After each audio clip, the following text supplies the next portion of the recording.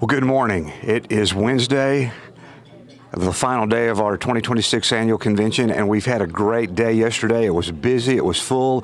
If you were with us all day, you know about all the things we heard about, information from research to ways we might be calmer and taking care of ourselves emotionally and mentally. So a lot of good things about the future of research and where we're trying to become more refined and exact and moving toward treatments much sooner and hopefully not too far down the road. We're all working so hard together. In that regard, that's the goal we all have for ourselves, for our families, for those who might have to suffer with either HSP or PLS. And so that's what this 2 days is all about. There's a lot of great fellowship here. We see friends that we've known for a number of years, and we meet a lot of new friends. For instance, at this year's annual convention, there are 72 people here for the very first time, and I've met a number of those people, and they're dealing with these issues just like all the rest of us are, but they found the foundation, they came to this meeting, and they're getting involved in what we do, and that's so important for us as a foundation and hopefully for them as patients and families. If you were with us last night, you saw that we had a lot of fun, had a great evening meal at our banquet, and then we had a little raffle issues to deal with, some wonderful prizes that were donated, and so many sponsors. I can't mention them all at this point indirectly, but we want to say thank you to everyone who contributed to that raffle process. It went so well, and then we had auction of some things. If you saw, I bought some St. Louis Cardinal tickets for $500 that I thought somebody would play 2 or 3 times that for. So what a bargain! Being a Cardinal fan, we'll look forward to coming back to Cardinal games in July. But then we got into the final part of the evening where some beautiful quilts, pieces of art were auctioned, and thank you to those who made those and donated those. Again, it made for a very wonderful evening. And then as we got toward the end, our fundraising chair, Jim Sheorn, shared a little bit about his story and his family, said he was going to start things by donating $1,000, and who else would donate $1,000? And paddles began immediately going up, and about the 4th or 5th paddle, someone said, I'm going to do 5,000. And about 4 or 5 paddles later, someone said, I'm going to do 10,000. And the good news is, and some of you at home participated. We got emails and text messages from some of you at home, so thank you for watching and listening and contributing. It's all important, and it all adds up for sure. But as we look at the numbers from last night, and this won't be exact because we're still putting those numbers together, but it looks like right now from all those activities of last night and a silent auction that we did, that we raised right at $74,000. So hopefully before the day's over, that might go over 75 or 80 or even higher, but that's important, and that money goes toward our annual fundraising goal this year of $1.7 million. And that sounds like a lot of money, but research is expensive, and research takes time, and that's why we work so hard to make sure that we're moving as timely and efficiently as we can.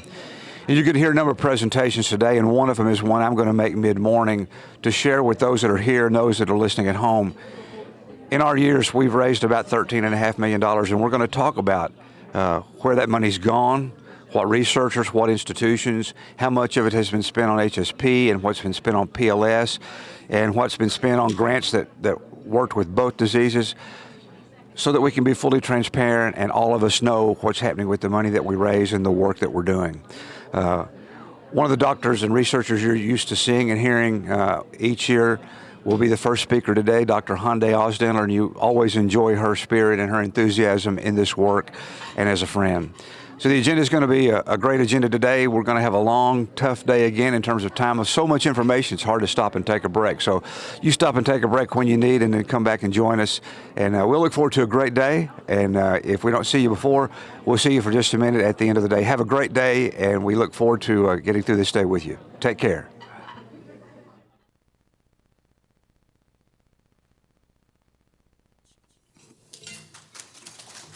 Oh, finally. Now you're ready. There's your presentation. Now I'm ready. And you're ready to go. This was just the intro. So, all right. I will be telling you about building treatment strategies for upper motor neurons. And first, of course, I want to start with a thank you. If we didn't receive the support that we have received, it would be impossible for us to achieve what we have achieved. And we have received awards from Spastic Paraplegia Foundation, many different associations, NIH, Department of Defense, and many different foundations, including Cure SPG4 Foundation. And of course, all patients, all families, and support groups have actually helped us tremendously. Oh, this is the wrong slide. This is not the correct slide. I don't know. I gave my computer. Maybe the second speaker can go first, because it's going to take a while. This isn't the correct slide. Nope, that's not it. I actually have it open on my computer. Yes, maybe we can have Dr. Baas going, and then we can figure out my slides. Would you prefer that?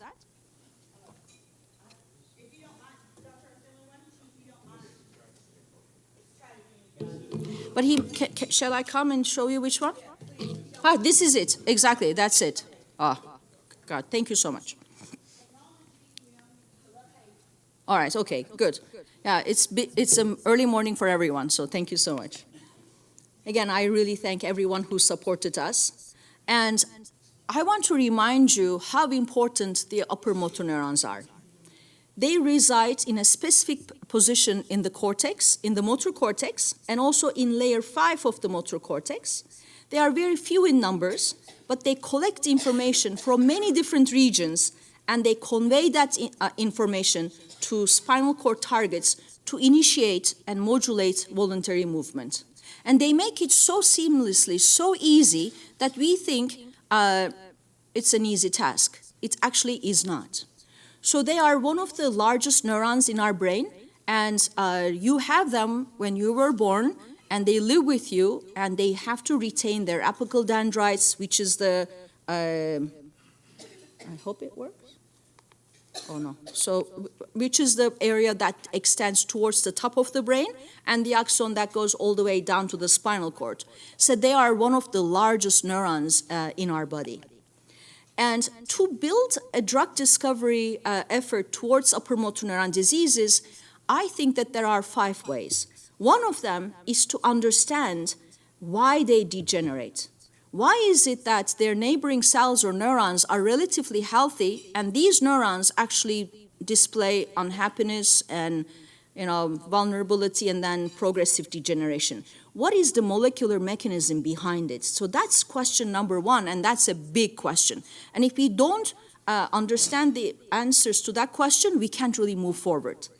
And then by understanding this, then we can develop druggable targets, because we can say, oh, that's the problem. Okay, for that problem, what is the solution that I can build? Okay, but if we can't define the problem, we can't come up with the solution.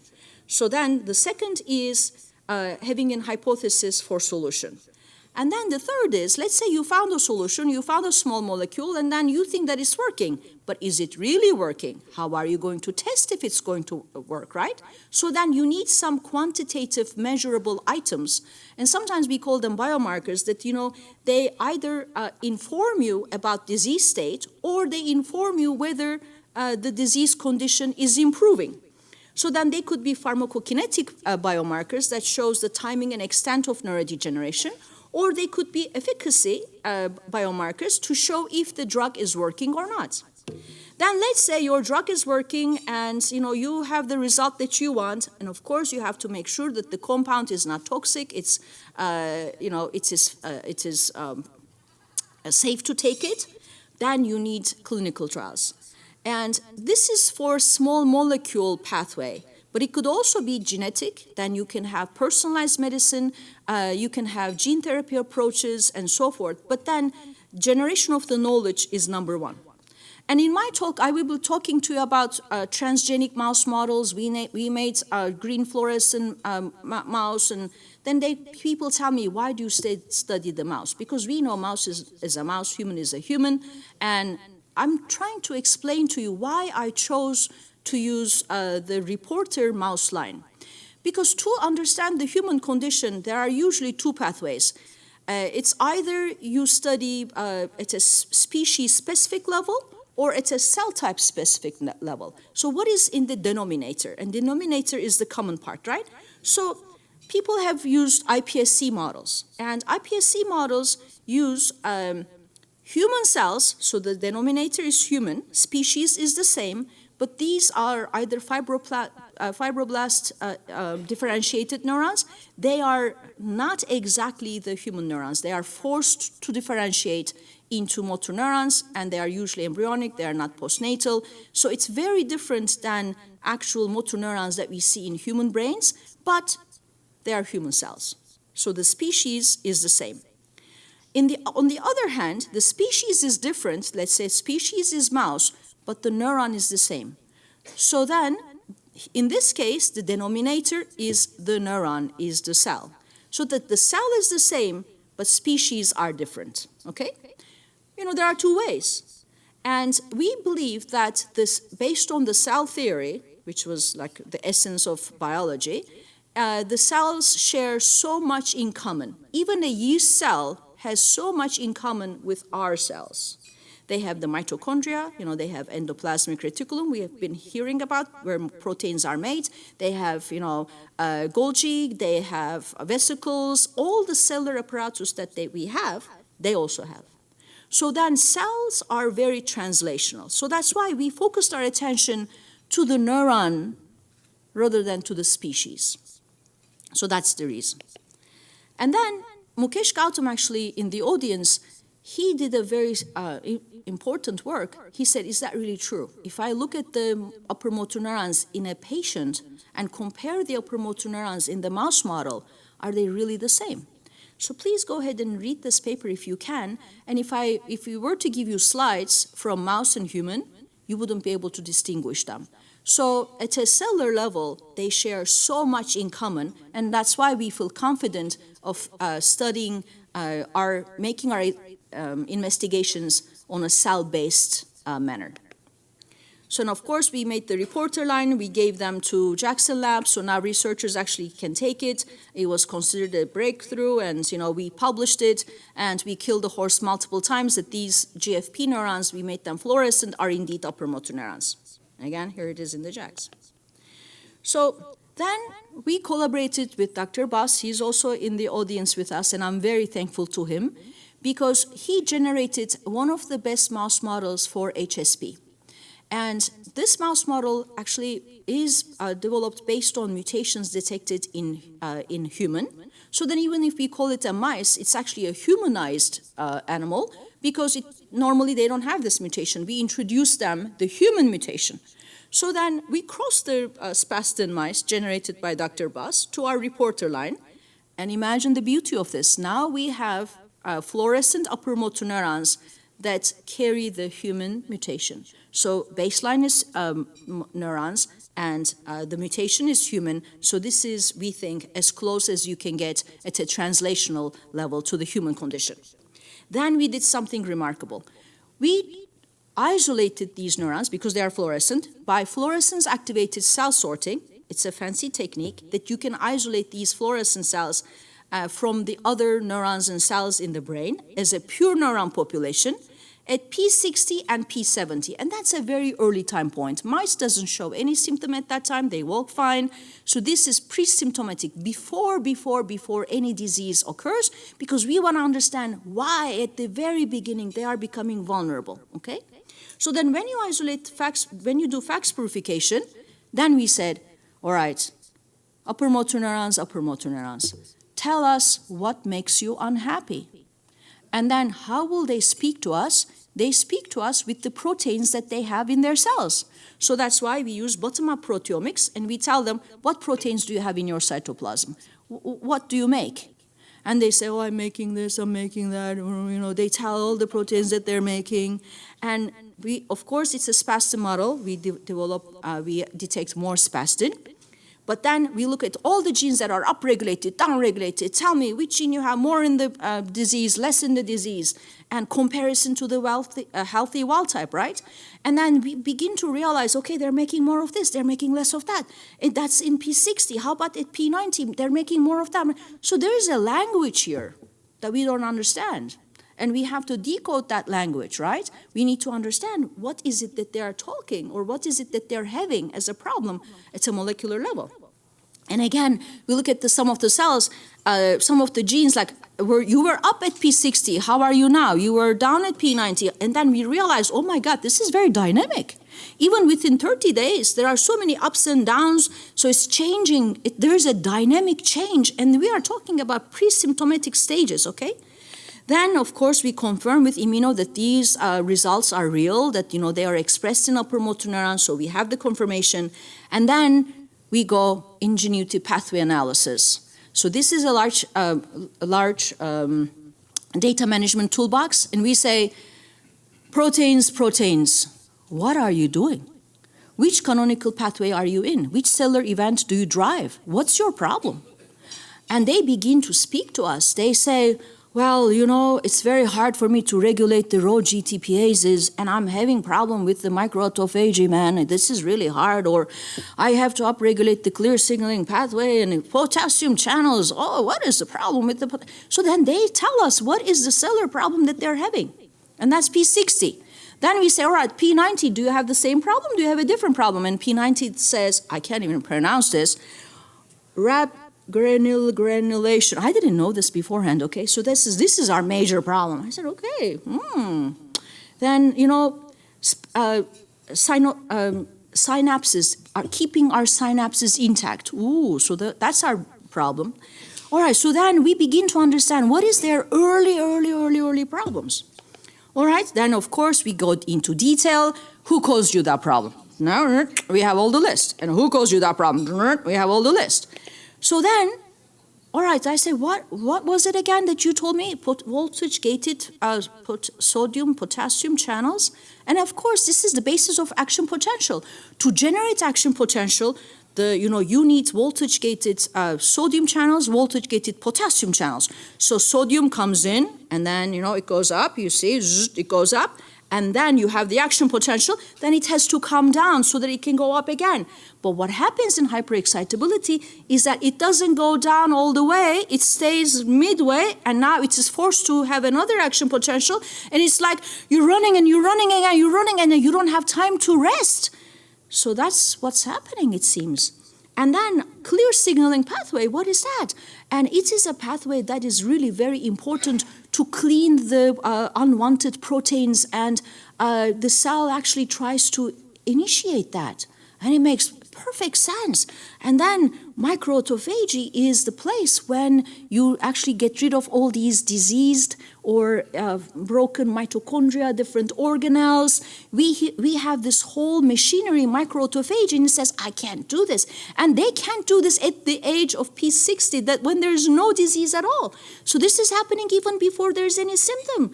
And he has problems with microautophagy. And then at P90, remember, RAP granulation, I couldn't even say. So that apparently is a very important cellular event, because it, how can I say, there are some proteins that have GTP, GDP. It's like red light, green light, red light, green light. It gives you GTP, you can do something, takes GTP, you can't do it, okay? It's just allowing protein what to do. But if you lose the control, imagine in a traffic that the red light, green light is not working, the traffic is clumped, right? So that's exactly what happens inside the cell. When this is not working, everything is like, okay, am I going, am I not going, who's going, where going, what? And boom, nothing is working. So that's exactly what it is happening, it says. I mean, I'm not saying this, these are what the proteins are saying. And then we said, all right, all these protein cell pathways, let's put them together in line, P60, P90. Tell me, what is happening and how it is happening within the time. Again, raw GTPase is always a problem. And then potassium channels, early in the disease, major problem. And then synaptogenesis, RAP, and then IL-6 signaling. Then those are the immune components. The immune reaction begins to occur. And then clear signaling pathway and so forth. Then we say, how about the diseases and biofunctions? Look at this. Organization of cytoskeleton, okay, getting worse. And cytoplasm, microtubule dynamics getting worse, axonogenesis, fatty acid oxidation of lipids, and then the ones in the bottom exactly tells us that there's a problem with the mitochondria, and the ones that are top tells us there's a problem with the axon dynamics and microtubules, so it tells us what is really going wrong very, very early in the disease, that there's problem with the axon, there's problem with the mitochondria, with the protein as well. Then comes Dr. Gautam again. because Dr. Gautam has developed a very good electron microscopy and detection systems, very precise.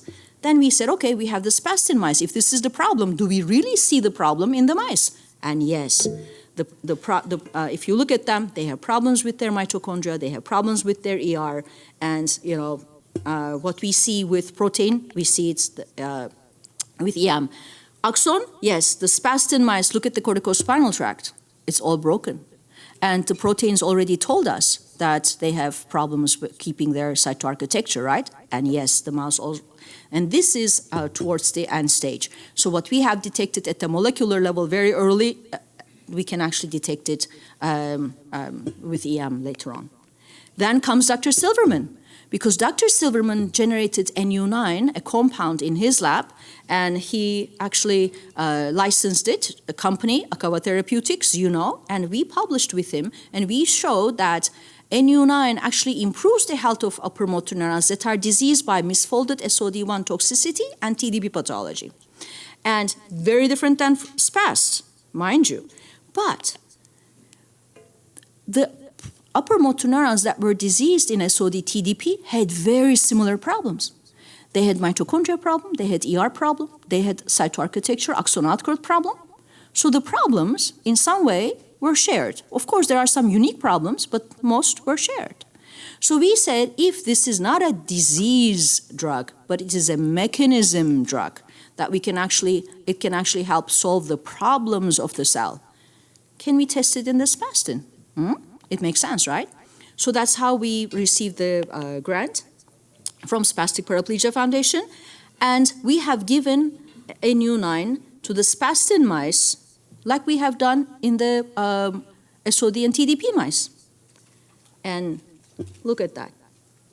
The mitochondria improved, ER improved. 100-day treatment. So then NU9 is not really a disease, it's not just for ALS, it's for a mechanism. It is improving mitochondria, ER, and protein aggregation and site architecture. And maybe next time I'll tell you how it does that. Then, how about the corticospinal tract? Because that's a major problem, right? So then we've teamed up with Gerardo and Mercedes at UIC. I'm very thankful for their help. They helped us quantify. You know how hard it is to quantify those axon fibers? You need to go crazy. It's unbelievable work and effort that they have shown. They have counted thousands of axon fibers, okay? And yes, in the diseased, the corticospinal tract degenerates, and with just 100 days, we can see improvement in the corticospinal tract, and also the axons get swollen in the disease, and we also see reduction in the swollen, the ones that are retained. So then, why is this important? I think it's important because once we understand the underlying causes of the disease and as precise as possible, and now we're asking the neurons that degenerate, this is as precise as one can get, okay? And then we focus our attention to the cellular events that are disturbed, and then identify compounds that solve the cellular problem. And I think that's very important than building a disease model, because we will find, I think, in the future that many compounds that we use for other diseases may actually have a utility for HSP and PLS, because it's not the disease that we are trying to eradicate, it's actually the patients that we are trying to help. And that's a very different context. We can only eradicate the disease if we solve the problem of each patient. And that's our motto for cell-based and mechanism-focused drug discovery. We have to learn exactly from the cells that degenerate, exactly from the neurons that degenerate, and we need to understand the mechanism and find a solution to overcome that altered mechanism, and that will be our drug. So again, to remind you how important the upper motor neurons are, without upper motor neurons, I wouldn't be able to stand, I wouldn't be able to talk. They are the most important neuron populations, and they are the spokesperson of the brain when it comes to movement.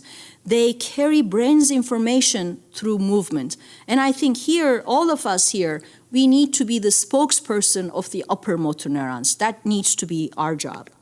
And again, as I told you, there's a path, and we are putting a checkbox on number 1.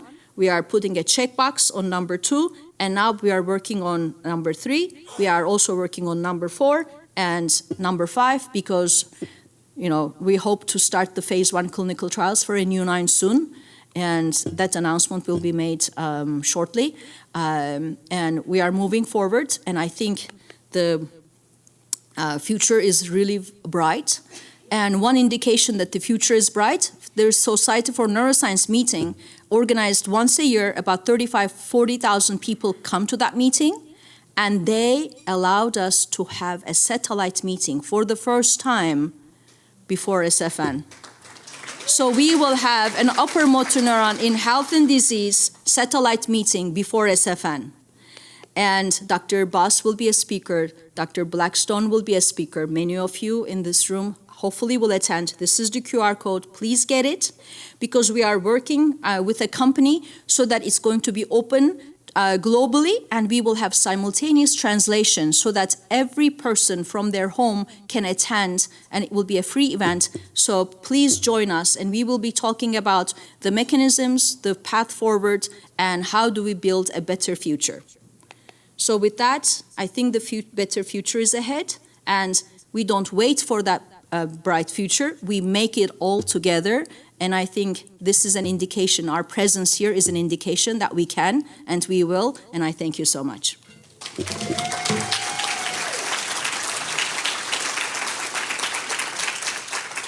I don't know if I'm over my time, so I don't know if I should take questions, or maybe they'll ask questions later on, or? Yeah, let's take a question or two. Okay, do you have any questions? Yes, there is one. Well, right here. Oh, there's one here. Yeah, thank you very much for this wonderful talk. I have a quick question about this protein and the pathways you have showed nicely at different time point. I'm just wondering, have you looked at whether this pathway is specific to these cortical motor neurons? Have you seen other type of neurons also changing this pathway, or there is certain pathways specifically changed in the cortical motor neuron? Thank you. Yeah, sure. So this is a very good question. So she's asking about specificity, like what you see, is it really specific to corticospinal motor neurons, or any other neuron population would actually do it? So the experiment is actually, for example, if we had the money and the resources, we would actually retrogradely label callosal projection neurons, and those are the neurons that are born together with the upper motor neurons. They migrate together, they settle together, but one goes to the other side of the cortex, and the other one goes to the spinal cord. So they are brothers and sisters, but they have different paths for the future. Then we isolate these cells, and we do the proteomics again, and see what is it that they are doing and how different that is. So we didn't have the funds to do it, but that's the experiment to do. But we have done it within the context of corticospinal injury. And there seems to be cell type specificity. And when we also look at the wild type, the whole cortex, let's say MASH, which includes other cells, we also see something different. So based on the EM images also, because there are two cells next to each other, you see those defects in the upper motor neurons, and there's a cell next to it. I mean, it's a beautiful image. Here in the disease cell, you have mitochondrial defect. Right next to it is another neighbor. You look at them, the mitochondria is fine. So it is not, there's something specific about these neurons that they have the pathology. You're welcome. Great. We're going to do one more, and it's going to take me a while to get there. I'm going to do this one right up in the front. Sorry, guys. By the way, she's going to be here all day, so make sure you talk to her at lunch, and anytime you can see her in the hallway. Actually, after this, I'm heading to my room because I have NIH grant review. Well, guess what? Here we go. Thank you. You're welcome. Some of that was very funny. Yeah, because I learned from my brother, you have to make people laugh, right? Would you tell us, what is it like for you as an individual person to be talking to the individual cells? Me as a person talking to? Well, you talked in personal terms. Yeah, to me everything is personal. Everything, because I have a connection with the cells. I try to speak their language. Yes. I try to understand their language. And I'm trying to solve their language. And I think proteomics, metabolomics, lipidomics are the tools that we use to understand their language. So I want to understand the motor neuron language. Thank you. Thank you, Dr. Ozdinler. All right, thank you so much. We want to make sure you get to your NIH grant review.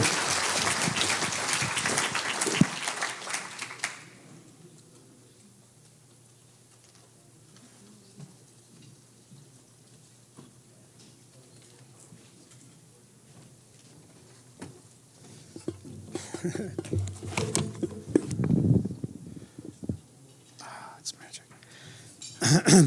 Okay, we are moving on.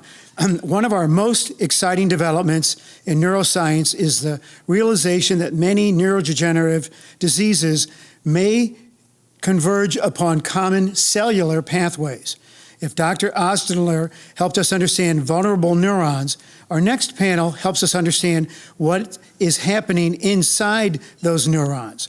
Microtubules, axonal transport systems, intercellular trafficking, cellular stress responses, and cytoskeletal stability are no longer viewed as isolated scientific concepts. They are increasingly recognized as critical biological systems that may hold keys to future therapeutic invention. The work of Dr. Peter Baas, Dr. Liang Qiang, and Emmanuela Piermartini have helped illuminate these fundamental processes and the role across neurodegenerative disease. As SPF develops its future scientific plan and funding strategy, understanding these shared pathways may become increasingly important because therapies targeting biological systems could potentially impact multiple patient populations. Please join me in welcoming Dr. Peter Baas, Dr. Oscar Qiang, and Dr. Emmanuela Piermartini presenting Cellular Mechanisms and Axonal Integrity.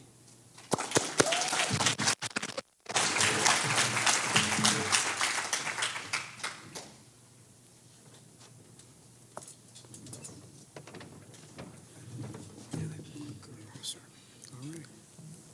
Green is go. Green is good. So it's on. And you click the green button, and there's your slides will advance. Yeah? Yep. Okay. Good morning, everybody. All of you are on a journey, and I'm on a journey too. I don't quite recall my first SPF meeting. Probably years ago, that around 10.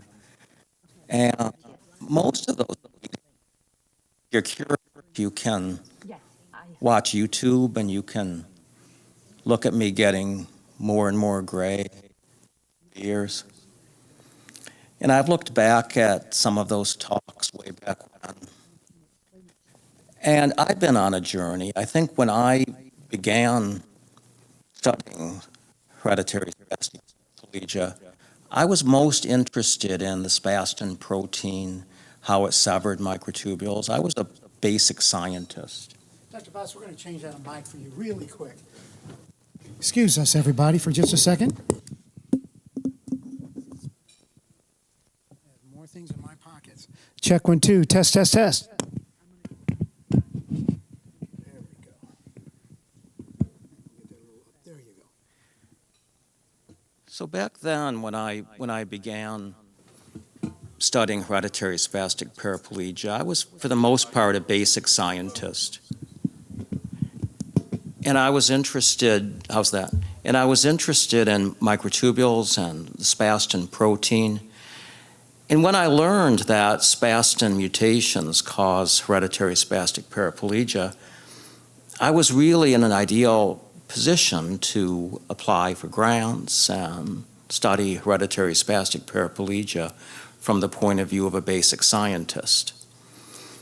Coming to these meetings every year has really been not just a journey, but a transformational experience for me. Getting to know you, the patient community, getting to understand your priorities and the symptoms that you suffer, beyond the published papers, getting to know you, getting to know that kind of detail, and getting to understand my role in the entire endeavor has been transformational for me. If people ask me now, how do I see myself as a scientist? What are my priorities? Sure, I want to publish papers, I want to get more grant money and all, but I see my primary role as serving the patient population. That's my role. And a big part of that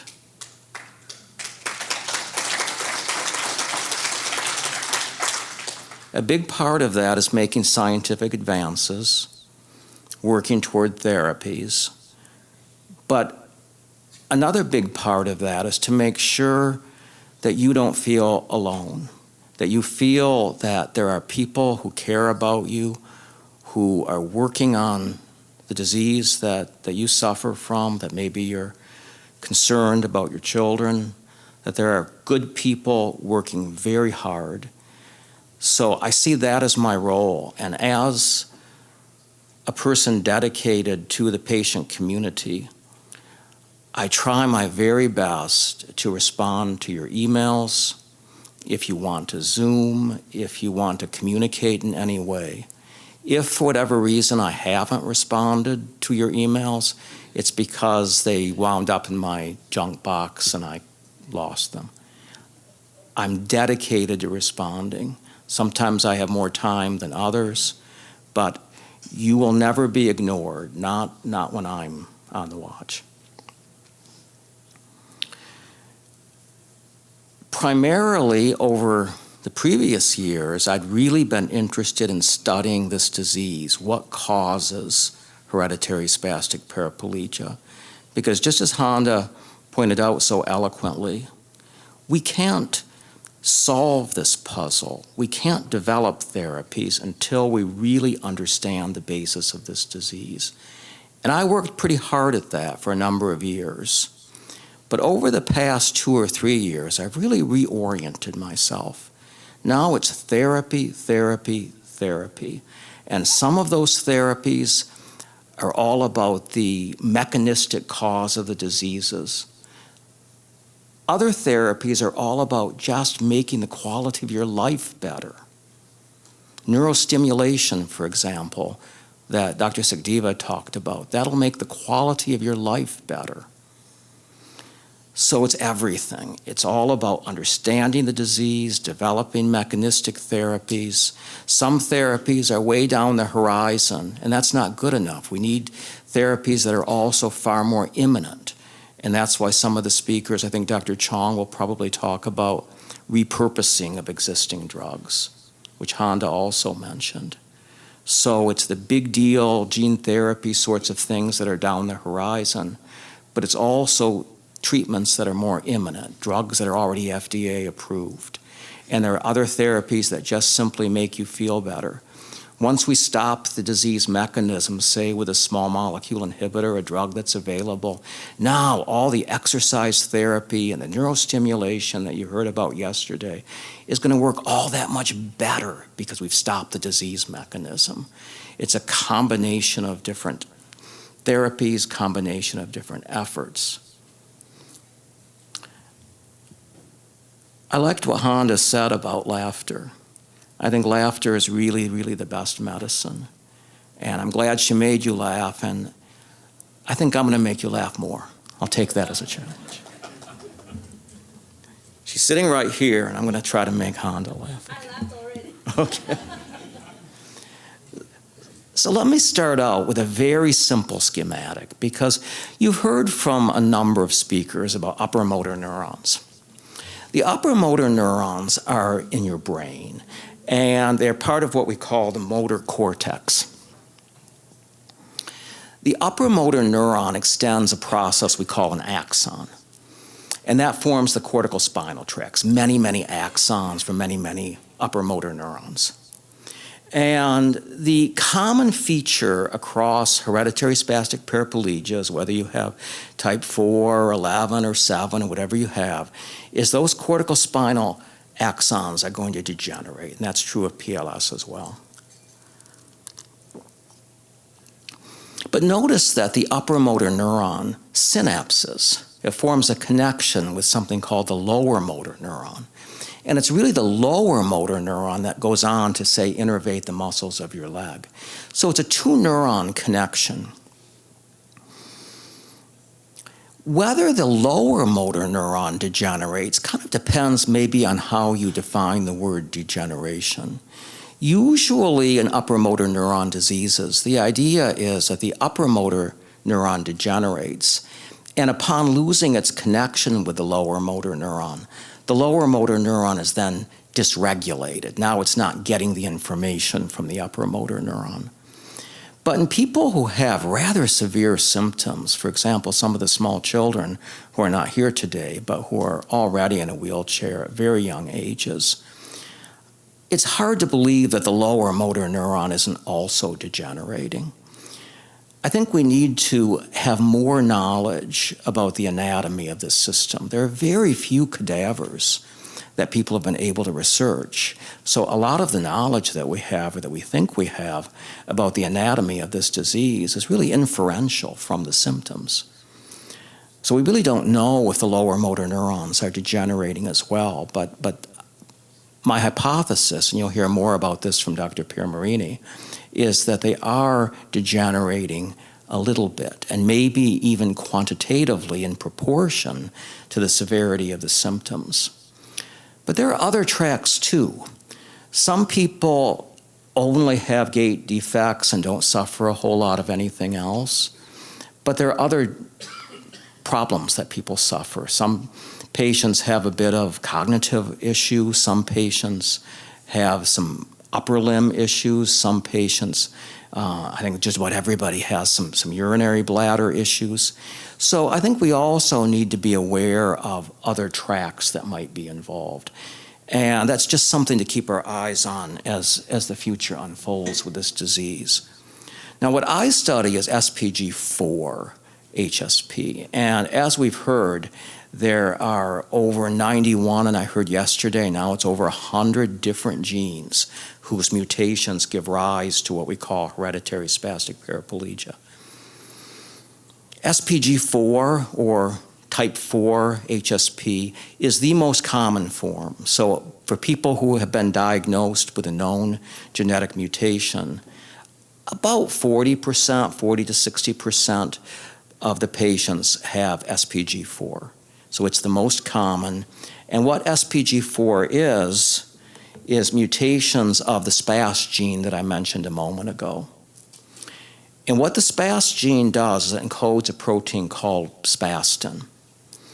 And what's really curious about this gene, I know this is a little technical, but there are two what we call start codons. They're very close together, and the first start codon is weak, and it just produces a little bit of a protein that we call M1, just a little bit of M1. The second start codon, though, is strong, and it produces a lot of protein that we call M87. Now, remember I mentioned, and I think Hande did as well, that spastin is a microtubule severing protein, meaning what it does is it cuts microtubules into small pieces. I'll tell you a little bit more about microtubules in a moment, but when people think about spastin, they always think about M87 because it's such a high abundance protein. But M1, even though it's very minor in its quantity, also plays important roles. And this schematic from Dr. Blackstone illustrates what we know about M1, that it inserts into the endoplasmic reticulum and helps to shape that organelle. So microtubules are cytoskeletal structures. They're stiff elements that occupy axons and really give the axons not only their integrity, their structural integrity, they're also railroads along which organelles move up and down. So the mitochondria that you heard about from Hande, for example, they go up and down axons by riding along these microtubules. So microtubules are structural and they're also railways. And then endoplasmic reticulum is an internal membrane structure that goes all up and down the axon. So both of them are really important And the SPAST gene encodes essentially two different proteins that have important roles to play in each one of these. A very important concept when you think about neurodegenerative diseases, or maybe any genetic diseases, is loss of function or gain of function. Now, what I mean by this is that when the protein bears the mutation, now maybe it's spastin, or maybe it's the protein that goes awry in SPG7 or 11 or 15, but whatever it is, now that protein is not functional anymore. It's not working right. So that might be the cause of the disease, that now you just don't have enough functional spastin protein. You've got one good gene from your mother and then bad gene from your father, or vice versa, and it's just not enough. Sometimes people use the word haploinsufficiency. It means half is not enough. And in many cases, half is enough. Half is enough, but in some cases it's not. And some diseases are exclusively haploinsufficiency diseases. More common, though, in neurodegenerative diseases is something called gain of function. And I think maybe we could also call it gain of toxicity. Gain of function almost sounds like it's doing something cool, but it's not. Gain of function means that it's doing something that it shouldn't be doing. And what's really complicated about this loss of function, gain of function, if it were not complicated enough, is it could be that SPG4 HSP is caused by loss of function of M87. It could be loss of function of M1. It could be gain of function of mutant M87 or gain of function of mutant M1. It could be any one of these four or any combination of these four. Let me tell you a little bit more about gain of function and loss of function. I like to show this illustration because people enjoy it. And the loss of function is the kid didn't show up for class. He's just not there. That's loss of function. Gain of function is he's there and he's making trouble. And the thing about gain of function is it gets worse. And this is what happens because mutant proteins with gain of function properties tend to aggregate and they tend to accumulate, and it just gets progressively worse. Now, in the case of M1, you have the little guy is the one making the trouble. And maybe the big guy is trying to mitigate the trouble, but it's the little guy who's making the trouble. You didn't laugh, Hande.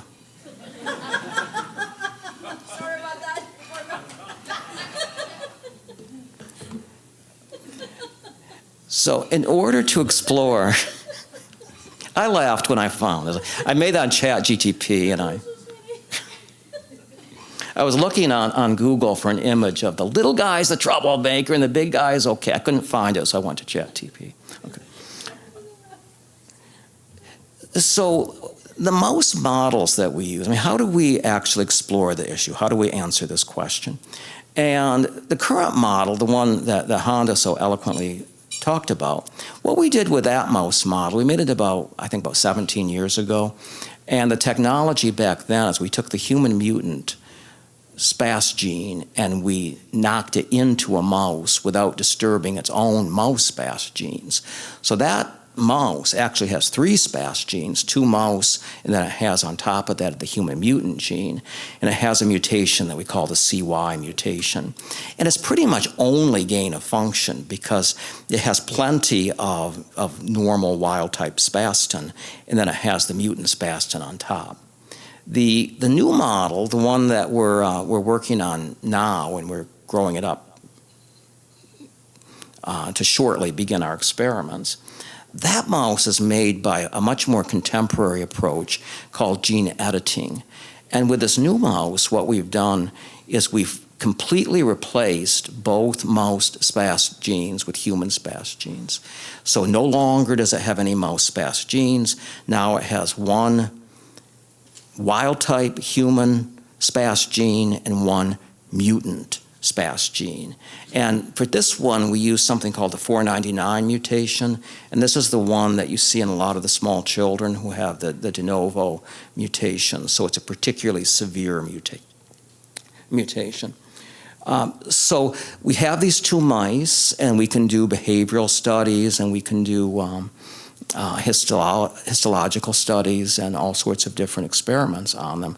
What we can also do is culture their neurons, and I think Hande talked about that as well. The other experimental model that Dr. Qiang is the expert on, and he'll talk about that shortly, is that we can derive human-induced pluripotent cells. What people do is to take skin from people, from human patients, and then de-differentiate them into stem cells. And then with those stem cells, they can be differentiated into any type of cell that you wish.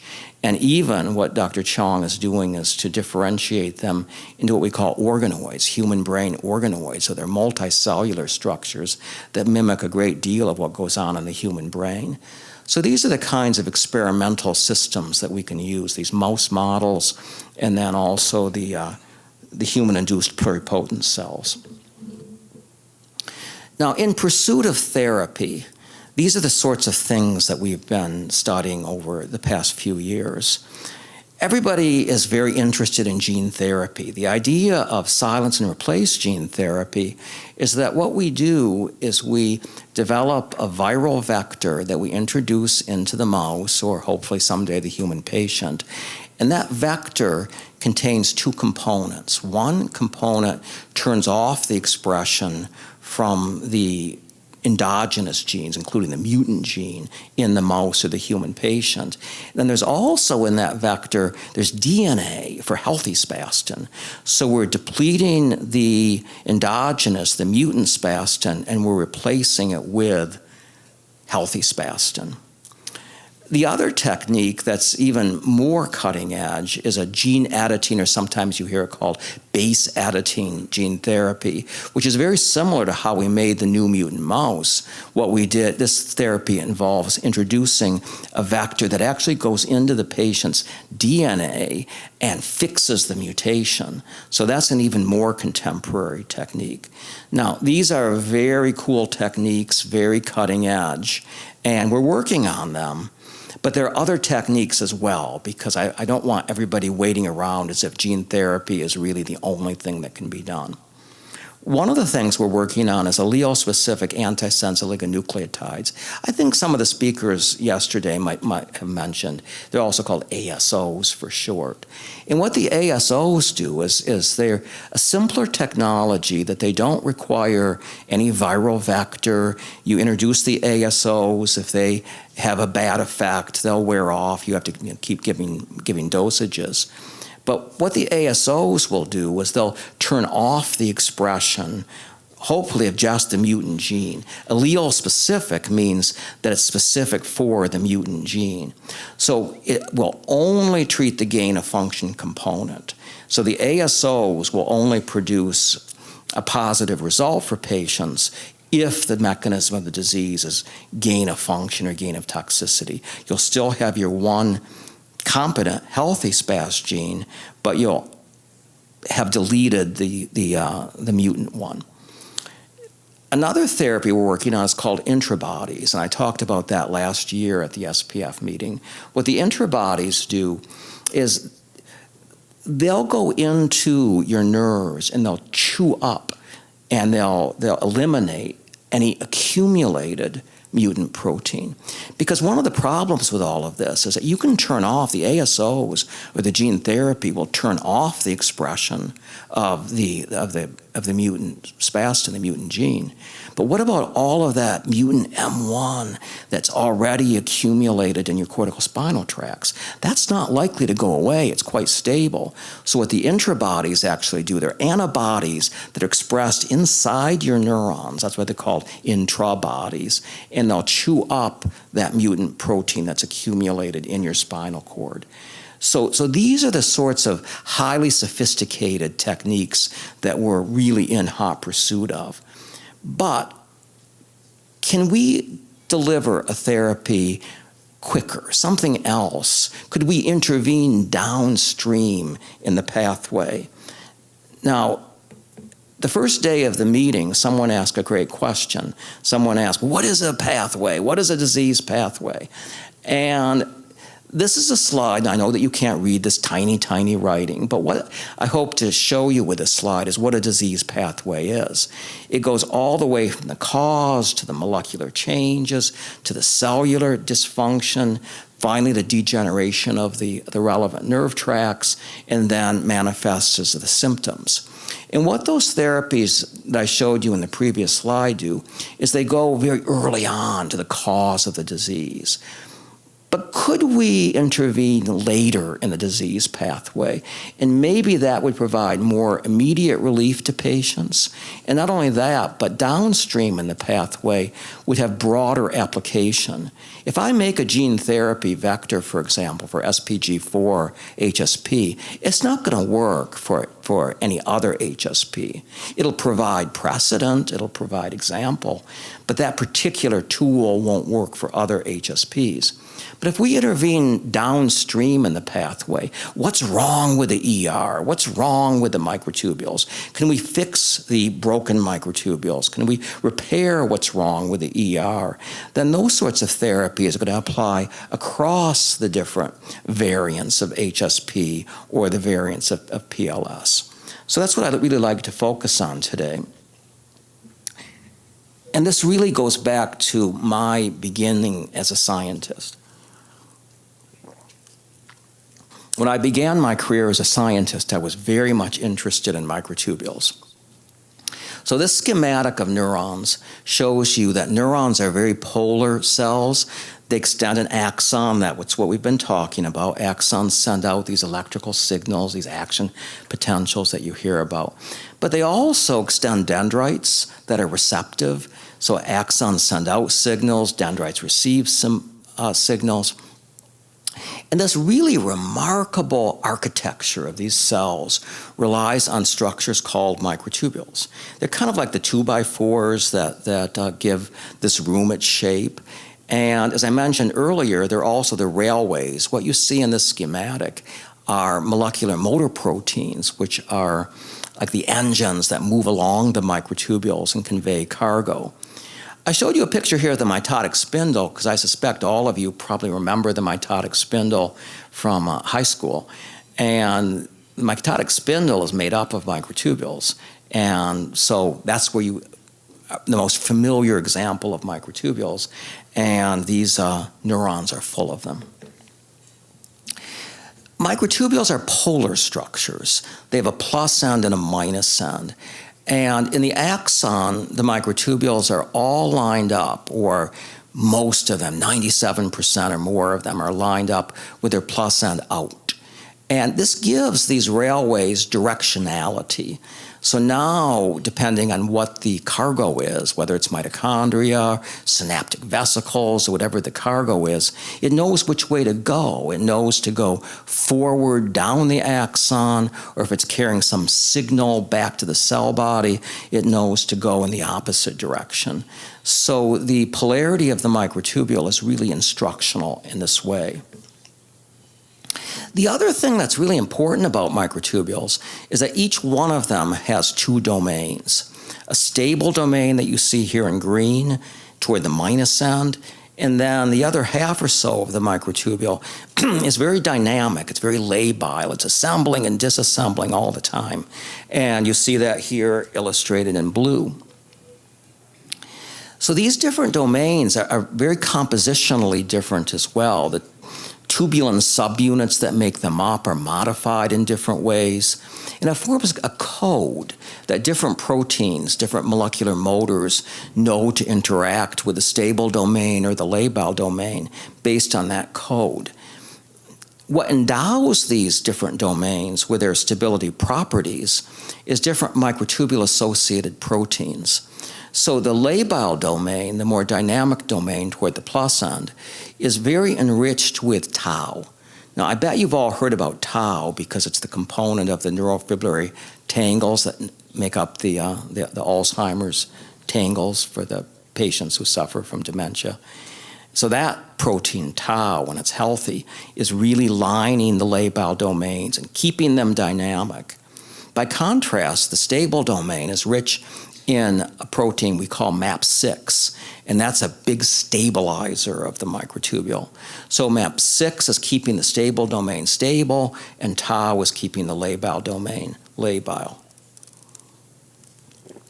One of the modifications that I mentioned is called acetylation, and the stable domain is very highly acetylated, and the labile domain is very unacetylated. And again, this is kind of a code because there are certain proteins, such as molecular motors, that specifically interact with the acetylated portion or the unacetylated portion. So microtubules are very organized in the axon, and really in two ways. One is that they all have, or almost all of them, have their plus end out, and they all consist of this domain structure, stable and labile. How do they preserve that polarity orientation, plus and out? Well, they have a system we call polarity sorting.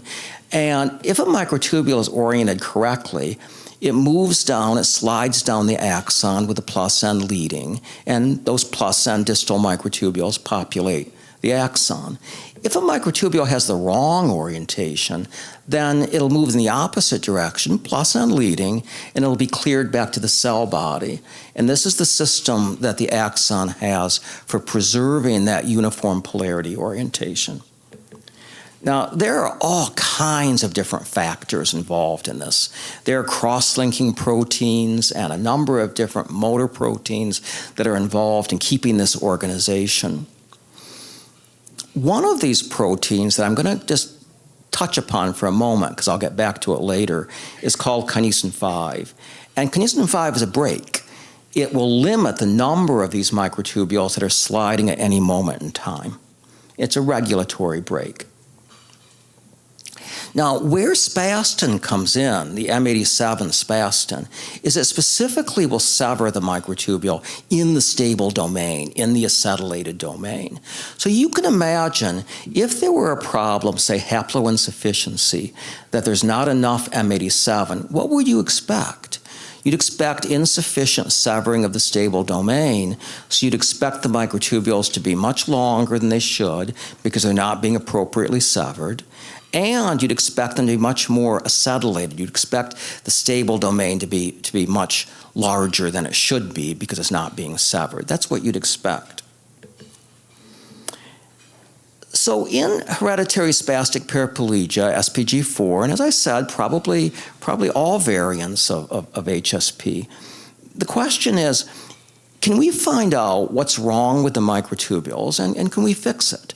So whatever these mechanisms that we talked about with M1 and M87, gain of function, loss of function, whatever they are, can we find out what's happened to the microtubules, then go specifically into microtubule-based therapies, repair the microtubules, and maybe that's all that matters in terms of getting the axon to be healthy again. That's kind of the idea. How do we study microtubules in the lab? Well, what you see in this upper image, this fluorescent image, is you see the microtubules kind of like little comets going off. And this is a technique we use in the lab. It's a live cell imaging technique.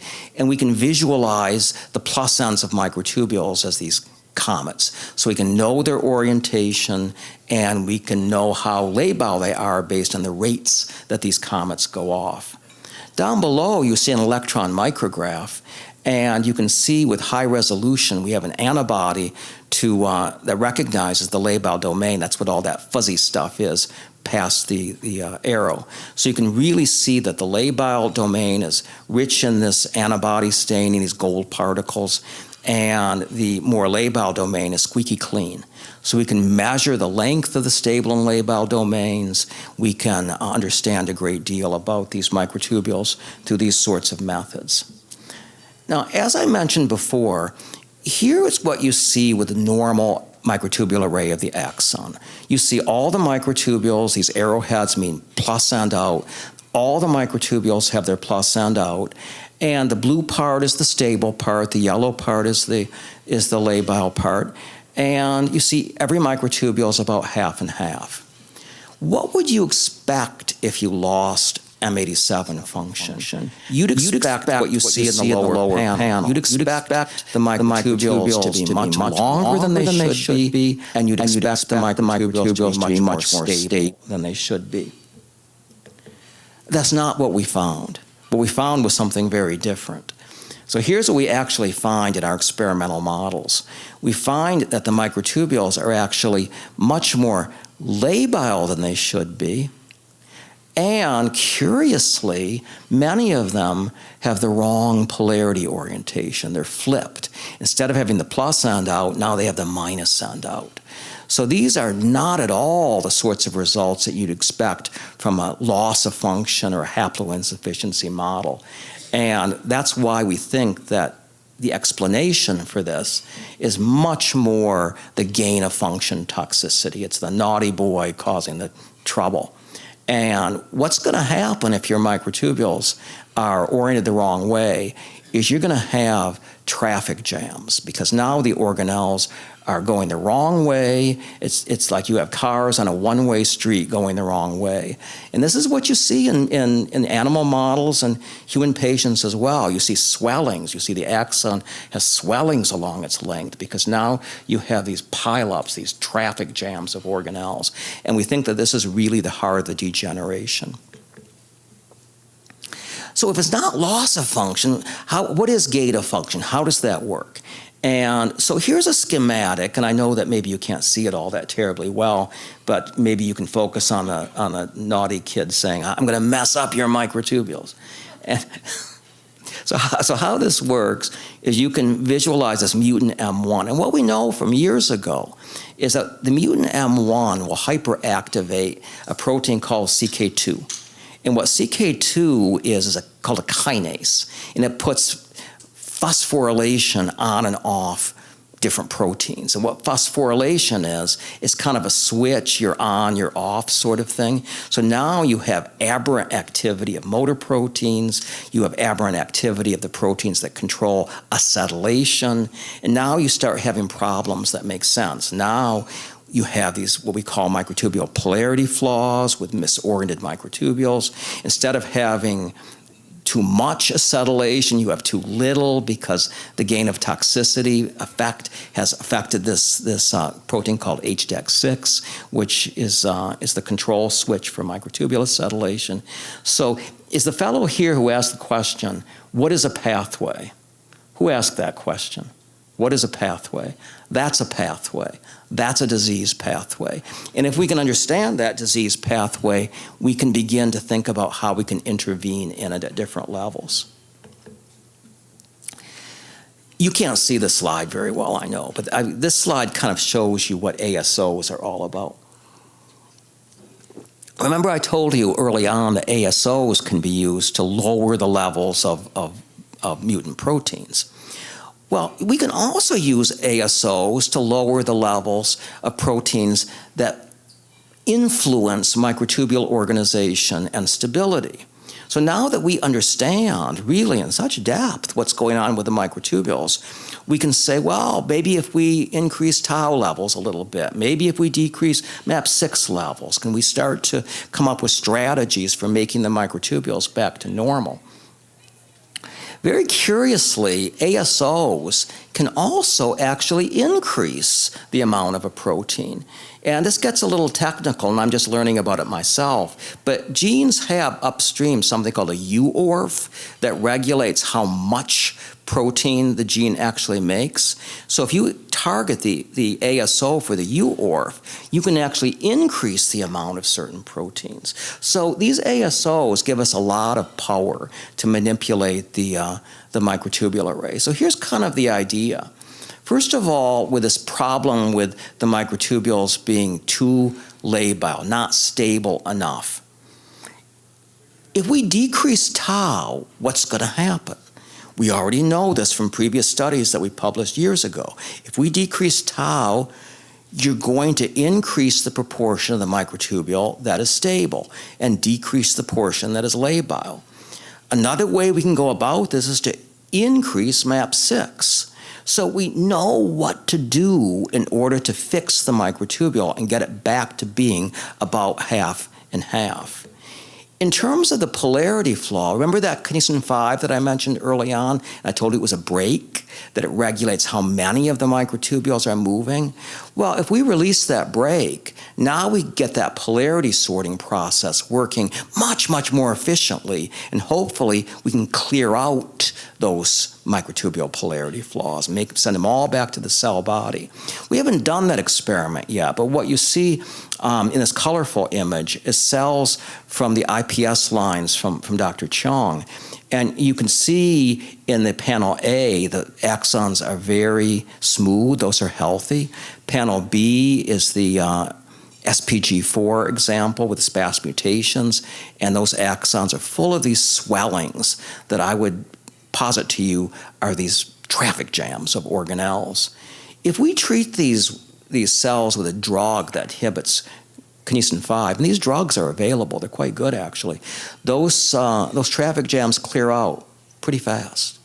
And I suspect the reason why they clear out pretty fast is because those mal-oriented microtubules clear out pretty fast. So we can either go about this with available drugs, or again, we can pursue ASOs to kinesin 5. So that's the idea, that if we understand the microtubule defects in great detail, which I think we do, and then we can fix those microtubule defects in pretty straightforward ways based on the body of knowledge that we've collected over the years, we can correct the microtubule array and get it back to normal. Will correcting the microtubule defects prevent or slow down or reverse axon degeneration? I suspect it will. I don't know how much, maybe a lot, maybe not. But that's the idea. We know what defects are causing the degeneration. We know what defects in the microtubules are at least relevant to the degeneration. And if we can go about fixing them, we can do that with available knowledge without too much difficulty, I think pretty fast. And if that works, it'll be a therapy, I think, applicable to everybody in the room.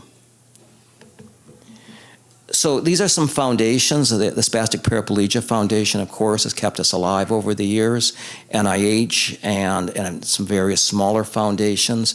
And I do want to acknowledge the other two speakers in this segment of the meeting, Dr. Qiang and Dr. Piermartini, because everything I showed you was really a collaboration with both of them and other outstanding students and collaborators that we've had over the years.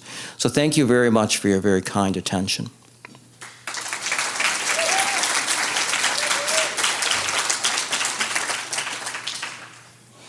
Any quick questions? Yes.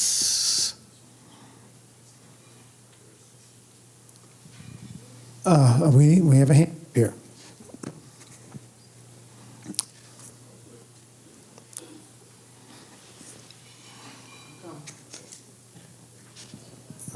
All right, here we are.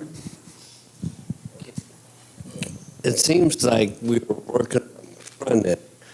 We're working on the back end of solutions. Can you explain in layman's terms what mechanisms are versus the opposite, which is that gene therapy? A mechanism, the way we use the word mechanism in science, it asks why something happens. And if we understand why something happens, we're in a much better position to fix what the problem is. Some people, some therapeutic approaches might take a non-mechanistic point of view to say, well, this fish oil or whatever it is helps everybody, just take it, don't worry about it, just take it, it'll make you feel better. And maybe it does, maybe it does. A non-mechanistic approach would be just, try everything and see what works. And sometimes that can help. A mechanistic approach is every step of the way you understand what's going on so that you can design therapies that will intervene specifically with the mechanism of the disease. So kind of think about the disease progression as a stepwise process. If we go all the way back to the beginning, the mechanism of the disease, the underlying etiology of the disease, what's causing it? You have the mutant protein, and is it a gain of function mechanism? Is it a loss of function? Is it M87? Is it M1? If we understand that in fine detail, then we can avoid making a lot of mistakes. There are a lot of people historically in this field who have felt that SPG4 is exclusively a loss of function disease. Haploinsufficiency, haploinsufficiency, haploinsufficiency. And if, with all due respect, if they were allowed to continue down that path, then we never would have found out that, in my opinion, the heart of the disease is gain of function. It's that mutant M1, it's that naughty boy that I showed you.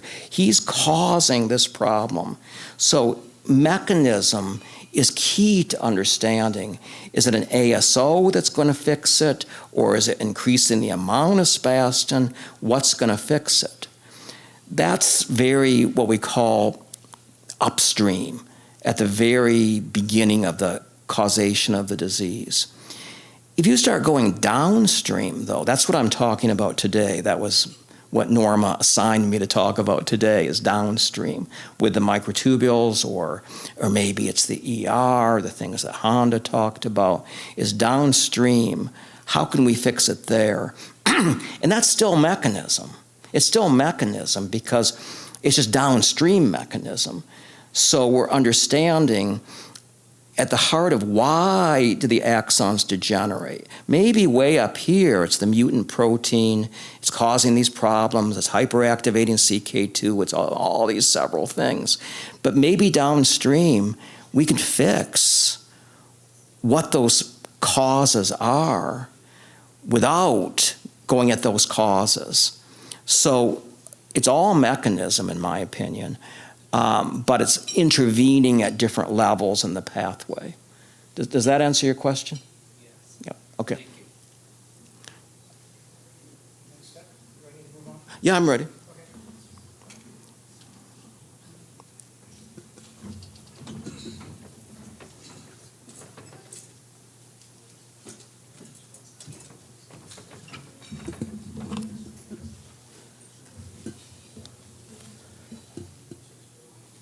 Hi, good morning, everyone. My name is Liang Oscar Qiang. You can call me Oscar. I'm an associate professor at Drexel, and this is, I think, my fourth time here at the SPF meeting. And, you know, it kind of becomes a routine for me. I kind of like, sometimes I'm a neuroscientist, so I go to SFN, like Society for Neuroscience mostly. But I think, you know, SPF is the meeting I won't miss since I came here from the very beginning. I think there holds a lot of emotion for me to come here because you got to contact with patients, and which you don't really have that kind of a interaction in other scientific meetings. And I was trained as a medical doctor when I was in China. I had my MD. So interacting with a patient is is always sort of like something I really cherish with my career.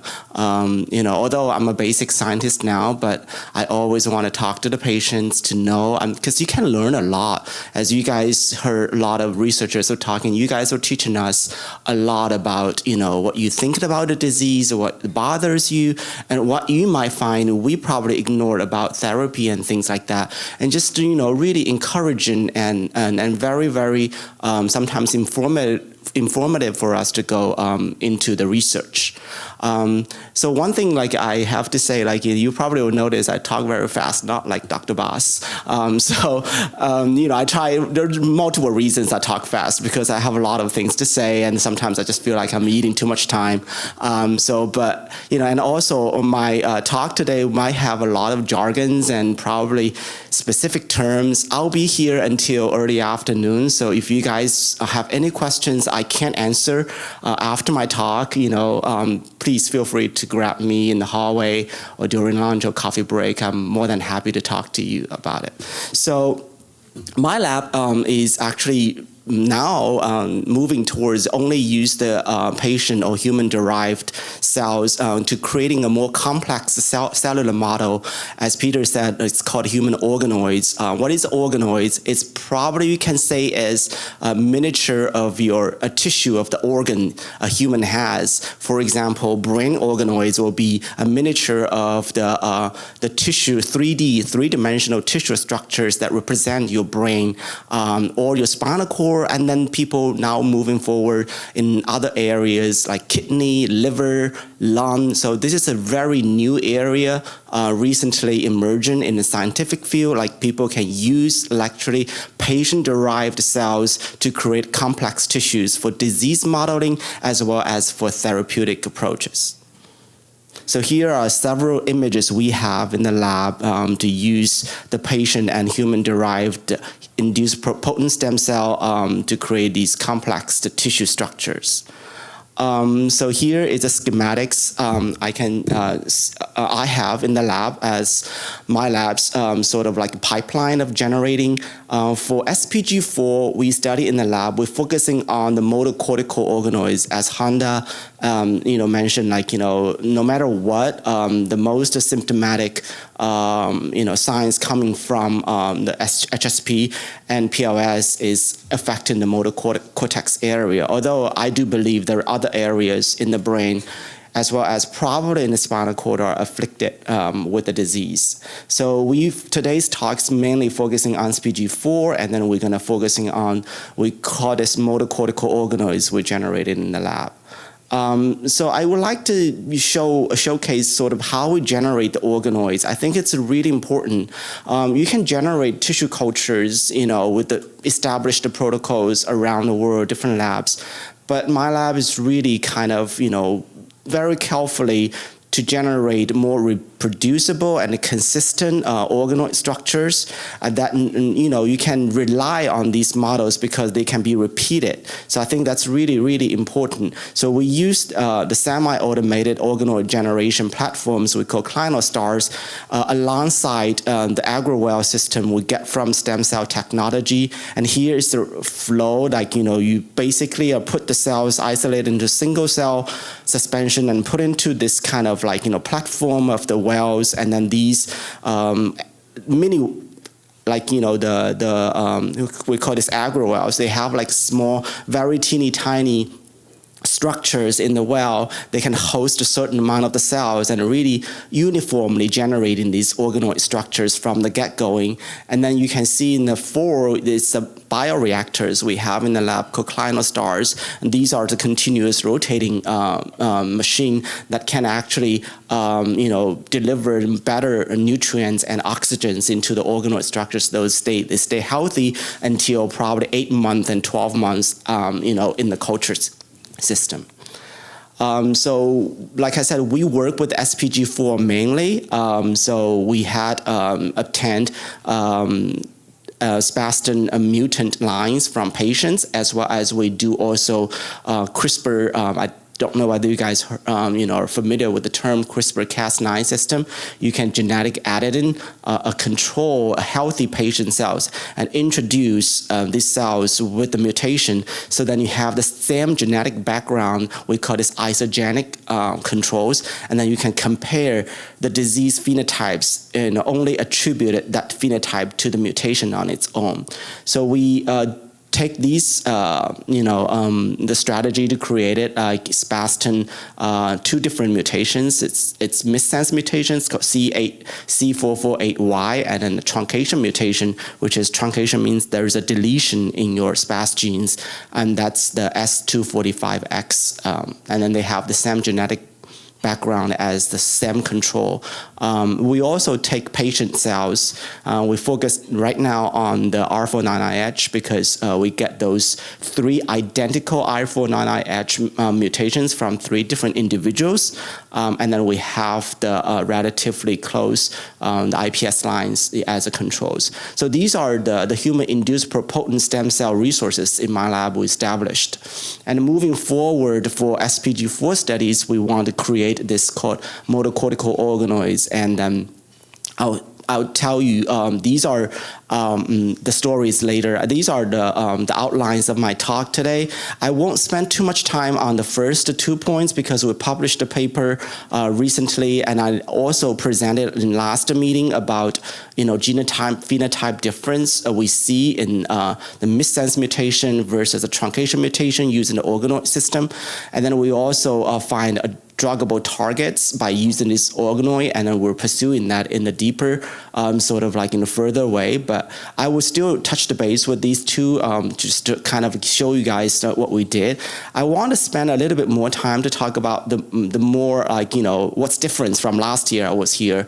We were also doing combinatory therapies because we find something really, really cool, to kind of like promote the axon regeneration by combining with the prohibit axon degeneration. We also find some really interesting convergent mechanisms. Somebody asked what is the mechanism just now, and the mechanism means like, I think it means how the disease, the mutation or whatever condition you have get to the symptoms or the endpoint phenotypes you have. So what is the the things that makes it worse or makes it bad? So we find like actually HSP and ALS might have some overlapping pathologies and mechanisms underlying these two pathologies. So first of all, these are the pipeline of generating these motocortical organoids. We developed in the lab and took us like 3 to 6 months to get the protocol done, and we're proud that we can actually get a lot of the upper motor neuron or corticospinal motor neuron in our organoids, and we did the validation with a single-cell RNA sequencing, so which means like you sequence all the cells in the single-cell level, so you see whatever generating the high throughput, the sequencing data will show you what cells you are having in here. So we did single-cell RNA sequencing, and that's what we analyzed with high throughput, the analysis, and we see the upper. You see those dots, in the UMAP. We call this UMAP, and you can see the dots on the UMAP all the way to the. To you guys, probably it's to the right, all the way to the right, upright, and then those are the populations of the corticospinal upper motor neuron populations in our organoids. And then we also see other cell types in there, which makes it even better because you need a whole system to kind of like, to mimic the brain structures. We also did some the analysis called qPCR, really looking at, like the specific genes that's, related to motor cortex. And we see they are actually higher than the generic cortical organoids. So that means we are in the motor cortex area approximately. So these, I'm not going to bore you guys to go through all these, images. We validated basically using antibody to say, do we actually have upper motor neuron or corticospinal motor neuron in our organoids? And the answer is yes. And also we have not only just anatomically, the organoids, but also we have functionally, when we put these neural organoids on the MEA platform, we can record electric activities. That means these organoids are alive and then they're functioning as what they're supposed to do in vivo. So I'm going to walk through very quickly about what we find using these isogenic organoids, as I said, with the missense mutation versus the truncation mutation. This is first slide I'm going to show you guys is we do find the missense mutation is more severe in terms of the disease onset as earlier, as well as the severity of the disease is also with the missense is also more severe than the truncation mutations, which really is interesting. I think Darius has some data, the human clinical data, looking at genotype phenotype differences, and recently published right after our paper was accepted. I think, kind of like using the cellular system matching with what they were finding with the human subject studies, which is really, kind of satisfying to see that, on the different levels, you can see these things. So actually moving forward with our previous work, we actually really want to see whether we can find the therapeutic targets. So we focusing on, collaborating with Dr. Baas, we actually thinking there is a hyperactivity of HDAC6 in there, and then we actually see that hyperactivity. If you see the cyan bars and the red bars, those are hyperactivity showing in HDAC6. What is HDAC6? Is histone deacetylase 6, and that's deacetylase some of the proteins which is really, really critical in your body or in the cells to make your cell functioning well. And if they're hyperactivated, then they're creating problems. And then we actually find a compound, which I don't think it will be a lead compound for the therapeutic approaches or try in a clinical trial, but it's a very good proof of concept to use that into the organoid culture to see whether they can actually do something to the pathology we see in the organoid. We use a 3-month-old organoid and 6-month organoids and 3 different concentrations of these compounds. We see the lower concentration has no effect, and higher concentration of the tubistatin, the drug names tubistatin A, the higher concentration of tubistatin A actually creating a problem with the cytotoxicity. So we focusing on a 100 micromole tubistatin A to walking and to moving, and then we actually see the very beautiful inhibiting of the hyperactive HDAC6. And now we have this established. Do we see the rescue on the some of the phenotypes we see in the organoids? Yes, we do, and we can see that lowering increased the microtubule defect, as Peter mentioned. We see in SPG4, and not only that, we also see degeneration was reversed. So we used the marker to mark the early degeneration of the axons. So we see the HDAC6 inhibition actually has a benefit on that. So moving forward, we validated this target in the mouse models, as well as now we're moving towards more translational with the collaboration with Unravel. We get the vorinostat, which is the HDAC inhibitor. It's FDA approved, and we were trying there also compounds called Revel-2. Both of them were now investigated in the lab to see whether they have any benefit in the organoid systems we have. So I do want to spend a little bit more time on the the ongoing project. So that we see the HDAC6 is really helpful, right? I mean, can reverse the microtubule defects, can reverse or rescue the degeneration.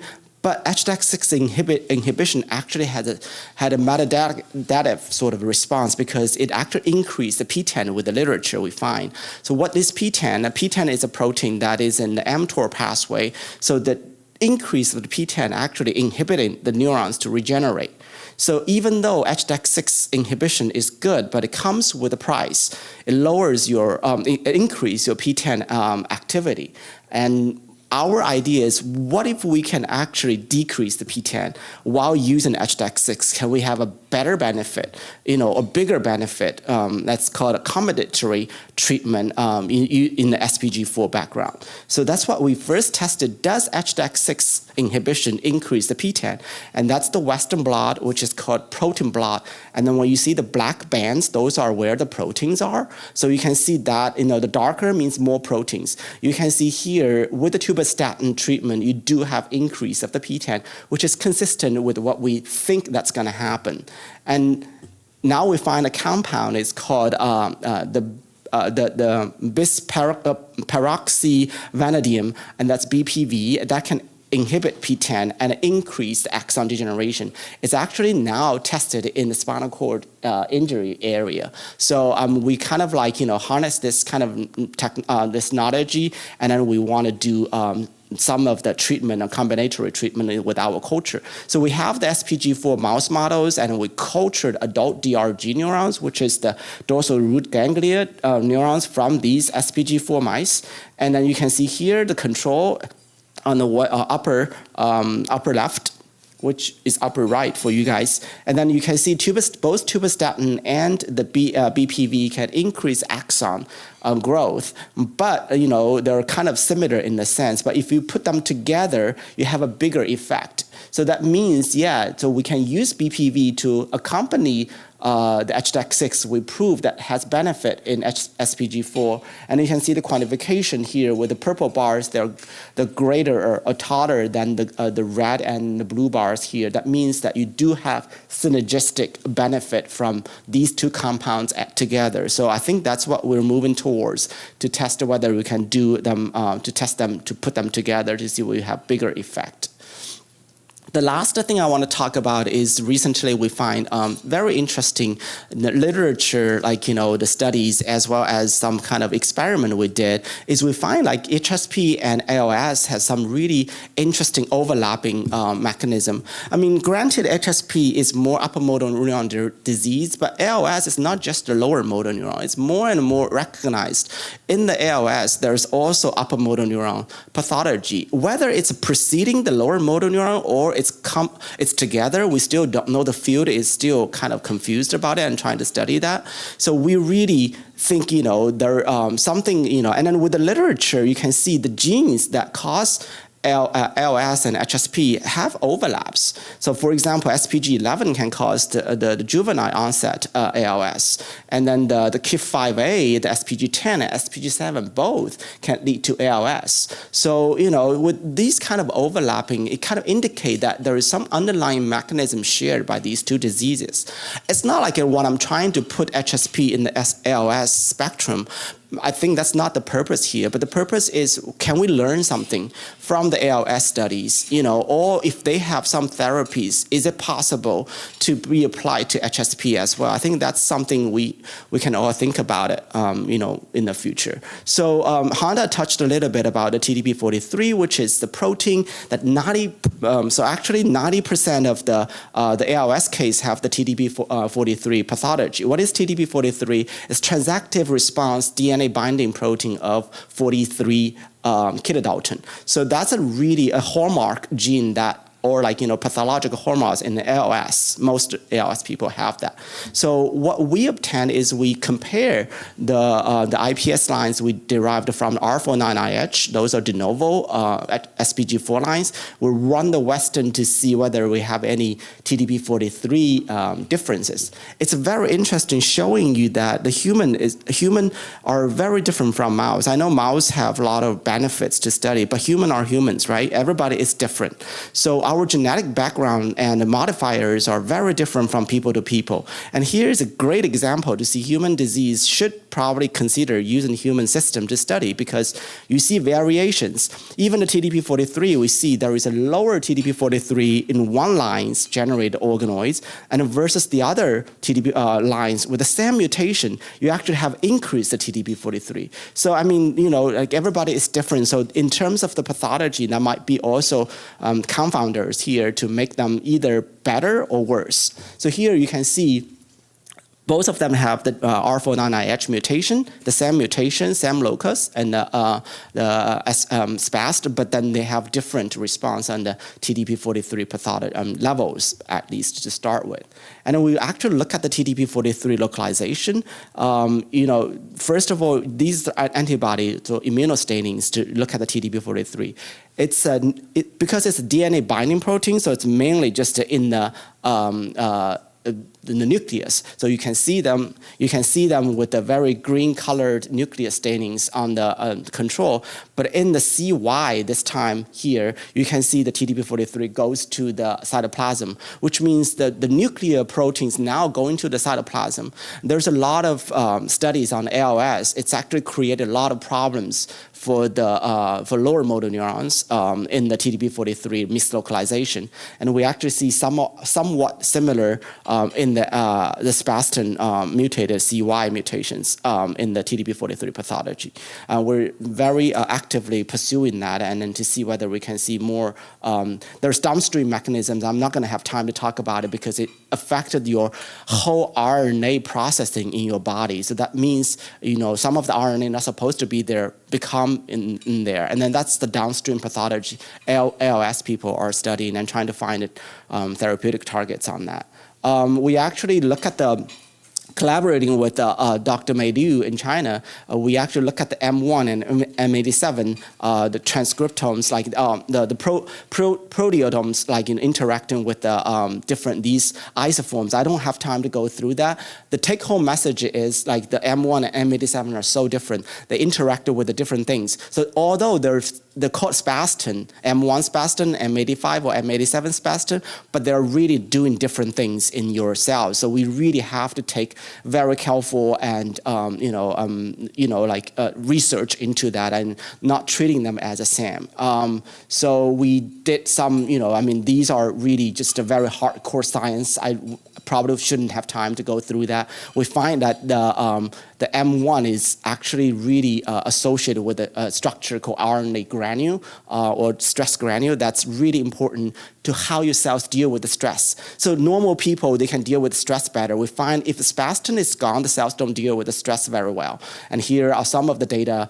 I won't have time to go through Tim is here to wave it. But I'm more than happy to talk about these things after the talk. We do see the spastin deficient neurons, they actually respond very poorly when the stress was introduced to them. So not just, when you culture them, they look different, but also they are really bad in terms of when you have a stress in there. These cells probably are first to die or to more vulnerable to degeneration and death. So I want to thank all my lab people and collaborators with industry and Warren Alanin, who's did the SPG, the BPV combinatory studies with us, and then Dr. Meidu from China. So thank you very much. Thanks.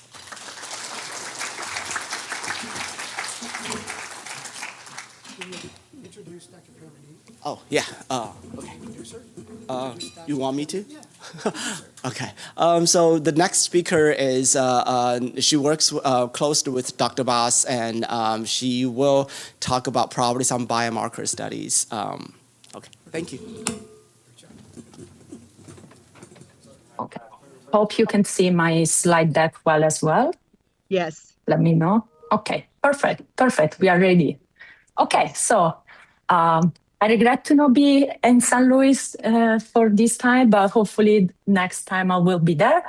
Good morning to everyone. It's Emmanuela. I work at Drexel University, and today I'd like to share some preliminary work and discuss with you a broader question that has become central in our lab, which is why do the long neurons seems to be among the most vulnerable in disorders such as HSP.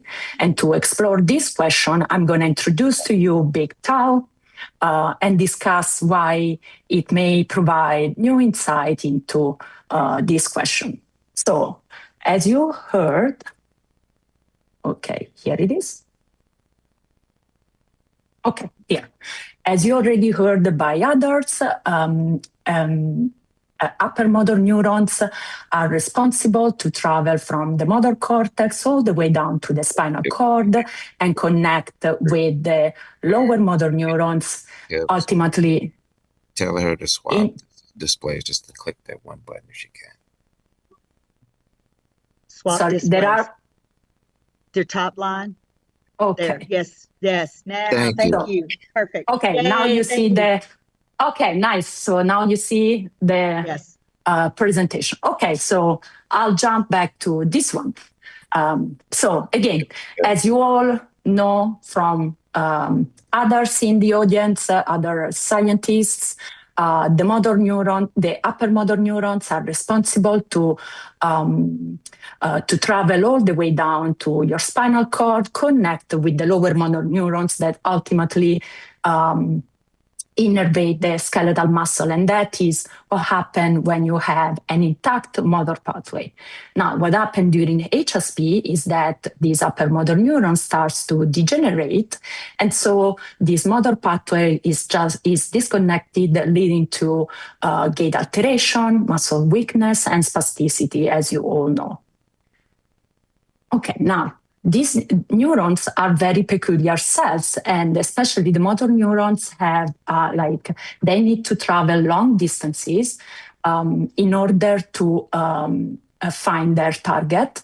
And so to do that, they rely on a very efficient axonal transport they require cytoskeletal stability so that they can have a structural support, and they need intracellular trafficking, so vesicle can be transported in order to maintain the axons.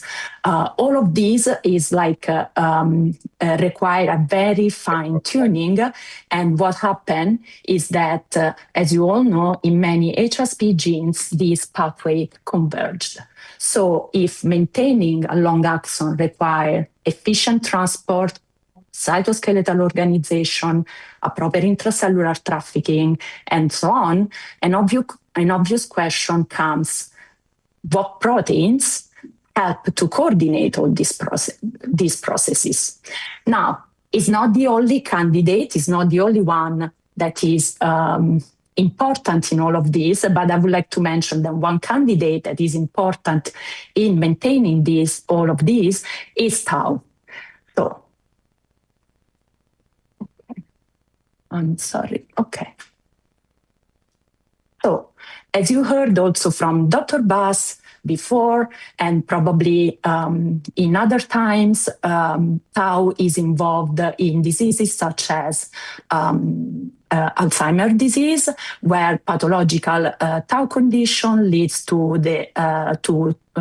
aberrant post-translational modification on tau, and so tau become aggregating and form these neurofibrillary tangles that ultimately leads to neuronal death. But tau is first and foremost, is a very important protein in neurons. And so it actually interact very dynamically with microtubules, help organizing the axonal cytoskeleton, regulate the axonal transport, and also influence how the cargo moves through the cells. And this is especially interesting when we think to neurons with extremely long axons. Now, most of the neurons in our brain or in the CNS express this tau isoform that is also known as low molecular weight tau, but there are some neurons in the peripheral system and the autonomic system that express another tau isoform that is called big tau. This isoform is generated by the inclusion of the exon 4A that leads to a much larger protein. But what caught our attention about big tau is not necessarily its size, but more like its expression in tissues. So, as I mentioned, big tau is mainly expressed in the peripheral and the autonomic system, while in the CNS, only very few neuronal population express big tau, and in the spinal cord specifically, the lower motor neuron are among the ones that switch completely from the regular low molecular weight tau to big tau expression. And so these expression patterns lead us to think that this big tau is not randomly distributed, but actually can lead us to uncover specific needs that these neurons have, and that's why they express this specific isoform. So this is a question, but what problem big tau can solve? This is a question that motivate much of the work we are doing in lab in terms of the HSP project, as well as other projects in which we are studying big tau. And so if big tau expression is specific to certain neuronal population, why is that? The answer is not yet, we don't have yet this answer, but I laid out here some possibility for you. So big tau may help in the cytoskeletal organization, maintaining microtubule architecture over long distances. It may be involved in the axonal transport, helping in an efficient cargo transport, as well as organelles, in coordinating the interaction between motor proteins and microtubule, and also it may be involved in the resilience of neurons that must remain functional for decades. So from this perspective, big tau is not only another tau isoform, just a version of tau, but it may represent an evolutionary adaptation that keeps this neuron in overcoming those challenges. And so with that bring us to the original question. And so is why do these long neurons become vulnerable in disorders such as HSP? Now, before answering this question, I need to take a small step back and say that unfortunately, although big tau was discovered a few decades ago, there are not many tools to investigate and study this isoform. So we've been lucky at Drexel because we have Dr. Richard Fisher, that is one of the pioneers in studying big tau. So he developed a big tau specific antibody that you can see here in the panel A. So as you can see, the antibody he developed strongly recognized the big tau isoform on a Western blot compared to this 3' tau that instead label also other tau isoform. And so with this tool in hand, Dr. Fisher first and just much later in our lab, he was able to validate big tau expression in different tissues. And as you can see also here, the expression pattern of big tau, as I mentioned before, is mainly in the spinal cord of rodents, is mainly expressed in the ventral horn of the spinal cord, where. Sorry, okay. So. As I was mentioning, if you see here in the panel B and C, where we have a cross-section of the spinal cord of rodents, big tau expression is mainly at the level of the ventral horn, where the lower motor neurons are found. And you can see a little bit, not very well actually, in the dorsal horn, where that's it. Yeah. Okay, just checking. Okay. Where there are the DRG. So with this tool, now we are able to answer some more questions and just not only look at the big tau expression. So what I did in the lab is developing an additional tool, which is called ELISA, and that is just because there are no commercially available ELISA kit for big tau. So to study and to look at the amount of big tau expressed, I developed this additional tool, and I used for it the blood collected from animal models to validate my assay and then drag some conclusion. And you will see in a minute why specifically the blood. So in the lab, we study mainly the SPG4 HSP, which is the type 4 that involves mutation in the SPAS gene. We use preclinical models to study the disease, and we have different spastin models, as you can see here in this table, as well as control healthy mouse to make comparison and drug conclusions. So first of all, we validate using this mouse model the presence of big tau in the bloodstream. So if you remember my schematic before, we collected from the animals at specific time points the blood, we separated the serum, and then here you can see high monoreactivity of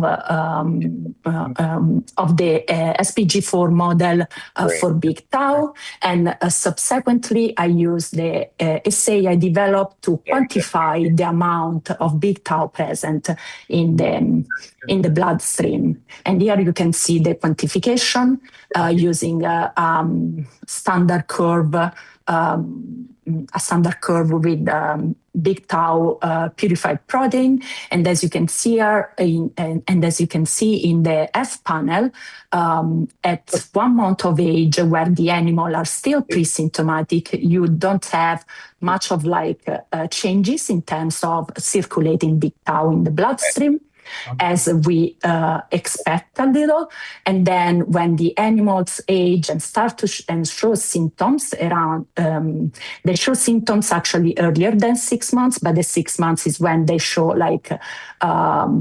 more severe symptoms. These animals actually have a big increase, a significant increase of big tau release in the bloodstream. And this is telling us that big tau appears to respond to disease processes that affect vulnerable neuronal population and that may participate in the mechanism relevant to axonal degeneration. So now there are quite few clinical observations pointing that HSP patient exhibits symptoms that cannot only be explained by the upper motor neuron or cortical spinal neuron degeneration, but that there are that lower motor neurons are involved in the progression of the disease. So our working hypothesis recently is that the disease severity is correlated to a broader motor neuron pathology, and that big tau, as is expressed specifically by the spinal motor neuron, can be used as a tool to detect axonal integrity and disease stage. So if you remember the cartoon I showed you in the beginning, where we have the upper motor neuron in an healthy condition that connect with the lower motor neuron, now how these working hypotheses change. So from an healthy condition during HSP, we have degeneration of the upper motor neuron. When this degeneration becomes more severe, we believe there start to appear signs of lower motor neuron involvement or degeneration, and ultimately this will lead to upper motor neuron and lower motor neuron degeneration. So we believe that HSP, SPG4 HSP, or maybe even more broader other HSP subtypes cannot only be explained by upper motor neuron degeneration, but are actually a multi-tract disease. So this is all quite exciting, and it raises several questions related to around the big tau. So could big tau serve as a biomarker of axonal health? I hope that I showed you with our preliminary data that big tau can be detected in the bloodstream and so can be potentially used as a biomarker of disease progression. That lead me to the second question: could changes in big tau help monitoring disease progression? We are attempting to answer this question by looking at multiple time points where the animals start to show symptoms and then they progress. And we want to understand if there are changes in the circulating big tau in the bloodstream. So that will answer this question. And can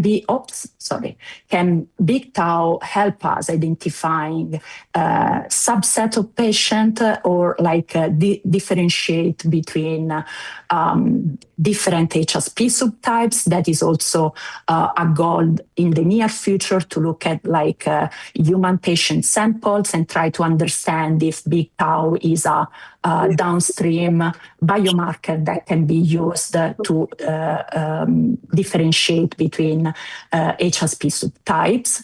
And also, most importantly, I believe is good understanding big tau involvement in the mechanism help us to understand more how neurons maintain their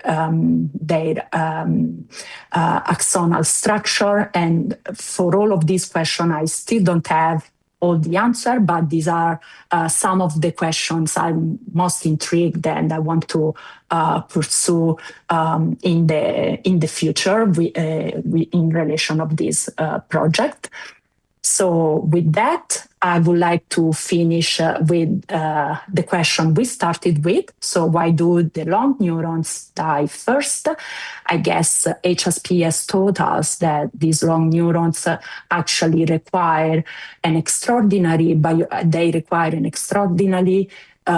maintenance that involves transport, cytoskeletal organization, intracellular trafficking, and energy homeostasis. That big tau is particularly intriguing as it's expressed by specific neuronal population involved in the disease, and also that changes in big tau during HSP may reveal mechanism of neuronal resilience and vulnerability that we didn't think until now before. With that, I would like to thank all the people involved in this project, Dr. Peter Baas and Itzhak Fischer, to fuel my curiosity around the big tau, our collaborators at Boston Children's Hospital and University of Kentucky, Dr. Rahul Sachdeva and Dr. Darius Ebrahimi Fakhari, as they are providing us human sample to test this biomarker for HSP human patients, as well as to test if the biomarker is responsive to, for example, neurostimulation, as you heard yesterday from Rahul. And so if can be used also in this regard to assess efficiency of treatment. I would like also to thank all the funding agencies that over those years help us and support our work. And with that, I would like to thank all of you for your attention, and I hope I can take some questions from the audience. Thank you.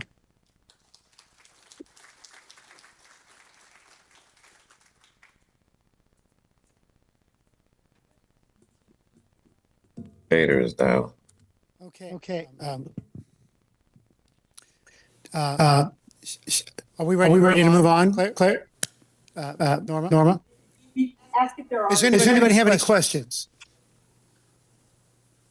Okay. Well, that was a fantastic presentation. Everybody took wonderful notes, and they learned everything. They have no questions. You explained everything so wonderfully and clearly. And we thank you for being with us and being a part of this. We wish you could have been here, but thank you for the Drexel team for giving such a wonderful presentation and telling us a lot of great information. But now we're going to move on, and we're going to do another virtual in just a second here. As our understanding of neurodegeneration continues to evolve, mitochondria have emerged as one of the most important areas of investigation. Often described as the powerhouses of the cell, mitochondria play essential roles in energy production, cellular health, and neuron survival. When mitochondrial function becomes impaired, the consequences can ripple through the nervous system. Our next speaker has been helping unravel these mechanisms in HSP and identifying potential opportunities for future therapeutic intervention. This presentation serves as an important bridge between basic cellular biology and therapeutic possibilities that may emerge from understanding disease mechanisms more deeply. Please join me in welcoming Dr. Claire Pujoi, presenting molecular dissection of mitochondria dysfunction in HSP. Dr. Claire. You hear me? Everything is fine? Yes, we hear you. Thank you. So first, I really apologize not be with you in Saint Louis today. I also apologize for my rusty French accent. So, and I really would like to thank the organizer to give me the opportunity to present my work today. As you said, to better understand the mitochondrial dysfunction in hereditary spastic paraplegia. So I'm a researcher, CNS researcher working in Paris in Pasteur, and today I will present you work which is done in close collaboration with a big hospital in Paris, which is called Brain and Spinal Cord in Pitié-Salpêtrière. So first, yes, mitochondria. So as you may know, mitochondria are essential. They are made by around 1,500 protein, and mitochondria allow and are involved in a lot of different functions. They allow ATP production, calcium homeostasis, oxidative metabolism, but they are also involved in biosynthesis, programmed cell death, and innate immune signaling. So they are essential, involved in a lot of different pathways, and when there is something which is not working in mitochondria, in the worst case, it will lead to death, but it's also often associated with aging. And what I will present you today and what I'm working with is the role of mitochondrial dysfunction in disease. So the first mitochondrial disease was diagnosed 60 years ago, and today there is more than 400 genes which are associated with mitochondrial disease. And one essential point in the mitochondrial gene and in the mitochondrial disease is the heterogeneity.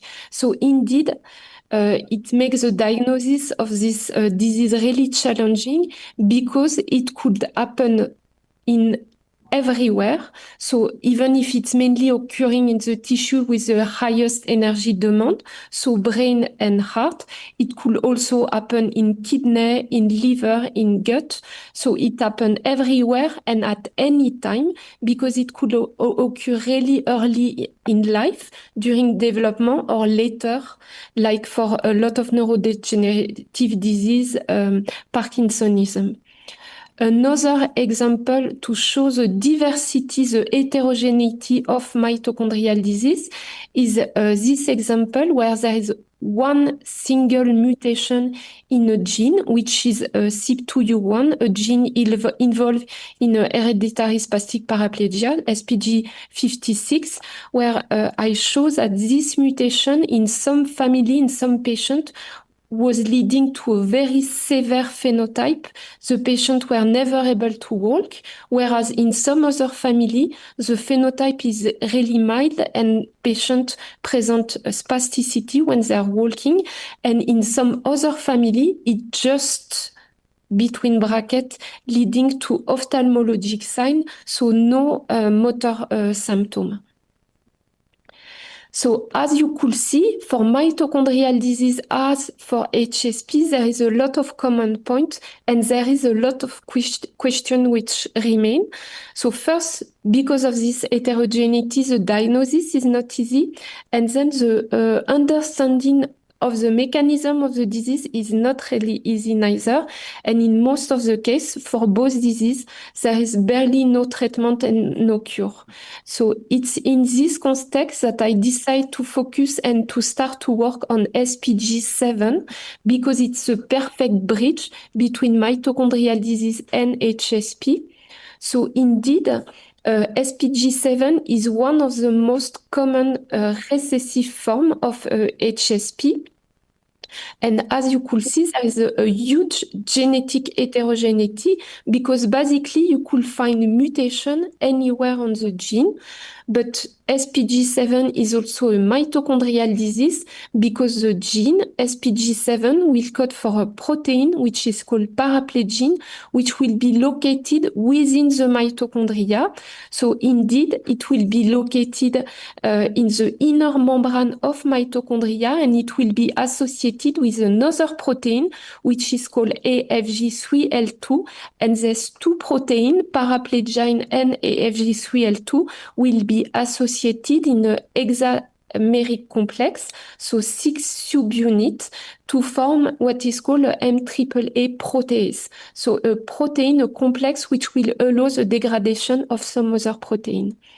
So genetic heterogeneity and all these different mutations which will also lead to a huge clinical heterogeneity.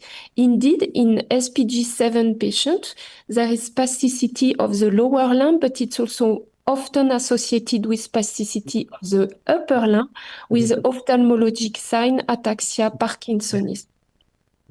Yeah, I'm with So her. what I really wanted and what I will present you, I really wanted to study the diversity in SPG7. So why there is one gene and so many different diseases. And the hypothesis that I took is that there is other mitochondrial gene which could have an effect on the disease, which could have an effect on the SPG7 gene, and which could have an effect on the clinical symptom in patient. So how I did, so I took a strategy in different points. First, I tried to identify this other gene, this mitochondrial modifier, before trying to select and validate these different variants, before going to a deeper mitochondrial characterization.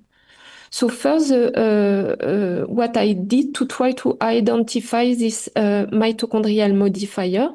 So I used also different strategy. So I used high content imaging, so microscopic analysis. I also was able to follow the genetic analysis and finally proteomic analysis. So the first step is a microscope analysis, and for this I use cells modeling the disease, so where SPG7 was removed. And what I did is that I took these cells and I knocked down all the genes which are known to be mitochondrial genes, so 1,500 genes, so one by one, and then I follow using a microscope different parameters. So using a dye which is called Nuke Blue, I follow cell proliferation. And then to follow mitochondria, I use two dyes to follow the membrane potential or the mitochondrial morphology. And what I show, so here, for example, it's the cells, so SPG7, cells without SPG7, and you have the cell number at day 1 to day 3. And when I apply this metome, so when I knock down the expression of different genes, as you could see in green, some gene, some knockdown will have a positive effect, whereas in blue, some doesn't have effect at all, and in red, some knockdown will have a negative effect on the cells. So it was the first way to identify this modifier. I also took advantage of the close collaborations that I have with Professor Dur, which is, as I said, working in a hospital in Paris.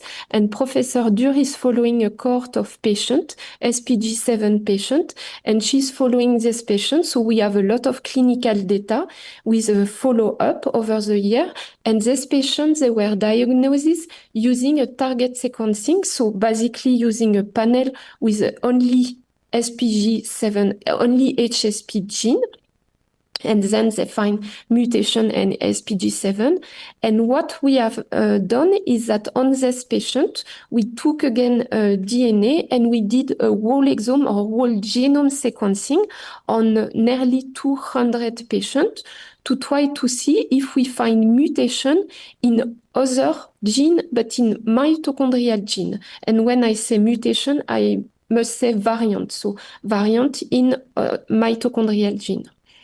And lastly, the third approach that we use is that we were also, I was able to get from Professor Dur some cells from patient, and these cells are peripheral blood mononuclear cells, so PBNC. And on these cells, so I get from 17 patients and 12 control. And we did some proteomic analysis on these different cells. And basically, we were able to see a really clear difference between the control and the patient. So the first step to try to identify all the potential mitochondrial modifier was done. And as you could see, it's a lot of potential mitochondrial modifiers. So we needed to find a way to select and to narrow down the number of potential modifier. And for this, we start by using cells. So as I said, I was lucky to get some fibroblasts from patients, and I start to characterize them. So I look at the morphology of the mitochondrial morphology of the cells.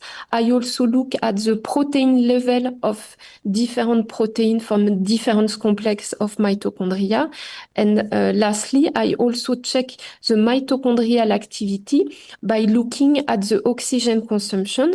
And as you could see, it was kind of disappointed because we get a lot of variation with it in patients. So we were not able to use these patient cells to go further and to select our different variants. So I decide to use another model, which is worm or C. elegans. So as you may know, C. elegans have a lot of advantage. First, the lifespan is really short. It's only 25 days, so less than 3 weeks. The reproduction is fast because one worm could give rise to 300 progeny.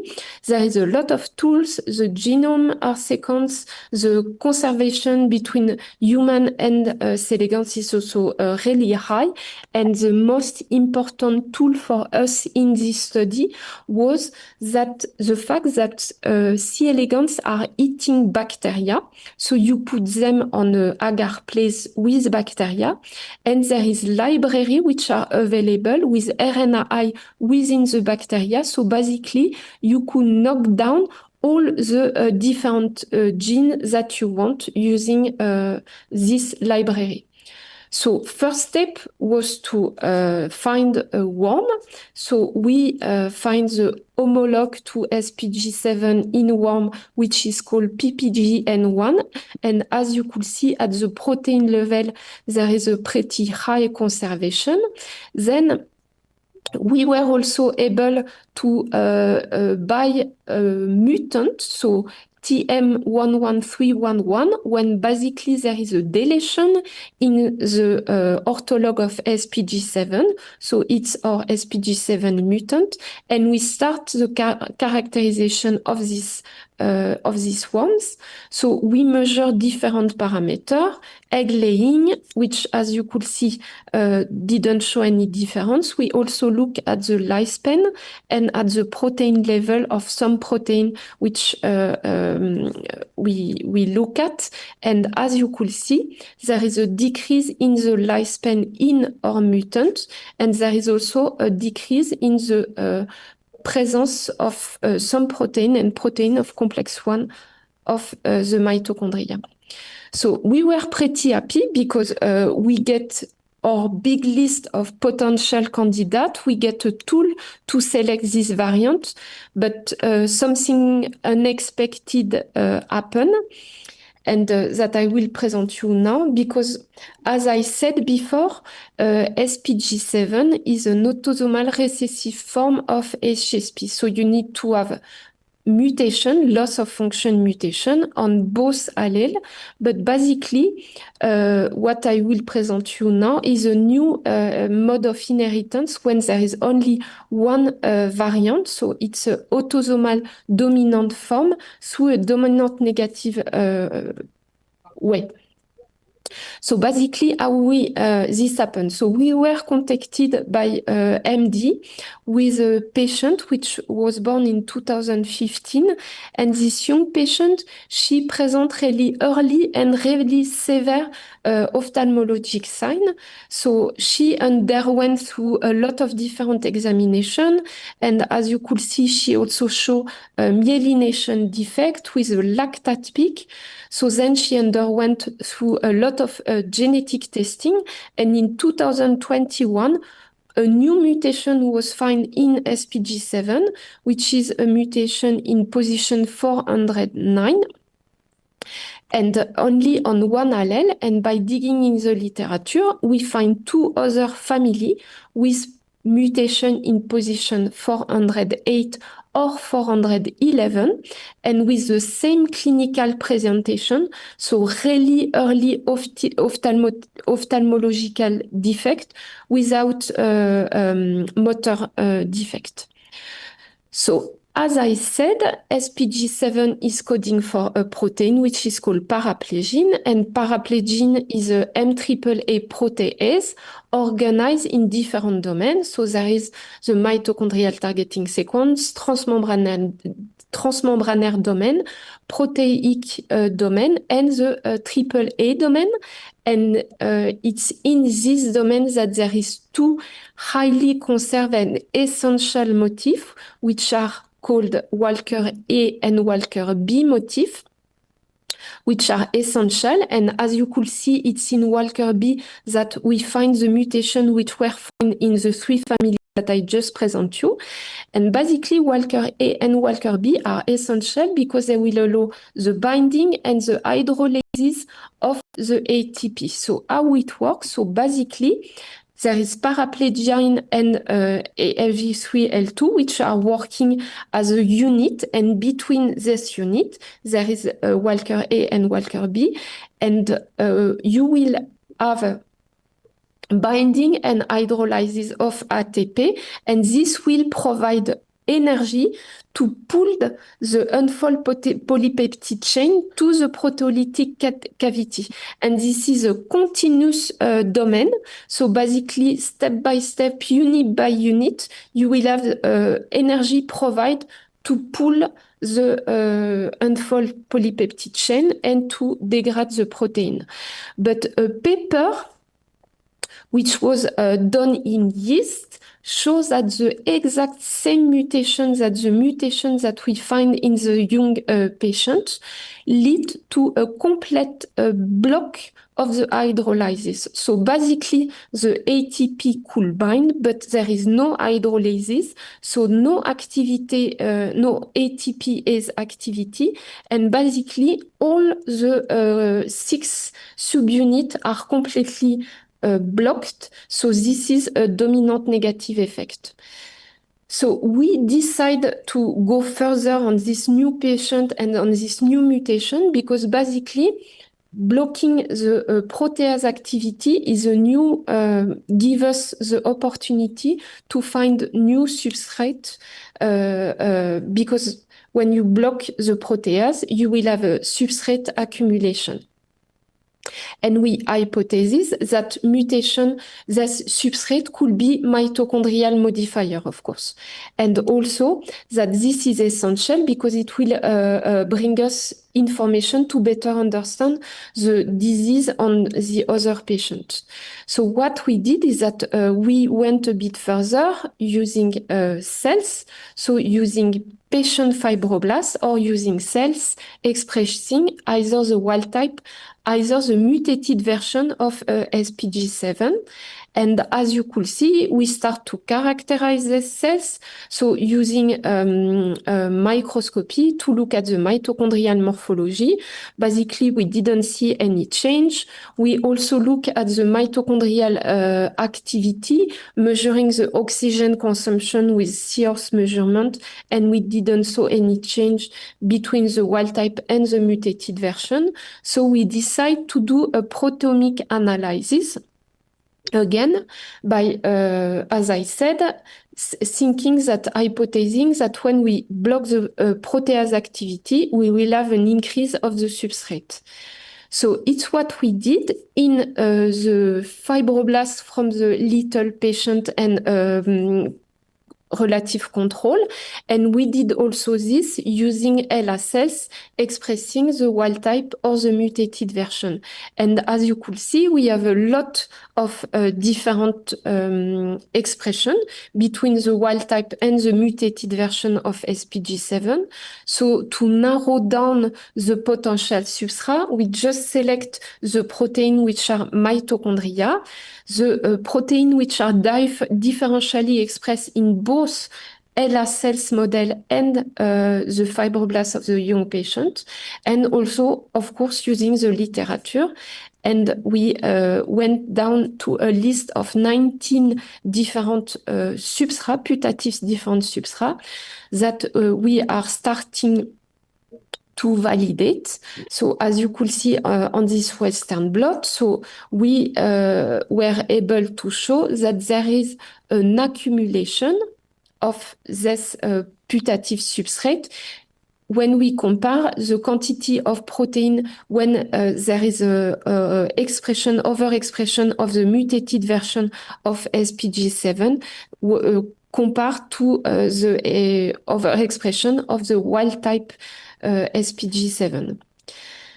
So it's really work in progress, and I really hope that next meeting I will be able to show you more, but I hope that I convince you that, so for the first part, so trying to identify this mitochondrial modifier, we get lot of information using the high content imaging, genetic analysis, proteomic analysis of the PBMC, and also of this young patient for the potential SPG7 substrate, which will bring us information for all SPG7 patients, especially because most of the patients show ophthalmologic sign.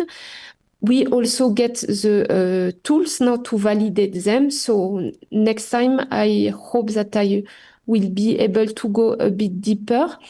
And finally, I'd like to thank you to give me the opportunity to present today. Thanks the patient and their families, because without them, I will not be able to do anything. Thanks the MD, and it's really thanks the foundation to give me the money to be able to do this work. And I thank you for the... Over there.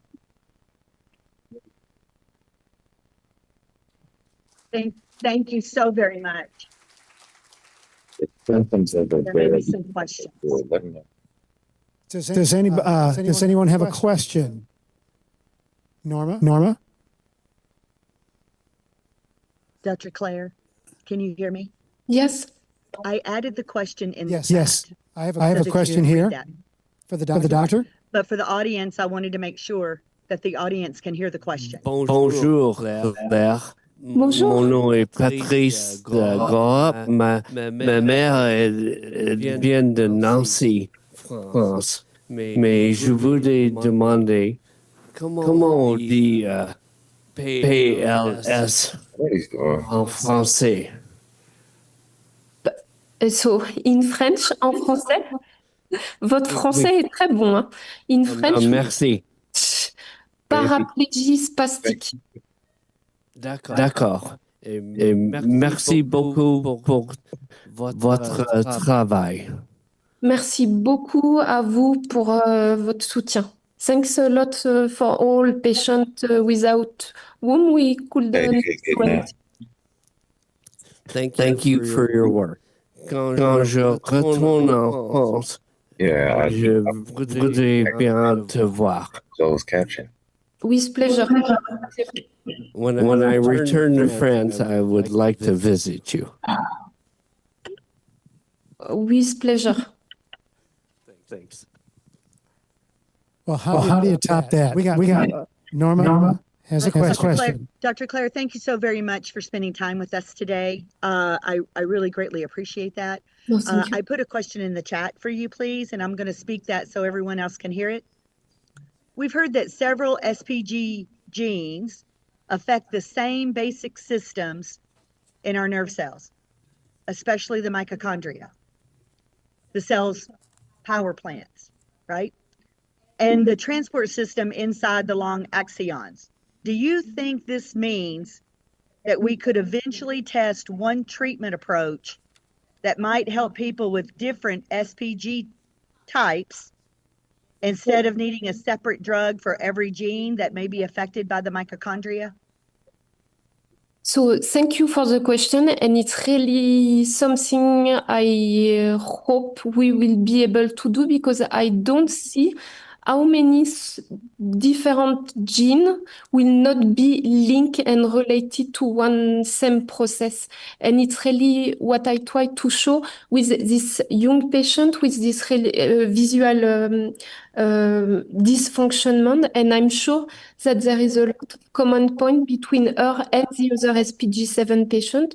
And before I used to work on SPG 56, which is there is a small number of patients, but they also have the same ophthalmologic sign. So I'm sure that there is common point between all SPG.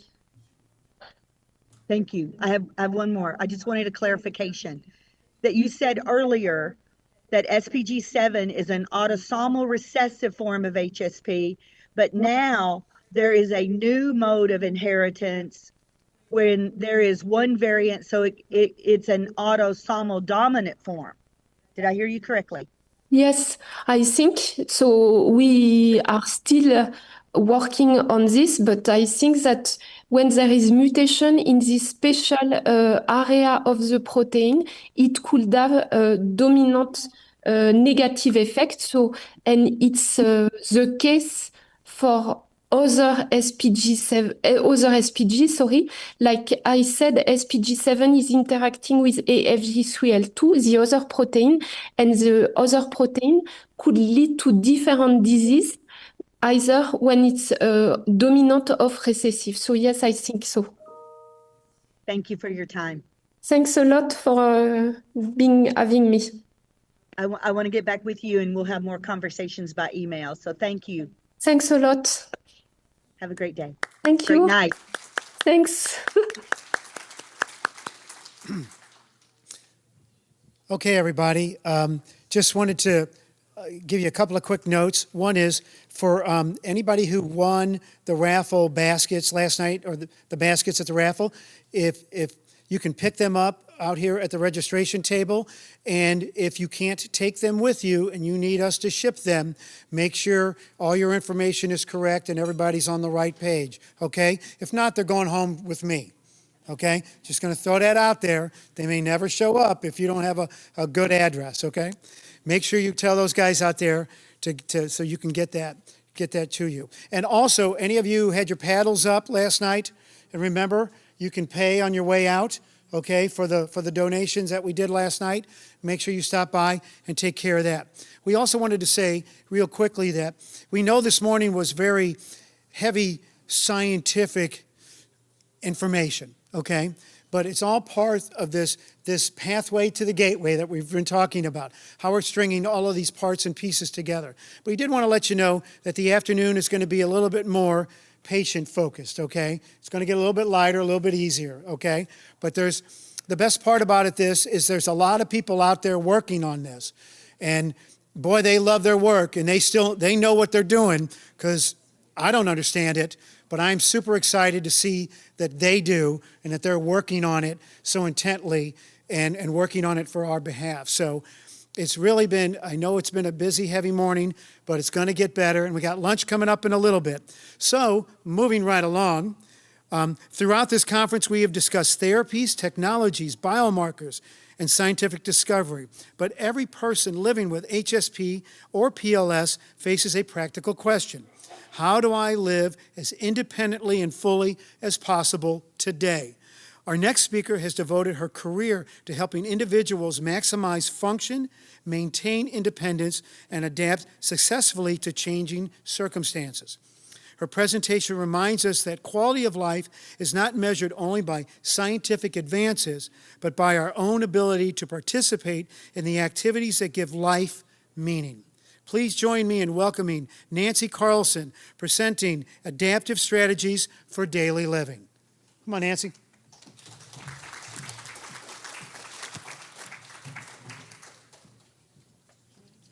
You can take that, or we can get you another. Here, I'll give you another one. How about this? You'll give me another Here, let's one? do this one right here. That way Okay, you are free to perfect. move. I am free to move. You're a walker. We'd like to give that a second, and then we'll. Okay, there testing. you go. Yeah, there you go. One, That's two. your- That's my your- clicker. That's your clicker. Great. All good. I've got everything. Can you guys hear me out there okay? You guys are good.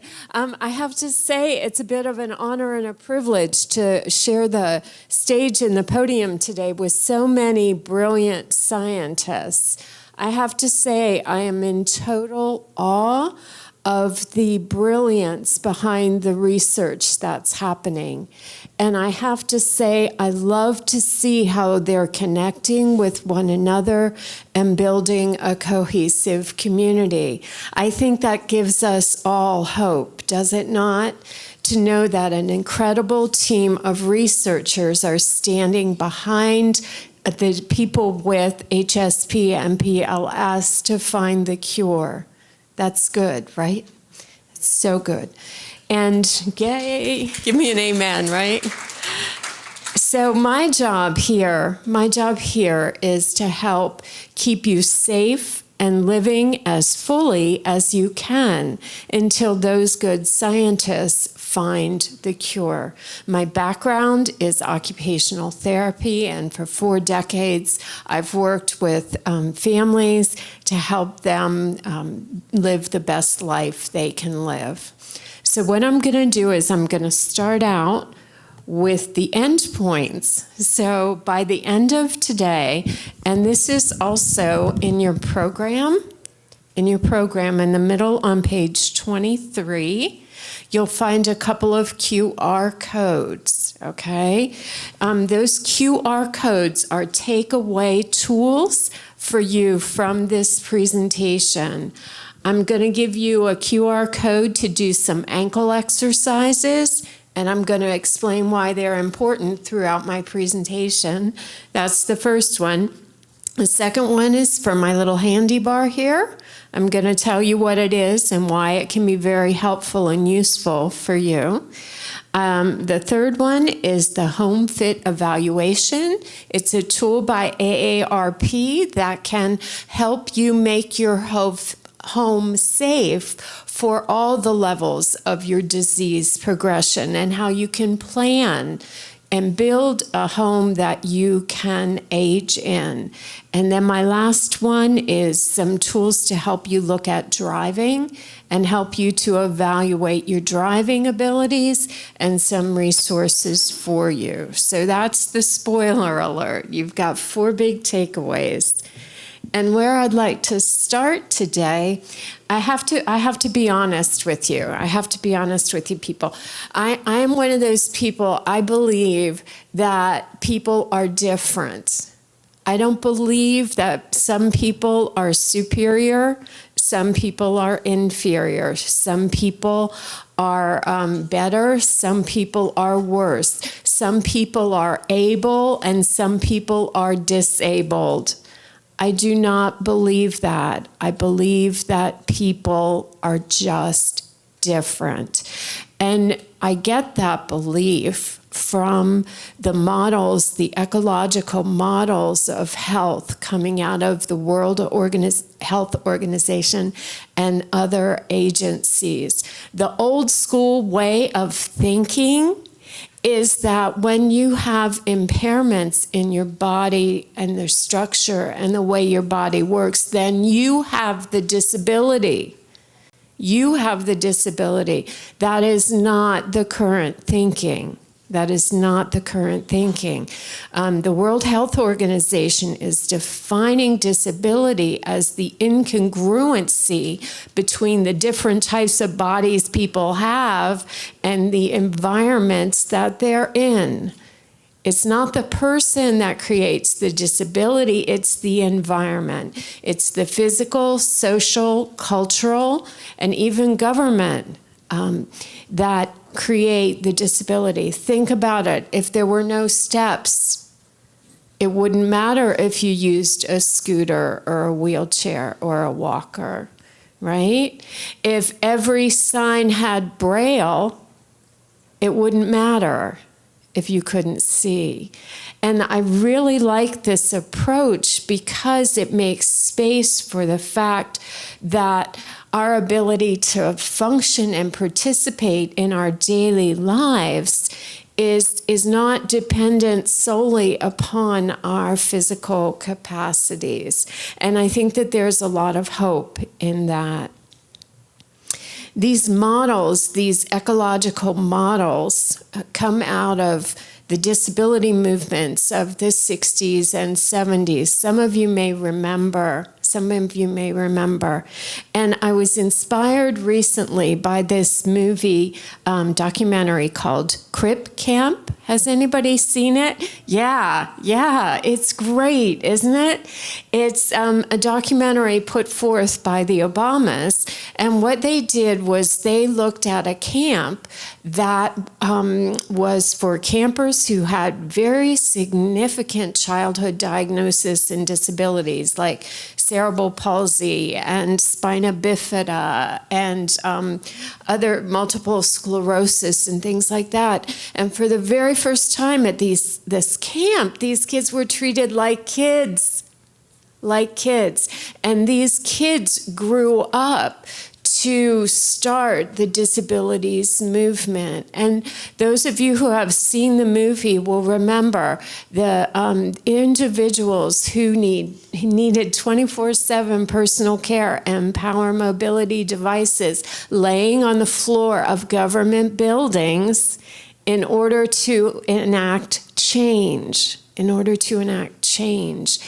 I like that spirit of hope and resilience. The chair, your mobility, the way you walk doesn't define what you can do and your impact on society.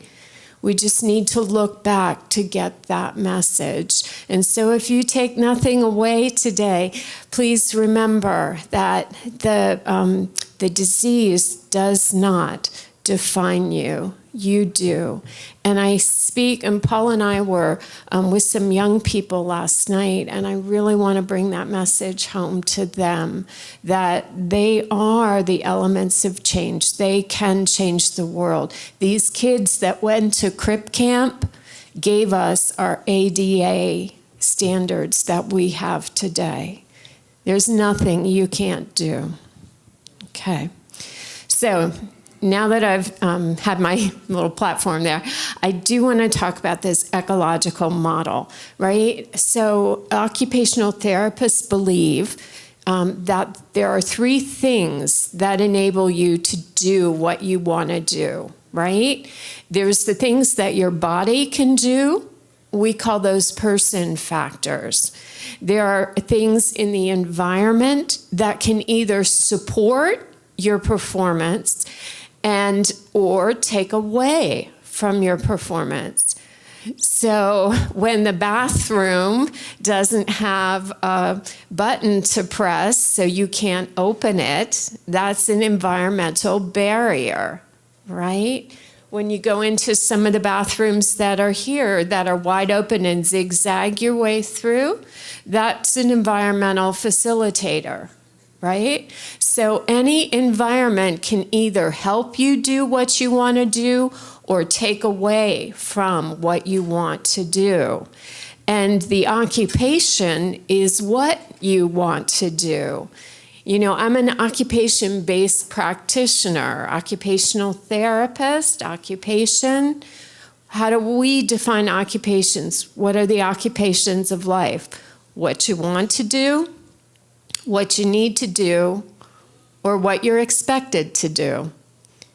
So an occupational therapist can help you do what you want to, need to, or are expected to do. Those occupations are the things that fill up the time in our life. And a good OT would be able to tell you that when there is a congruency between your abilities, what you want to do, and the environment support, that's successful doing. I always tell my students that triangle in the middle is the key sweet spot. Successful doing is what you want to do in a way that fits what you need to, have to, or are expected to do. And what my goal is today is to help you think like an OT so you can problem solve in your daily lives and have more successful doing of what you want to and need to and are expected to do. The thing that happens with HSP and PLS and many other diseases is the disease progression becomes so consuming, you feel like it's taking over. And when the disease gets big, your ability to do what you want to do shrinks, does it not? And that's where the power of 3 comes in. In this approach, this transactional ecological approach, you can restore the happy place when your world, when your person factors get so big. Look to your environment intentionally.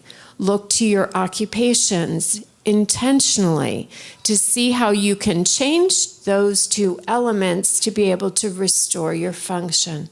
So the photo with one dog, right?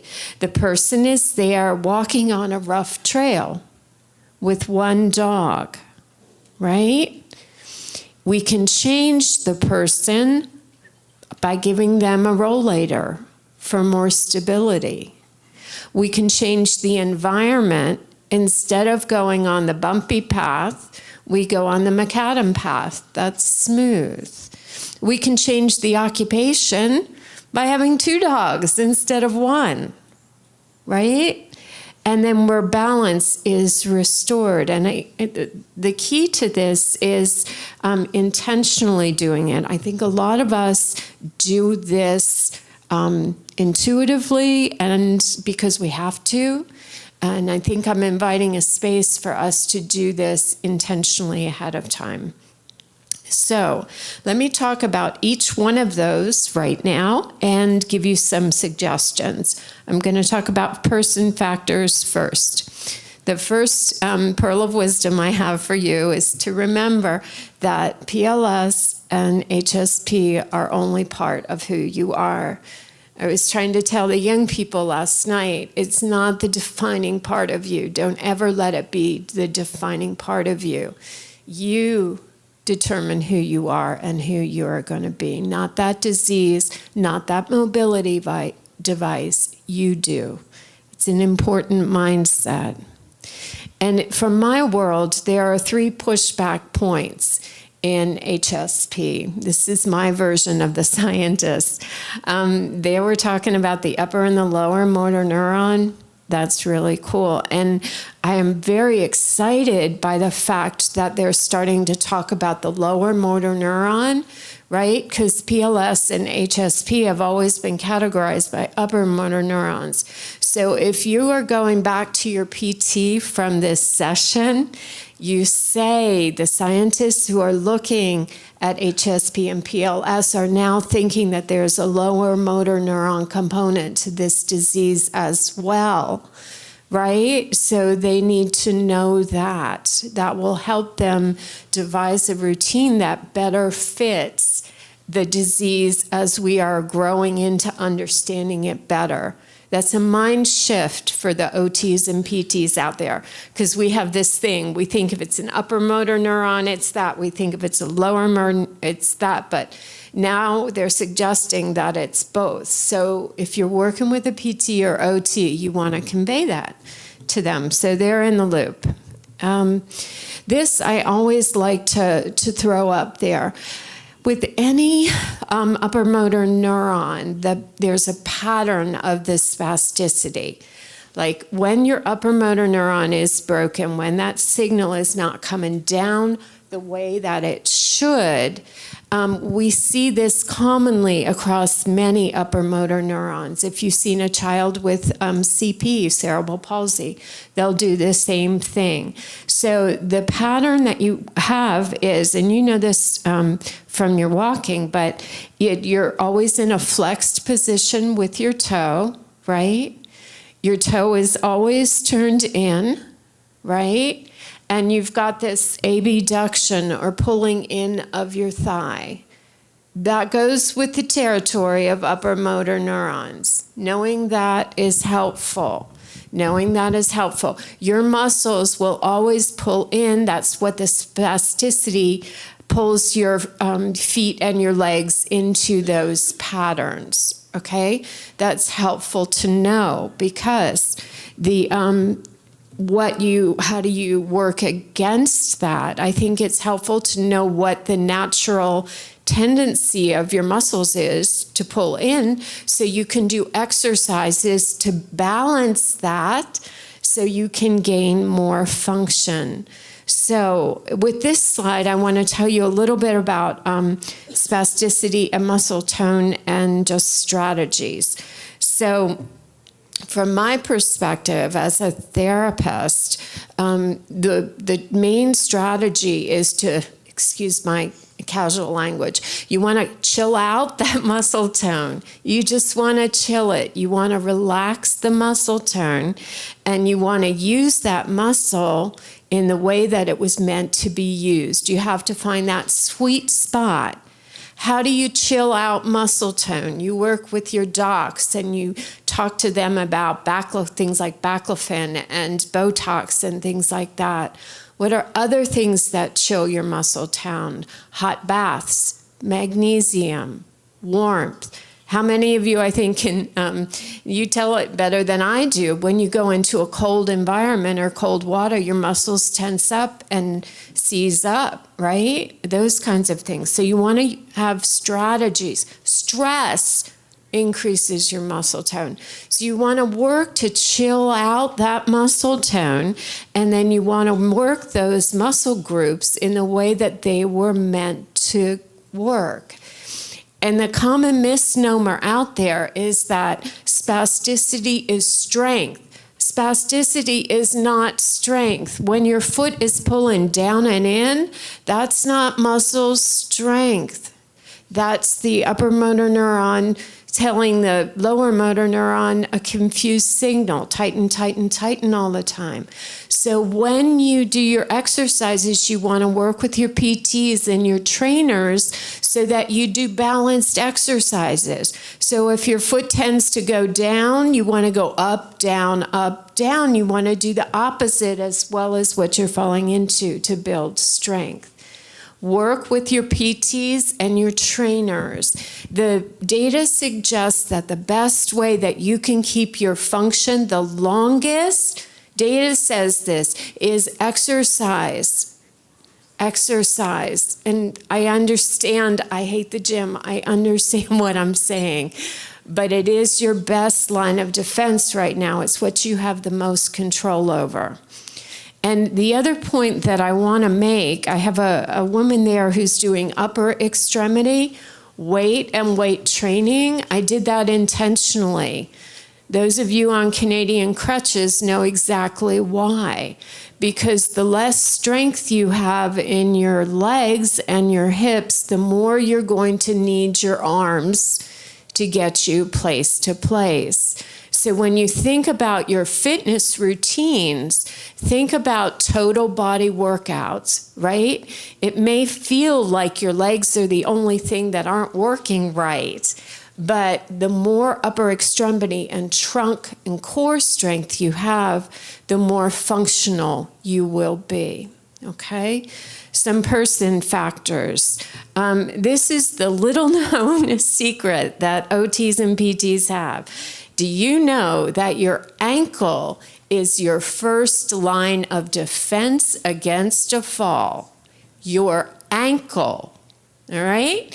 Now think about it with me. Do you remember the days when you walked on the beach and your foot accommodated to the sand, right? You didn't fall, did you? Or walking on an uneven grass surface. If you can get your ankle strong enough that it can handle the displacement of your foot, then you're not going to need to use your balance and equilibriums and protective responses. That ankle was meant to absorb a lot of the foot displacement. You know, I have a mat in front of my kitchen sink. I'm sure a lot of you do too. That's one of those gel foam things. I have a friend with a neuromotor thing, and she gets on my mat and she's like, Nancy, I can't stand. I can't stand because her ankle can't absorb it. So the ankle is your first line of defense against the fall.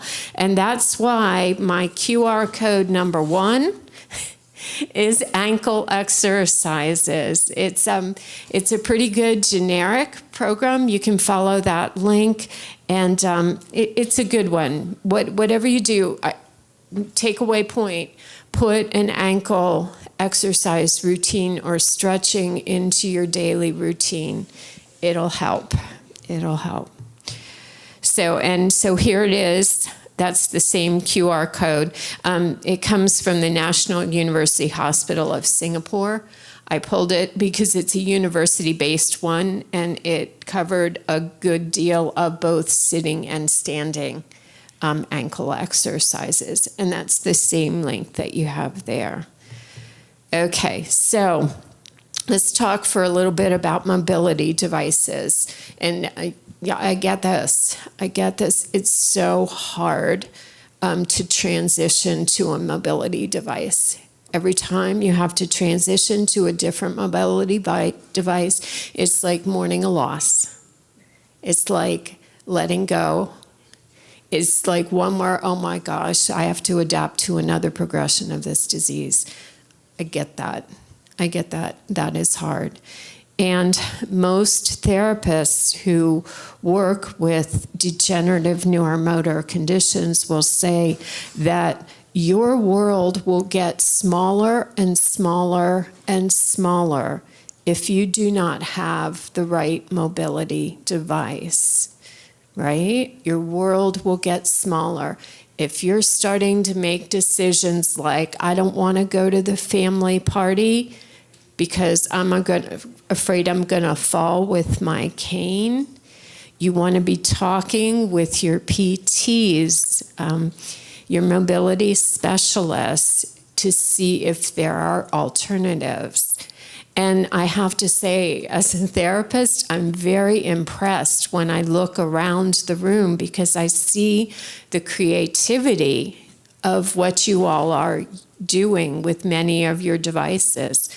I've seen people who have walkers with canes because there are places they know that they need the stability of the walker, and there are places that they enjoy the freedom of the cane, right? For individuals that have progressive neurologic diseases, neuromotor diseases like yours, there's not going to be one mobility device that works in every setting. There are going to be settings when you're using the chair. There are going to be settings where you use the Canadian crutches.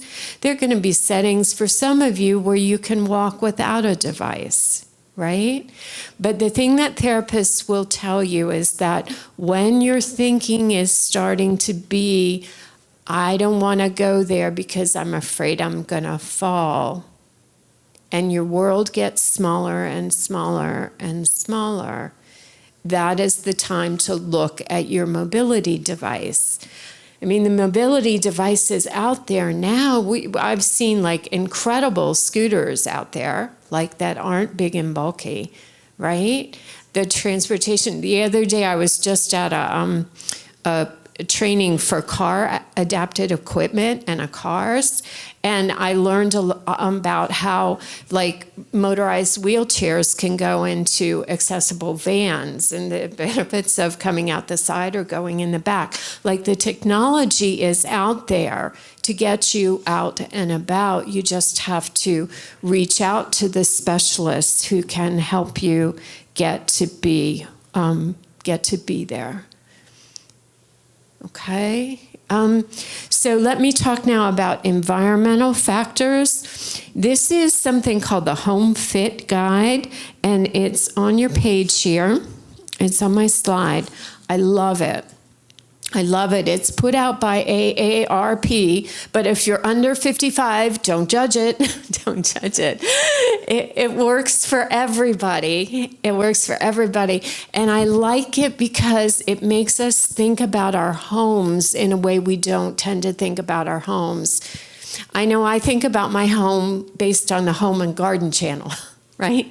And what I like in terms of design, but this will help you design and think about your home for where your function is now and where your function may head. And it's especially important if you're thinking about renovating your home and if you want to stay in your home, you want to make smart decisions now so that as you age and as the disease progresses, that you're not doing a big old renovation, right? Best to do it and to plan for it. So this is an example of a page from the AARP Home Fit Guide that I just showed you. And you'll see that it has numbers. It's just a part of it. But do you see number 6 with the lever handle?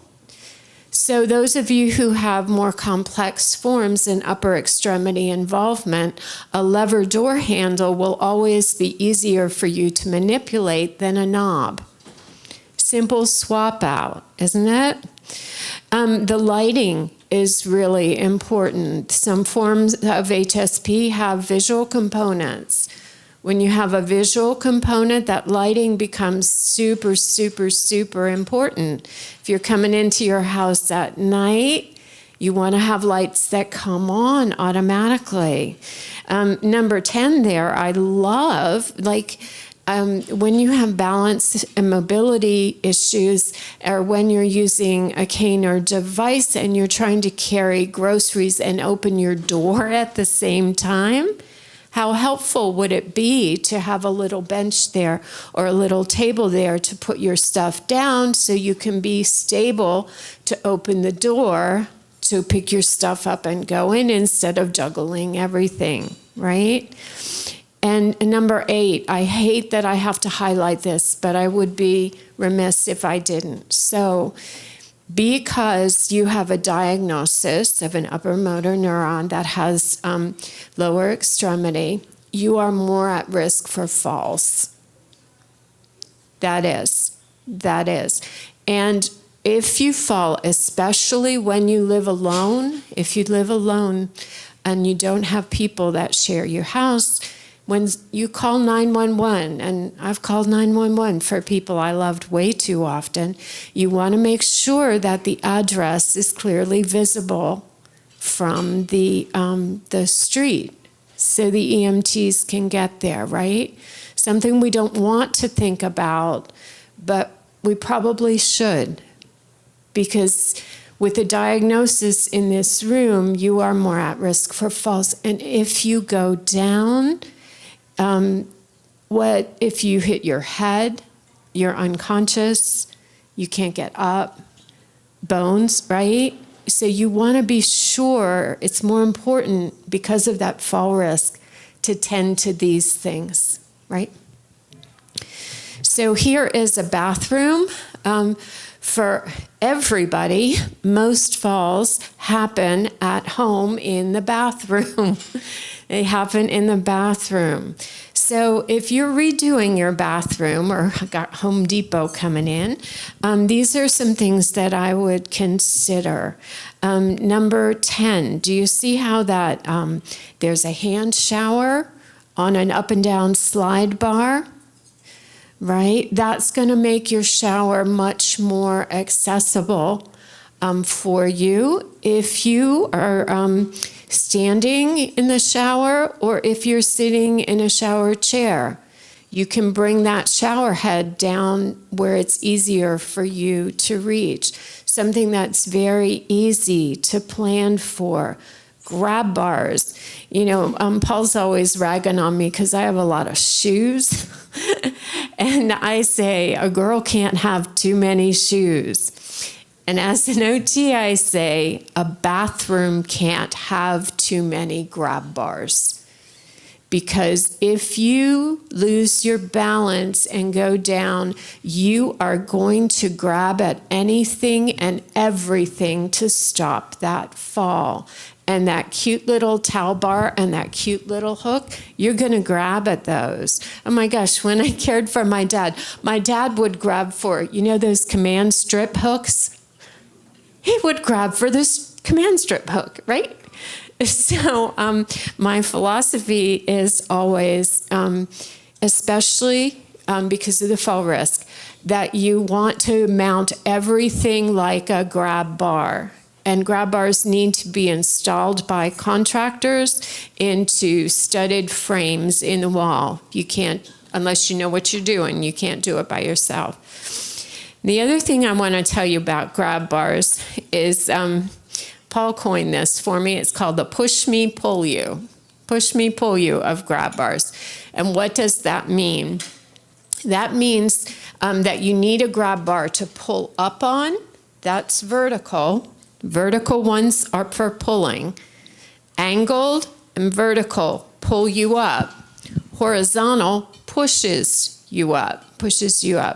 Because of the diagnosis you have, it's not like you have a spinal cord injury where you have no lower extremity function, right? The disease progression of both PLS and HSP is that you lose strength in your legs gradually. You don't like suddenly lose all of it.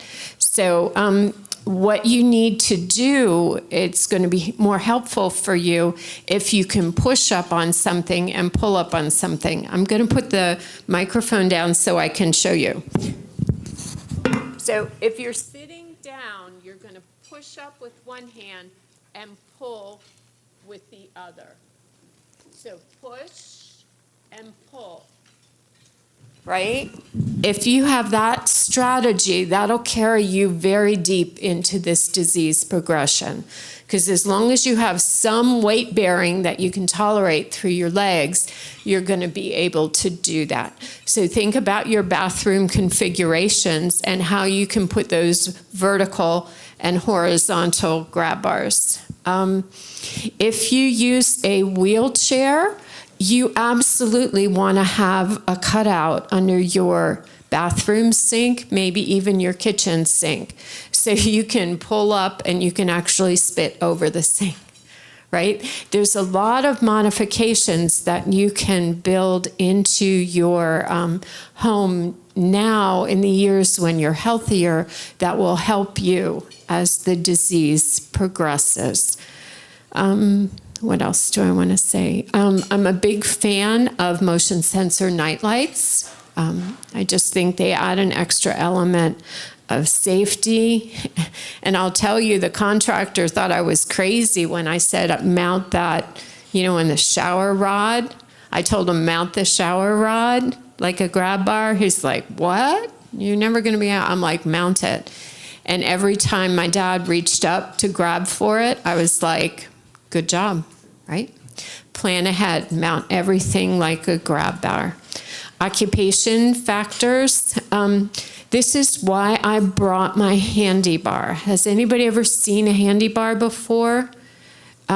This is brilliant. This is brilliant. What it does, it gives you an extra thing to push on. Do you see on the image there how it goes into the little hook where the car latches? You can put it like this or like this. And when you get out of your car, it helps because it gives you something to push up against. right? Normally there's not something there to push. And when you're losing lower extremity strength, this can be super, super helpful. It's also some people, if your balance is shaky, I've seen people clip it in and use it to step into the car. So I keep mine in just the little side pocket of the passenger door. And one time I threw my back out. Paul pulled this out and he said, "Here, Nancy, use this to get out of the car." I'll be darned if it didn't work. It really works. It's like a $25, $30 thing you can get at Amazon, and just put it in your car one day. You may need it, and you're going to be really glad it's there. And if it's not going to take up any space. So the handy bar is good. This is the Driver 65 Plus. It's put out by the AAA. Do you remember Triptychs? AAA. So I pulled this because there's a lot of things on there that are screenings for things associated with HSP and PLS. Slower reaction time when you're driving, when you have spasticity in your legs. That can be a real issue. I think about folks that have visual components of HSP. You want to be very aware of your eye exams. Medications, that baclofen that people take to reduce the spasticity can be can make you more drowsy. And if you have other health issues, you want to be aware of those other medications as well. It's just a really, really good screening tool, and the link for it is right there. There is something, specialized OTs. How many of you have been to a certified driver rehabilitation specialist? Anybody out there? Cool. Anybody out there have hand controls on their car? Yeah. Good. Good. Hand controls. Good. Good. So listen, especially if you have the pure forms of HSP and you have no hand involvement, you really need to go to, some OTs have a special certification called a driver rehabilitation specialist. You go to your neuro or your physical medicine doc, you get a referral, not just for OT, not just for OT. You want a car safety eval from a certified driver rehabilitation specialist. And this QR code will get you to a qualified one. They will teach you how to drive your car with your hands. And for those of us who have been driving for 40 years with our feet, it's going to feel really weird. But if you've got lower extremity spasticity and your hands are still working, you're going to be safer learning to drive with your hands than you will driving with your feet. And you can drive, and I get what that means. I get what that means. And so my take-home point is this. When something you want to do gets too hard, I want you to remember the PEO, right? Do what you can to change your person. Work with your docs, work with your healthcare, your PT, your specialists. Then look to the environment. What are the things that are helping you in the environment? What are the things that are taking away from your ability to function? And then look at the occupation itself, right? How can you adapt the occupation itself? And that's it. That's what I have. So I'll take a few minutes for questions. Thank you.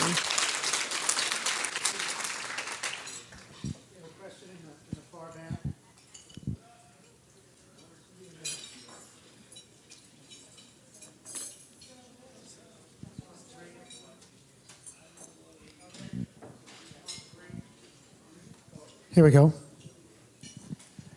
It can be challenging to find the right specialist or person to help you out in the wild. Other than Google, what would you recommend as a resource? Oh, that's a really good question. Do you know, I'm an OT, so I'll only speak to like rehabilitation professionals. But every like OTs, PTs, speech, we're all licensed by the states, right? So you can call your state and ask for a list of people who are licensed in your state.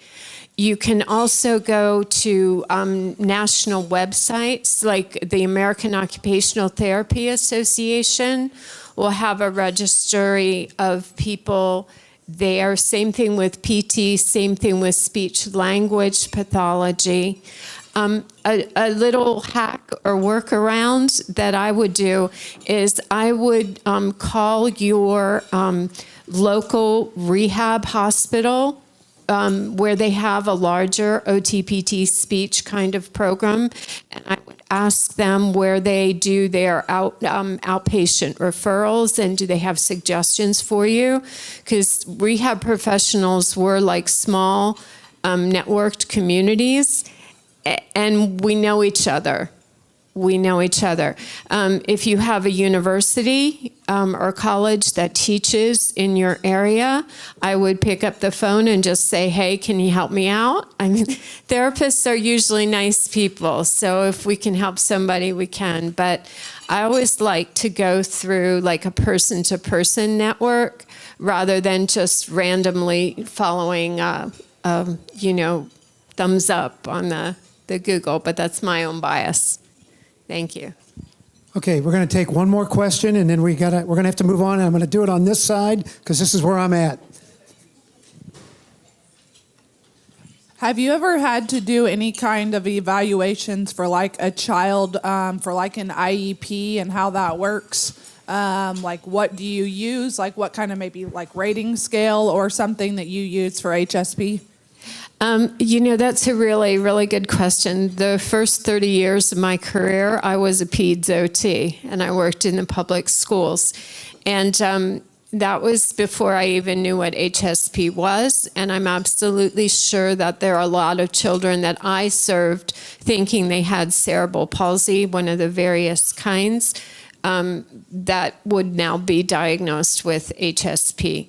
So when you evaluate that, there are a couple things in the mix. One thing that early intervention for ISP, right, early intervention or IEP in the school-age children is comparison with developmental function. So things like the Battelle or the HELP, or a quick and easy one would be the ages and stages. And an OT or PT would know what they are. They're pretty standard developmental assessments that are out there. So I would think a good therapist would be looking at developmental function and how the child compares against that, and also the level of spasticity. So they would be doing things like a range of motion, spasticity. They would be looking at strength and those kinds of things. And there's also one out there, I can get back with you, I can't pull it off the top of my head, but it looks at functional mobility in the school setting. So a good OT would look at it through 3 lenses, like the function, how the child's functioning, what the child's scores are, and evaluating the level of body structure function. That was good. That was good. And if you would help me out, could you put the last slide up, please? Again, with another QR code. Can we do that? The reason I'm asking is because this notion of teaching people how to use OT frames or lenses is a new one in our profession. I know of no other person that's doing it in OT. It is to teach people how to be OTs and think like OTs. And I had a QR code up there. It slipped down before I could catch it. But if you would give me some feedback, that would be fantastic if you can do that. or maybe I can send it out. Maybe no. Oh, thank you. See the little QR code? It says Adaptive Strategies for Daily Living.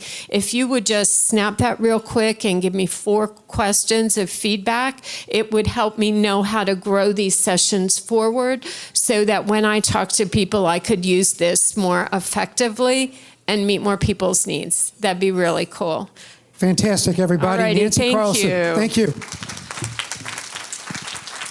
Thank you. Appreciate it. You did great. Thank you.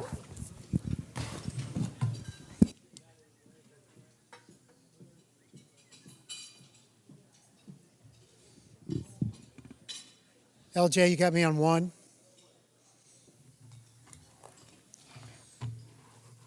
Okay, if you can kind of see, lunch is sort of happening, isn't it? Okay, you got me now? Should be on number 1.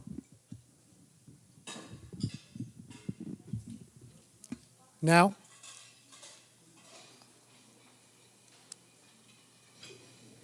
Well, I'm changing over because we do that. That's what we do. Hey, guys, we're moving right along, and we're going to take a second here to get ready for our next presenter, which you all know already. I'm going to give him his introduction now. But before that, I want to remind you that in around noon, Louis Bear, the St. Louis Blues, Hockey Blues mascot, will be here to take pictures. If you had a great time with Fred Bird yesterday, today we got his polar opposite. Joke, you got went right over. Whoa, went. The St. Louis Blues mascot, Louis Bear, will be here. So make sure if you get a chance to slide out and do that while we're at lunch and everything, and have a little fun out there, okay? Promotion, a little bit of St. Louis promotion. But coming up next is, you remember from yesterday, Javier Tuel. And he is a certified personal trainer, nutritionist, and senior fitness trainer with over 12 years of experience in the health and fitness industry. Javier's main goal is to help you believe in yourself and know you are worth reaching your goals. Javier Tuel, here we go.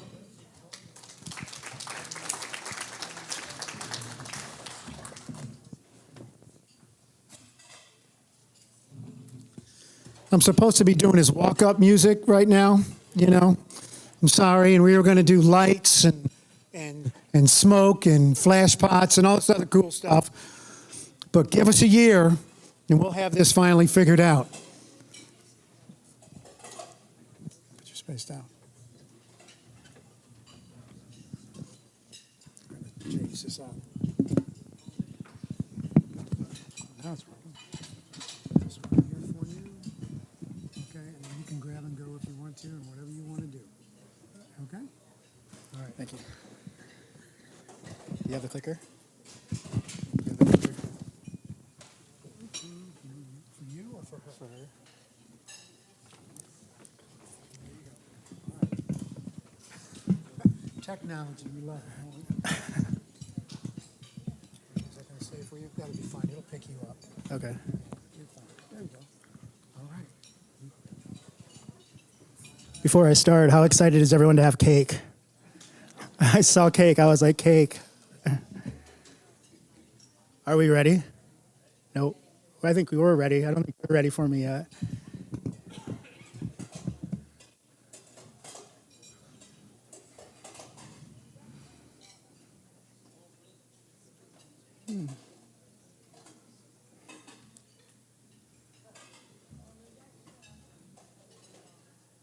Good?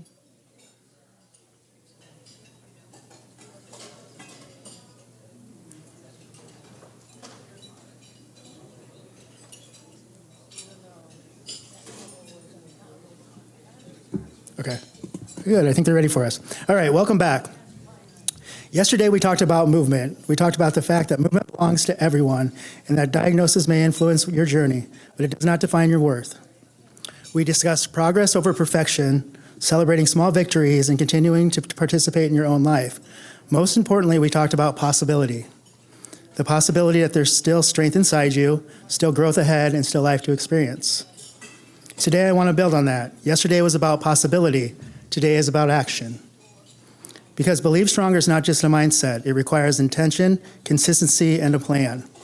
Today, I'm going to share those phases with you. Then we're going to do something even more important. We're going to talk about goals. We're going to talk about the steps that turn hope into action. Before we leave today, my hope is that every person in this room leaves with a goal, a first step, and a reminder that progress is still possible. Before we talk about any of that, I want you to hear from someone else. While I can stand up here and tell you how movement matters, I think it's more powerful when you hear it from someone else who's experienced it firsthand. And if you were here last year, you saw this video, but I want to show it one more time. This is Dina's story.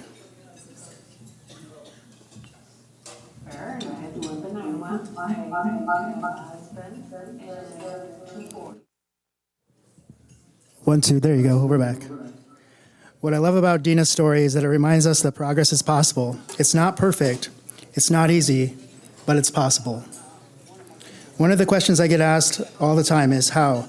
How do you keep moving when movement becomes harder? How do you create opportunities for progress when your body isn't always cooperating?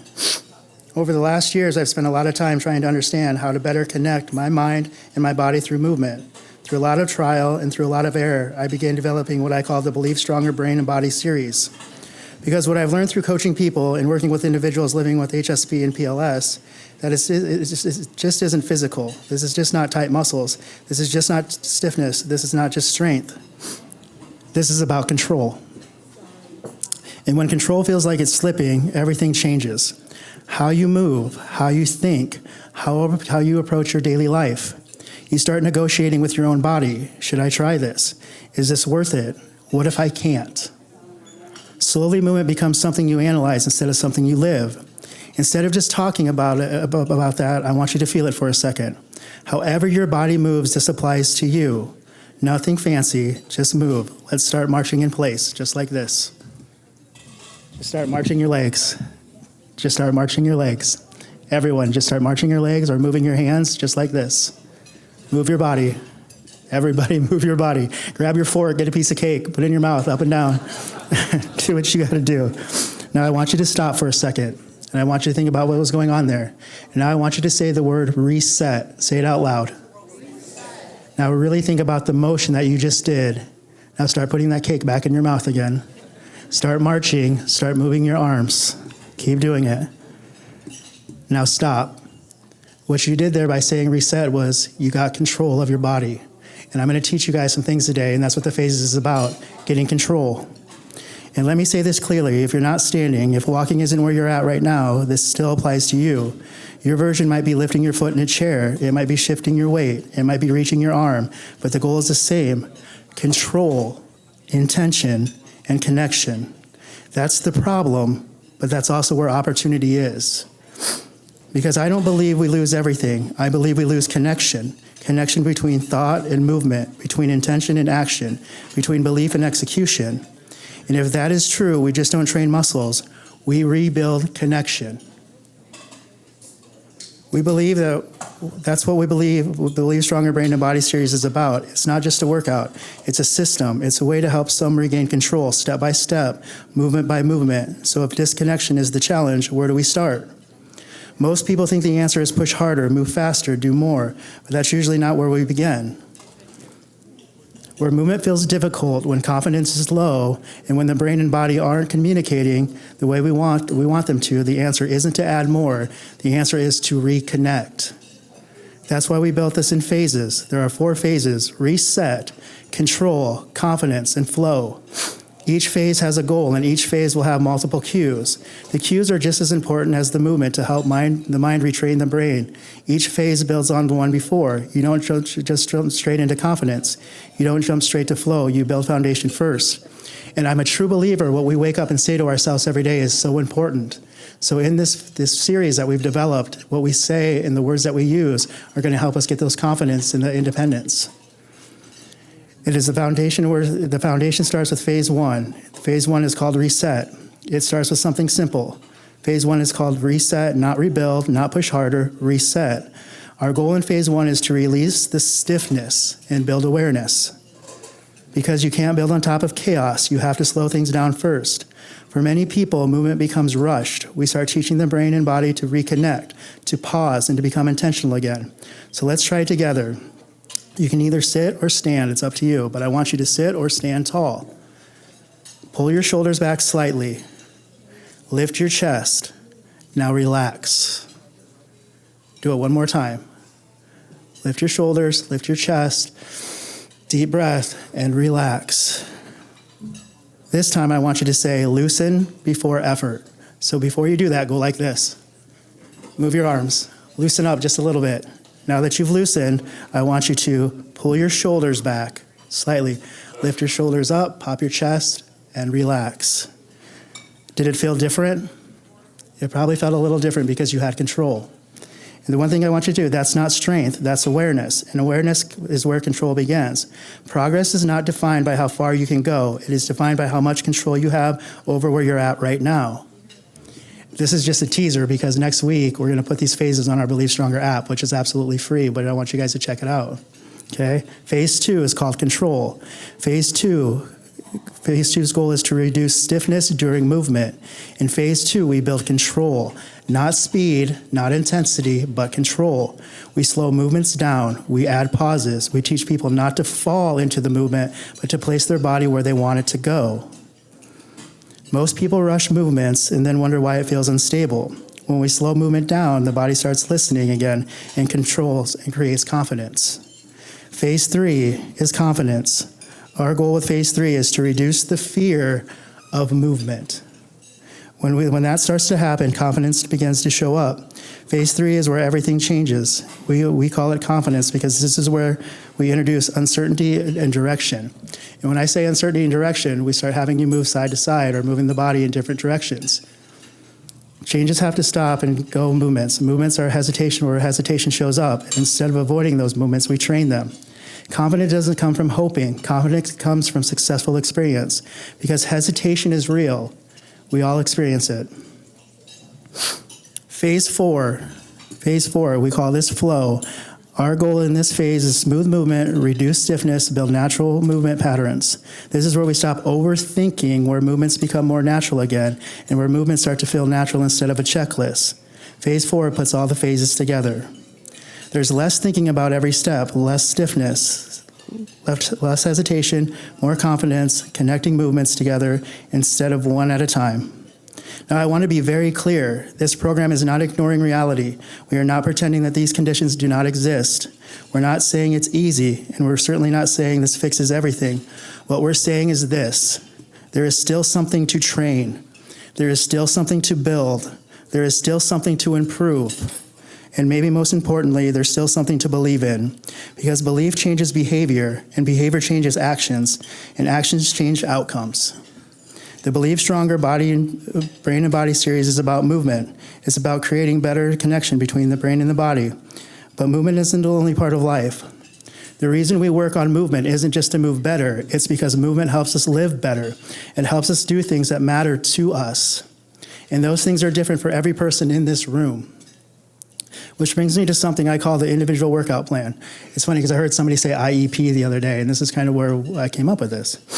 Goal Sheets Individual Workout Plan. As I shared through these phases with you today, it's important to understand what they are and what they are not. The Brain and Body series is about movement. They're tools I use to help create better communication between my brain and my body. They're movement cues, movement strategies, and a framework that help us move with more intention. But movement is only part of life. The reason we work on movement isn't just to move better. It's because movement helps us to live better. It helps us to do things that matter to us. For one person, it might be walking farther. For another, it might be traveling. For someone else, it might be playing with the grandchildren. It may be getting out of our car or chair more easily. It may be having confidence to go out for dinner. That was mine. And honestly, it might be even more than movement related at all. It could be making a bed in the morning or having a more positive outlook. Maybe it's reconnecting with friends. Maybe it's doing something you've been putting off because fear has been getting in the way. These phases help support movement, but movement is simply one tool that helps us connect with participating in life. So let me ask you, what are you working towards? What is one goal that matters to you? I call this an individual workout plan. And before anyone gets nervous, don't worry, this isn't another workout. You don't need dumbbells, you don't need resistance band, and honestly, some of the goals we're about to talk about, you probably won't make you break a sweat, like I'm sweating right now. Last year, my individual workout plan wasn't about deadlifts, squats, or cardio. My goal was to be able to cut my own food with a knife. Not exactly the kind of most people picture when you hear about a hard workout. But I wasn't training for a stronger bench press. I was training for greater independence. I was training for more confidence. I was training for the ability to walk into a restaurant and order what I wanted without worrying about how I was going to manage it. Today, I want to show you a goal sheet and share the progress I made and help you create an individual workout plan of your own. And the reason I like this individual workout plan is because it's something that I actually keep on my refrigerator. It's actually something that I keep on my computer, and it's something that I worked on in the gym this morning. So my individual workout plan looks like this. I'm going to fill this out with you guys as we do this. My name is Javier Tuel. So don't forget to put your name on your sheet, otherwise you'll get in trouble like we did in school. Okay, my trainer accountability, I just put myself and Justine. And my start date is June 17th, 2026. Now I say that date is so important because it's the day you decided to make a change. It's the day you decided that I want to work on something that's going to change my life. The next one, my goal is to get my left arm and left leg moving in stride while walking. My left arm does not swing naturally while walking. My left leg occasionally drags and feels disconnected. So my objective is to retrain my brain and body connection through consistent, purposeful movement. The focus is not perfection, but repetition. And I know this seems like a lot, but I tell you, it's worth it. The steps, what am I going to do to make this happen? Daily walking, focus on heel to toe walking with my head up and chest tall. I'm going to do my arm swing drills, and this is what it looks like. My marching drill, focus on rhythm and control, and opposite arm swinging forward.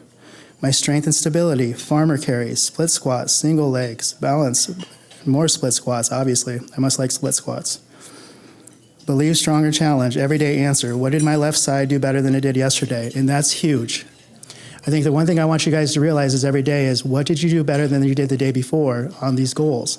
Because some days it doesn't feel like it's changing at all, but I know if I work towards it, I'll see those small victories. A reminder, this goal is not to move like I used to. This goal is to move better than I did yesterday. Every step is a vote for the person that I'm becoming. And if you're having trouble coming up with a goal, I want you to use this one. Believe. Everyone should have a bracelet in your handout. Look down on it and remember to believe. Believe you can, believe you will, believe you'll have a good day, and believe in yourself. So now Justine's going to come up and read some testimonials because I feel like the more testimonials you hear, you can connect.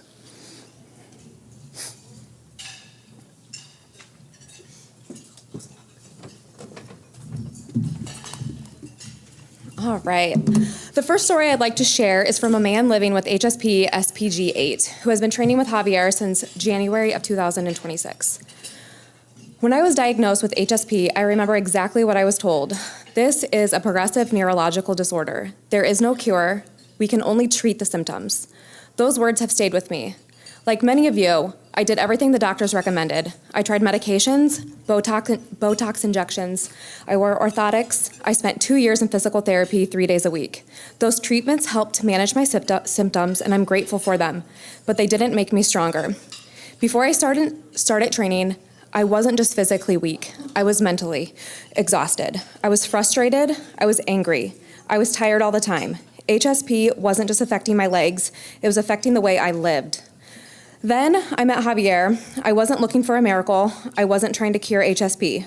My goal was much simpler. I wanted to slow down what I couldn't stop. I wanted fewer falls, less medications, more independence, more strength, more joy. And if one day I needed a wheelchair, I want to be strong enough to push it myself. And that's what strength means to me now. Since I started training, I gained more than 15 pounds of muscle. I no longer receive Botox injections. I've been able to stop medications I once thought I would always be on. But those aren't the biggest changes. The biggest changes happened between my ears. I still have HSP, I still have pain. I still get fatigued and I still fall. I have days where my body won't let me do what I want to do. Exercise didn't cure me, but I like to think my life would be a whole lot worse without it. I believe training has slowed the progression of this disease while giving me a better quality of life. I smile more, I appreciate more, I have more hope, and that hope matters. One of the biggest reasons I've been successful is because I've learned that HSP isn't just about my legs. We spend a tremendous time strengthening my core, because your core is involved in every movement you make: standing, walking, balancing, getting back up after you fall. For me, core strength isn't about getting a six-pack. It's about staying upright. It's about staying independent. Now, I know some of you are sitting there thinking, well, that's great for him, but I can't do that. I understand that, and I've had the same thoughts. But here's what I've learned. Fitness doesn't belong to anyone, only to healthy people. Movement belongs to all of us. Your workout doesn't have to look like mine. Maybe your victory is standing for another minute. Maybe it's getting off the floor by yourself. Maybe it's taking one more step than yesterday. Maybe it's simply just showing up. Don't compare your beginning to someone else's middle. Compare yourself to the person you were yesterday, because strength isn't measured by how much weight you lift. It's measured by what you're still willing to fight for. I still believe there's hope. Hope in research, hope in gene therapy, hope in better treatments, hope in nutrition, peptides, supplements, and new discoveries. But while I wait for tomorrow, I still have today. Today, exercise has become one of the foundations of my life, alongside my faith, my family, and my friends, especially my wife and children. They'll probably never fully understand what HSP feels like, and honestly, I hope they never do. But every workout, every step, every fall I get back up from is another way I can keep showing up for them. Because at the end of the day, HSP is part of my story, but it doesn't get to write the ending. Our second testimonial is from a 54-year-old female with HSP, SPG4. She has been working virtually with Javier for about 6 months. After years of searching for answers and trying numerous treatments, I was finally diagnosed with HSP, SPG4. While medical interventions had helped, structured exercise has become one of the most important parts of my journey. In 2026, the program Javier Tuel developed specifically for my condition has given me a renewed sense of control and purpose. Movement is the key element, foundation, and driving force of this program. Physically, I have noticed improvements in my gait, as in longer strides, more controlled, slower movements, reduced stiffness, greater confidence when walking, and an increased ability to stay active. Over time, I can feel my body becoming stronger and more resilient. Mentally, I wake up each morning with a renewed sense of purpose, and I strive to improve upon my well-beings each and every day. Most importantly, it has given me hope that I can continue improving and remain independent for as long as possible. My motto in life is that you have to continue to fight the fight.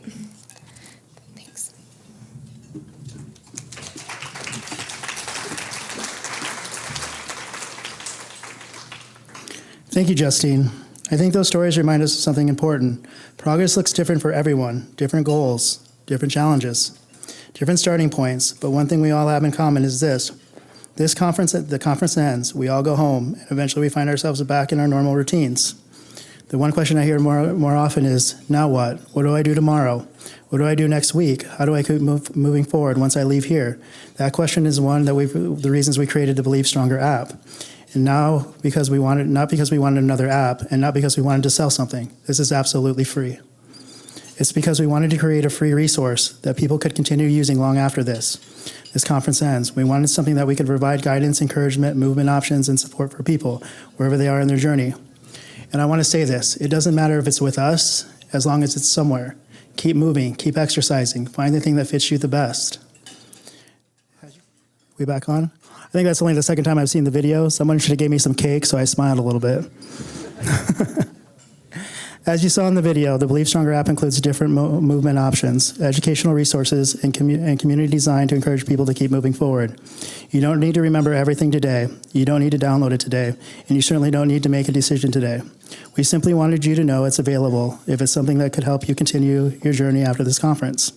You'll find additional information in the handouts you've received. And if you have any questions, we'd be happy to answer them. For now, let's finish the way we spent the last 2 days. I was going to make you guys move, but I'm not going to make you do that because you just ate. But I do want to remind you of something. And this is probably the most important thing I can say. Remember, every single day, tell yourself that you believe in yourself. And if that's hard for you, find me at Toolshed Training or come to conferences like this. Thank you guys so much.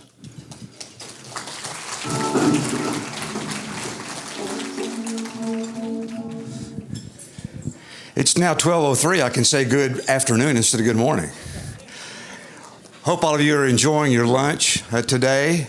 Had a great evening of fellowship last night. I want to say 2 or 3 things. I'm going to talk to you in a moment about how this foundation and its history has spent the money that all of you have contributed over the years.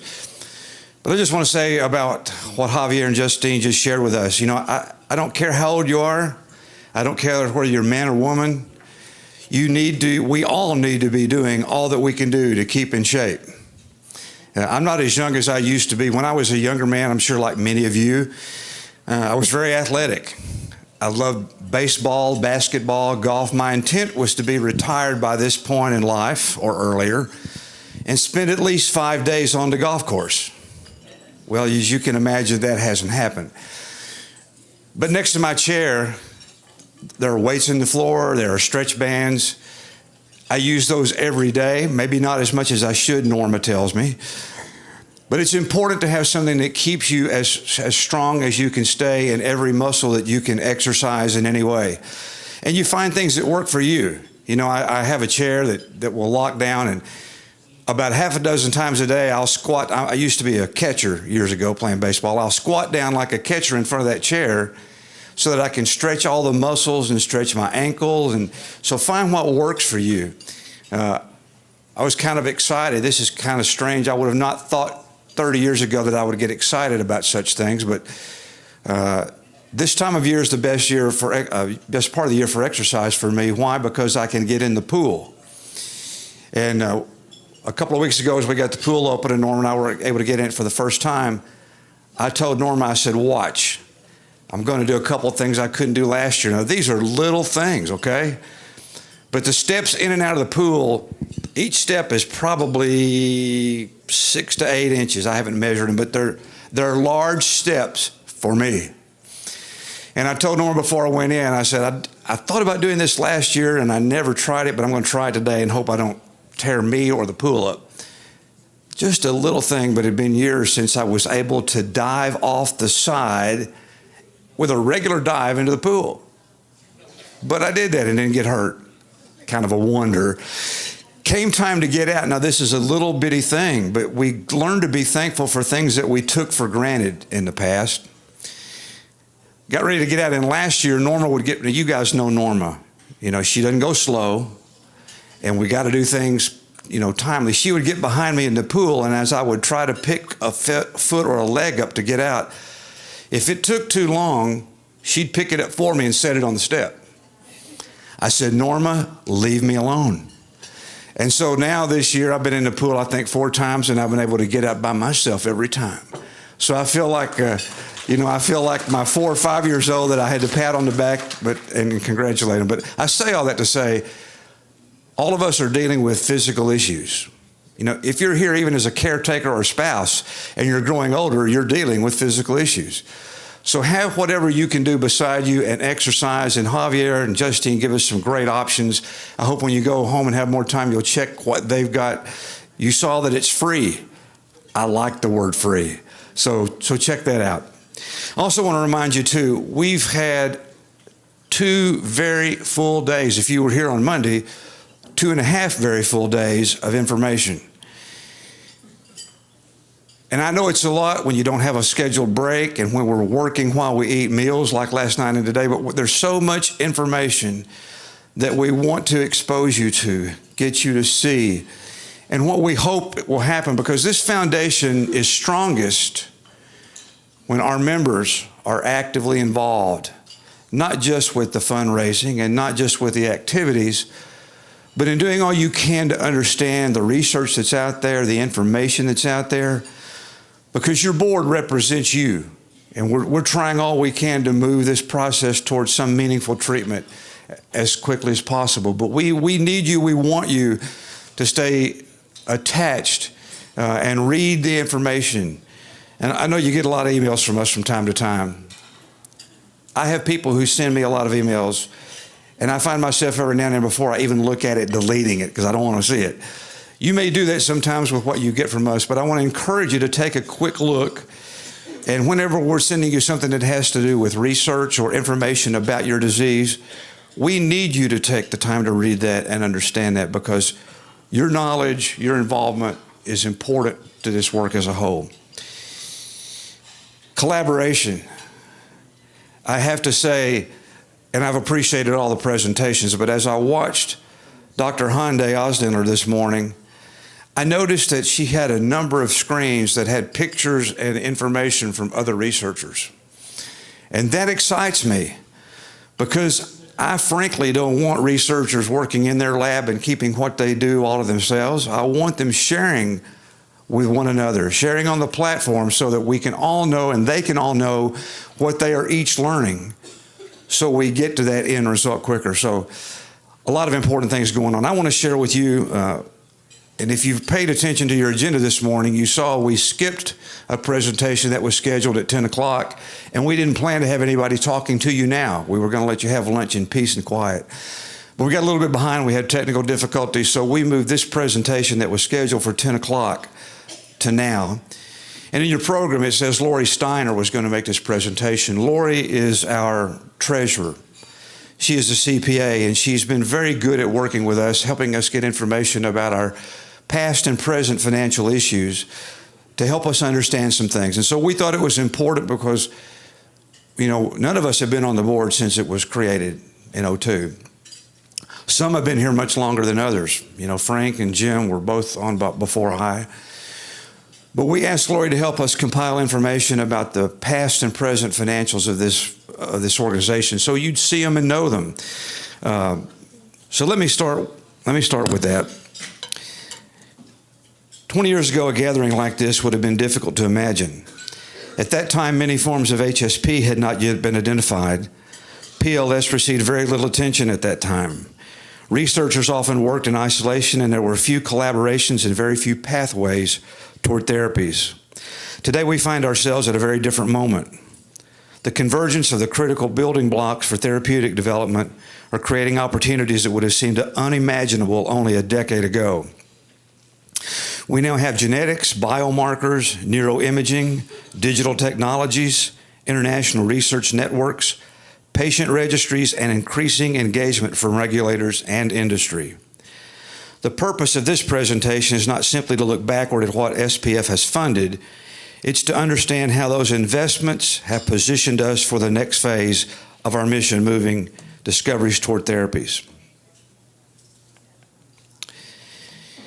Since 2003, SPF has invested more than $13 million that came from you and many others who've helped raise that through 103 research awards, creating one of the largest sustained HSP and PLS research portfolios in the world.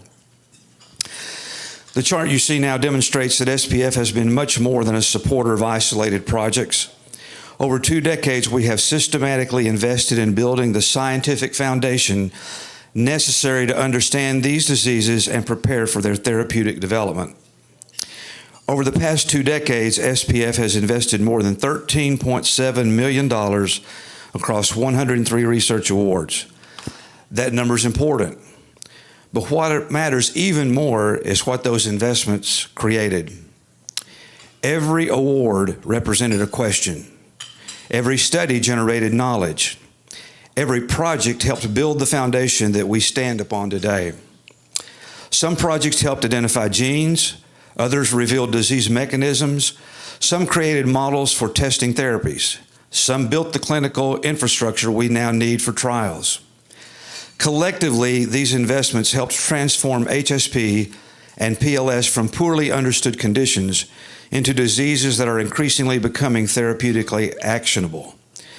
This foundation did not appear overnight. It was built because patients, families, donors, researchers, and volunteers believed progress was possible.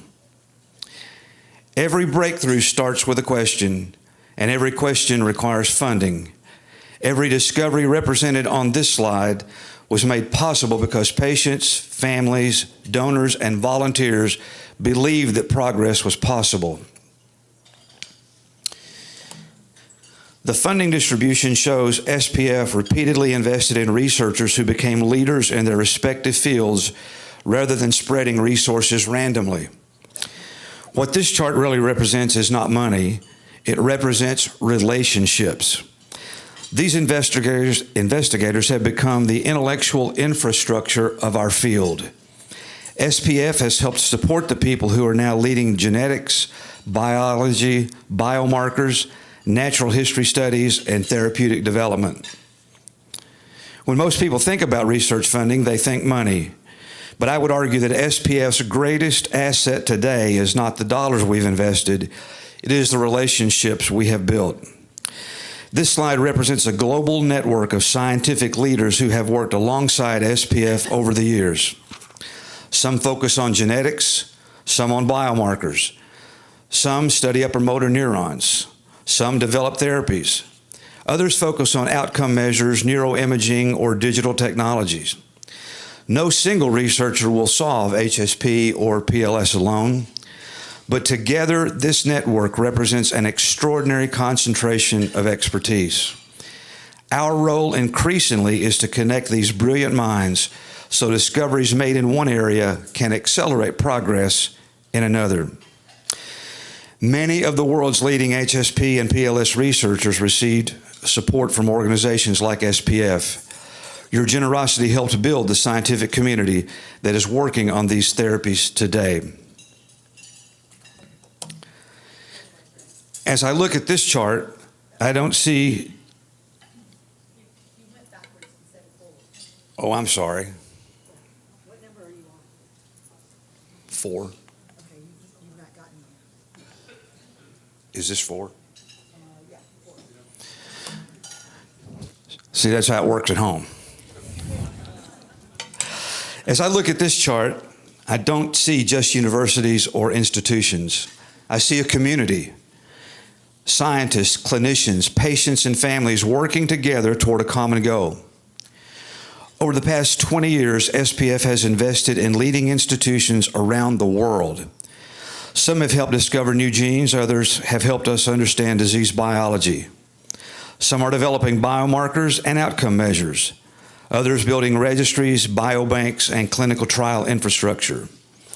Each institution contributes a different piece of the puzzle we keep talking about. No single laboratory can solve HSP or PLS alone, and no single institution can deliver therapies all on their own. Progress happens when discoveries made in one laboratory connect with expertise from another. And when researchers work together rather than in isolation, that happens. What this chart really shows is that your support has helped to build a global ecosystem of expertise. Together, these institutions have created this scientific foundation, clinical infrastructure, and collaborative network that will be required to move discoveries toward therapies. And that may be one of SPF's most important accomplishments, because increasingly our role is not simply funding individual projects. Our role is helping connect capabilities, align efforts, and bring the right people together to accelerate progress. Just for example, Drexel researchers are helping us understand important biological pathways that may be shared across multiple forms of HSP and PLS.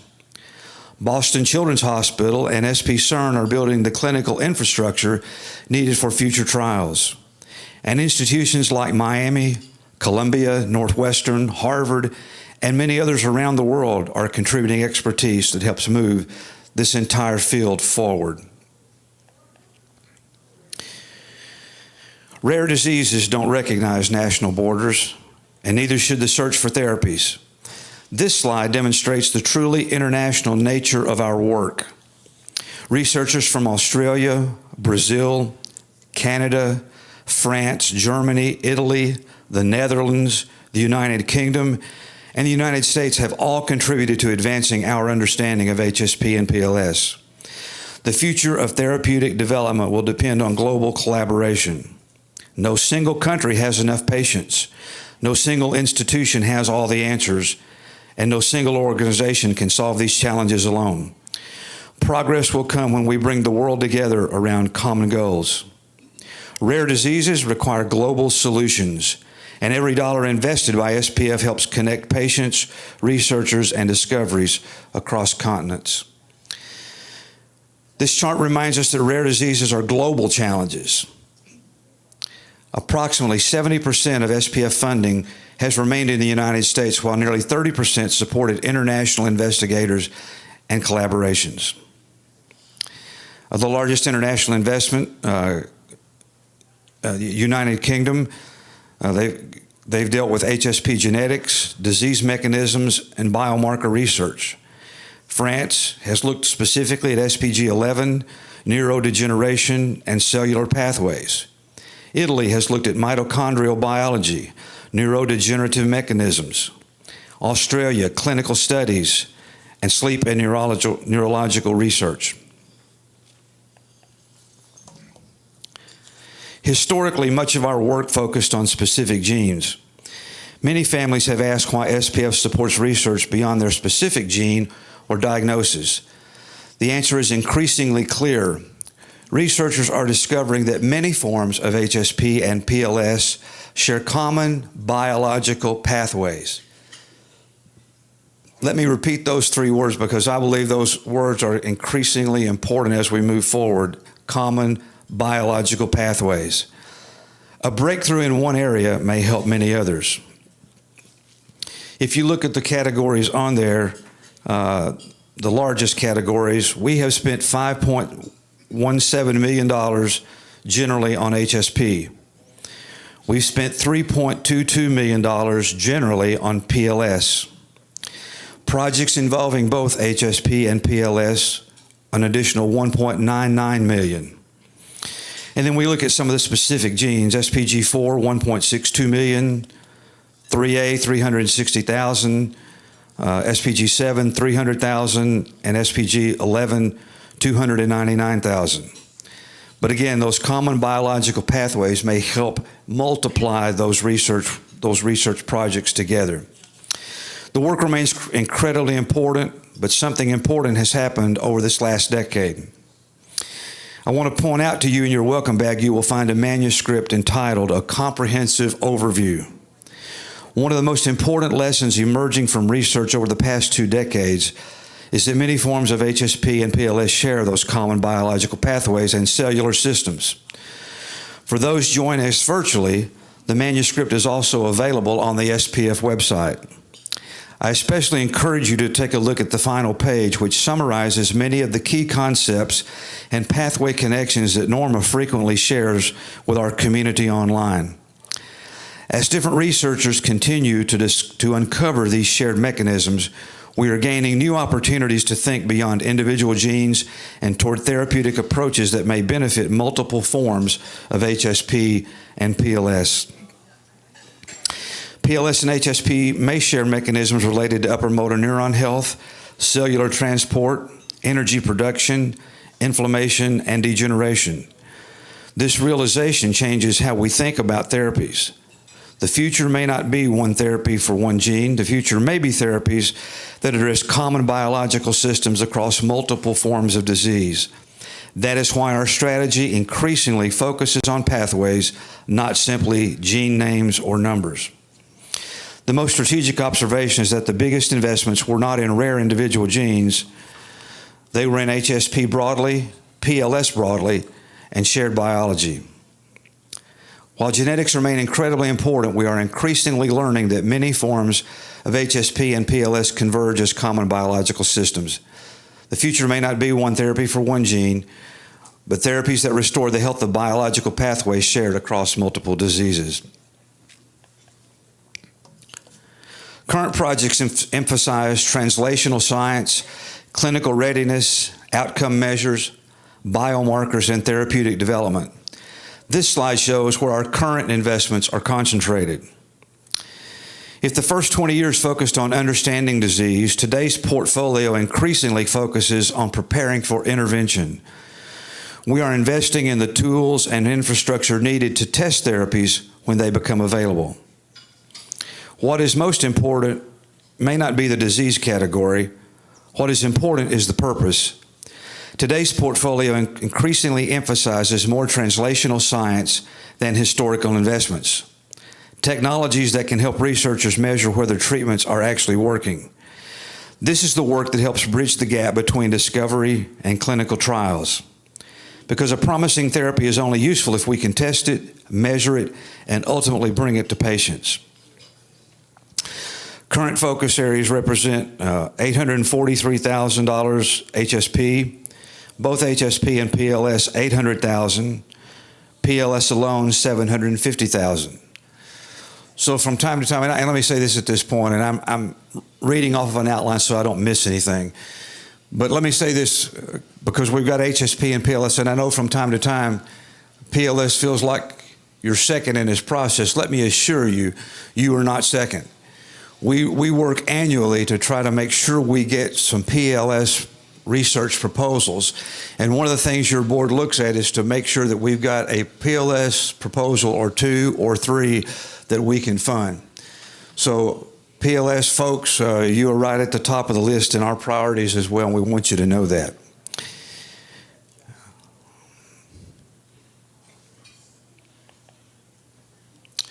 What have we learned? This may be the most important slide in the entire presentation. 20 years ago, we were asking, what causes these diseases? Today, we know far more than we ever imagined. Hundreds of genes have been identified. Global networks have been created. Potential therapeutic targets have emerged.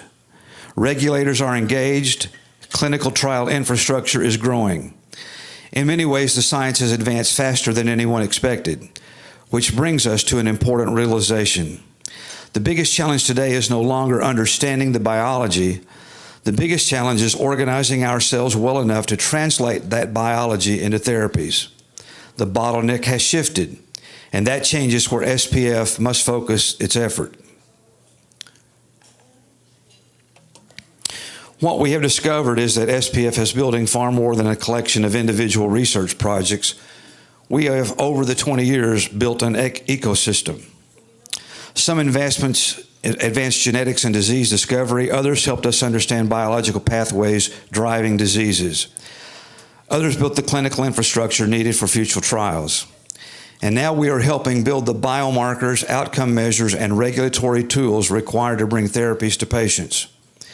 These 4 pillars represent the therapeutic development ecosystem that SPF and its partners have spent more than 20 years constructing. Perhaps most importantly, these pillars are connected. Discoveries lead to biology. Biology leads to therapeutic targets. Therapeutic targets lead to clinical trials.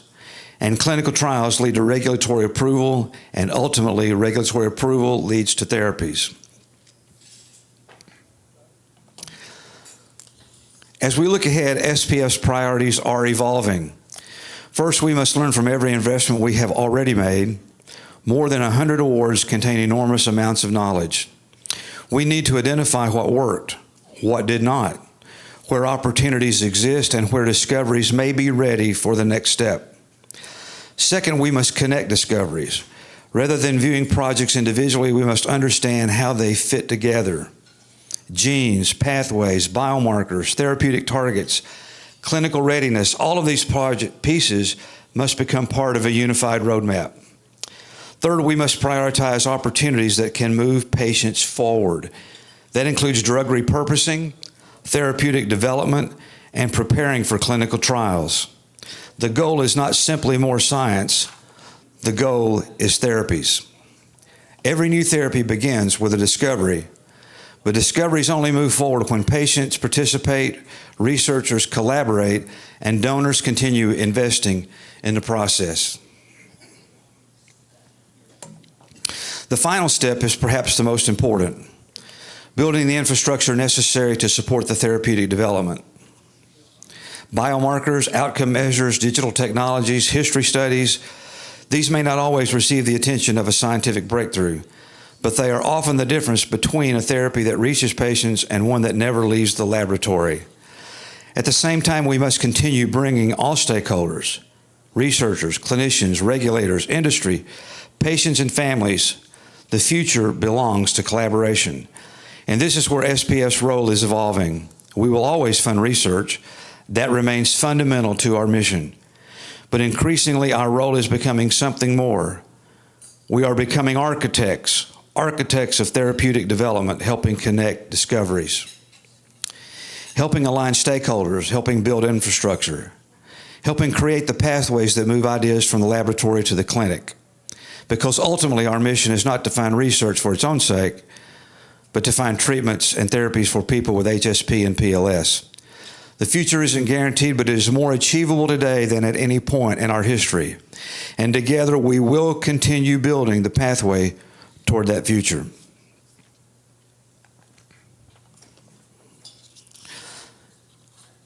The power of collective investment. The science has never been stronger. The opportunities have never been greater. But progress depends on continued investment. But therapy that reaches a patient will trace its roots back to people like you sitting in this room today. Thank you for believing that a better future is possible and for being part of building it. Now I'm going to look up from that outline and those words that I've repeated to you and just speak to you for a moment from the heart. What we've tried to say here and what we're trying to say in this meeting is that every part of this effort is critically important. And $13 million sounds like a lot of money, but in the areas of research that we're involved in, that these diseases are involved in, it's not near enough to get every research project done that needs to be done. Over this past year, year and a half, I mean, some of you may know some of the people who helped form this organization years ago. And over the past 2 or 3 years, after they've served so many years, they have decided to retire, step aside. They're still supportive, but they're no longer actively involved, in board work and activities. So over this past year, one of the things that Norma and I have done, we've tried to get our hands on every research project and paper that this foundation has ever funded. And we're not researchers, we're not clinicians, we aren't doctors or scientists. But we spent a lot of time looking at all of those. And for people like us, today, artificial intelligence can be very, very helpful. We have fed many of those into AI and said, please tell us back in language we can understand what this information tells us. And so we're trying to become more familiar with the scientific piece of it so we can talk with our research and with those folks who are working in this direction and encouraging them to talk with one another across lines. And we understand there are some limitations in that. Some of your researchers work for universities, and those universities have rules and policies that have to be dealt with. So we're trying to work across those lines to do all that we can as a foundation with every part of this organization and structure to quickly, efficiently get a treatment and a therapy. I can remember when I first came on this board and I'd talk to people and I'd tell them our goal is to find a cure for HSP and PLS. And ultimately, we still want that to happen. That is a goal. But I have to be honest and tell you that for me, there's a goal that's not quite to a cure, and that goal simply is to find a therapeutic, a treatment, something that you and I can latch onto, which makes the symptomatic things that we deal with better and easier to live with, and allows us to do more of that exercising and more of that movement that allows us to enjoy life just a little bit more and slow down the progression of the things we deal with. I know from talking to many of you here, you are just as passionate about this as we are. I mean, this is an every minute of every day part of our life. And it is for many of you. And I just want to finish by saying, and this is the last time I'll talk to you today, because when we finish, Tim's going to close us up. But I can't tell you where and when our meeting will be next year. I can tell you it will probably be in June after Father's Day. That's when it's been traditionally. The board is going to be looking over the next month at the geographic location, and we've historically tried to spread that to different parts of the country, and we'll be talking about that. But within the next couple of months, we'll be telling you what the date is and the city where we're going to be so that you can block that off on your calendar, and we'll hope to see you again next year. You won't find it out the convention center for 2 reasons. Norma and I, and maybe others, but we'll have to go to that city and go to a number of convention centers and check that out. For a lot of conventions, a lot of groups could do this over the telephone. But there are issues about our conference that we can't do that. When we go into a convention center, we go into the rooms, we try to check out the movement in the rooms, and can you get around in your chair or on your scooter?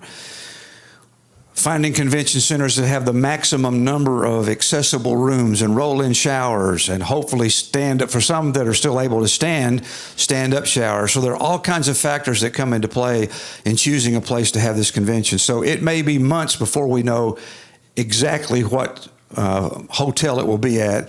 As soon as we learn that, we'll let you know. But look at your calendar and maybe put a mark on those last 2 weekends of June and say, possibly hold for next year's convention, because we love having you here. We need you here, and we appreciate what all of you do year-round in contributions and in organization and collaboration. So God bless you for being here. Thank you for being here. Connect with us anytime, and we will do all we can to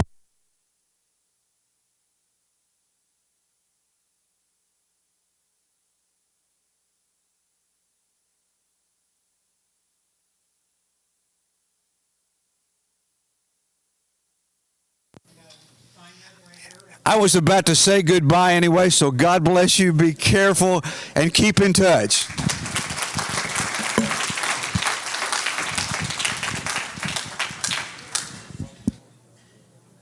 Check 2, 2, 2. Ah, that bounced back. So sorry about that, guys, but we're right on schedule. Hey, our next event will be at 1 o'clock, okay? Our next speaker. Somehow or another, we got ahead of schedule. That's not supposed to happen. Usually we're behind schedule. So take a break, take a relax, okay? And everything will be just fine. And around 1 o'clock, we'll start back up again. So this is your time to practice all of Javier's exercises, okay? We'll be back with you in a little bit. Okay. Hello, hello. I've got some exciting news I wanted to share with the crew. So if I could have your attention just for a couple minutes, and then we're going to be on with the rest of the show. Greg, you'll be excited to hear this. Is everybody ready? So remember last night talking, and Greg went over the estate gifts we've gotten over the past 3 years and raised all kinds of money with that. Just an hour or so ago, I got an email from the estate or the executive director for the $425 gift, $425,000 gift we received last year. And the executive said, I don't know how he did this, but he miscalculated what he should have sent us. And he has $1 million more to give us. And so I will be contacting him tomorrow to get all the banking information. But so that's a $1,400, almost $1,500, $1,500 gift from an estate. That's just great. So anyway, I thought that would make your day.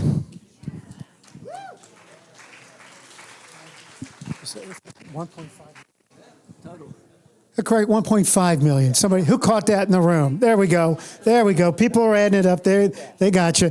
Hey, excitement runs out through the room, and this is what happens. Our numbers get a little skewed, but what a great day. All right, we're going to get ready and get set here for starting the second half of the day. Everybody, we're almost there. Guys, real quick before we start the second half, I just wanted to say something to the young adult group that we had meeting yesterday. That was really cool that they got to get together and talk about things that are important to them.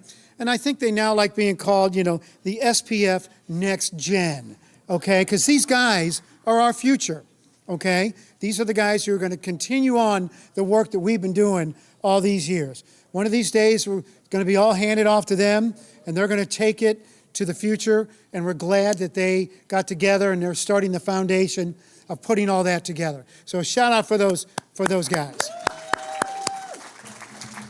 All right, now I got to read the script, okay? So it's going to be a little bit, and we're getting ready. Here we go.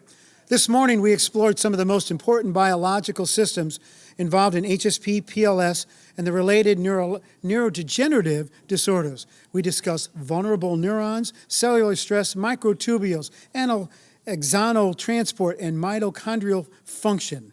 That'll all be on the test later, everybody. Be ready.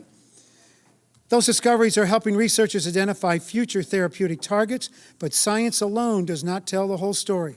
Behind every pathway, every biomarker, every clinical trial, and every therapeutic development effort is a person, a family, a caregiver, a life being lived.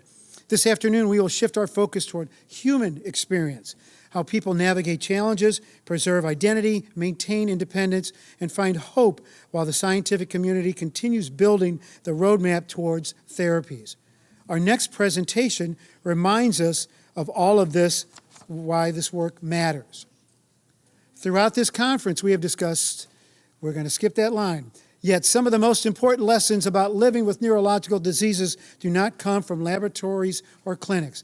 They come from people, they come from lived experiences, they come from stories. Stories have a unique ability to help us understand what statistics cannot explain and what scientific papers cannot fully capture. Our next presentation does exactly that. Watch Me Walk has become a powerful and moving exploration of resilience, mobility, identity, adaptation, and hope. Through storytelling and lived experience, it reminds us that behind every diagnosis is a person determined to continue moving forward. We are honored to welcome Anne Gridley and special virtual guest BE Alink. BE's innovative work exploring mobility, wellness, neuroscience-based sound healing, and independence challenges us to think differently about what is possible for people living with neurological conditions. Together, they remind us that progress is not measured only in scientific breakthroughs, but also in the courage, creativity, and determination of those living the journey every day. Please join me in welcoming Anne Gridley live and BE Alink virtually. Come here. We'll get you set here. Make sure you're comfortable. Okay. Perfect. It's okay. I got it. Thank you. Nice save. You okay? Good save. You can put that there. Oh, You're yeah. comfortable. We'll wrap. Perfect. Okay, come on in here. 2 hands. Perfect Stick it to stick the middle. holder. You don't have to do nothing. You just talk out loud. And can you see your script? Okay, I can see my script. Can people hear me? Fantastic. Great. Here we go. Hi, everybody. My name is Anne Gridley, and I have SPG8. For over 20 years, I've worked as an actor in experimental theater in New York City. I continued acting even after my diagnosis with HSP. About 4 years ago, I was commissioned by Soho Rep, a theater that I'd worked with before in New York, to write a play. I'd never written a play before, but I had the title in my head for years, Watch Me Walk. You see, I'd never addressed the issue of my disability in performance before. Even though my characters were starting to use mobility aids or walk funny, some audiences thought it was a character choice and not a necessity. Others who were familiar with my work before I started to really present with my disability had no idea what had happened to me, but they spoke about it in hushed tones, whispering and wondering to one another and never talking to me directly. I decided to face it head on and bring awareness to this rare disease. I also wanted to celebrate the doctors, scientists, and regular folk who were doing things well and challenge those who were less than helpful. I'm joined occasionally on stage by 2 wonderful performers, Alex Gibson and Keith Johnson, 2 very tall, handsome men who I refer to as Adonises. Watch Me Walk is directed by the brilliant Eric Ting, a dear friend and one of 3 artistic directors of Soho Rep, along with Caleb Hammonds and Cynthia Flowers. I have a clip from the show. I have several clips from the show. This one addresses one of the less than helpful things that I heard from a physical therapist. Thank you. I realized that maybe I should have warned you there are swears in this, and I didn't beep them, but I guess now you've been warned. Watch Me Walk had a successful run in New York in January and February of this year. We had sold-out houses, got great reviews, and even extended. One thing I was committed to was providing a streaming opportunity for those who couldn't physically get to New York City in the middle of winter. I wanted it to be accessible. Soho Rep is a small but mighty theater, and they'd never offered streaming before. Together, they worked with SPF to make it available for 1 week online, and BE helped spread the word among the Alinker community.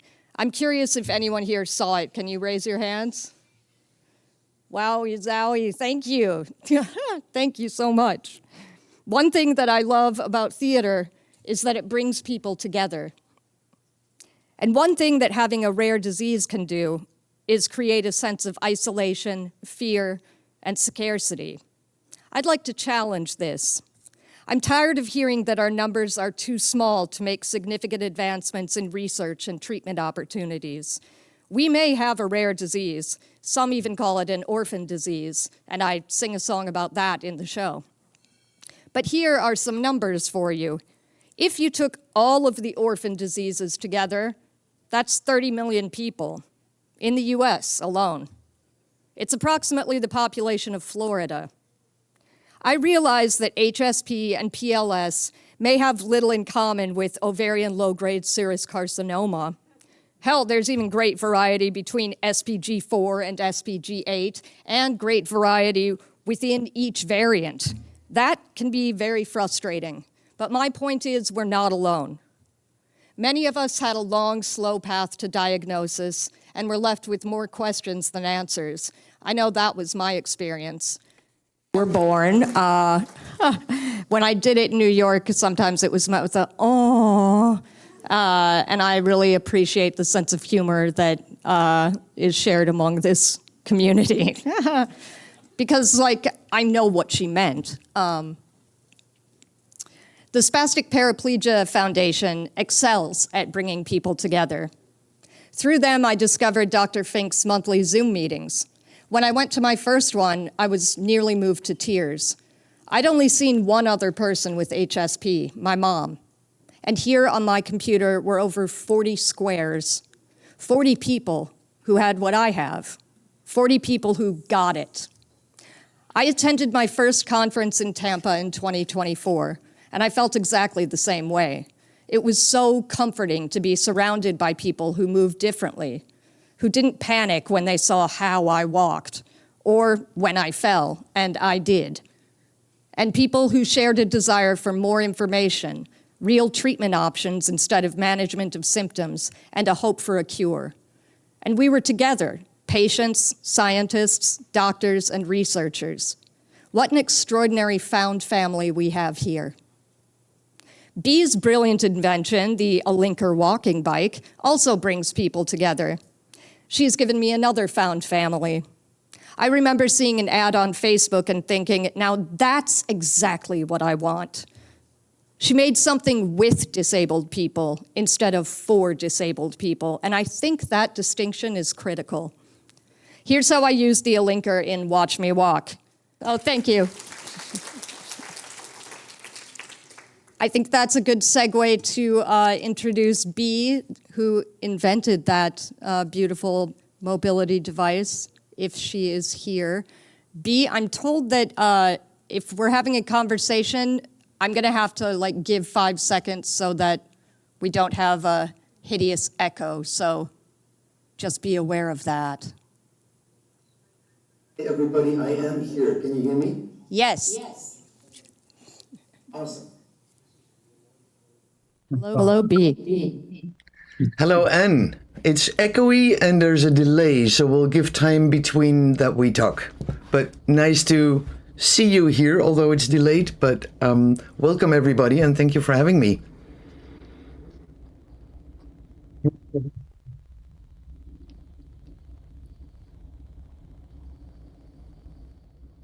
BE, I'm wondering if you could talk a little bit about why you invented this mobility aid and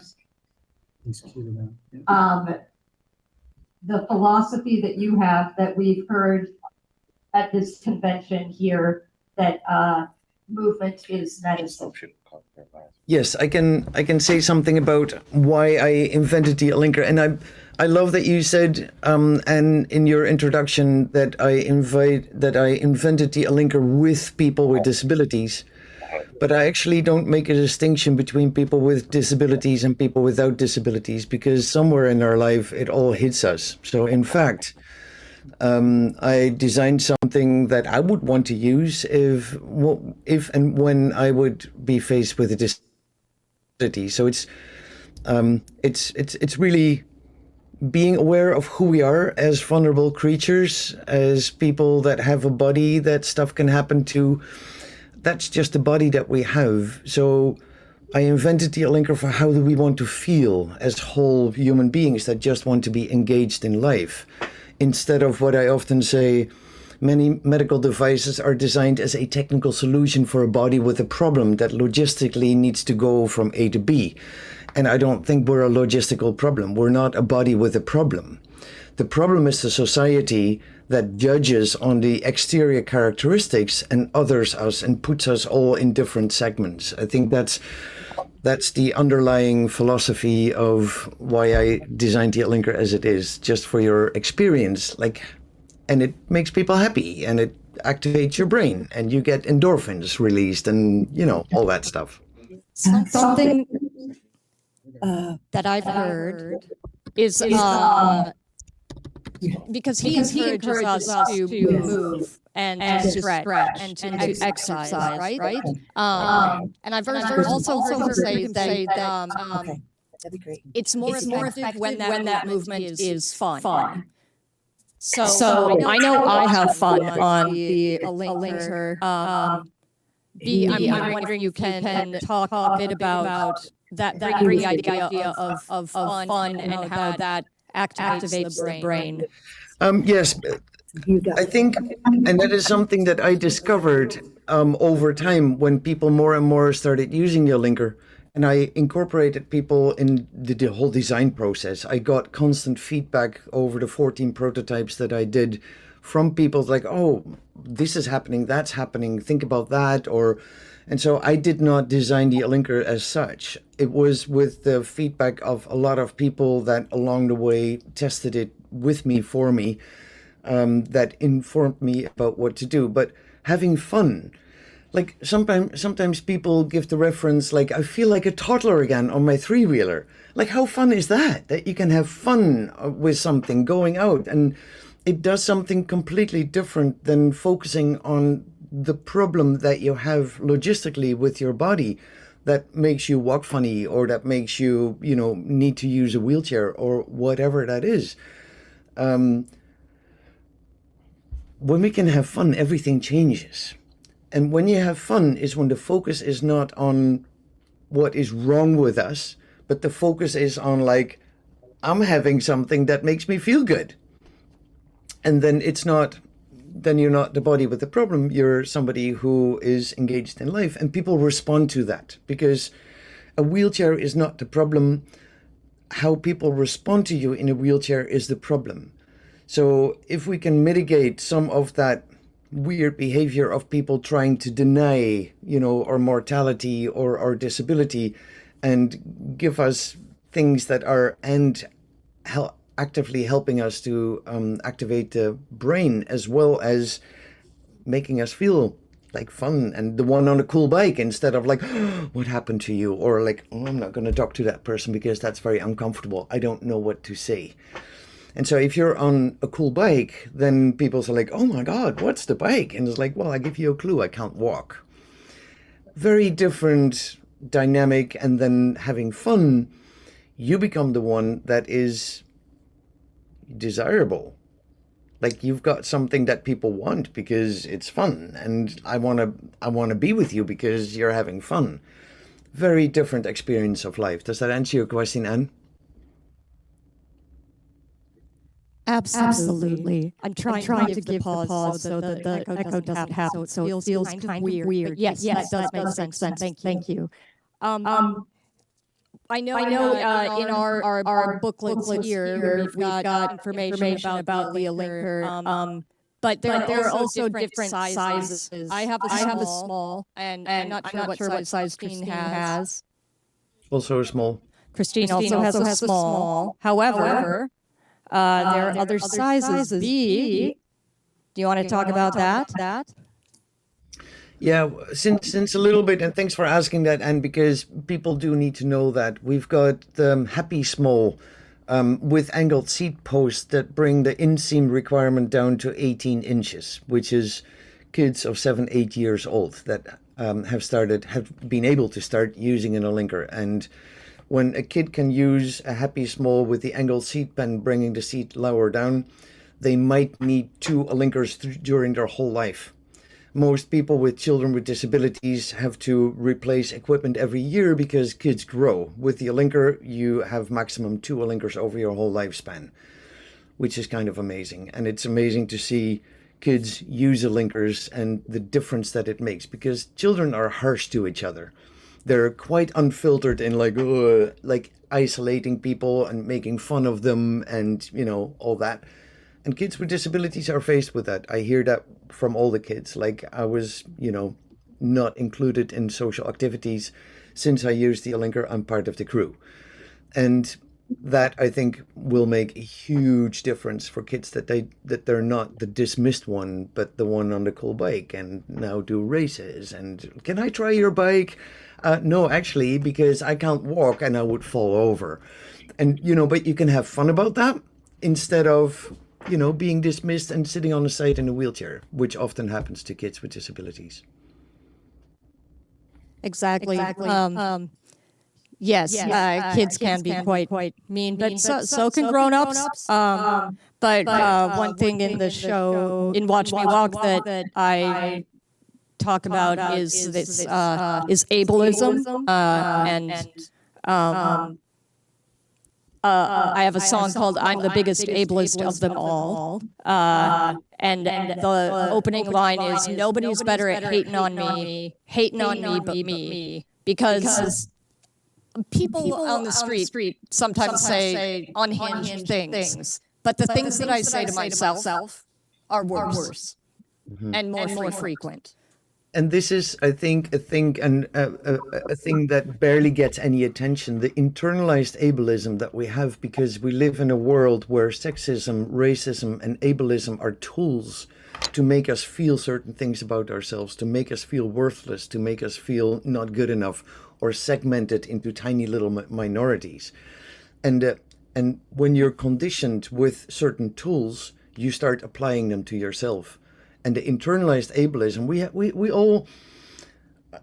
all do that, whether you have disabilities or not. We all do that. If you look in the mirror, the things that you say to yourself, like about wrinkles or about saggy eyes or all those horrible things that you tell yourself, you would never tell that to your friends. But we do that to ourselves. And I think internalized ableism or internalized sexism, like wrinkles in women and saggy, like all that stuff that we put on ourselves, why are we judging with that? Because we live in a society that uses those tools to condition us to think that we're not good enough, so we consume more shit to try and make us happy. I think that many of those things are all based in that capitalism needs consumers.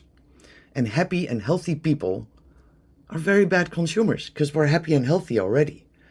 So in this time, I always say, like, the biggest form of rebellion is to be happy and healthy, because I've seen amongst disabled people the healthiest people. Healthy is not necessarily having a disability, you're not healthy. That's not true at all, although people think that.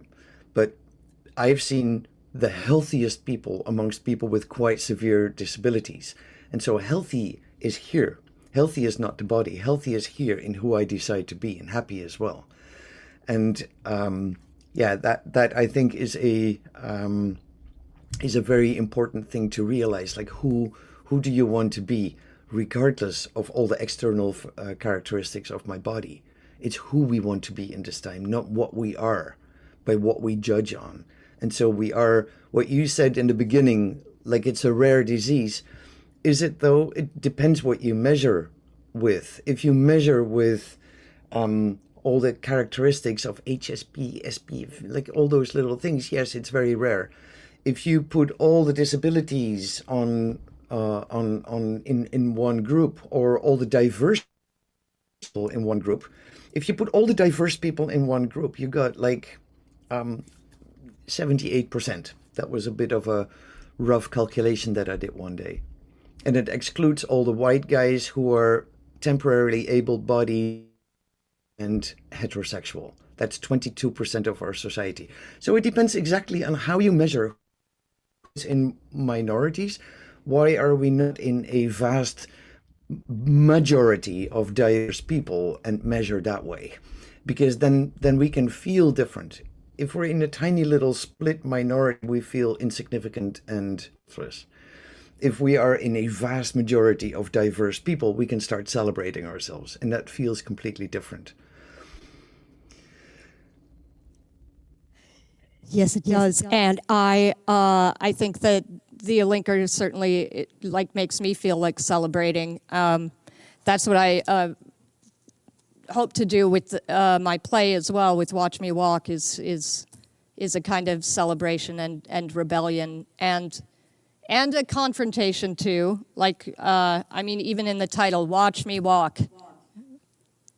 You know, and the play opens, for those who haven't seen it, there's a bit of an audio, and then I walk in silence for about 3 minutes, give or take, with nothing. So the audience is literally watching me walk, and I did that intentionally so that people could get over all of the nonsense in their brains, like, why, oh, that's weird, oh, that's, is she gonna fall? All of that nonsense can sort of cycle through and pass away, and then we can get to the good stuff. Mm-hmm. Yes, and I love that you open your show with that, because it forces people to confront their own discomfort. Like, why am I uncomfortable with watching you walk? Is that because I'm worried about that you're falling? Or is it for reasons that, like, oh my God, what do I do with that? Because we're trained to try and fix things, right? If we can't fix it, we feel helpless. So if I see you walk and I'm forced to look at you for 3 minutes, and you mentioned that you wanted to do that longer, and I would have loved it if that was longer, because you do cycle through all the things that maybe it's not, I'm worried about her, maybe I'm just uncomfortable with my own stories that I have in my head, that I can't fix you, that, you know, all that. So I love that you open that way. But can I ask you a question? Yes. I loved your show, obviously, and I'm very happy that we met and that we became friends because of this link. What is it ultimately that you want people to take away from your show? Because you're an actors who happen to have HSP and then make a show, which is very different than somebody putting disability on stage as a non-actor. I mean, I've seen different plays where disability has a place, and your play is very different because you're just you who happens to have HSP, and then you talk about all those things. What is it ultimately that you want people to take away from your show? What do you want people to feel inside, to get away with at the end? I want people, it's multi-pronged, it's a multi-headed beast. I really want people to have an awareness of hereditary spastic paraplegia, because I didn't. I was misdiagnosed with spinocerebellar ataxia, and my aunt was convinced that the family disease was Charcot-Marie tooth. And then I found out that it's hereditary spastic paraplegia. I've got a type that's shared by about 1,000 people. So I just want to get the word out there, hey, this thing exists. And then if you dig a little deeper, hey, there's this foundation. Hey, maybe I can help financially. Hey, you know, so there's that. In a broader scope, I want the temporarily abled or the non-disabled, not disabled yet folks to reconsider how they might interact with people with disabilities, and to view us as people, as human beings who are dynamic and diverse and have amazing abilities and amazing insights, and we don't need to be pitied, and we don't need to be ignored. So I hope that is a takeaway for those folks. And there have been, when I did it in New York, there were some folks with HSP who saw it, and I know that I saw hands here that some folks saw it. So within this community, I hope that fellow HSP people can see, like, you're not alone. And maybe laugh about some of the things that are only, secret jokes for us. Like, oh, haha, like somebody said that too, or like foot drop, damn it, like I have that. So that's what I hope. I hope to bring people together, all different kinds. Yeah. Yeah, that's beautiful.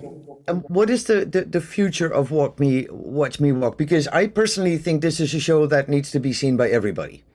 Literally, I do think it needs to be on widespread television or whatever. But what are your plans with this show, and how can people see? How can more people experience it? Thank you. I also want it to be seen by everybody all over the world. So, Watch Me Walk is beginning its life on tour. I will be at Yale Rep in New Haven, Connecticut, November 14th through December 5th, and at UMS in Ann Arbor, Michigan, January 21st through the 24th. Hopefully in the spring of 2027, where there are talks that we might bring it to South Bank Theatre in London, and then to Hebel am Ufer in Berlin. And from there, more and more and more. I will show a QR code at the end of our talk. So if people are interested in seeing it as an audience, if people know of a theater or a university that might be interested in showing the work, if people want to see it virtually, hopefully we'll be able to make that happen again. I know we just had it for a week at the end of its New York run. I hope that we can have another opportunity to have a sort of streaming system. I heard from Eric that I can't provide that right now, so my apologies that I can't just hand it to you, but there's things with unions and things I don't understand involved in that, but hopefully it will be available again. Anyway, I will show a QR code at the end that my best friend Tracy created, so you can fill out the form, and I will keep you informed on that. But yes, in the immediate future, it's Yale Rep in November, December, and Ann Arbor in early January. I'd love to see you at the show. I want to give some time for questions, but I also want to talk about the music that you're doing, B. What do we do? Because I've got 5 minutes. Yes, Tim? About? Okay. B, can you give like an elevator pitch for the music that you've been composing? Yes. Oh, okay. They lost it. Out a little bit. And might be with a little bit delay right now. I don't know, but I think go to questions and we'll share the link to my music. It's brain entrainment music that relaxes the autonomic nervous system, and you can fit deep sleep and relaxed autonomic nervous system. So. But go to questions, and because I think my internet is unstable. Aren't we all a little unstable? Okay. Then I'll open the floor to questions for either me or B, if she can answer with her unstable internet. If anybody has questions about the show or about... I see one back there. Tim? Okay, hang on. Wait. Okay, here we go. Hang on. I saw your show. It was wonderful. why was the choice that you had for blackout for 5 minutes in the front? I'm just doing a voiceover. Yes, the play begins with an audio conversation between a director that I've worked with for many years named Pavel Lishka and my mother, Terry Gridley, who I inherited HSP from. The reason that it's in the darkness, I think, is to just sort of bring you into the room together and to eliminate the distractions of one another, and so you can hear these words. And because they are speaking in everyday language, and the majority of the play is like everyday language. You know, I didn't write in verse or anything Shakespeare, so it sort of gets you into that idea that, like, yes, this is everyday language, but we're putting it on stage. Wonderful. Anybody have another question? Okay, hang on. You're getting a workout, Tim. Yes, I do. Yes, I think they strategically go from one side of the room to the other. Here we are. All right. Okay. First of all, I want to thank you for that work. First of all, we want to thank you for that work. I'm going to ask you about, she mentioned 8-second walking from,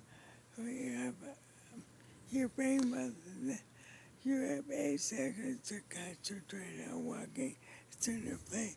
So many where she got that.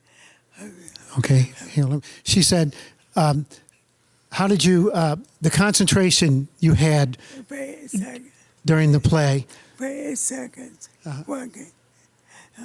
Yep. She said in a play, she has 8 seconds to focus on walking. Oh, she had 8 seconds of focusing on walking. How did you come up with that? I came up with that from our favorite neurologist, Dr. Fink, who I got a lot of the text. I stole it from many of the doctors and scientists at these conferences. So I heard Dr. Fink say, in his experience, people can focus on walking for about 8 seconds. And I thought, damn, that's a very great and concrete line. Let me steal it. Then I asked him about it last year at the conference, and he said, well, yeah, because then you're thinking like, oh, the door is there, or like, look, a squirrel, or I need to call my mom, or whatever, you know. So, but if you're purely focused on like, lift the foot and step heel first and do, that is about 8 seconds before you get out of it. I also stole material from Dr. Ozdinler in the show. In the second part, where we get into more of the science stuff, I dress up as a sort of a mascot upper motor neuron named Dum Dum, which stands for degenerating upper motor neuron. And Dum Dum has a conversation with one of the Adonises, and everything that the Adonis says, I recorded from Dr. Ozdinler. So I'm incredibly grateful for Dr. Fink, Dr. Ozdinler. I stole video, well, I asked for video from Dr. Blackstone, so there's a bit where you can see like his mice, a regular mouse and an HSP mouse, and that appears in the show. Dr. Baas, who I think explains things in a way that's palatable to non-scientists and non-medically minded folks. I took a little bit from him too. So, but that is a very long answer to where I got the 8 seconds from. It's Dr. Fink. Wonderful. We have a repeat question on this far side over here.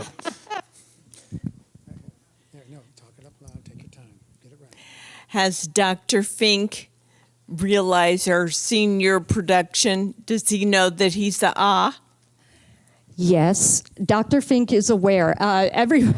He saw the streaming and he sent me a very lovely email. He didn't mention the angelic sounds or the fact that I like turned him into a Greek icon. I didn't do it. Somebody who can actually do that sort of thing did it. But And when I was making the show, my collaborators in the theater were like, "Did you ask Dr. Fink permission that you're saying all this stuff and singing and, you know, really celebrating him?" And I said, "I'm going to ask for forgiveness rather than permission." So, and I didn't even need to ask for forgiveness because I think he liked the show, and I think he's going to come into Ann Arbor and see it live. So I'm very excited that we can do it for him. Wonderful, wonderful, wonderful. Okay, one more question. Hang on, wait, nope.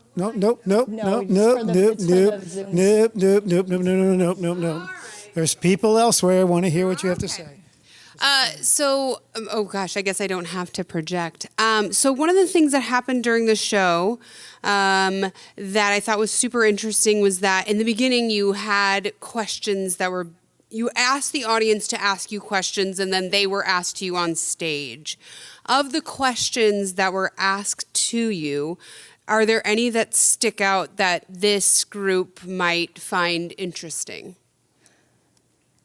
Somebody asked me, who I believe lived with somebody with HSP, how can I help the person that I'm living with HSP? And I tried to offer practical answers, which was, I believe I said, like, don't create obstacle courses for them. Don't take off your socks and leave them on the floor. That's a problem. Don't, like, and I do something that I've heard described as furniture surfing when I'm at home. So I will touch surfaces. I'll touch a couch. I'll touch a counter. And it's difficult if my boyfriend or somebody leaves a cup of coffee on the edge of the counter where, you know, I want to grab. So I offered that. I also, I think, heard a question from a doctor who said, how do I reach angelic status as a doctor? And I thought that was a great question. And my answer to that was, listen to your patients.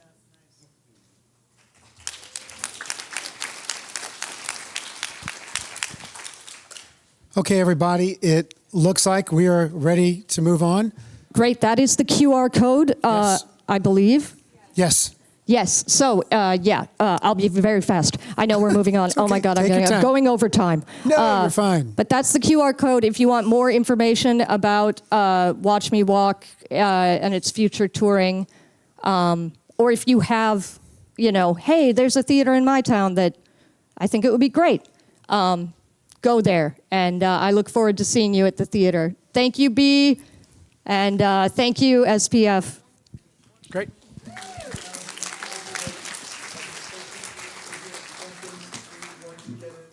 There is a special code that you can use at the checkout, SE200, and you get $200 off your Alinker, and we'll make a donation of $100 to the SPF.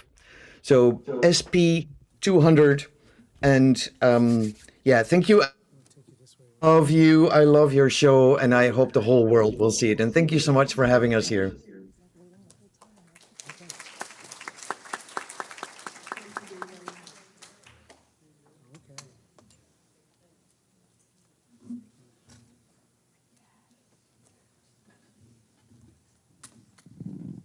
She has the command.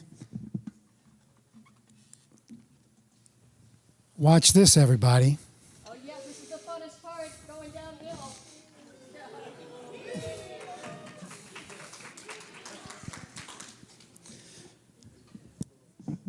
LJ, can you pump up number 3?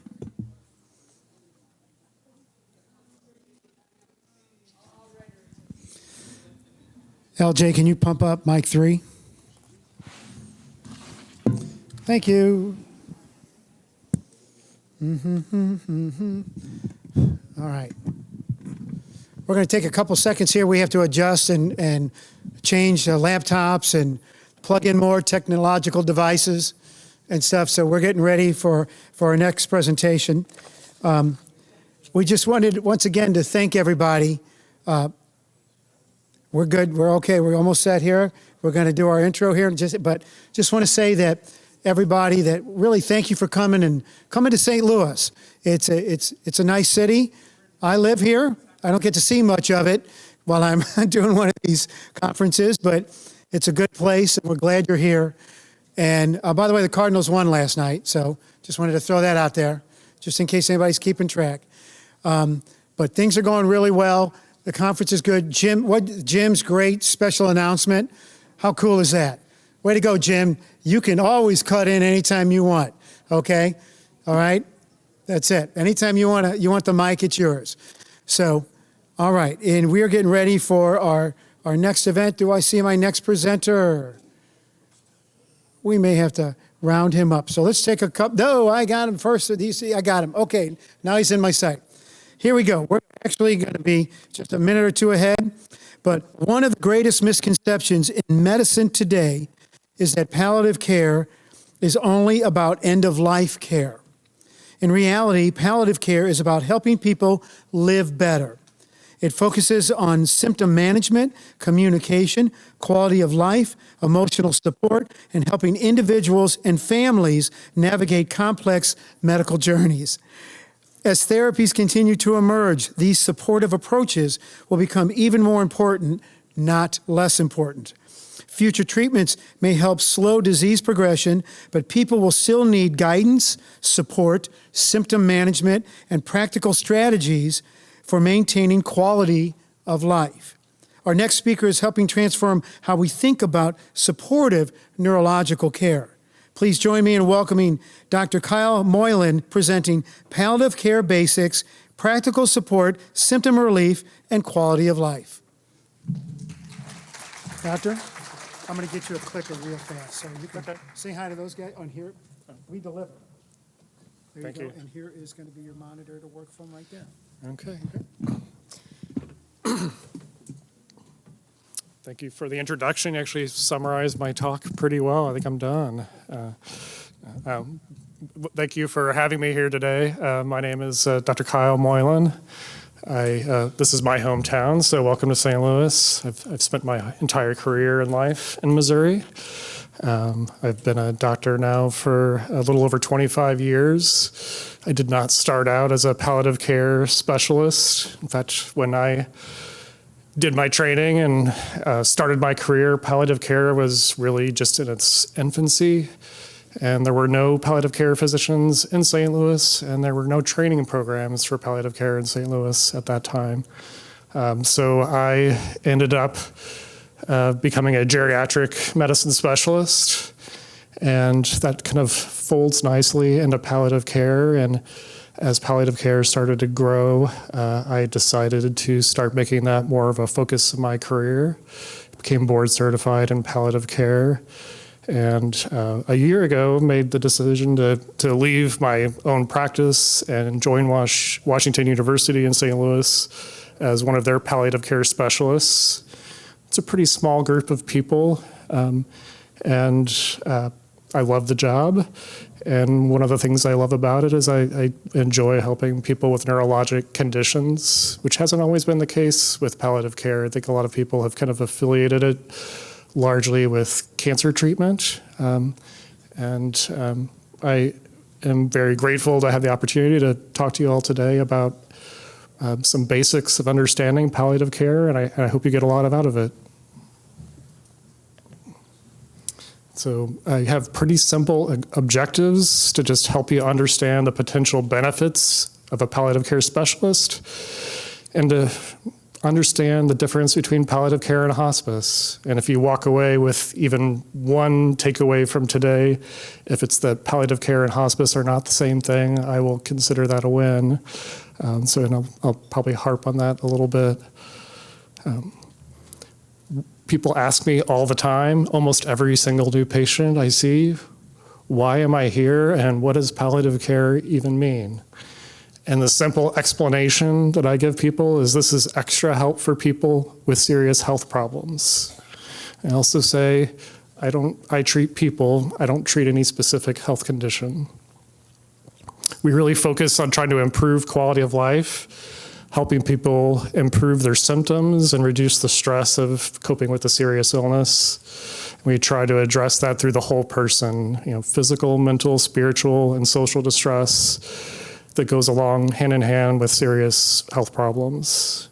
And our goal is to try to help people maintain their hope, ensure they get treated with dignity and respect their decision making. Sounds great, but it's kind of vague. So I think that kind of gets the ball rolling a little bit about what we do, but doesn't really boil down to what we actually do for people, and I'll get into that more.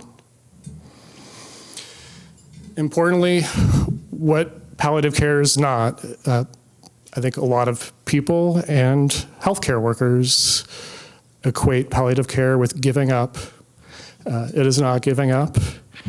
Palliative care does not mean that you have to stop any of your treatments that you're using to try to cure or slow down a disease, and that can even mean trying experimental treatments or participating in clinical trials, because palliative care is not hospice care.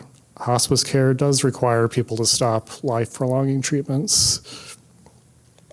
So simple Venn diagram to try to explain is palliative care is a very broad area of ways we can help people. A very small segment of that is hospice care at the end of life, but the two are different. They do have some overlapping similarities. Hospice care really came first in the 1960s. And I think a lot of people saw it as a successful way of improving the way we help manage patients at the end of life. And there became an interest in wondering how we can apply some of the same principles to people who are not in the last 6 months of their life to try to make their quality of life and experience better for both them and their families. So to kind of contrast the two of them, hospice is a very well-defined benefit program covered by, in the United States, insurers and Medicare, and it's meant for people who are estimated to have a prognosis of 6 months or less to live. People enrolling in hospice are agreeing to forego any more life-prolonging treatments that are treating the underlying problem. They're going to focus on treating the symptoms. They have the explicit goal of avoiding any further hospitalizations. The care of hospice is not a place per se, but a program that can be delivered where the person is at. It includes home aids, medications for support, medical equipment, and it's fully covered by insurance programs. Palliative care, on the other hand, is a lot more variable. There's a lot of, in the United States at least, variation and city to city, state to state, and what kinds of palliative care services are available and what kinds of patients they'll see. But we can start helping people really at any stage after diagnosis, regardless of their life expectancy. We require no limitations on life-prolonging treatments. There's no limitations on going to the emergency room or using the hospital. We can see people in the hospital or in specialized outpatient settings. We don't provide all the extra help that hospice provides. Things like home aids or medications or medical equipment are going to be obtained through the usual ways. And palliative care is generally covered by insurance, but it's covered the same way any specialist consultation would be covered. So if you have a copay for seeing a neurologist or a cardiologist, you're going to have the same copay for seeing a palliative care doctor. So who provides palliative care? I mean, really, like most doctors in their day-to-day work are providing some degree of palliative care. They're doing things that are not really just meant to slow down the disease progression, cure the problem, or reverse the disease progression. It usually requires some ongoing care that also helps just alleviate the symptoms that go along with that condition. But probably the term palliative care will never come up even though they're doing that. So neurologists certainly integrate a lot of palliative care into what they do every day with every patient. But now we have specialty palliative care programs made up of generally teams of people led by palliative care doctors who specialize in that field. Hospice is also a form of palliative care, but again, a very limited part of the big picture. Specialty palliative care, basically, we have physicians who now can become a specialist in palliative care by completing extra training and passing an exam. But there's not a lot of us out there. Where I work at Washington University, which is a huge medical center here in town with thousands of doctors, we train 2 new doctors a year for palliative care, one who does adult medicine and one who does pediatric medicine. So we have about a little over 6,000 board-certified palliative care physicians in the United States at this point. For comparison, there's about 20,000 neurologists in the United States. You know how hard it is to access a neurologist in a timely fashion. We are even rare birds. Palliative care is usually provided by teams of people because we are trying to address the whole person. So we do have physicians, and we use nurse practitioners and physician assistants as well. Our teams usually include nurses. We almost always have social workers involved. We often have chaplains or other kinds of spiritual support, and sometimes have pharmacists, and sometimes even other added services.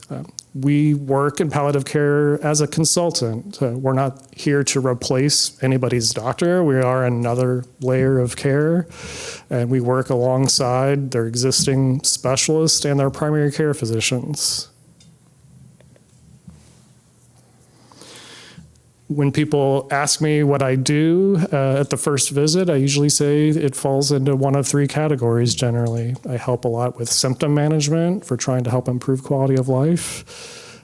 I help people with advanced care planning, thinking about the future and the health choices that they may need to make, and helping them have conversations about that.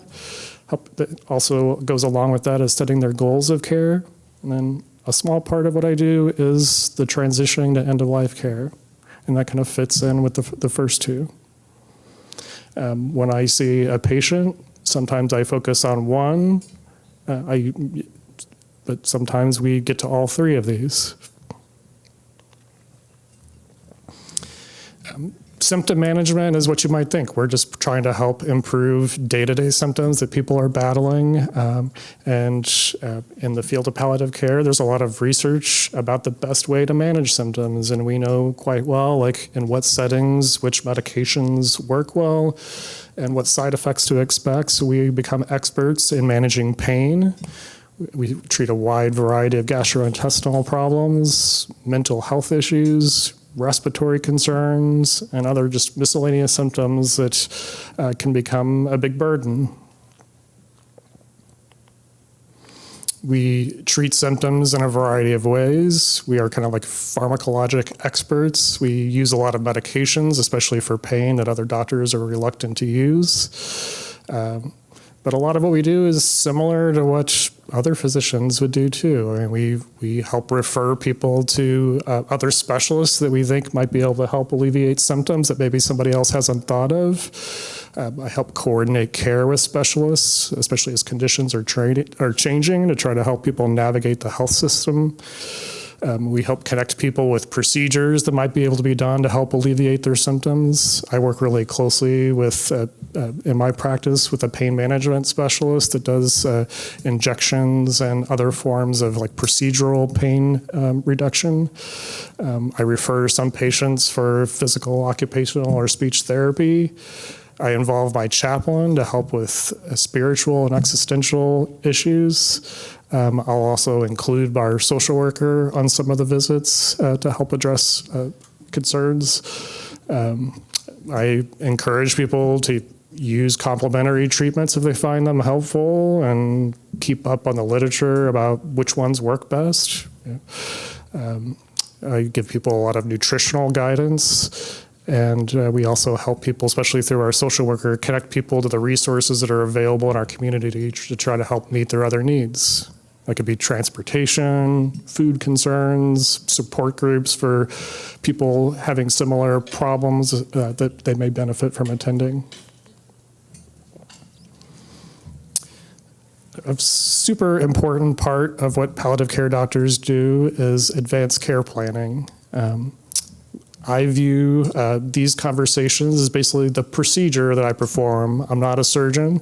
I don't do any, I don't stick needles in people or do any operations, but what we get really good at is communicating well with patients and families, and learning how to talk about serious things that are sometimes daunting and hard for other people to talk about. These are conversations that are hopefully not a one-time thing. These are ongoing conversations that will change and evolve with time. It's why we like to get in and start meeting people early. I don't enjoy meeting with somebody the first time and start talking about end-of-life issues. I certainly love the benefit of getting to know somebody over time, to spend a lot more time figuring out what their goals are and what is meaningful to them, to help them come up with an end-of-life plan when the time comes. I don't want to lead off with that the first time I get introduced to someone. But that just depends on the timing of when people cross my path. We do try to meet patients and their families where they're at and respect what they're willing or not willing to talk about. We try to anticipate what the future needs are going to be and help people make decisions ahead of time. With some conditions, it's very predictable what some of the choices are going to need to be in the future. And if we can help people start working out what their preferences would be and why they're making those decisions, it's best to do it earlier rather than when it becomes an emergency.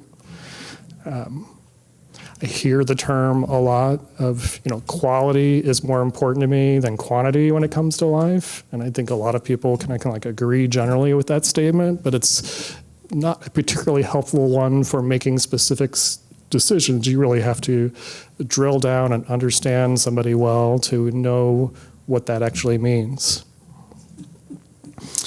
With a lot of conditions, it's important for people to communicate their wishes while they can, while their speech and their cognition are well preserved.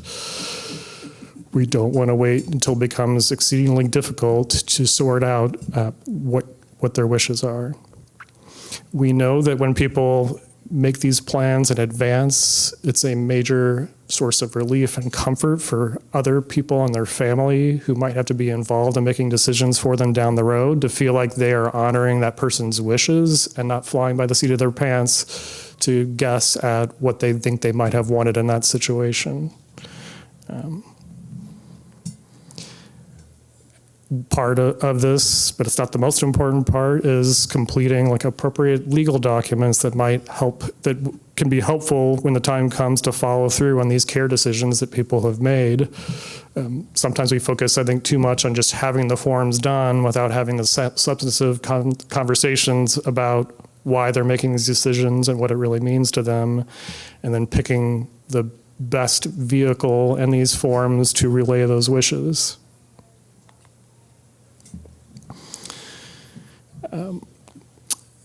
These are the kinds of questions that we ask people when we're having these conversations to try to understand their situation better. I don't think they're the kinds of questions that you're normally going to be asked by a lot of doctors. I don't know how many times you've been asked any of these questions. A conversation is often not all of these. That would probably take 2 or 3 hours to go through thoroughly, but depending on the situation, these are the kind of things I want to know from people. And one of the most important first ones is, how does this person like to have information shared? Do you really want to, how much do you want to know? And if you don't want to know, is there somebody close to you that you would rather I talk to? That's usually the second question I ask, after just kind of letting people explain to me what they already understand about their illness, because hearing that helps me know where we're starting from.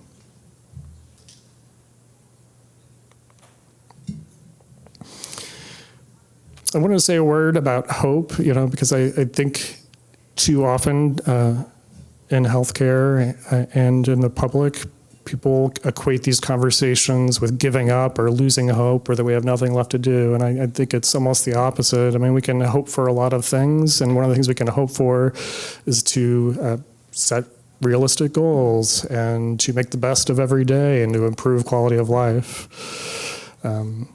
When people have a good understanding of their prognosis, it helps them make the best choices about their treatment options, and it makes them make important decisions about how they're going to spend their time and when, not putting off like things that are really important to them, or mending fences with their family, taking trips that they really want to. So I really enjoy like setting with people like goals for their bucket list, if you want to call it that. Like, what are the things that they really want to do? We know, actually, based on research, that involving palliative care early is not giving up or hastening death. Actually, we have research showing the opposite, which is early intervention with palliative care and studies in both some kinds of cancer and with Parkinson's disease, that patients reported not only an improvement in their quality of life, but they actually lived longer than the patients who did not receive palliative care. In one study in lung cancer, a little over a decade ago, the patients who stopped chemotherapy and saw a palliative care doctor instead lived longer. The last line is actually one from another doctor I work with that I heard recently, a physician at Washington University who's undergoing treatment for a very serious life-limiting health problem, and he knows it's fatal. It's a kind of cancer that can't be cured. And he said the words, I don't think of this as a battle against a disease because I know that this disease cannot be beat. It would be like saying I'm going to battle death, but death is inevitable. The true fight in serious health problems is to fight against despair and hopelessness. And I think we help people accomplish that every day.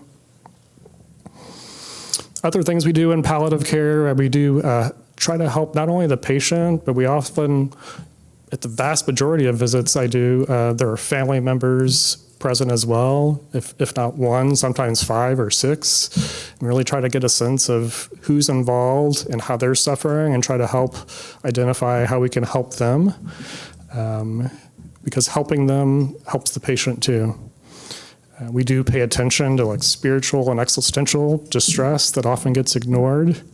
And I do a lot of help of just helping people navigate a complicated health system when they're dealing with multiple doctors and they just, like, I don't know who to call when this problem comes up. And we offer that support. I say, hey, if you don't know who to contact, ask me. I may not be able to help you, but I will tell you definitely who the best specialist you see is, or which person involved in your care you need to talk to, and I may even have the conversation myself for you. I help communicate things that people have already heard, sometimes in a different way. And they'll come to me and say, I saw my specialist and I didn't really understand what they were telling me. And so I re-explain it to them using different terminology that I think they will understand better. I give people coaching advice on what they might want to say to their specialist the next time they go see them, so that they get better answers to the questions they have that they haven't gotten answers for yet. And we'll even write things down on a piece of paper together. These are the questions I want you to go over with your doctor the next time you see them. And I do a lot of care coordination. It's one of the good things that have come out of electronic medical records is I can often very quickly send a secure chat to the specialist that's also involved in the care of the patient I'm seeing, and help make a decision on the spot about, should we move up this test, or should we speed up this treatment, or should you get this patient in sooner for their next visit because you plan on seeing them yearly and things are not going well at the 6-month mark. So I just try to help coordinate and grease the wheels, so to speak. End-of-life care inevitably does come into it. I can't ignore that. And we do help people navigate their end-of-life choices to the degree that they're willing and able to do that.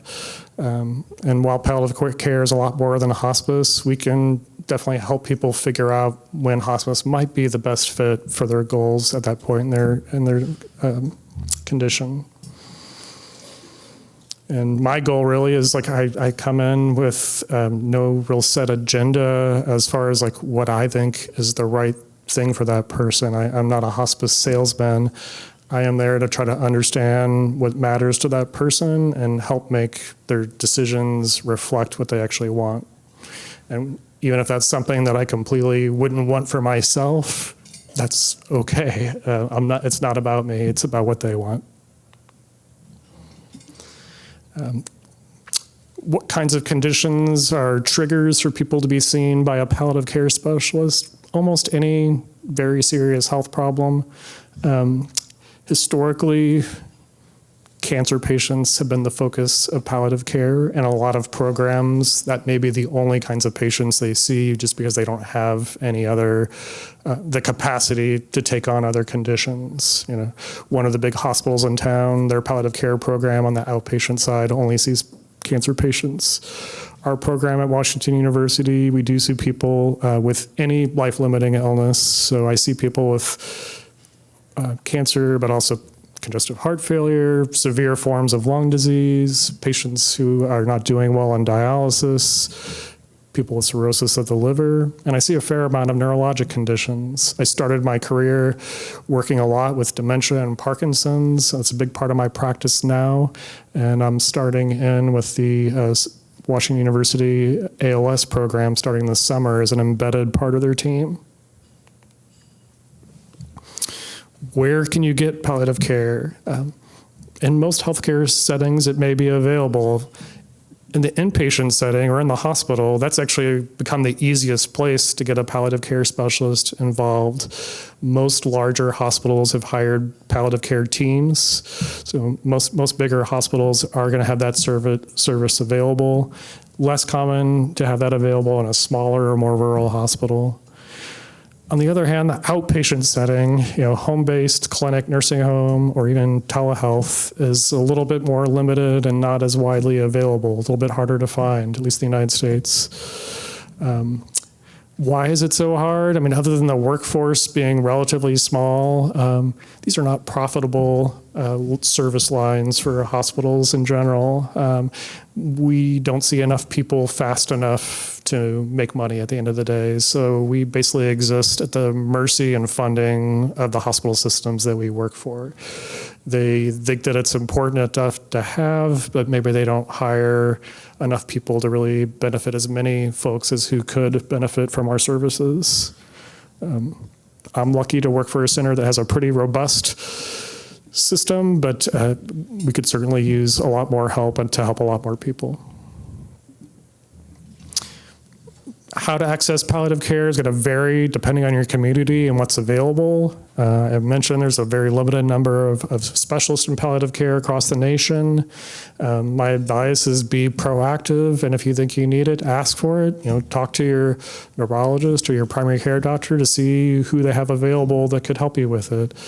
There's a website, getpalliativecare.org, that has a directory that you can look up the available palliative care services. You have to select which setting you're looking for, whether it's a hospital, nursing home, office, or home-based care. I searched in our zip code last night while I was getting ready. I'd say it was 90% right.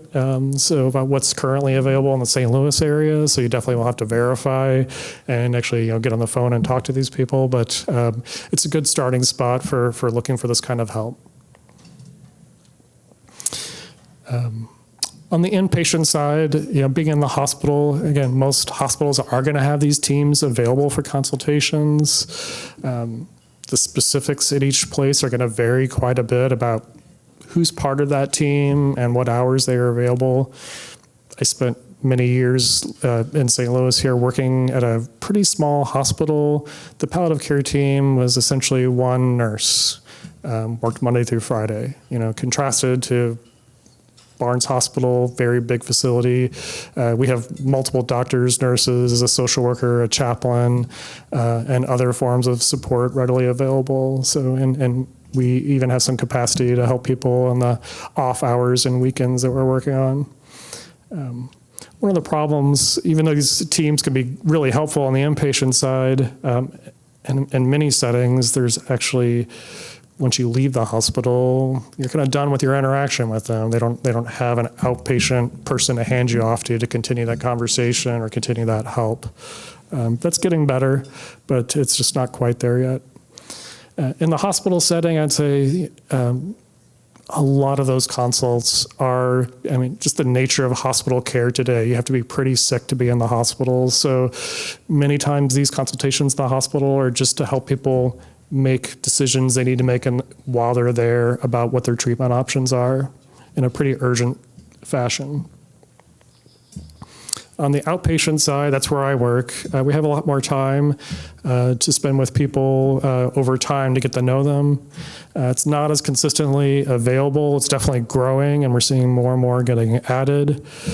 Here too, the team members might vary some by site. In my program, we have a couple of nurses for support. I have a social worker, have access to a chaplain. But there's only 4 doctors, I think, in my group, and none of us do palliative care full time. So, I mean, again, the capacity is limited. Outpatient care can be in-person clinic visits. I have an in-person clinic of my own. I only do that 1 day a week because a lot of my patients would have a really hard time physically traveling down to Barnes Hospital and parking and getting into the big building. I do most of my consultations by telehealth, which is a common model nationwide and is reimbursed by most insurers now. So we can see people remotely as long as we have a license to practice in the state they're in. So I keep both the Missouri and Illinois license. I see people who live all over both states. There are some home-based palliative care programs where the palliative care physician or nurse practitioner actually makes home visits. That's usually pretty limited. It's just really hard to actually help a lot of people when you're spending half your day traveling. And there are some nursing homes that have palliative care teams that visit routinely, and that's growing in frequency. We set our frequency of visits just based on need. You know, there's some people I will end up seeing every week for a while, and then there's other situations where I might check in with somebody in 4 or 6 months. Usually don't go longer than that. And it's largely driven by what the patient wants and what they need. I really think we all on the palliative care side appreciate when we have the opportunity to get involved early because it helps us develop a closer relationship over time and a better understanding of that person's preferences and needs and how that's going to change over time and help like predict what's going to happen next.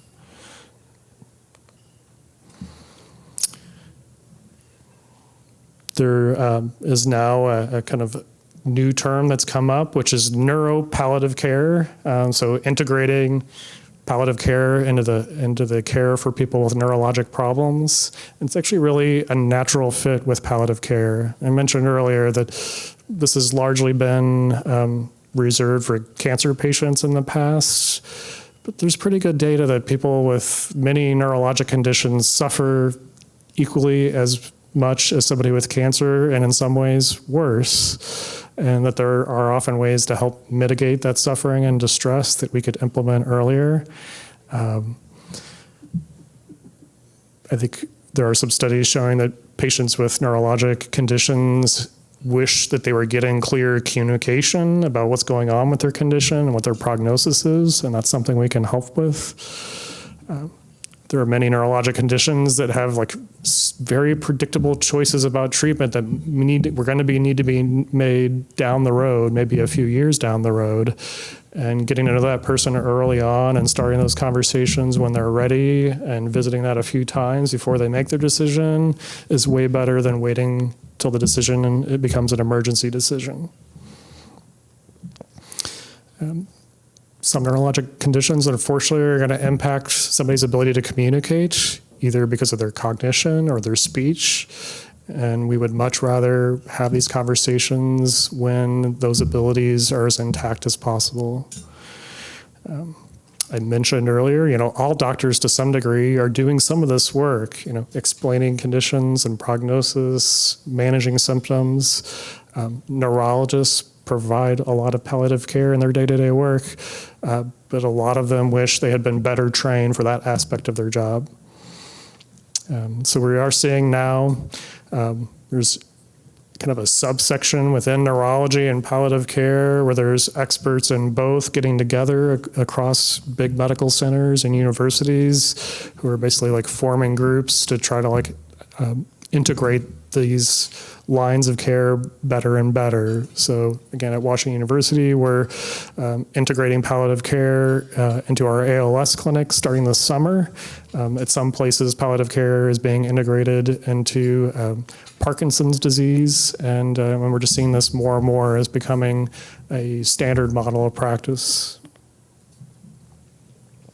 I do have a word of caution about this, and that is that the misunderstanding between hospice and palliative care is not unique among the general public. There are still many healthcare professionals who do not know the difference, unfortunately. And I think if you are, as a patient, need to be, of course, an advocate for yourself, and you need to know the difference. So I hope that helps with that. I've had multiple times where people have gone to the hospital or emergency room, and the doctor seeing them is looking through the chart, and they see a consultation from me, and they're like, "Why are you even in the hospital? You're seeing a palliative care doctor." They totally misunderstand the entire purpose of it. They equate that this person is in the hospice when they're not. So you do have to be vigilant and on your guard about that if you're seeing a palliative care doctor. I hope that gets better. Some of that is because palliative care, again, is a new field. I'm only in my 50s. Palliative care didn't really exist when I started my career. So, for doctors younger than 40, they really probably weren't exposed to it all in their training and may have had very little interaction with actual palliative care programs or hospice, and they really just don't know the difference, and they don't understand what we do yet. So I just thought I'd relay a story. Of course, not the real name or age or anything, but a few details changed. But Mr. B is a young man I've been getting to know since I started my new job in palliative care last summer. He's in his 20s. He has a form of muscular dystrophy. He's been declining. He lives with his parents now and really relies on them for help. He's in a motorized wheelchair all the time, and he requires the use of a non-invasive ventilator when he sleeps at night. I first met him and his family last year, shortly after a hospital stay. He had gone in with some breathing problems, and he might have had an aspiration event with pneumonia. It's a very scary experience for all of them. He was pretty sick at the time, and they almost had to put him on a ventilator, which was luckily avoided. They had not really had any of these kinds of conversations up to that point. And when I met them, his parents especially were pretty shaken up by the experience because not having had any of these conversations, they weren't sure what kinds of decisions they were going to make if things had gone worse than it had. So I got the opportunity to meet them as he was in the recovery phase of that illness. There was still a little uncertainty about which direction things were going. Luckily, he continued to improve. I'd say last time I saw him a couple months ago, he's doing better than when I met him, but for sure. He's a pretty shy kid. I say kid because I'm 50 and 25-year-old's a kid, but he didn't really want to talk to me very much. He doesn't like to talk to people in general, kind of an introvert. He's got a lot of anxiety that he sees a psychiatrist for, and that anxiety was certainly ramped up by being hospitalized and having kind of a near-death experience.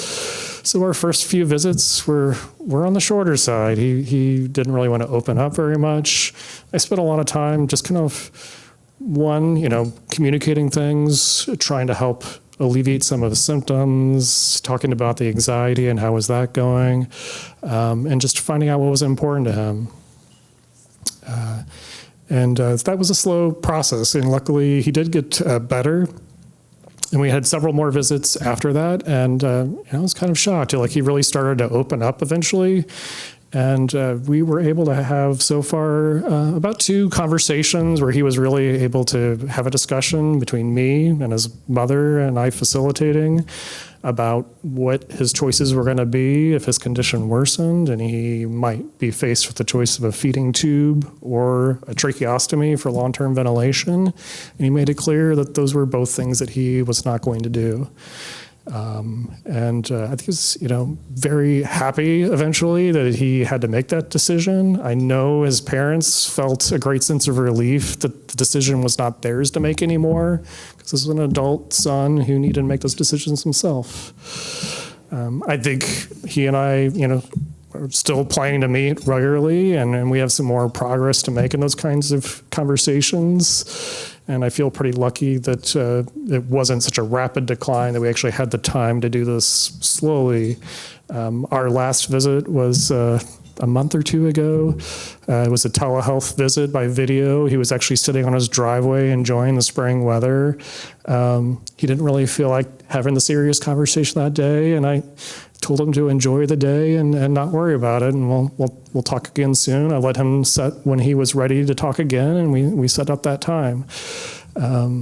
He was, and now they're just like cool things that I get to learn about people. He had always been a picky eater, and he was talking about how he was really enjoying like trying new foods, and his parents were just like delighted that his kid, he basically lived on chicken tenders most of his life and macaroni and cheese, is like trying Chinese food and Indian food and really enjoying it and getting something out of it, because he was losing a lot of the other things he enjoyed in life. He was getting cut off from his friends. He was having trouble even playing video games with his hands anymore. So to help him find some things that he enjoyed and talk about it, I think was like a meaningful experience. So my takeaways, excuse me, is palliative care is not hospice. It's not giving up. It's not hastening the end. We are just trying to help people make the best of their situations and live their best life, and help make sure that the care they get is personalized to what they want. And we can do that alongside having hope and doing continuing treatments and trying new things, and even doing experimental treatments. So it's not an either or proposition. That's it.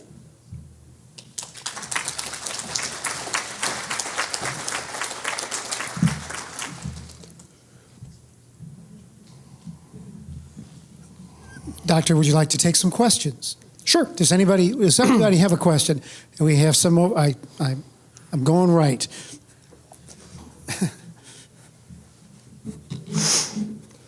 We'll start here, and I'll come to you next. We live close to the University of Kansas, and I know they have palliative care, and they have an interest in it, but it seems like you mentioned in one of your slides that they're selective about who they admit and what the criteria are, and it kind of changes. I know they've suggested it for my sister, and I've been curious about it for my husband. And how do you go about, why are the criteria, they're not universal criteria?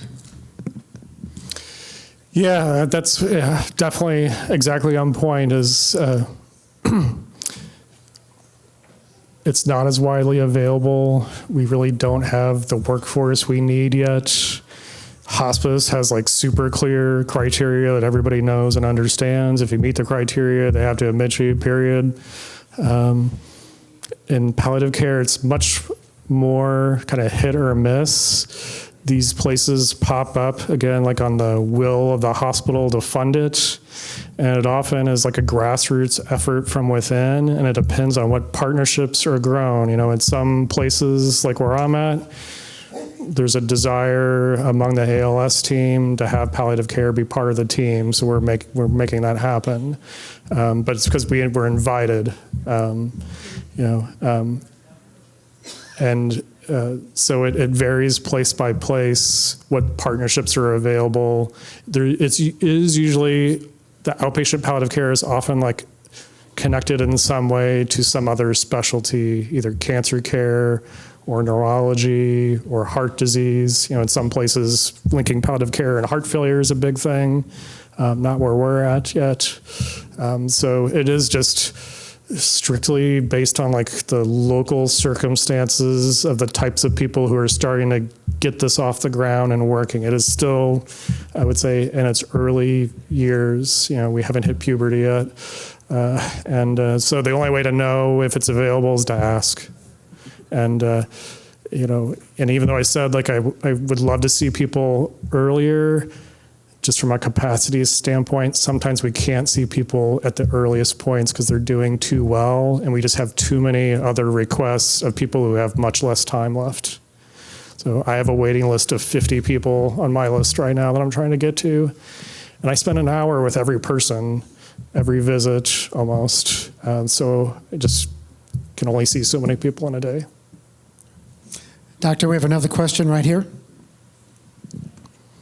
Hello. I have a couple things that I wanted to ask about. One is, it seemed like you mentioned that palliative care can kind of be like the quarterback for looking at a lot of different disciplines. So I know we're working with neurologists and a rehab person and occupational therapy and physical therapy, and it just seems like, and if we needed additional care, where do we go? That kind of stuff. So would you see yourself kind of as a quarterback in that kind of a situation where you could kind of tell us, okay, of all these specialists that we're seeing, who do we need to go to, or is there somebody else? That's one question. And since I'm here in St. Louis, I'm wondering, secondly, how long would it take to get in to see yourself or someone in your practice? Those are two good questions. Do I see palliative care as being a quarterback? To some degree, yes. You know, I think we do I certainly see that as part of our role, and I think most of us do, to help people navigate a frankly ridiculous healthcare system at times. I think, you know, that role should be the primary care doctor, ideally. But I was a primary care doctor for 13 years, and we are putting a whole lot on their plate at this point. And this is where it's helpful to have kind of a general view of the whole person with somebody who has a better than average understanding of the disease process, you know. So even a primary care doctor maybe would be the ideal quarterback if they've never heard of the condition, don't understand the natural history of the disease, how to determine prognosis, how to use the kind of medications that they don't maybe like prescribe once a year in their normal practice. You're just not going to get the right help sometimes. So I'm happy, you know, in my own practice to take on that role. I tell people, you know, we use the messaging system these days with the patients more than phone calls. I answer a lot of messages about who do I go to for this, and we help identify that's okay. You know, it might not be us. Like people sometimes ask me to order medical equipment for them or physical therapy. If I think there's a better person to do it, I do, because we have such a small group and it's such small support. You know, that stuff takes up a lot of time. I hate to throw it on the primary care doctor's plate who are already, you know, doing more than they need to. But yes, we definitely can, I think, can help act as that quarterback or coach role or both. In my own practice, how long would it take to get in with one of us? It's generally, you know, probably in the neighborhood of 6 to 8 weeks. You know, I'd probably do the majority of the neurology based at this point. One of our doctors does almost exclusively cancer care and a particular subset of even within that. Wonderful, doctor. Thank you. We have another question right here in the center, right down front. I was wondering how you deal with dementia, because a lot of what you've talked about sounds like it depends on having a patient who's cognitively not impaired. Yeah, I mean, honestly, most of the care I provide, at least for more advanced stages of dementia, is largely working with their primary caregiver or family member. Technically, to do a telehealth visit, the patient has to be present, but a lot of times I ask them to just get them towards the end so they at least just make an appearance. They don't necessarily have to be listening to everything we're talking about and getting worked up or overhearing the conversation. It's not always possible, but like technically the patient does have to be present at least for a portion of that visit. I think it is awkward sometimes to be talking about someone in the third person who clearly doesn't understand what's going on through a Zoom type call. But yeah, I'd say most of that is done working with their primary caregiver and coaching them and getting them help and resources, and do a lot of that. Sure. Wonderful, Doctor. Thank you. Thank you. Thank you for those great answers to great questions. So, My pleasure. Dr. Moyan. Thank you for inviting me. Thank you for being with us. All right. Thank you, sir. Thank you.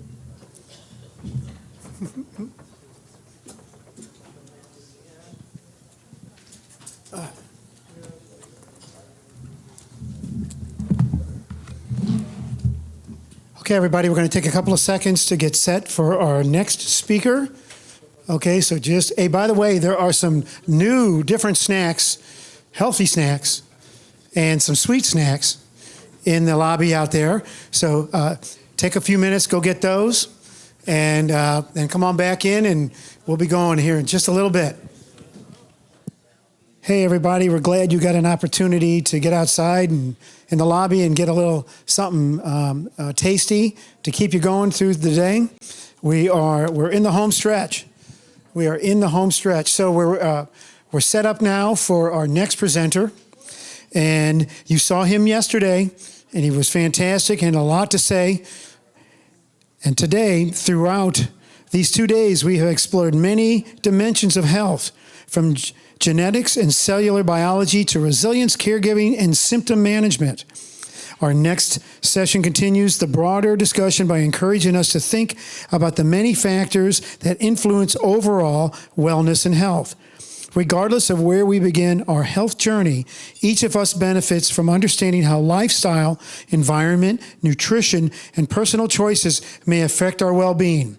So please join me in welcoming again Eric Nepute. Excuse me, got it there. And he's going to be doing Toxemia, the Silent Health Crisis. Here he is. Thank you. Thanks, everybody. Thank you, sir. All right, it's good to see everybody. Did you guys have a good rest of the day yesterday and a good event last night? Yay, okay, good. All right, so first of all, for those of you that didn't get a chance to meet me yesterday or hear a little bit about me, let me give you my background. My name is Dr. Eric Nepute. My headquarters and primary practices are here in St. Louis, Missouri. We do a lot of functional medicine, functional neuro root cause care, toxemia and neuro connection. That's really my wheelhouse. And we're going to be talking a lot about that today. We do a lot of this work, not just here in the US, we do a lot of this work in Europe, and we do a tremendous amount in Japan. We have several clinics in Japan we work with, and this conversation is a really important conversation globally, but especially here in the United States.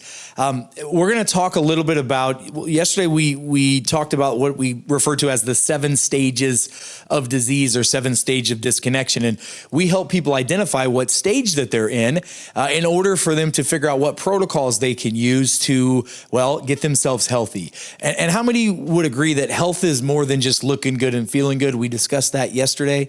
It's about function.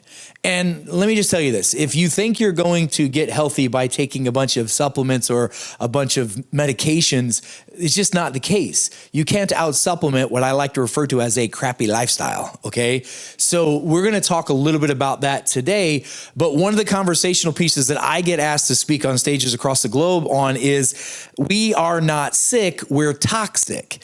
And I don't know if you saw this, but our Secretary of Health and Human Services just put a $144 million budget together on the war on microplastics. Have you heard of this before? How many of you remember, anybody remember the 80s? Does anybody remember the 80s, by the way? Okay. Do you remember like the 80s and 90s when in school we would get these little things called the weekly reader?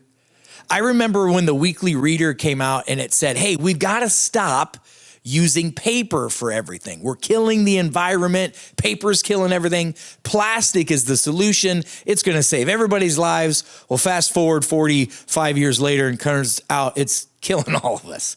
And I'm just going to tell you that our, how do I say this lovingly, our humanism, when we try to take something that is, let's just say maybe not natural, and we start doing some things with it that shouldn't be done, sometimes it doesn't go well for us. And I'm going to tell you today, if you'll pay attention to this is a lot of information I'm going to throw at you quickly. I'll do a little Q&A afterwards on my topic today and my topic yesterday. And I'll also make this available for all of you to have as well. And this will be a fantastic conversation. Those of you that would like this presentation, I'll send it to the team here, and you can have access to this as well. This is one that you'll want to go back and see a few times. So let's discuss this. We have a silent pandemic in our society today. It's a modern toxemia. I don't know if you know this, but ever since World War II, we've introduced over 80,000 different toxins or chemical compounds in our food supply, in our water, in our air, and really in our bodies. And unfortunately, it's causing some major problems. And I always like to give this analogy. You know, imagine living in a house that looks clean on the outside, but the walls and behind the drywall, there's mold or toxicity, or there's something spreading like wildfire in there. And most of us have issues. We now know that a lot of toxemia, toxins in our body, which we're going to get into what those are in a moment, lead to a lot of neuro decline, a lot of cognitive decline, a lot of cardiovascular decline. And I remember yesterday, before the presentation, before the one that I gave, there was a gentleman talking about mitochondria. Well, mitochondria has been a big buzzword for a long time. In fact, I think up until recently, most people haven't heard of mitochondria since, 8th grade science class. And they told us that it's the powerhouse of the cells, right?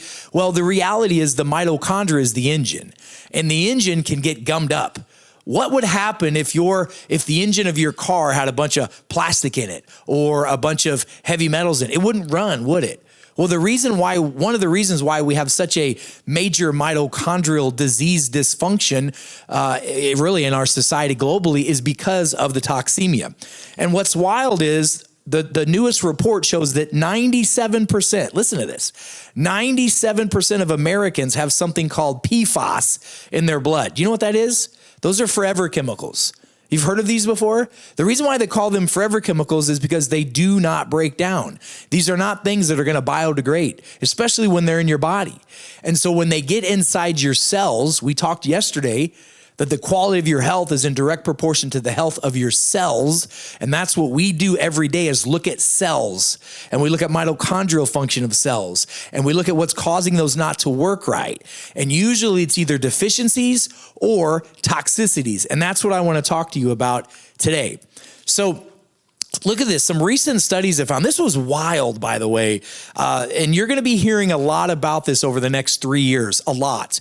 So this is going to be a very common conversation, and we as a civilization are already making some major changes, and you might as well get ahead of the curve on this, because that $144 million that they're going to be investing into this, we already know the answers to it. That $144 million is really more of public awareness to help you be aware. And I know because I'm one of the physicians that's helping people be aware of this across the country. Look at this. There was a 2022 study that showed that microplastics are circulating in the bloodstream of over 80% of humans floating around this planet, 80%.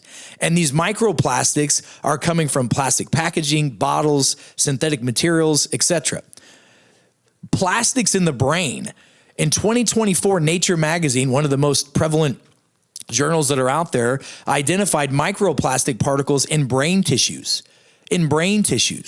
Listen, the work that we do with neurocognitive decline, Parkinson's, dementias, Alzheimer's, even folks with concentration and focus issues and any type of fatigue, especially brain fog. And I'm going to show you in a minute the common symptoms and signs that your body has toxemia.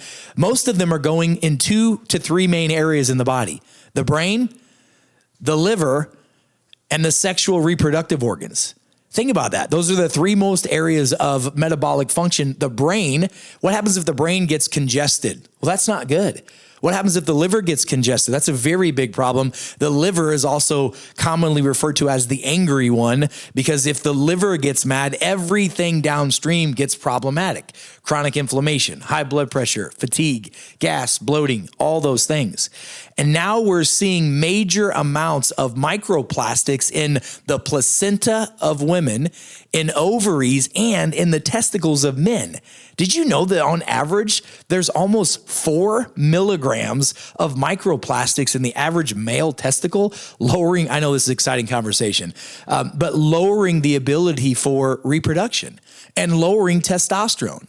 I'm going to tell you, in my functional medicine practice, we look at thousands and thousands of blood tests literally every month, and we see on average men who are 70 and older, their testosterone levels are typically higher than those men that are 30 and younger. You know why that is because the men 30 and younger have been exposed to microplastics, PFASs, and these other forever chemicals their entire life, where the men who are in their 70s were not. It's very wild when you see this. And again, you're going to hear this from me, and some of you, this may be the first time hearing it, but trust me, this is going to be all over mainstream news very, very soon. And unfortunately, most primary care physicians, it's going to take them 5 to 10 years to implement this. So again, we talked yesterday how self-care is the real healthcare, and the more you can take care of yourself, the less you have to be reliant on a system that may not be helping you in the way that you'd like. Look at this. I'm going to give you a list. Here's a list of 25. Well, here's some of the list of 25 signs that your body has toxemia. And I'll make sure that you all get this presentation if you want access to it. Number 1, brain fog. Anybody in here know people have difficulty focusing? Poor concentration, poor memory cloudiness. That's a sign of toxemia in the brain. How many of you have ever heard of something called the lymphatic system? It's the drainage system for every cell. Every single cell in your body has a garbage disposal to it. There's a specific type of lymphatic system in the brain called the glymphatic, glymphatic system. How many of you know people that wake up in the morning at, let's say, 7 o'clock, but don't wake up till like 9:30? You know what I mean? Because your brain's not done draining yet. And most people, because of thickening of the cerebral spinal fluid and the glymphatic system gets congested, the brain can't drain. The cortisol can't drain off your brain at night. So if your cortisol can't drain off your brain at night, and at night when you sleep is when your body is supposed to be healing and resetting itself, how can you possibly get healthy? How can you possibly regenerate your degenerative nerve issues or brain dysfunction if you've got congestion? And the answer is you can't. Chronic fatigue is a big one. How many of you know people whose get up and go got up and went a long time ago? A lot of it is because of toxemia in the body. Digestive issues. This is a big one. Listen, I was one of the physicians in 2016 that was on the American Academy of Anti-Aging's council on figuring out what we refer to commonly as leaky gut syndrome. Is it real? Is it not? And the answer is yes. And we're finding that one of the main drivers of what's known as leaky gut syndrome, when the intestinal tract leaks a little bit, toxins will leak out of the intestinal tract into the blood supply. It's because we get heavy metals and microplastics wedged between those cells, and it separates those. So this can cause gut issues. Hormonal imbalances. This is a big one. And I already told you part of the reason why, because we're getting congestion of the reproductive organs, but there's more. The liver, ladies and gentlemen, is one of the most important organs for hormone production. You see, you can have low hormones, and the reason B is because your liver is congested with microplastics, toxins, or whatnot, because the bile in the liver is responsible for helping. You get irregular periods, low libido, mood swings, all kinds of problems can happen. And certain demographics of humans are more predisposed to toxemia than others based off of their genetic predispositions. If you have methylation dysfunction like MTHFR genes or GGT genes, there's a lot of genes that a lot of individuals have issues with. We call them dirty genes, and they're more prone to these problems. Skin conditions like eczema, acne, and psoriasis. That's usually a liver, small intestine problem from toxemia. Frequent headaches. Again, most headaches are from the liver, most of them. Next time you have a headache, if you want to find out if you have a liver-related headache or not, take your fingers on the right side of your rib cage. So here's your sternum, right side of your rib cage. Go about 3 to 6 inches to the side here. Push in as hard as you can. I mean, I want you to kind of make it hurt a little bit. And if you push that for 30 seconds and let go and your headache goes down or goes away, it's a liver congested related headache. You can take all the ibuprofen, Advil, and Tylenol you want. All it's going to do is jack up your liver even more, causing more of a rebound headache. Joint pain, this is a big one. We're seeing a lot of microplastics, a lot of heavy metals, especially lead. Lead typically likes to live in the bones and in the joints of people. I have a lot of patients, we measure their heavy metals and we find arsenic and we find lead and we find cadmium.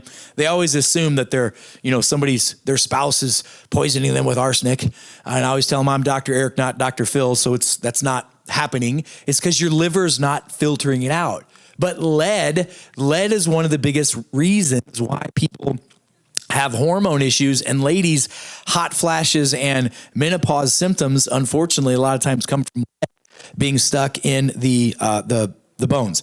Insomnia is a big one. Why? Because toxemia and toxicity messes up the hormone in the body called melatonin. And it can also cause a problem with the liver, which then causes insulin resistance. Those are the two biggest reasons why people don't sleep at night or through the night. We can also have issues like anxiety. Food sensitivities are a big one. How many of you could eat whatever you wanted and then all of a sudden you hit 50 and you couldn't eat that thing anymore? A lot of it is some of it's stomach acid, but a lot of it is because the toxins build up in the body and they primarily build up in the liver. And we have not done a good job explaining to us as people that we should be cleaning out our livers regularly. I mean, you change your filter in your air conditioner, you change your oil filter in your car. I mean, you're not going to get you shouldn't need to get a brand new liver, but there are things you can do. And I'm going to show those to you today that you can push some of the toxins out of the system. In fact, one of the studies that we published shows that if you put some of these techniques into play for 5 days, just 5 days, you can lower microplastic load in the body by up to 50%. So we can get these things out, but we've got to work on stopping putting them in. And they're getting in the body in a lot of ways that, well, unfortunately, most people don't get a chance to learn about. Weight gain is a big one. We store our toxins in our fat. Did you know that? You know, one of the reasons why you can't burn fat off your body is because you have toxins in your fat. You store toxins in your fat cells. Your lipid system, it's a system in the body, just like your reproductive and your cardiovascular system. Your lipid system is a system. And the lipid system is always talking to the hepatic system, which is the liver. And the liver's job is to grab stored fat and burn it as energy. How many of you know people, you don't have to raise your hand, but how many of you know people, maybe it's you, that you've tried a diet, you've ate well, you've exercised, but the fat won't come off your body? A lot of times it's because there could be some toxemia in the fat cells, and the body knows that it cannot detox because the liver is congested. Autoimmune flare-ups and much, much more. Memory loss is a big one. Hair loss. Don't ask me about that one, okay? Hair loss. Sinus congestion, which is a major problem here in St. Louis. Most of the sinus issues we see here, because we have all of these beautiful rivers around us, are fungal related. Any of the physicians in this room remember when we used to call chronic sinusitis fungal sinusitis? Because that's what it was, and that's still what it is. We got to deal with the fungus. That's also a toxemia. Dark circles under the eyes could be a sign of toxemia of the kidneys. Yellowish in your skin or your eyes could be for the liver. Recurrent body odor, low libido, irregular cycles. Alcohol intolerance. Now, I'm not an advocate telling you to go out and have a bunch of wine, but we know that if you have a serious intolerance to alcohol, it makes you sick or you don't feel good the next day, even after one glass, that is a sign of toxemia. Frequent infections, especially ladies, urinary tract infections. Recurrent UTIs are a sign of toxemia in the bladder and the kidneys. Irregular periods, allergies, cold extremities, and chemical sensitivities. You know someone that walks in a room and they know there's a Glade plug-in in the wall because they can feel it. That's a sign of toxemia in the body. So let's talk a little bit about this. Why standard testing has failed. Listen, you need to understand there are hundreds, if not thousands, of different types of tests that can be done on your blood, your saliva, your hair, your stool. There's lots that can be done. And most people do not get the opportunity to do that because most of my colleagues have not been trained in advanced orthomolecular medicine to look for toxemia. Now that's changing. And that's changing because of the awareness that we're making at CMS. I was recently with Dr. Mehmet Oz, who's in charge of Medicare, Medicaid. We were presenting with him and his group on several topics, and this was one of the big ones. One of the biggest conversational pieces that's going to be happening in Medicare, Medicaid over the next 3 to 5 years is toxemia, because we know that if we can lower the toxic load, and we've now identified a urinalysis test and a blood test that can be done to identify the toxic load. If we can lower the toxemia, we can reduce blood pressure, reduce cholesterol, improve sympathetic overload. It can help with a lot of root cause problems.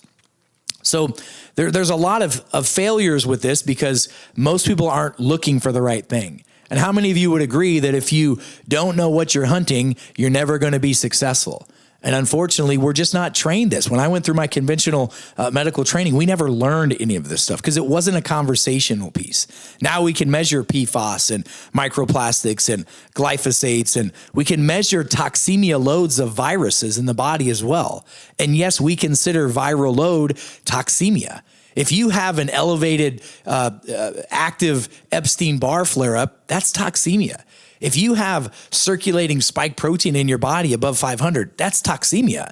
There's so many things that are going on inside your body that most of you have never had the opportunity to get checked because your doctors, that's not what they've been trained in yet.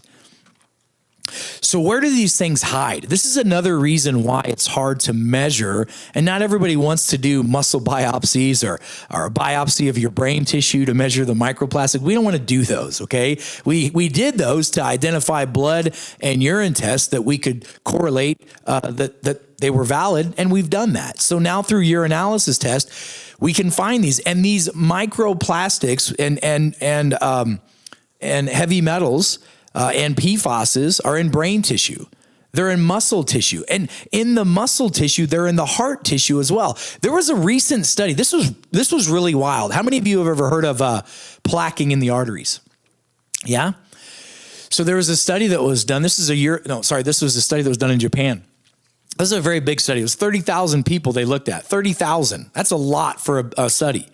They found that 50% of the plaque, when they pulled out plaque from the carotid arteries, 50% of the makeup of the plaque was microplastics.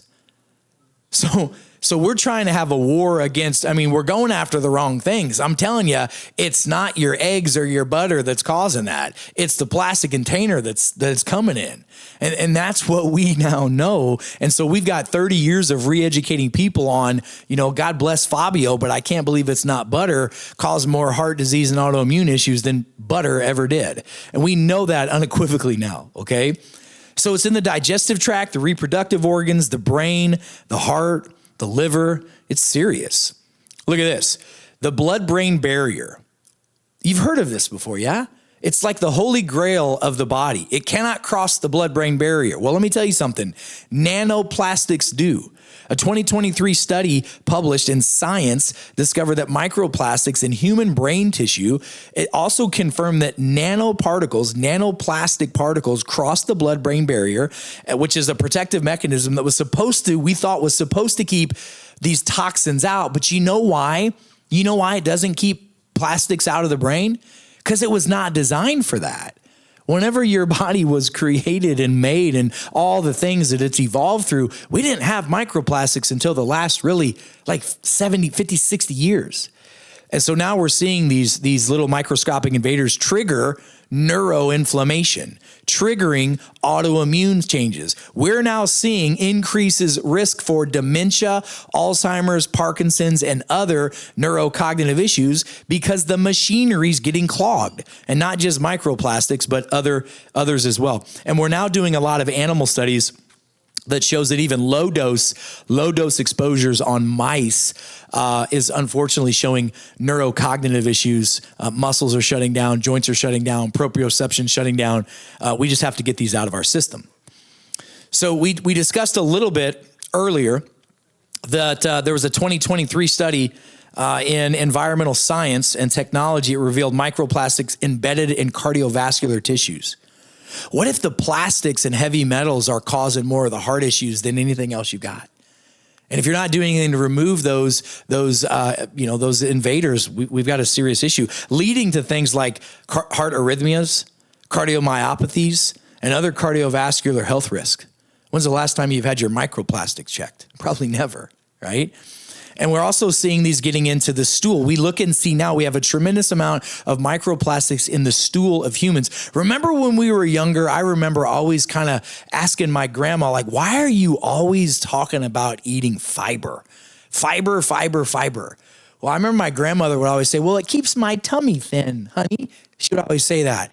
It made me feel good. Well, now we're recommending soluble fiber, especially in the evening time. These are things like konjac root, psyllium husk, inulin, things like that. Soluble fibers that are good for the gut microbiome, but they also are like a little sponge. They suck up these microplastics. So when you wake up in the morning and you have a detox bowel movement, those plastics come out of your body. And again, groundbreaking study in 2024, study of toxicology science found microplastics in the human testicles, in fertility organs, and this is why we're seeing sperm counts drop across the board by 50%. We've seen 50% reduction of sperm count in 40 years. You know that our U.S. government right now is giving people a monetary bonus if they have babies? Did you know that? Why is that? We've got such low fertility rates right now and such low testosterone, and it's because of these toxemias, microplastics.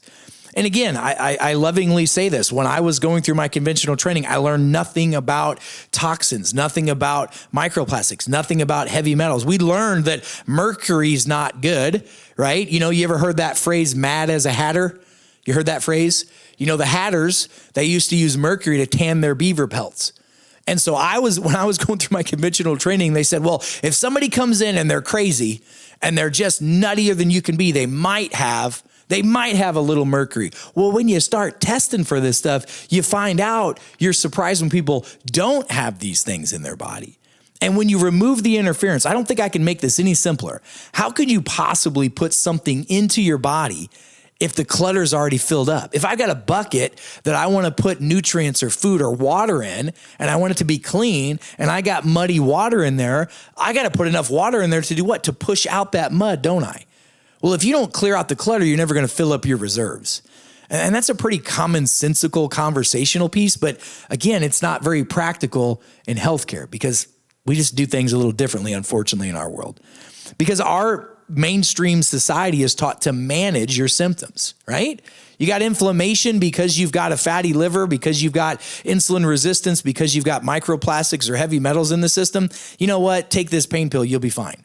There's a difference between managed care and real care. And I don't mean to be rude about that, but that's the truth. And it shouldn't be a sacred cow conversation. This is where it's 2026, people. We're no longer putting leeches on people to get them to get healthy. We should no longer be trying to manage things like diabetes with drugs. We should no longer be trying to manage high blood pressure without doing lifestyle changes. And if you're getting these things managed without getting to the root, it's never going to get fixed. And that's just, it's an unfortunate situation. These are the things that we find in our environment that have the highest levels of toxic burden in them. Our food and beverages, pretty high. Personal care products. I don't know if you know this, but so I have 3 women that I live with. One's my wife and the other 2 are my daughters. And years ago, I was looking at the chemical compounds of the things that they're putting on their face, in their hair, on their nails, on their lips, all over their body.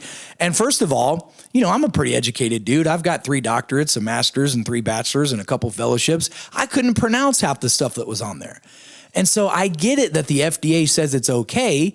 The same FDA right now is actually suing a couple of a couple of baby formula manufacturing companies right now because you probably saw this. Enfamil had a unsafe level of arsenic and mercury in baby formula. And their defense is, well, we're allowed to have so much in there. This is not okay. So household cleaners has a lot. Air quality is a problem. Water contamination and plastic packaging are the big ones. We'll also send to you the list of the real world toxins that are hidden in your daily life. We got to make some changes. Just like I said the other day, if you continue to do what you've always done, you're going to always get what you've always gotten. And that's the definition of insanity, is expecting something different out of that. So look at this, food contaminations, pesticides, herbicides, or we need to start looking at things that are more organic, even though I know that's very difficult. We have a lot of water pollution. You know, a lot of these countries and societies are starting to change what we put in our water, because the data is showing that, you know what we learned 40, 50 years ago, the science has evolved. We shouldn't have done a lot of these things. The air quality, we now recommend, and you can now buy HEPA filters for your home, and you can get them inexpensively. And investing in some quality air, some quality water filtration things that are very inexpensive can save you time, money, and it can add years to your life and life to your years. And learning how to use the right type of care products, personal care products, and household cleaners. I'll make sure that you guys get the list. I'll send that to the team of the foods to the chemicals to have and chemicals to avoid.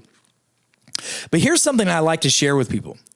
So, okay, I get it. We have microplastics in our environment. We have heavy metals in our environment. We have PFAS in the air. We have aluminum coming from the sky. We have all these things that are here that we know that are dangerous for the human body, because it causes our cells to become sick, because we are toxic. Toxic. That's what we are. So we can remove a lot of these things. We can avoid a lot of these things. So what should you do to your lifestyle? What can you do in your lifestyle to implement some things that could potentially help you so that you're not dealing with these problems? Well, here's a daily action step that I like to show people to minimize their toxic exposure. So here you go. Number one, let's talk about food and water. Clean and clean it up and swap it up. That's what matters. So food detoxification actions. Here's what you can look at. Choose organic grains. If you're going to, people say all the time, Doc, what about organic foods? What about non-GMO? Yes, I agree. And some people are way more sensitive than others to certain chemicals. You're going to find over the next couple of years, we're making some big changes from a health standpoint in our society, moving away from a lot of these GMO products, because unfortunately it's causing health issues. But the ones that are the most important are the grains. I think I just said to you guys the other day, you know, I'm in Europe a lot and in Asia a lot for work. And when I'm there, it's actually a treat, because I like eating. I'm an Italian. I grew up in an Italian household. We love bread. We love pasta. We love all the things. If I eat those here, I feel fat, sick, and nearly dead. If I eat those over there, I feel like I'm thinner, I'm lighter, and I'm loving life, because those grains are not filled up or sprayed or dried with certain chemicals that can mess us up. So if you're going to do organic on something, it needs to be your grains. That's a big one. And by the way, a lot of the GMO grains in our body are depleting a lot of the minerals in our body. Now, when I was going through my naturopathic training, it's one of the doctorates that I've received, I learned that low mineralization is one of the main causes of diseases. Low minerals. Well, you have to have minerals for every enzymatic function in the body. The body cannot work. We're supposed to have 84 to 85 essential minerals every day. Essential means you have to eat them. And guess what? They're not in our food supply like they used to be. And if we eat these grains, especially American pastas and et cetera, unless it's an ancient grain, because that's the name of a grain, ancient grain, then those deplete magnesium, zinc, phosphorus, copper, and a few other minerals that are essential for human health.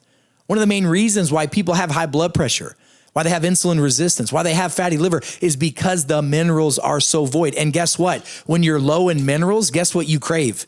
Sweets and sugars, baby. You want to stop craving sweets so much? Get some more minerals in your system. Try to get low mercury fish. Mercury is not good. We talked about that. Avoid, big fish. The bigger the fish are, the more potential mercury that they've got. And we talked yesterday about the importance of omega-3 and omega-6 ratio, that 4-to-1 ratio, one of the most important things that you could have from a health standpoint. And listen, I don't know about you guys, but we don't get a whole lot of fresh tuna here in Missouri. It don't come out of the Mississippi River that often. So just be careful what you're getting. You got to stop using plastic containers. You're going to find this is going to be a huge conversational piece. Soon social media influencers are going to be telling people this, and soon your doctors are going to be advocating for this. We've got to stop wrapping our food up in plastic containers, but even more than that, Stop microwaving it in that. We know that if you microwave plastic containers, the PBAs and phthalates get into the food and get into your body. So you want to stop the microplastics getting in your brain that could be causing neurocognitive decline, that could be the reason why you feel the way you do, then stop at the root cause of the problem. Stop managing the symptoms, start fixing the root. Avoid artificial additives the best you can. You guys know that if you can't read it, if you can't pronounce it, you probably shouldn't eat it. Okay, we're now starting to see bans on red dyes and yellow dyes and blue dyes. Why? Because those are neurotoxins for the body. You want to know why we don't call, well, do any of you guys remember when we used to call diabetes adult onset diabetes? And then about 15 years ago, we just called it what? Diabetes. Why is that? It's because a lot of the sugar and artificial additives that plug up the livers of our children, and now our poor kids are having some serious issues. They're eating the same foods that we did, but they're not the same foods. You guys, if you get you eat Flintstone vitamins when you were little? Some of those things are probably still in your body to this day, right? But we had Flintstone cereal. We had, what else did we have? We had Lucky Charms. We had all kinds of stuff when we were kids. If you look at the ingredients on that from the 1980s, 90s, and early 2000s to what they are to this day, it's completely different. Completely different. There's like 30 to 40 more ingredients than there was. Those are causing toxemias. And then water purification. This is something that, listen, we have a very dehydrated society. People have been told, hey, I don't like water. I get it. I don't like water either. I like to put something in it, some lemons, some lime, some sea salt, some cucumbers, some strawberries. I mean, those are really good to have in it. But if we're not filtering our water out, we're drinking a lot of plastic. Do you guys know that in our water supply, you cannot get out of the water supply certain hormones? You know, women that are taking birth control pills and you're using the restroom, it's going through the water system, that keeps filtering around. It's one of the reasons why you're seeing young women developing breast tissue and going through their periods when they're 8, 9, and 10 years old, when it's supposed to be 16, 17, 18. At least it used to be. This is why we're seeing a lot of the problems. You can use like reverse osmosis or a Berkey filter, but a lot of the standard filters that are out there don't remove the forever chemicals, the fluoride or the heavy metals. And you can have your water tested. You know, most municipalities will test your water for free. You literally can take a little mason jar of water up to your city municipality stations. Hey, would y'all test this for us? And they'll do that for you, and it doesn't cost you a dime to do it. And that gives you an idea of what's in your water. And it's good to know. Because it's not just important what you're drinking. That same water you're putting on your skin every day when you take a shower or a bath. And our skin is our largest absorbable organ in the body. You should filter everything. Don't just filter drinking water, house water, all this stuff, everything that you're doing with your body. And then avoid the best you can.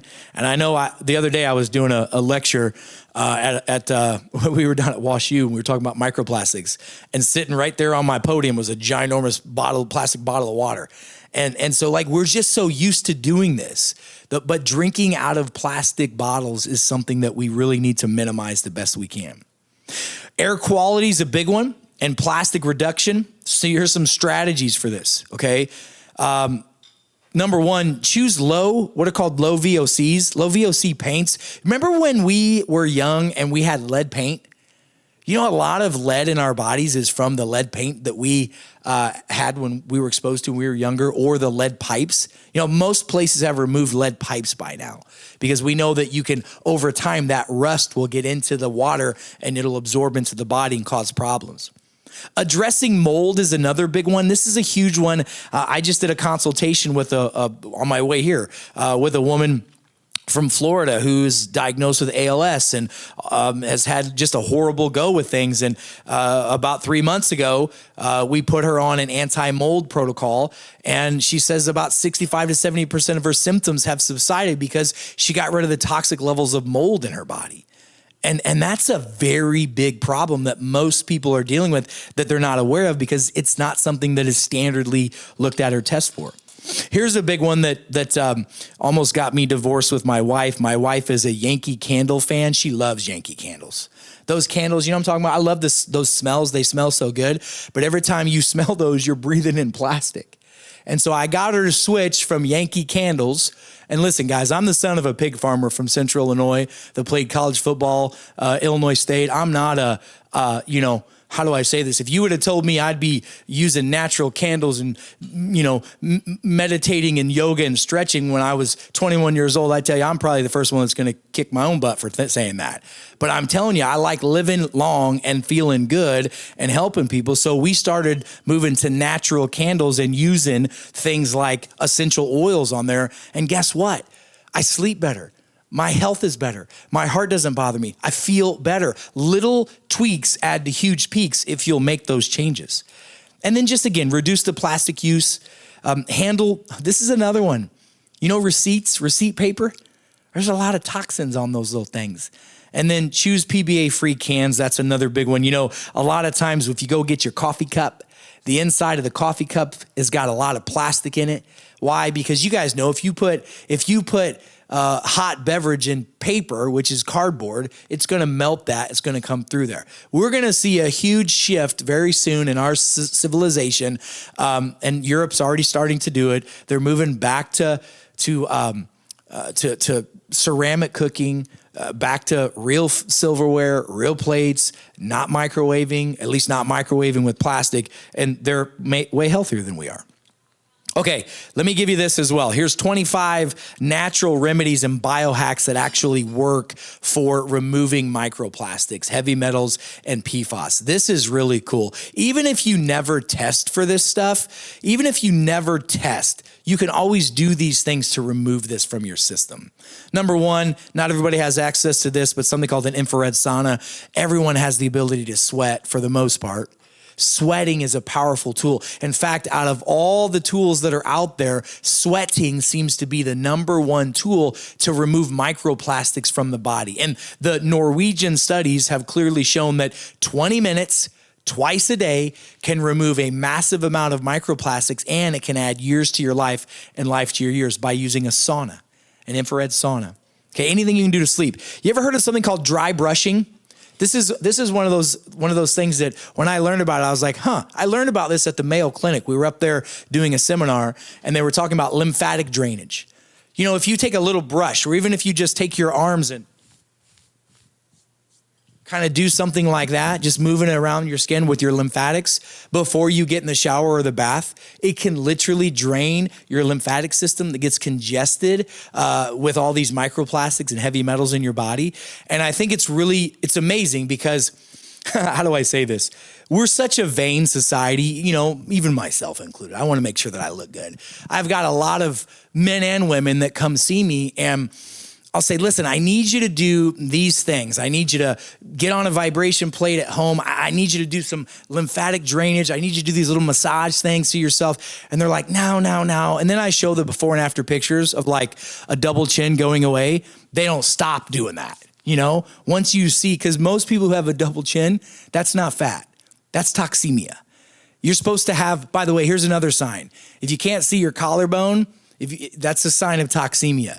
If you have an arm puff instead of an armpit, that's toxemia. It's supposed to go in, not go out. There's a reflex in the body.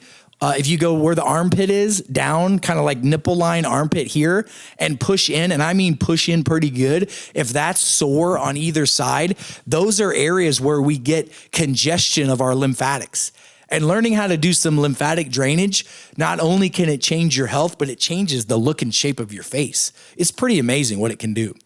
But there are other things like Epsom salt baths. Like this is one of my favorite things that I teach people to do. I always say, give yourself a ritual because your rituals become habituals. And if you can do an Epsom salt soak, how many of y'all know what Epsom salt is? It's magnesium stearate. Now, how many of you have ever soaked your body in Epsom salt?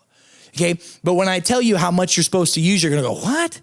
Because most people put like a cup of what? 4 cups. You need a pound of Epsom salt, about a pound, okay? That's good. About 4 cups is good. So I like to put about 2 to 3 pounds in there because I'm not a skinny little guy. I like to get in the bathtub, hot water, not so hot it burns you, but it's going to get your circulation going and kind of make your skin a little pinker or redder. You lay in that Epsom salt for about 20 to 30 minutes. I like to tell people have a little snack before you get in there because magnesium will lower your insulin. It'll lower your sugar, and it will help your cortisol go down. You want to get a pattern going that helps you sleep. Start doing some Epsom salts. Okay. And I literally buy my Epsom salt at the feed store, not too far from where I get 25-pound sacks of Epsom salt for $25. It's the best way to do it. It's a lot more expensive at Walmart, but Epsom salt is a game changer. You can soak your feet, you can soak your body, but the entire body, it's a game changer when you do that. It detoxifies the liver, opens up pathways, really good for your hormones. Activated charcoal. How many of you have ever heard of activated charcoal before? Most people have heard of that. Like, you call the poison control hotline, your kids swallowed something. What do they tell you to do? Give them some activated charcoal because it can bind up those toxins. Well, there's a type of activated charcoal called micronized charcoal. It's small little pieces of it that can get into the cells, into the liver, into the kidneys, and it can pull some of these toxins out of it. So low doses of activated charcoal binds to the toxins, especially in the gut. Fantastic. Amazing for mold and mycotoxins, which are big problems for a lot of people. Who's heard of bentonite clay before? Bentonite clay. Bentonite clay is a negatively charged, it's dirt is basically what it is. It's negatively charged clay ions, but when you ingest it, and it's made for ingestion, it'll bind microtoxins, heavy metals, it's good for parasites, all these things. It eliminates it from the body.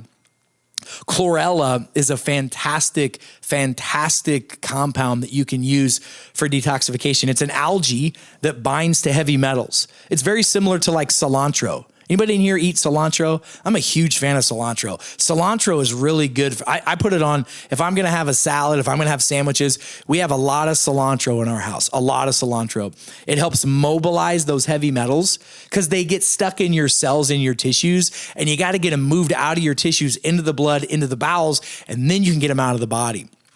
So cilantro is really good, especially for mercury in the body. And then high fiber. Listen, one of the biohacks that I tell people to do, we use a fiber, a soluble fiber called balance fiber. And it's konjac root is what it is. And konjac root, it's amazing to take either with your last meal or before you go to bed. You put about you put a little serving of this in about 4 to 6 ounces of water, stir it up and drink it down. Konjac root coats the intestinal tract, reduces insulin, reduces sugar spikes, and it binds all these toxins that you've mobilized throughout the day that get in the bowels, and you can push them out in the morning. Here's some more. Here's how you flush, fast, and flow. So there's another great one. Unless you're a dentist, every dentist hates when I tell people this, and then when I explain it to them, they're like, okay, that makes sense. Lemon water. One of the best things you can do first thing in the morning, before you caffeinate, you should hydrate. We talked about this yesterday.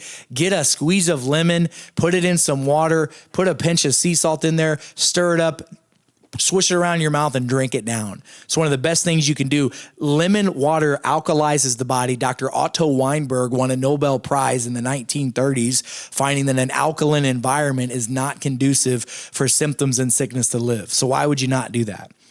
Green tea is fantastic. It has ECGC in it. It's a very strong antioxidant. I will tell you that the new player on the market is called yerba mate. Have you heard of this tea before?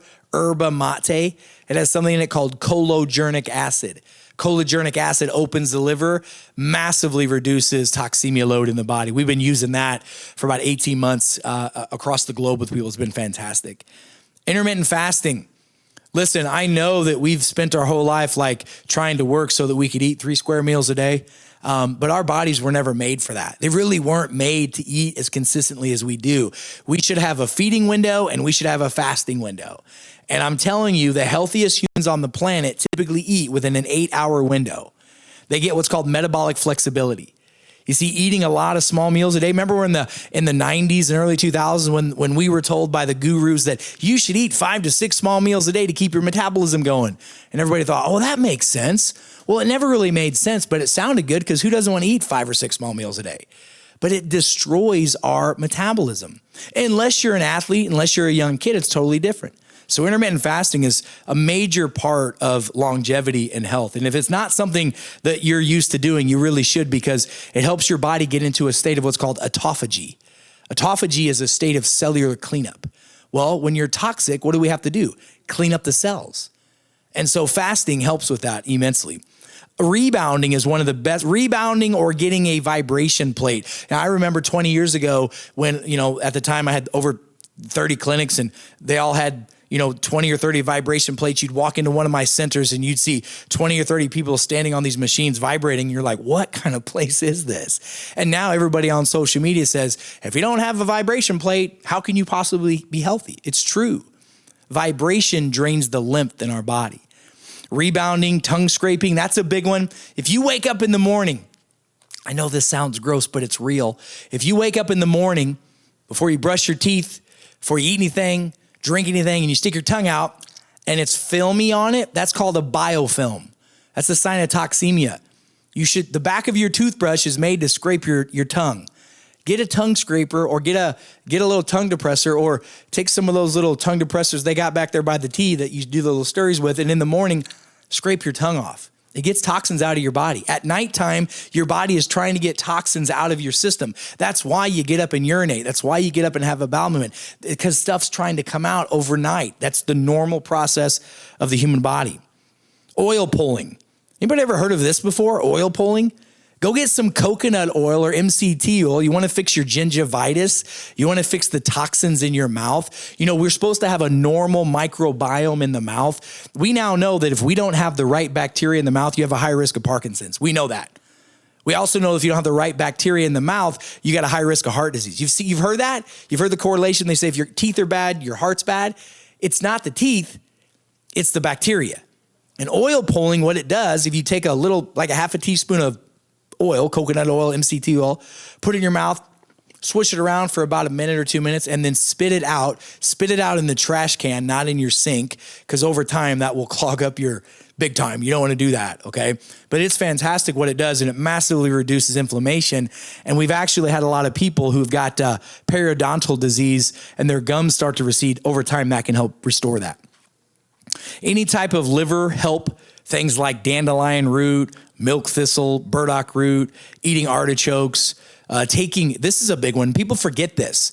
People forget that in the 1980s, 3 doctors won a Nobel Prize for the benefits of telling people to take beef liver, either beef liver as a food or beef liver as a supplement. One of the best things you can do for detoxification. Hydration and electrolytes, that's important. And then deep breathing. Our lymphatic system only moves, number one, through exercise and skeletal movement or deep breathing exercises. There's a lot of positive things that you can do with deep breathing. Apple cider vinegar, a shot of that before a meal. You don't have to do all of these every day. Do you understand that? These are tools that you can use. My wife reminds me, she says, Eric, if I did everything I had to do every day to look and feel like I was 20 years old again, I wouldn't have anything else to do all day. And I go, I get it. So pick the ones that are the most beneficial for you, that fit and work around your schedule and what you're trying to accomplish. Taking probiotics, there are bacteria that, I told you, 47 trillion human cells in the body. There are over 100 trillion bacterial cells, and there are certain bifidobacterium and lactobacillus that if you don't have those in your body, you cannot detoxify. You can't break down heavy metals and microplastics. And most people, about 95% of the American society doesn't have that, because 70% of our diet right now, still to this day, is what's considered ultra-processed food. You can do some juice fasting. Be careful with those, but I'm a big fan of juice fasting. Bone broth is a fantastic thing for detoxification. Again, saunas and cold. You remember the craze that was going on, the cold plunge craze that people are talking about for a while? That really wasn't for me. But you know what it is? Taking some cold water, putting it on your face. You can activate your vagus nerve by taking some cold water, splashing it on your face. It's good for the detox pathways of the body, and it's really good for lymphatic drainage in the face, and it helps your brain balance out. And I think it's always important to have an attitude of gratitude, reducing your stress. Because, toxins are not just physical and chemical, they're emotional as well.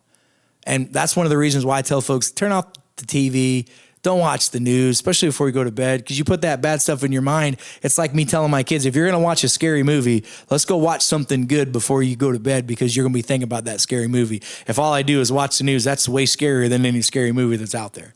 I'm just telling you. We talked a little bit about the gut microbiome, the brain-gut connection with that. There's critical roles in there. If you don't have enough good bacteria, your body's going to be toxic. Every man, woman, and child should be eating fermented foods from time to time. Our ancestors did. The longevity experts do. The people who live in the blue zones do. And they live a happier, healthier, longer life because of that. Protecting and restoring your gut microbiome. You can take, by the way, we massively, myself and my colleagues, I don't anymore, but we overprescribe antibiotics like crazy. It's literally to the point where it's sad because if we don't have enough tools in our toolbox, we just go back to Old Faithful, which is an antibiotic and a steroid, and that never fixes the problem. All it does is weaken the system a little bit more. I don't know if you know this, but one antibiotic can destroy the normal gut microbiome for up to 12 to 18 months. And most people never get those back. And most of us are drinking fluids that have, unfortunately, in foods that have antibiotics in it because a lot of the meat we eat has that. So try to avoid artificial sweeteners. Try to avoid seed oils. Try to minimize your stress. I don't know if you know this, but when you get emotionally stressed out, it messes up your gut bacteria. And then watch non-steroidal anti-inflammatories, Tylenol, ibuprofen, Advil. A lot of my colleagues give those out like candy, and unfortunately, it's just not good. Oh, this is, we created a formula years ago called Detox Pro Plus. We have 3 clinical studies that shows that it pulls the toxins out of the body, all of them. This is kind of your daily checklist, things that you can do. Learn how to clean out your pantry, look at a water filter, replace your plastic containers with glass or stainless steel, switch to by the way, we did all this in my house years ago, and I thought, my gosh, this is going to be a crazy overhaul. This is going to be an expensive thing. We saved money doing this. And it's pretty amazing. Usually about after a week of doing this, it's really fantastic how much you feel. Less headaches, less fatigue, increased awareness, better bowel movements, just a healthier person. Phase 2 is actively detox your body. Have a morning routine and afternoon routine. Just build your life around your health. If you'll do that, instead of just going through the day, you're going to get some good results. And then phase 3 is rebuild and reset your body. Using good bacteria, detox products. Having a cup or 2 a day of bone broth is fantastic. Continue sweating. Try to get your body to sweat a couple times a week and maintain your hydration. Most people need about 2 liters of water every day. And we actually created a 45-day detox protocol, and most of the people who participated in it noticed substantial changes in their life. And we've had hundreds of thousands of people actually do it now. Here's your daily detox checklist. I'll make sure you guys have this so that you can kind of follow along on this journey. And then kind of keys for success is, I always tell folks, when you start something new, you know Peyro's principle, what gets measured gets managed. You know, I always tell folks, you're going to try something new. Take an inventory of yourself. How you feel, how you sleep, how's your energy? And then keep track of that along the way, because you may not have this all of a sudden, I feel great the next day. And as humans, unfortunately, we're so driven by dopamine. If we don't notice something now, it must not be good for me. And that's just not true. So detox journal. Get a support system. There's all kinds of online groups you can join. Have some friends or families do it together with you. Do it with your spouse. Stay hydrated and celebrate your victories. And I always tell folks, try to look at your body and try to reset yourself every quarter. You know, every quarter, I just finished last week, I did a 5-day fast. And some of you might, oh my gosh, how did you do that? Well, most of you aren't ready for that because you got to get your body metabolically flexible first before you can. But resetting your body is just fantastic. And then you'll develop a new you. And there's the resources and journals, articles for what we've got. So I wanted to cruise through that. First of all, interesting information, a lot of stuff we could learn there, right? So who in here has any questions for me about anything that I discussed either today or yesterday? I told the team that I would be more than happy to help with that. So if you guys, you want a microphone? Hold on one second. Tim's going to walk around. There's a couple of them.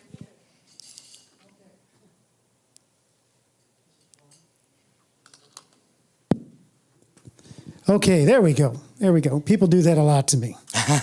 I get that at home all the time. Here you go. Thank you. I understand why some of your ideas are good ideas, especially for overall health. Yeah. My family knows me as the person who always asks for facts. Yeah, sure. Okay, so I'm a farmer. Yeah. I By the way, I also am a farmer. Good. I grew up a farmer, 30 years a farmer. You said you did, yes. Yeah. I'm an apple farmer. Yeah. My family's been on the farm for 5 generations, and so I have seen what really looks like I can just analyze what has gone on in my family for 5 generations. Sure. Okay, so I look at my lifestyle as being the best lifestyle there is. Okay. I also look at our food source in the United States as the best food source in the world and the safest one. Okay, so I am also the certified pesticide applicator on my farm, and I have been now for about 40 years. Yeah. And I have always been in good health. I don't ever have anything wrong with me. I can't think of any operation or surgery or anything like that I have ever had. You're on no medications either? No medications. Awesome. I never seem to get colds. Yeah. And I attribute all of that to my lifestyle. Yeah. Okay, so when you talk about microplastics, Yeah. I'm thinking to myself, in my own family, back generations, or just thinking about people in my community in the past who've had high blood pressure, fat cells, headaches, memory loss, hair loss, all those things. I know that they were not subjected to microplastics, so I can understand that you're saying that that's a good possibility that this new generation is, having these ailments based on that. But if you look back at history, and they were around, those same symptoms were around before microplastics, then of course I am going to question that. So then also, I know that when we look at pesticides, we're now looking at 1/1,000,000th of a particle as opposed to 1/1,000th of a particle. Yeah. We're also having those pesticides tested for absolutely years at the EPA and in my New York State, the Department of Environmental Conservation. Right. So that I am always feeling quite safe in being both the applicator and by applying them so that we have this wonderful food source. Okay. So I am not saying that there isn't the possibility that there could be residue on the fruit. I'm also going to question the organic aspect. I use organic pesticides, I use biologicals, and I use synthetics. Okay. What I'm saying is, how many people in here actually understand that organics are still, organic products are still sprayed with pesticides? Organic does not necessarily mean nothing. That's called natural. Right. So I'm just hoping that people can understand that marketing an organic product means one thing to the public, while the reality to me is something else. Yeah. I don't fear all of these things that you're talking about. Did you have a question? I'm 83 years old. Did you have a question? My question is this. Go ahead. Because I'm ready. I can't wait to answer it. Okay, good. You can, if you want to, you can answer it right now, because Sure. I'll just go on and on about why I think that maybe blaming all of this on microplastics might be a bit of an exaggeration. Were you here with my lecture yesterday? I was, and you know what? I want to be one of the first people who can live till 2030 so that I can be 120, because I'm already 83, so I'm getting So thank you for your input. And as a farmer, I will tell you that I appreciate that more than you know. We're very blessed. And please, we've had death in our world ever since the beginning of humans on this planet. We've had symptoms and sickness from the beginning of this time of this planet of the world. And so and I appreciate your opinion, but the fact does remain that we now have that we never had before, a level of toxemia that we've never seen in our children. Explain to me how 7 out of 10 kids has some level of chronic disease that they never had before the 70s, never had that. Explain to me why we not fatty liver syndrome in kids that are 2 and 3 years old. Here's the reality. We know for a fact that pesticides, herbicides, larvicides, fungicides, etc., some people do completely fine with those. Others have major problems. If you heard that I was up here talking about this is a problem and farmers are killing people, you heard the wrong lecture. The lecture that I said is that we have toxemia in our body. Pesticides, herbicides, larvicides, fungicides, glyphosates, etc., without question cause harm to people. There's been multiple billion-dollar class action lawsuit settlements that have proven that. The science is settled on that. It may not bother everyone, and part of the reason why you've done so well in life is because of the lifestyle that you've lived, because you've been an outside person, you've worked for a living, you've done a lot of great things, but there are a lot of these chemicals that are literally killing people. In fact, in Japan, the number one cause of death in Japan is cancer, and the number one cause of cancer in Japan is toxemia. So there's a difference between the emotions of what someone feels and thinks versus what the facts and reality are. And the reality of it is that we've got a toxic world right now, and a lot of it is our food supply. And it's not because the food is bad, it's because some of the chemicals in the process and the way that we do it. I mean, you would agree with me that ultra processed food is not healthy for humans to eat on a regular basis. Would you agree with that? If you wouldn't, you'd be wrong, and I appreciate your conversation. Because here's what and I mean this lovingly, okay? My job is not to take people's opinions and say, here's what I think. My job is to go, here's what the facts show. And the facts show this. The facts show that autoimmune issues higher now than it's ever been, and toxemia is a driver of that. The facts show that cancer is higher than it's ever been, ever. And we have turbo cancers happening because of toxemia. And I'm not going to sit up here and tell people that the farming world is bad, because I know that it's not, because I remember this as vivid as it was yesterday. We used to plant beans, and I remember when I was on the front of the planter, it was always me and my brother and my uncle, and my dad was driving the planter, and we'd be pouring in the beans in there. And I remember the year that the little purple fuzz was put on the glyphosate was put on the GMO seeds, because we'd always eat them. We'd be sitting there eating them. And the guy from Pioneer Seed said, listen, I'm going to tell you something, son. We don't know why, but we know that a lot of people are getting sick now. Farmers are getting leukemia on a level they've never gotten before. And that led to a $3.2 billion class action lawsuit. So you're right. Farmers are amazing and they're the heart of the world. But over the next probably 2 to 3 years, you're going to hear about how we have made some wrong decisions, just like when we used to put boron or mercury in people's veins, or arsenic if somebody was sick. We've made mistakes, and now we're rectifying those, and part of it is rectifying the food supply. And that's part of the thing that we're doing in DC right now. So thank you. We've got another. Yeah, hey guys, all those right there I did. We're going to move on from that subject. We've got a question from over on this side. Okay. You said about the forever chemicals, but you can get rid of the forever chemicals. So what we're finding is PFAS. We now can measure PFAS levels in the body. And there's an actual blood test that a lot of people are getting done on a regular basis called an alkaline phos blood test. It's normally known as a liver blood test. There's a correlation between alkaline phos and PFAS levels in the body. So what we've been able to show, and there's multiple studies now that are showing this, in fact, the United States government is doing multiple of these right now that shows that we can remove the PFAS from some of the body.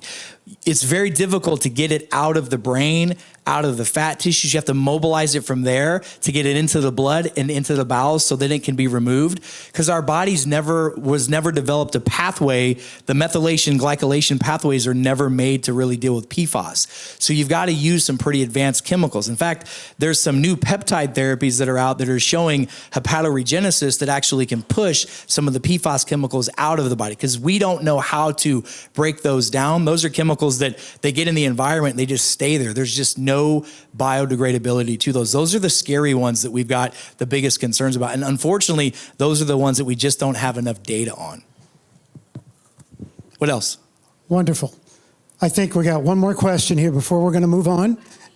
Yes, you do, because there are people on the live stream that want to hear your question, so you can go around the world. I've had this disease, of course, all my life, like all of us. And I go to a functional medicine cardiologist here. Yeah. And he, knowing my disease and everything, said, I don't want you drinking regular water because it has chlorine in it, or fluoride in it, and fluoride's a neurotoxin, and you already have a neurotoxic disease. You know, your disease is already neurotoxic, and so you shouldn't be adding that to your. So, my dear husband makes me, he makes me distilled water, but just think about that because we have this disease, and that fluoride in the water isn't good for us. The other thing is, I don't know how many of you have restless legs at night like I do, but what Doctor said about the magnesium in the water. You know, getting in the tub with a bunch of make salt. You know, that at night before you get in bed will calm your legs down. Okay, just a couple things. Yeah, fantastic. You're right. And by the way, just to say this, think about this for a moment. No matter what disease or condition or syndrome that your body's dealing with, whether it's diabetes, heart disease, neurological issues, or etc., think about this. The way to get those better, the best that you can, is to stack the deck in the favor of health for you. It's not just about taking this new drug. It's not just about using the new peptides or the new therapies. It's how can you be as healthy as possible? And our body's health is based off of the level of toxemia and the balance we've got. Like I said yesterday, you know, your body is a balance of ease. And if you're out of balance physically, chemically, or emotionally, you're going to have more problems. So thank you. All right, thanks everybody. Appreciate your time. Have a great day. Thank you, Doctor.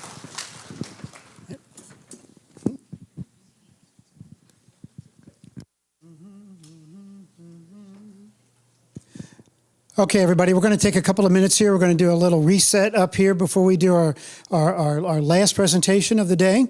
So just hang loose, relax a little bit, and we'll get back to you in just a few minutes. Thank you. Okay, everybody, it's that time. We are right on schedule to have a wonderful ending to the SPF annual conference. And so here we go. Over the past 2 days, we have discussed scientific discovery, disease biology, biomarkers, therapeutic development, clinical trial readiness, rehabilitation, wellness, and supportive care. Now we arrive at one of the most exciting questions facing the HSP and PLS communities. How can technology help people today? While researchers continue pursuing therapies that may alter disease progression, engineers, innovations, clinicians, and entrepreneurs are creating tools that help people improve mobility, maintain independence, and participate more fully in daily life right now. The future of neurological care will likely include not only medicines and biologics, but also wearable technologies, neurostimulation devices, robotics, adaptive mobility solutions, and digital health tools. Many of these technologies would have seemed impossible only a few years ago. Our next presenters bring the future directly into this room. Through demonstration and discussion, they will showcase emerging technologies designed to help individuals improve function, increase independence, and enhance quality of life. Please join me in welcoming Sherry Brady and Stephanie Ovalle, presenting Mobility, Innovation, and Functional Independence, featuring the Dynas exoskeleton, the Psionic neurosleeve, the Moly suit, smart cuffs, ACE X spinal cord stimulation, Galileo vibration therapy, and other emerging technologies. Ladies. Hi, everyone. My name is Stephanie Ovalle, and I am the Mobility Clinical Specialist here at Psionic. A bit of background of myself: I am an exercise physiologist, and I have my master's in applied exercise science. First and foremost, I just want to say thank you to everyone for having me here today, but especially to Sherry, one of our Psionic users, for having me here today. I'm really, really honored to be here today. Today, I want to introduce you guys to the NeuroSleeve 2 and discuss how this specific neuromodulation device uses functional electrical stimulation and sensory stimulation to assist individuals with neurological gait impairments and assisting in reducing muscle spasms. We'll talk about how the device works, who may benefit it, some of the clinical evidence behind it, and how we support both clinicians and patients throughout this process. All right, let me start by introducing what Psionic is. Psionic was founded on the belief that better mobility is possible. The company began when our founder, Jeremiah Robinson, was searching for a better mobility solution for his daughter who has cerebral palsy. Like many families, he found that the available assistive devices did not fully meet her specific needs. As a software engineer, he decided to approach the problem differently. Drawing on his background in technology and innovation, he began developing what would eventually become the neural sleeve. As he tested the technology, he saw meaningful improvements in his daughter's mobility by targeting the key muscles of the legs, which include the shin, the calf, the quadriceps, and the hamstrings. What started as a personal mission to help his daughter ultimately grew into Psionic's broader mission, helping individuals with neurological conditions improve their mobility, confidence, and independence. When people hear about stimulation, typically people refer to a traditional FES device, like a TENS unit. What makes Psionic unique is that we've integrated sensing, stimulation, and software into a wearable system that can support mobility throughout the daily life. We often refer to it as a bionic clothing because it combines technology with something patients can comfortably wear throughout their day. I think many of us will go to physical therapy and do well in the clinic, but struggle once they return home. Our goal is to bridge that gap. The neural sleeve uses real-time sensing and adaptive algorithms to understand how a person is moving and deliver stimulation based on their movement. Instead of simply compensating for a deficit, we're trying to actively support functional movement throughout the day. I would like to share a quick video of Sarah and show you how the neural sleeve has impacted her daily life and mobility journey.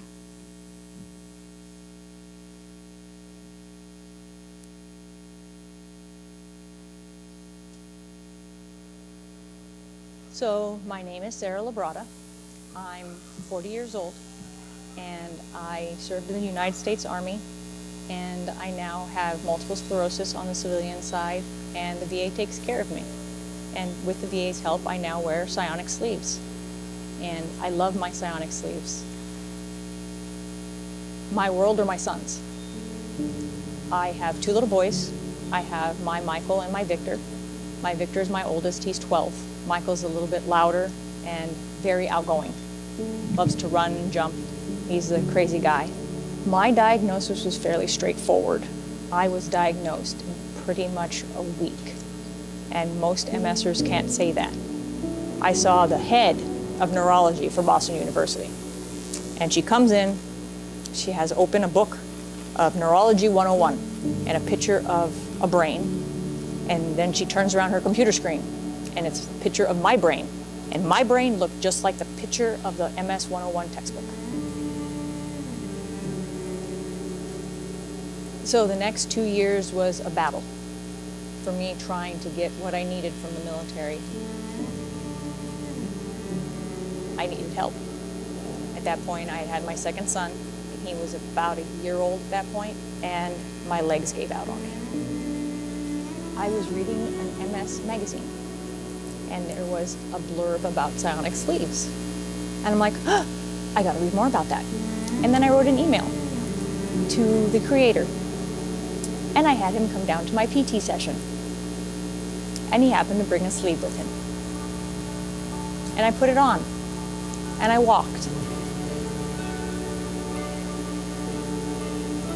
I had tried every other walking attachment they have on the market, looking for something to keep me walking, because I wanted to be active and moving with my boys. And I got both sleeves. And like, are you ready for this? I said, I'm so ready for this, let's go. Okay, so I got up and I walked. I'm like, this is so cool. Now I only put them on when I leave my house, knowing that I can walk around and be okay, because the neuro sleeves have made that big of an impact on just my walking already.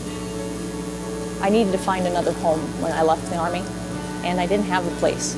And I found the PVA. They pulled me out of a very dark place, and now I'm on the PVA board. So when someone is just diagnosed with multiple sclerosis, I go find them and be like, hey guys, come join the Paralyzed Veterans of America. We do all kinds of fun stuff. We try to keep them active because MS is a move it or lose it disease. And guess what? I've got MS and I am not going down without a fight. I just know that I love my psionic sleeves, and I want all my veterans to know that they can get them and they're out there for them.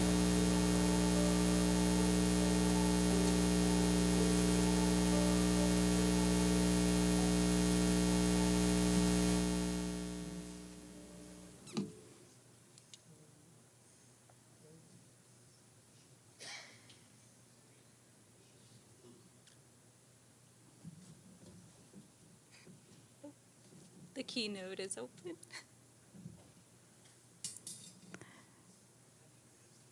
Yes, the keynote is open right next to the FaceTime app. There you go. Perfect. Now that's a pretty amazing story, right?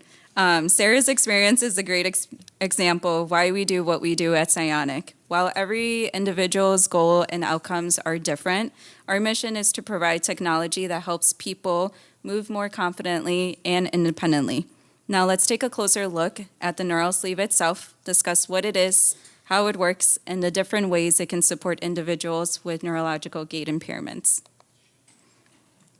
We'll slowly start talking about the neural sleeve 2 now. So the neural sleeve 2, it has 3 components. The system will always contain these 3 components, and it is always going to be the wearable sleeve, which contains the electrodes and the sensors. And it also includes the control unit, which powers the system, and it is connected with the sleeve cable. Additionally, it is Bluetooth connected from the phone to the control unit. And you would need the Psionic app that is downloaded in your mobile phone or in your iPad. So that will allow us to customize stimulation programs and monitor progress. The sensors continuously monitor movement by using an IMU, which is an inertia measurement unit, and that includes accelerometers and gyroscopes, as well as the embedded EMG sensors to determine where a person is within their movement cycle. That information allows the device to provide stimulation at the appropriate time of the movement.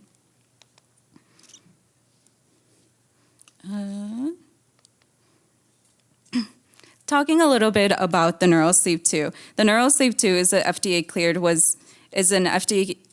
cleared device, which was developed for individuals that have upper motor neuron conditions, such as stroke, MS, cerebral palsy, an incomplete spinal cord, HSP, TBIs, and etc.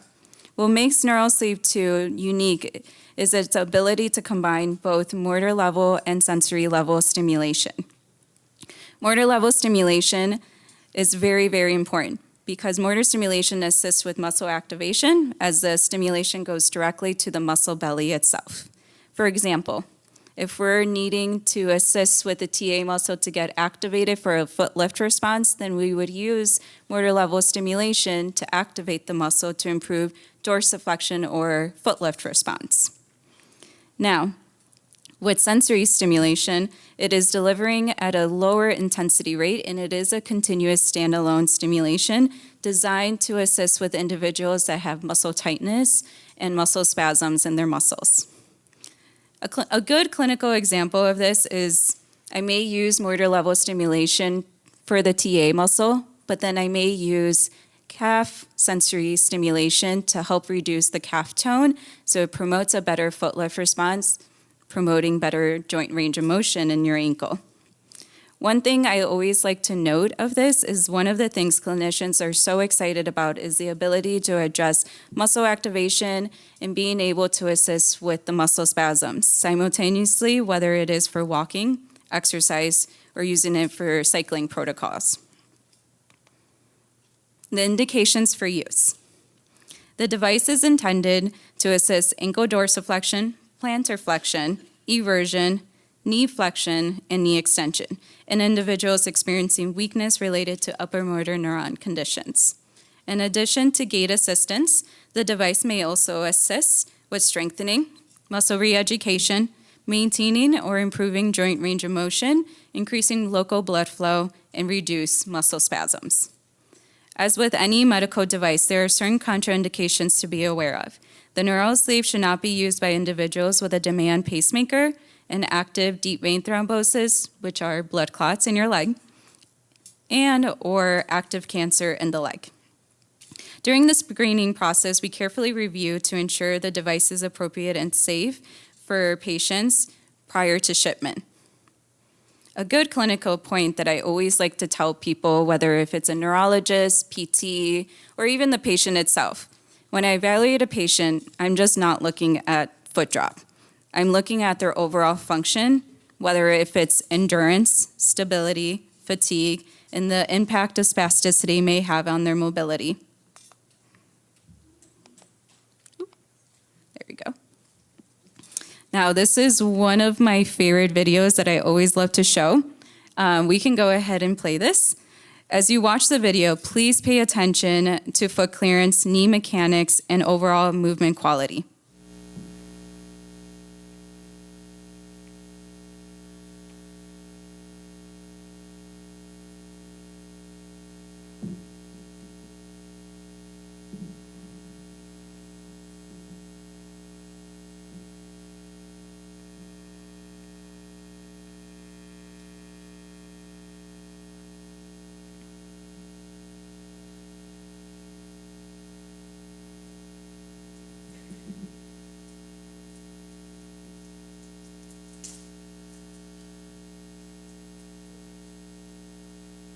Perfect.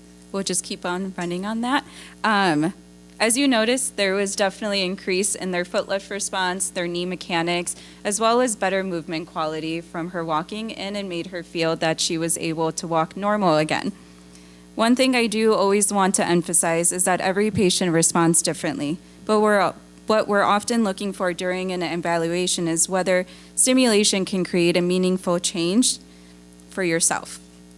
This example demonstrates improvements that sometimes can be observed immediately, or individuals may see expected outcomes at a later time, but will work very hard with their PT and using the psionic neural sleeve to achieve their expected outcomes, whether if it's improving dorsiflexion, ankle or knee stability, strengthening muscles, or even practice with enough repetitions so it can promote neuroplasticity and create those new neural networks. So, how it all works. I promise this is one of the most technical slides that I have, but I'll try to break it down as simple as I can. The kinematic sensors monitor movement. So as you notice with the little graph where it tracks limb position, it tracks the movement. The algorithms, it analyzes that information, whether if they're walking, going up and down the stairs, or even just exercising with the device. The electrode arrays deliver the stimulation. Oop.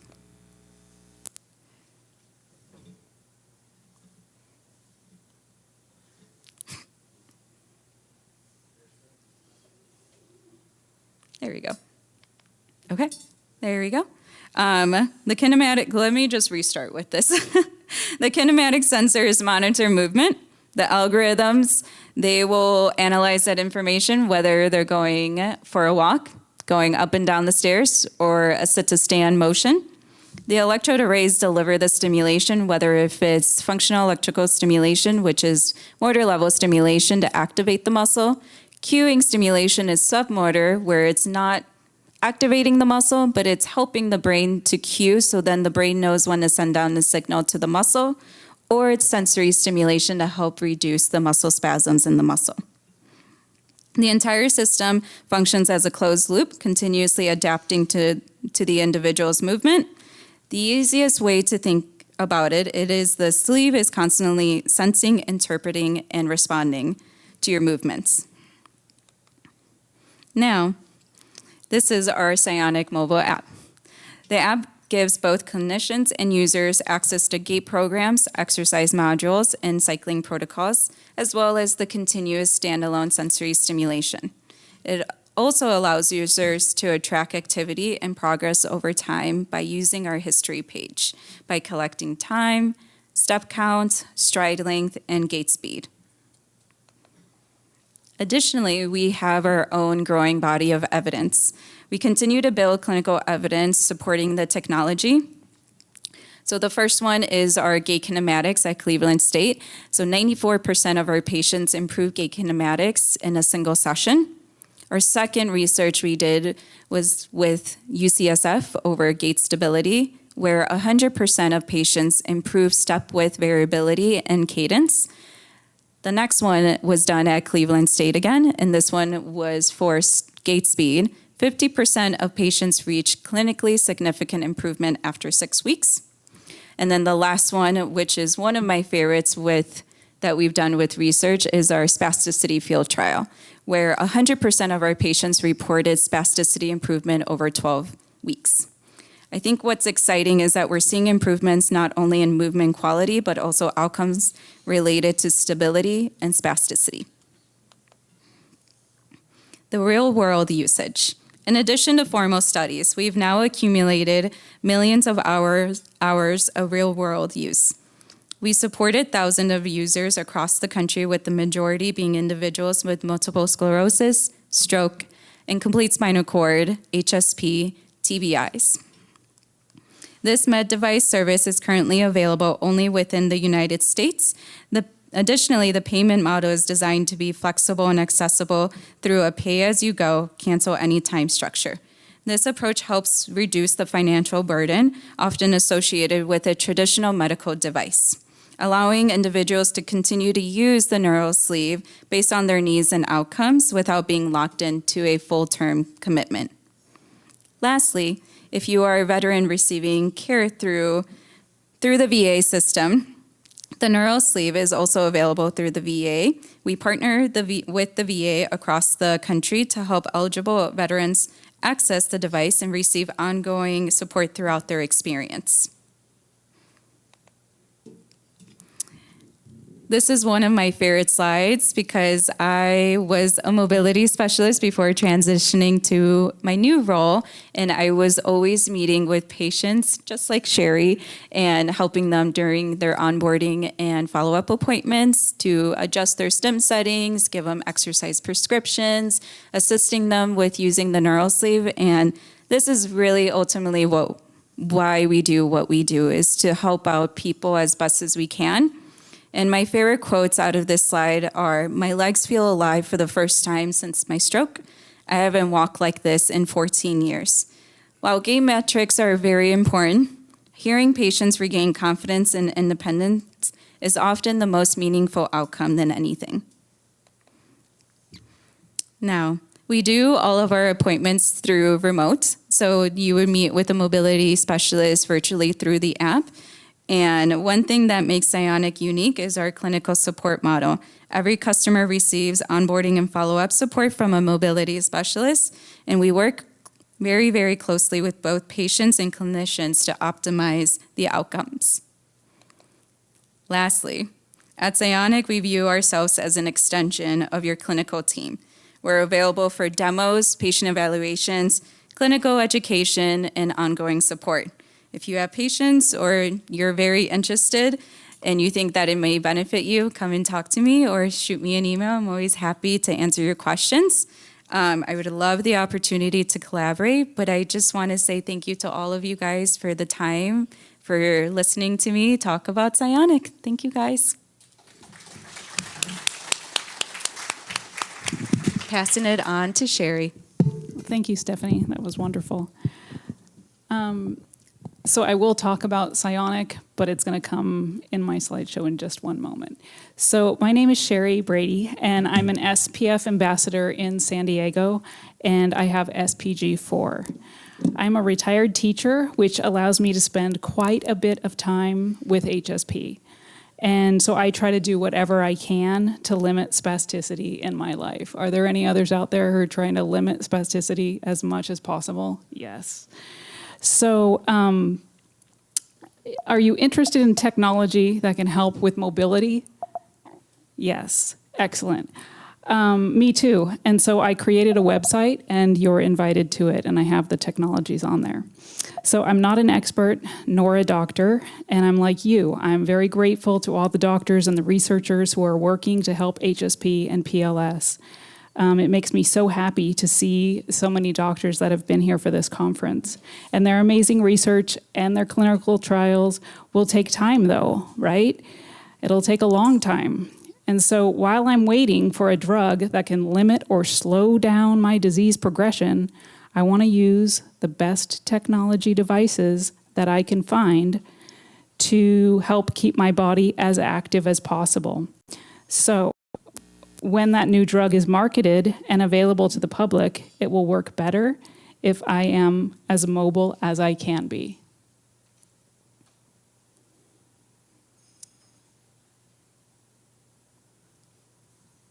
So I'm just waiting for the slideshow to kick on here. Just one moment.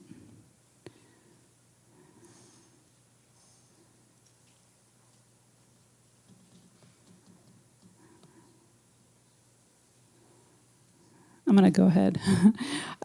So I will share with you several newer technologies that work in different ways to significantly reduce my spasticity and improve my mobility.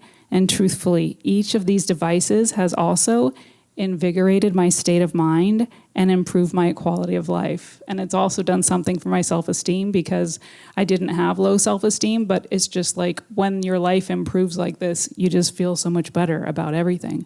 So I'm not a case study. I'm just one person trying things out, and I want to share what has worked for me so that maybe it can help you too.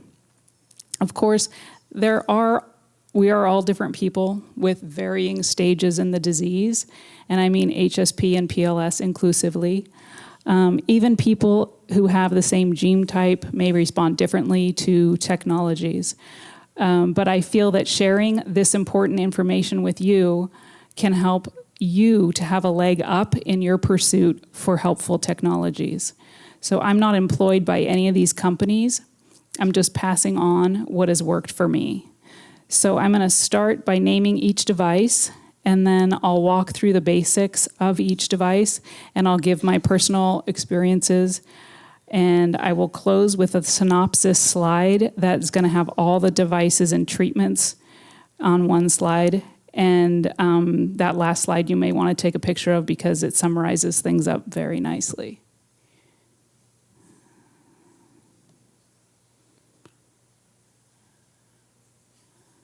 So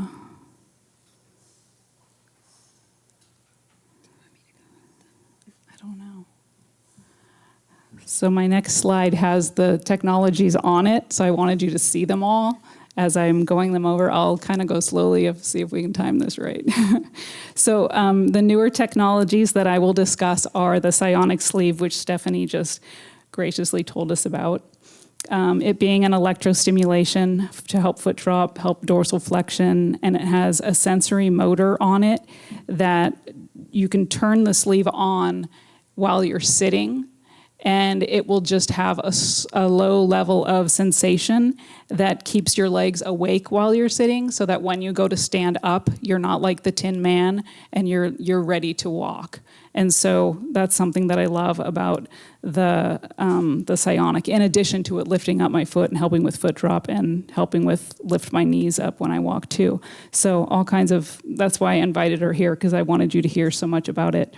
And also the Psionic sleeve can be worn for up to 8 hours a day to assist with walking. So it's nice to wear it all day. The second device is the Genesis exoskeleton, and that improves mobility by lifting the legs, making walking and hiking easier and a lot more fun. Because when hiking and walking is easier, it just boosts your spirits. It's the only device today that I'm going to talk about that doesn't lessen your spasticity. The third device is called the Autobach Molly suit, and this is an electrostimulation therapy suit. The fourth device is the vibration plate, which lessens deeper spasticity throughout the body. Number 5 is called ARC-EX, which is an electrostimulation for the spinal cord that provides me several hours of spasticity relief. Number 6 is called Smart Cuffs, which is a blood flow restriction cuff, which also provides me several hours of spasticity release. And number 7 is a treatment called cryoneurolysis, and that's a newer medical treatment using an ice ball to help lessen spasticity.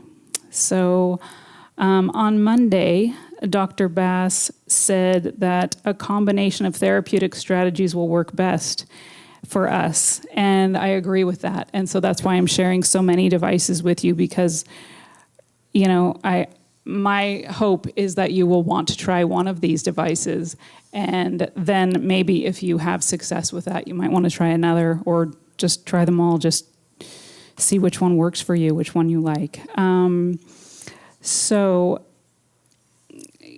I just want to open the door of hope for you with these devices, and my goal is that you will want to try one of these technologies for better mobility. So please get your doctor's advice before trying any of these, because there's no research on them for HSP or PLS, of course. And now there's a lot of information to cover, and it's all located in one lovely spot, and that is the website that I created. And so now I really need the slide for this, because I want you to see my website. It's a wonderful website. She'll share it out to you guys. Thank you. My website is called hsp-sandiego.com, and my email is hsp-sandiego@sonic.net, and we'll show that to you soon. Oh, okay. Thank you. So I have a picture of my website on the slide, and any of the slides that are green are going to be from my website. And so, like most websites, there are tabs across the top. And so that can give you access to the different categories. And then there's a magnifying glass there to help you search for features. Yay! Yay! All right. We got There's my it. title slide. Okay, so here's my website. Yeah, okay. And so we can go on to the next slide then, thanks. Okay, so a little lower on the page is the tabs here, and they have got the little pictures with them. So just to read the tabs to you: electrical stimulation, there's foot drop with AFOs, which is ankle foot orthotics. There's rehab clinics in SD, devices, medical, there's research, nutrition, resources, my background, and then books and music. And so I chose San Diego in the title in my website, hsp-sandiego.com, because I wanted people to have a place to find local places for local doctors, local therapy places, and so that was my way of trying to localize it. But there's a lot on the website that is just for everyone, so I suggest everyone can check it out. So let's say that I also on the website are links to other websites, like Psionic is on there, links to videos, links to studies that they cite, and and then some videos.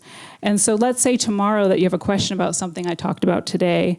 You can read on my website, read about it. You can do the links and read more, learn more. And then please email me if your question persists, because I'm more than happy to get back to you with any information that you're asking.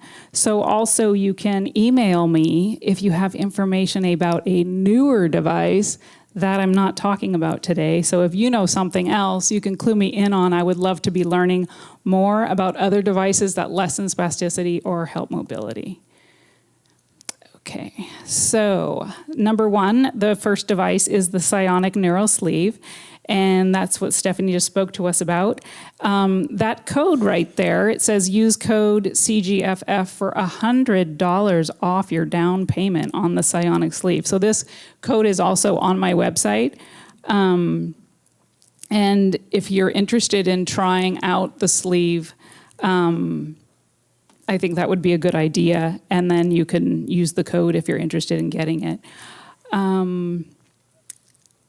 let's see. Oh, I do get a discount when you use that code. I just wanted to clarify that. I'm not being paid by any of the other companies to be here. I'm just here because these things work for me, and I want to share them with you so that you can benefit from them also.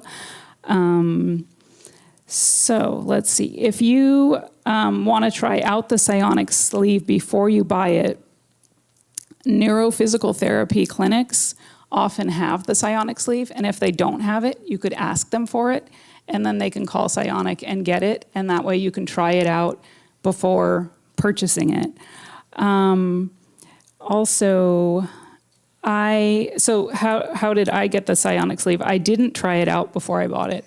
I have a friend in San Diego who said she tried 3 devices. She tried the Walk-Aid, the Bioness, and the Psionic sleeve, and she strongly recommended the Psionic sleeve. And also, Dr. Bianca Martinez was in HSP Talk from 2024, and in her HSP talk, she recommended the Psionic sleeve as the best electrical stimulation device available for foot drop. So that's why I started with Psionic, with these high recommendations. So having a degenerative disease, these devices won't work forever, but I felt that I needed to take advantage of the spot that I'm at and use it now. So I first got the Psionic on my left leg when I had foot drop. And it helped with my overall walking. It helped with my dorsal flexion, which is the lifting up of the foot. And it helped lift my knees higher. And after a year, I gradually noticed that my foot wasn't lifting up as high. And so I called my Psionic physical therapist, and I, let her know what was going on. And she said, well, we can try something, Sherry. We can try rotating your sleeve just a little bit in one direction on the lower part of the leg. And then she watched me walk, and my foot was lifting up again. And she said that your body can just get used to the stimulations. And because I had the sleeve in the same spot for a year, those muscles were getting used to that stimulation. And so by rotating it, it's awakening other muscles that were still able to lift up my foot and help with foot drop. So I was so happy. I was just thrilled. So it didn't lift up my foot as high as it did a year ago. When I first got it, it lifted it a lot more, but that's because of my disease progression. And so it lifted it a lot more than it did a month ago. So I am just really happy with Psionic. And I'm not sure about knowing how to say if the Psionic would work for you or not. I recently had results of the Ashworth scale, and they ranked me at a level 2. That's a test of the spasticity in my legs. And so the Psionic sleeve works for me, and I'm a level 2 on Ashworth. If that is of any help to anyone, I don't know. But I do have a little bit of advice for if you get the Psionic, is that when you're done wearing it for the day, when I remove the sleeve at night, each evening I try and check the electrodes on it, because there are a set of 6 electrodes on each of the 4 muscle groups, and I try to replace them at nighttime if they're coming off or they're worn out and they just need replacing. They need replacing once a month usually. But I usually check that at night so that in the morning when I'm ready to go, I don't have to stop and change any of the electrodes, and it's just nice to have that out of the way. Okay, so now we will move on to a device for mobility. And so number 2 is the Genesis X1 exoskeleton. And this is not available to try out anywhere. The exoskeletons, you would need to probably go to a technology expo to be able to try them out. I got mine online, and it worked great. And I even traveled across to Ireland with it, and was in a tour group and was able to keep up with the tour group because it lifts up the legs as I'm walking. However, I learned that I had scoliosis, and so I had to stop using it because it's 3.5 pounds weight on my back was not helping with scoliosis. So that's why I was donating here to someone at the conference, and I think I might have found a taker for it. Yay! Somebody who wants us to watch her walk. So just please get your back checked before you try a exoskeleton, just to be sure. And they don't recommend it for people with neurological issues, which is just a way of them saying they don't want to be liable for whatever happens. So you can get your doctor's recommendation for that if needed. So in a nutshell, the Dynasys exoskeleton is 3.5 pounds. It uses artificial intelligence to sync a person's movements with their neurological gait assistance. And a lot of exoskeletons are geared towards athletes and geared towards resistance, so slowing you down to make you work harder. But the Dynasys exoskeleton has an assist mode, and it is awesome because it will help you go faster. It helps you with hiking and walking, and it lifts up your legs while it displaces the weight off of your hips. And that's really the most phenomenal thing about the exoskeleton, because you can travel lighter and longer and you have less fatigue because your body it's lifting the weight off of you. So it's making you last longer, which is just wonderful. So how is the exoskeleton worn? There's a belt that wraps around your waist and the Velcro holds it in place. And then there's 2 motors, one on each hip. And each motor connects to a shaft that runs down the leg, and then the shaft connects to another Velcro strap that helps lift up your thigh when you walk. And so on the bottom of the screen is a link to my, that screen is my HSP website. That's the green screen. And it has below that those exoskeletons is a picture of me wearing the exoskeleton, and that's a link to the SPF talk that I did with the Dynasys exoskeleton. So I'm not going to go into a whole lot more about the exo. I'm just going to assume that it's been viewed 700 times, so probably many people here might have seen it already. But I just wanted you to see that link in case you're new to SPF and interested in seeing that. And we will now move on to an electrical stimulation suit. So this is the Ottobock Molly suit. You want to hold them separately? And here's the belt that it has. Okay. So Stephanie is nicely going to be our model. Thank you. So on the website, you can click on that red play button and watch a video of Louisa, who has MS, which is an upper motor neuron disease. And the video is a split screen. And on the left side, Louisa walks before wearing the Molly suit. And on the right side, she walks after wearing the Molly suit for 1 hour. And her walk is dramatically different on the right. And her electrostimulation has relaxed her spasticity and overall movement, and she's the ideal candidate for the Molly suit. So what is the Molly suit for?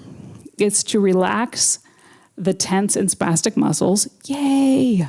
Activation of muscles, increasing local blood circulation, and symptomatic relief of chronic pain.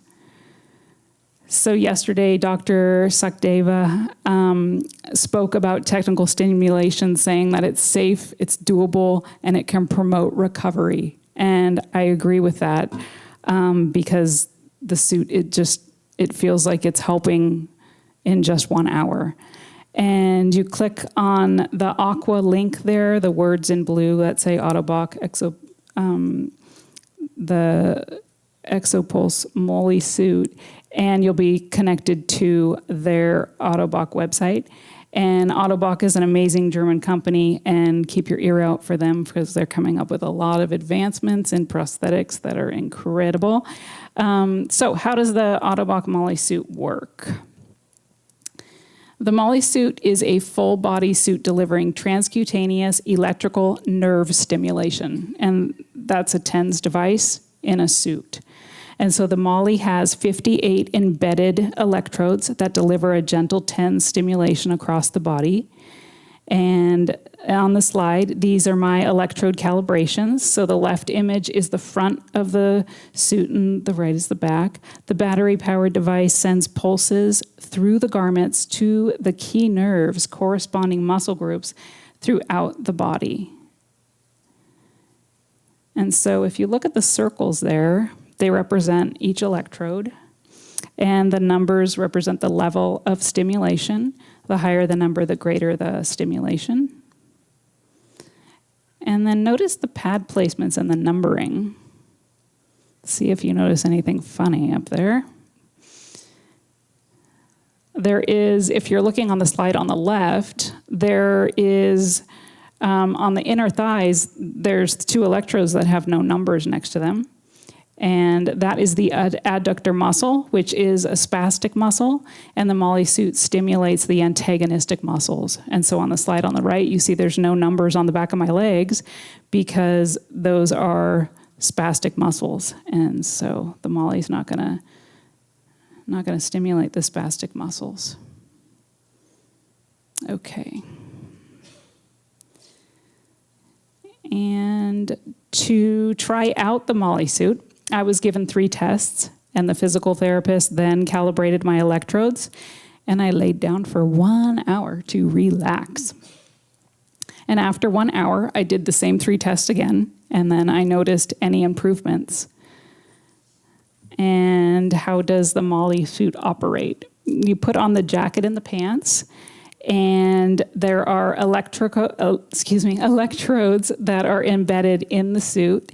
And the picture on the right at my waist, you will see the battery-operated control unit. And that control unit has 4 arms that magnetically attach to the suit connectors. And then you lay down for 1 hour, you press play, and you relax. And then after 1 hour, then you notice the release in your body that you could feel like from using a TENS unit. So perhaps you haven't heard of the Molly suit, or maybe you have, but the Molly suit is not yet available in the USA. And it's not cleared, it's stuck in the FDA process. And I learned about it in 2024, and it's still stuck in the FDA process. So it's not available here to be purchased, but it is available across Europe and across Australia. But most people aren't in a position to travel for it. So if you're interested, you could read about it on my site. Why am I telling you about this? Because I think it is a really interesting piece of technology that's very helpful for spasticity. And I'd like for you to know what's coming down the pipeline so that when you hear about it, you'll know if you want to go to a place and try it out, give it a try. So the physical therapist that I saw when I tried out the Molly suit, he also recommended that I go to neurophysical therapy regularly so that I would get the best result from the Molly suit. And so I just want to share that with you. And I just want to clarify about, we can put that away now, thanks, about I didn't know much about neurophysical therapy, and until the Molly suit the PT recommended it for me, and I was so happy to find the things that I found for neurological support. So many neuro PTs are specialized with. That's a picture there of the anti-gravity treadmill, which fills up with air, and it takes a varying degree of weight off of your legs so that you can walk easier. And it makes using the treadmill fun, which kind of is ironic, right? They also have an equalizer strength trainer, which is a weightlifting machine, which has space underneath it for a wheelchair. They have harnesses that hang from the ceiling to help walking and help with balance, which are so cool. They have specialized bicycles, they have stair climbers, and they have a treadmill with a harness on it. There's just a big variety of what they have to help with balance, help with strength training, and with cardio for neurological needs. So something interesting to me, my doctor of physical therapy, and that's her in that image there, she gave me a Tardieu test, which is a tone test. And she went through my whole body and had this like clear measuring apparatus that she used to see like how flexible I was or how far I would stretch. And so she gave me this tone test, and then I gave that test to my physiatrist and to my spasticity specialist to help document where I am with my spasticity levels. And so I recommend that you might want to try getting a Tardieu test also, because it's helpful to have data in your side. So at Neuro PT, doctors of physical therapy can guide you through exercises and help you establish home routines. And I'm going to step back for just one moment to say that if you don't know what you need, it may be more difficult. You will have a more difficult time getting it. And so if you could speak specifically about what your needs are, you're going to use the right terminology, then you have a better chance of getting your needs met. And that sounds really obvious, but if you're going through something for the first time and you just are kind of at a spot where you're frustrated and you need help in a way and you don't know how to specify that, then this is just a suggestion of a way to be working with that. And so my personal experience occurred several years ago, and I told my family practice doctor that my physical therapy was not really working for me anymore, and that I wanted her to know from her what could be done about the symptoms that I was having that were progressing. And she said, "Oh, well, I don't know. Do you want to try PT again?" And so I said, okay. And so I went through PT, several more rounds of PT, but perhaps I wasn't being clear enough, or I did not know what I needed to say to her. Because this year, I learned from my neurologist that my health insurance covers Neuro PT. So knowing what to ask for, if I would have known to ask for Neuro PT, that could have saved a lot of time. Or knowing to ask my neurologist for this could have also saved a lot of time. So your health insurance may not offer something to you, because if they offer it to you, then they have to pay for it. But if you use the right terminology when you're asking, then they are obligated to help you with, especially if you have a neurological disease like we do. So the next 3 devices that I'm going to share with you, I use at my Neuro PT. And the first one is the vibration plates. And that's what it looks like on my website there, with the aqua links or links to those companies. And Galileo was the first one that created the vibration plate. And they have lots of studies to back up their claims. And Galileo oscillates. So it's a plate that you stand on and it vibrates, and it helps with your spasticity, lessening your spasticity. And when it vibrates, it oscillates in a way as if you are running or jogging. So it's a vibration that's actually good for your body. And so my doctor of physical therapy said for me to be on the Galileo for about 10 minutes and to be on it on levels between 10 and 15. This gave me deep spastic relief, like all inside my body. Now, when I was talking about the Molly suit, that's a superficial spasticity, like from using a TENS device that just is the outside. And so the vibration plate gets the inside, which is phenomenal because it's not easy to get the inside of that spasticity. So my doctor of physical therapy said to be on level 10 for 10 to 15 minutes. And this gave me this great spasticity release. And then I'm ready for exercise. So it's a wonderful thing to do right before I exercise. So getting relief from the Galileo, I was doing that once a week at my physical therapy appointment. And it made me think, if I'm getting this once a week, I wonder if I could be getting more spasticity relief. And so I wanted to buy one, and I wanted to do this at home. And so I looked into Galileo, but it was very expensive because they originated it and they perfected this oscillation movement. So I looked into other devices, and I found the Hypervibe. It doesn't have exactly the same oscillation because it's, patented, but it does have a side-to-side movement, and the vibration plate helps enhance flexibility. It reduces muscle soreness. It increases lymphatic drainage. It improves balance, and it accelerates recovery. And I also notice it helps with my posture because it lengthens my spine, which is very helpful.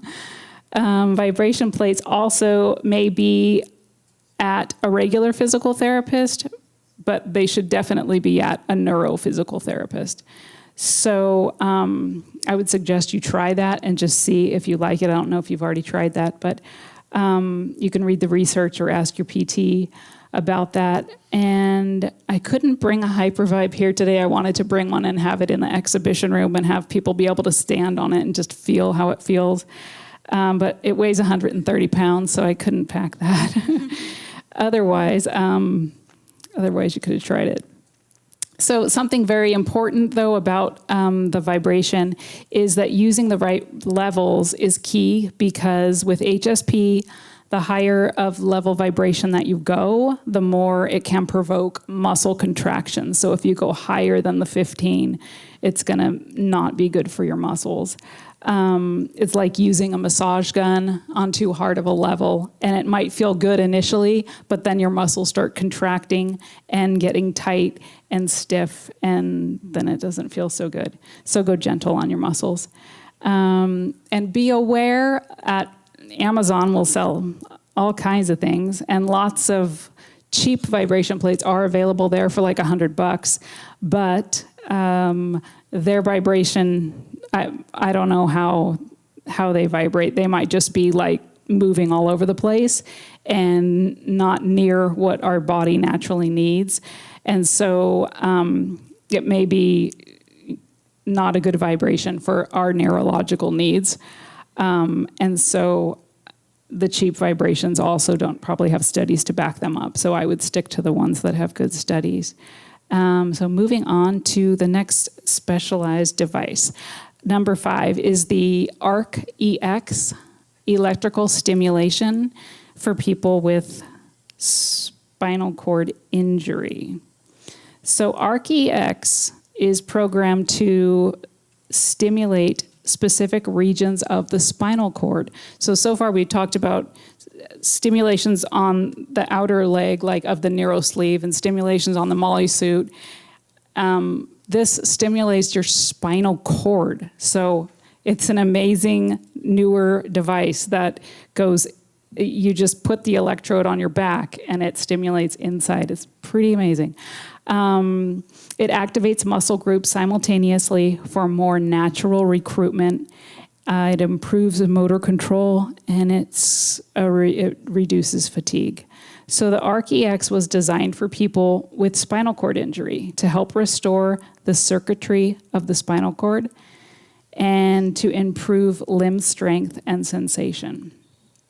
It is the first FDA-approved device to deliver deep spinal cord stimulation using transcutaneous spinal cord stimulation, which helps the body relearn and correct neural messaging through neuroplasticity. What? It helps correct neural messaging? Who's that good for? Yay, right? We need neural messaging corrected. And so so this device gives me the chills, because it's just it's so amazing. How did I learn about ARC-EX? Well, I read an email from my neuro PT, and they sent out an email about a new device that they have, ARC-EX, and they sent out the study that backs it up. And in the study, all the participants had spinal cord injury, and they put electrodes on their upper spine for upper body mobility. So they received ARC-EX sessions 3 hours a week with task-specific physical therapy, and they completed at-home follow-up exercises to go along with it, and then the result was some spinal cord recovery was achieved. So participants recorded a decrease in frequency of severity of muscle spasms, yay, improved sleep quality, and reduced pain. improvements that translated to significant increases in patients' overall well-being. So participants reported reduced spasm frequency, improved sleep, improved upper body sensation, and including sense of touch. And so what was most interesting about the study was something they weren't anticipating. And they weren't anticipating spasticity reduction in the study. So that wasn't an outcome that they were looking for, but they got that in the patient's feedback. And so when I read that, I was like, yay, spasticity reduction. So I asked my doctor of physical therapy if I could try the ARC-EX and be my own HSP case study. I'll be the guinea pig for this and give it a try. And she said, yeah, waive your liability and we are good to go. So I did. What does ARC-EX consist of? So on the bottom is the stimulator, and that generates the electrical stimulation and provides the power. The picture on the right has the splitter box, which attaches to the person's clothing during exercise, and it has one power cable at the bottom there, and then the 4 electrode cables out the sides. And then ARC-EX on the top left comes with an app which allows for all of the settings, and it will remember your settings so you don't have to set it each time. And now we know that HSP is an upper motor neuron disease, right? With spasticity and muscle weakness being the primary symptoms. But what that means that the weakness is neurogenic in origin. So it comes from degeneration of the upper motor neurons in the spinal cord. It doesn't come from our muscles wasting away. So the muscles themselves are strong, but it's that message that's the problem. And so ARC-EX works on the spinal cord to re-educate that pathway. Yay! So here's a picture of the ARC-EX on my back. Those are the electrodes on my back. And in the study, the electrodes, I said, were placed on the upper spine. There are 2 in the back, 2 in the front. And my doctor of physical therapy placed my electrodes on my lower spine. And I experienced improvements in my lower body. And so I use ARC-EX once a week at physical therapy. And I wear it it's about a 45-minute session. And then in the last 10 minutes, my doctor of physical therapy has me walk on the anti-gravity treadmill. And I was able to jog the first time I wore it. And I haven't done that in years, so that was really awesome. And my legs were lifting higher. My feet were lifting up because it was helping with my dorsal flexion. And my stance width was wider, and I was also just more stable. My spine even felt lengthened and better aligned. So my doctor of physical therapy was as excited as I was when she was watching me on the anti-gravity treadmill, and she started recording me, and she was just as surprised as I was that this was making such a big improvement in such a short amount of time. So now that I've been using ARC-EX once a week since February, every week I go there and I get 3 hours of spasticity relief. So I just use it for the 45-minute session that I'm there, and I go home with 3 hours of freedom. It is just so amazing. So I wish that I could get it 3 times a week like they did in the study, but that's not in the cards for me. But perhaps you can ask your physical therapist or your neurotherapist if they have ARC-EX, because it may help you too. And that's no matter what your ability is. So here's a video on ARC-EX.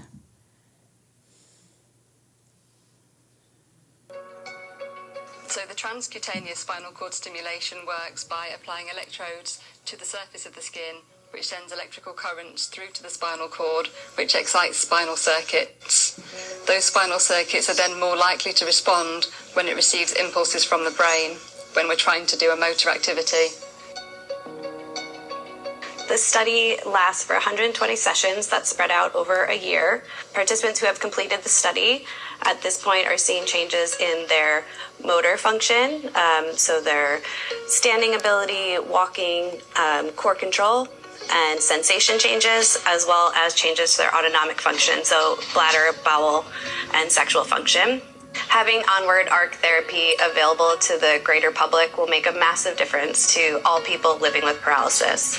We are seeing recovery in participants who are over 10 years post-injury, and they're regaining function that they never thought possible.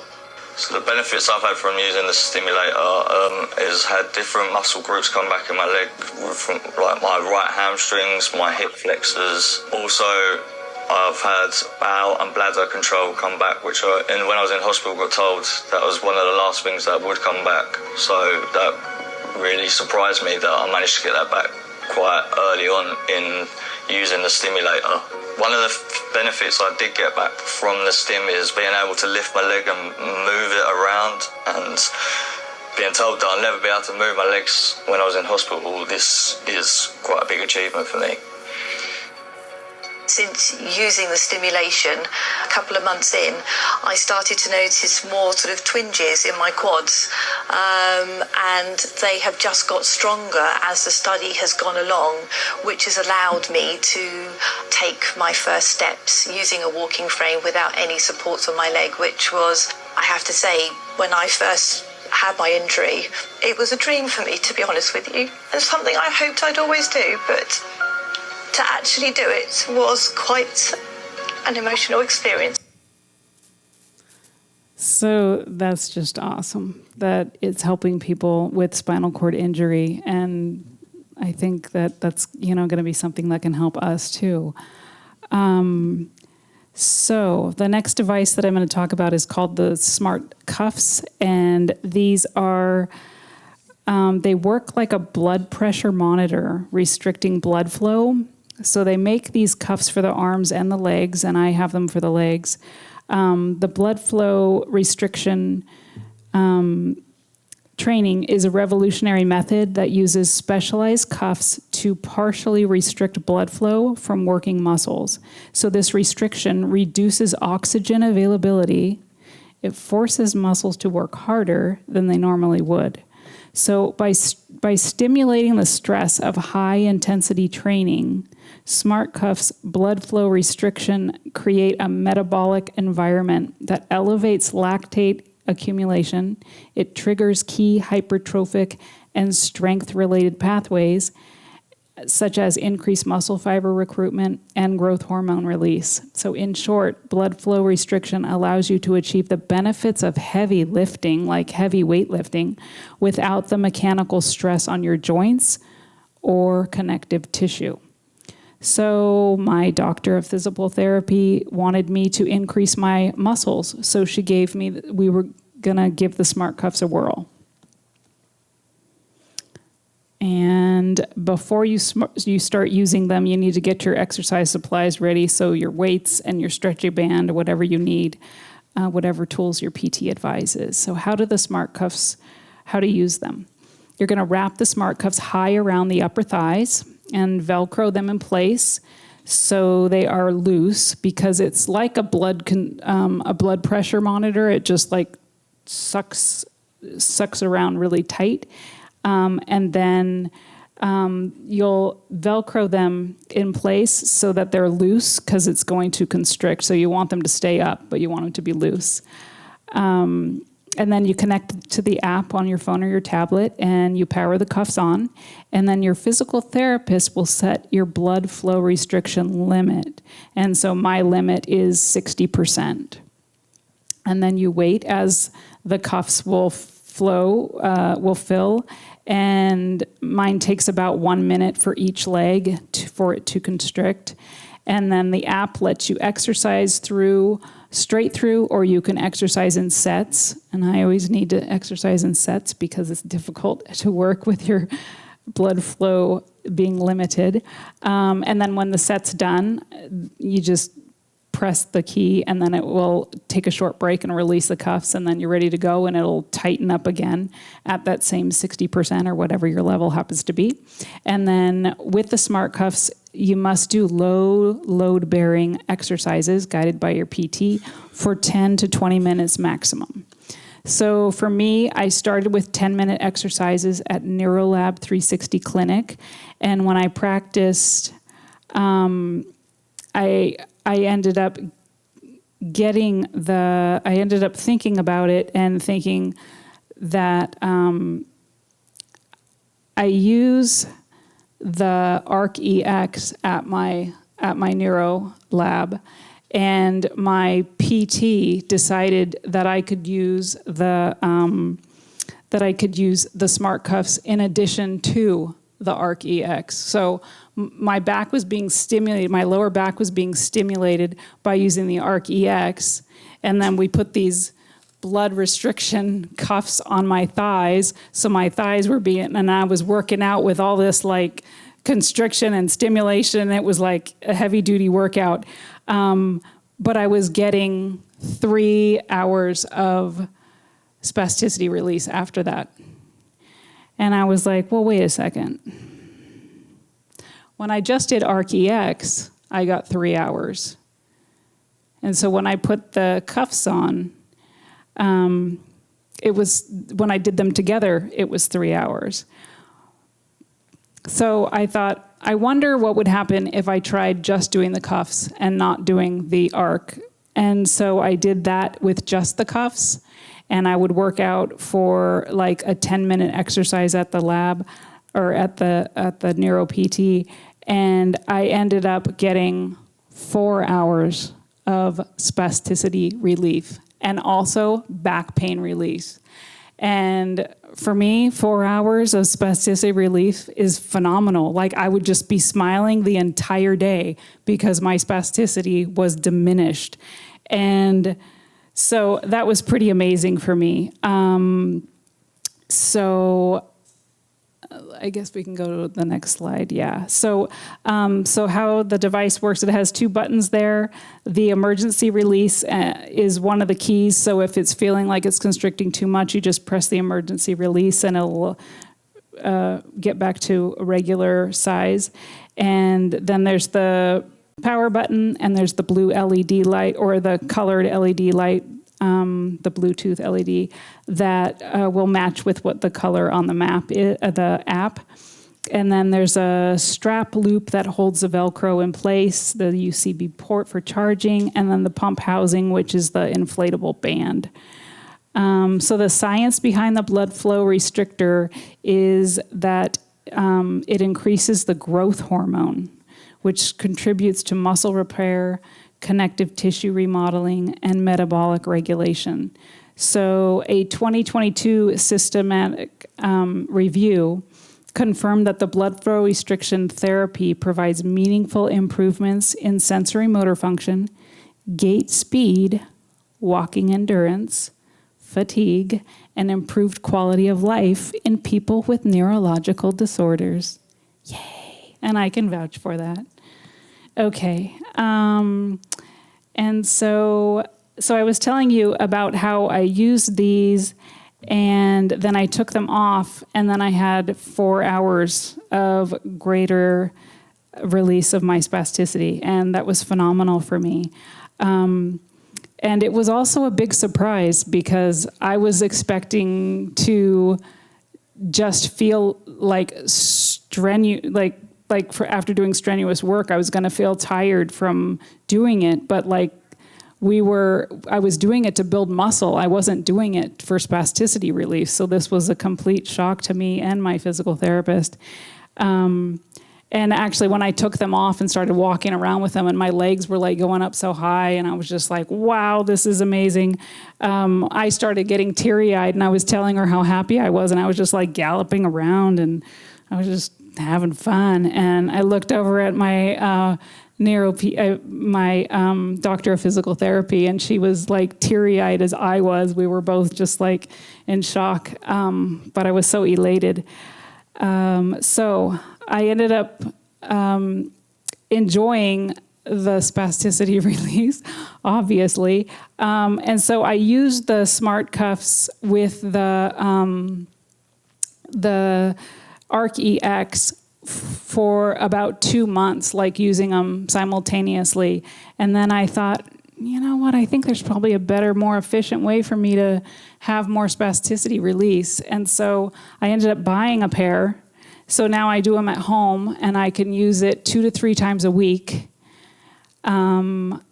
And, you know, there's 4 hours of spasticity release from each use. And then I also get 3 hours a week of spasticity release from the Arc EX, the spinal cord stimulator.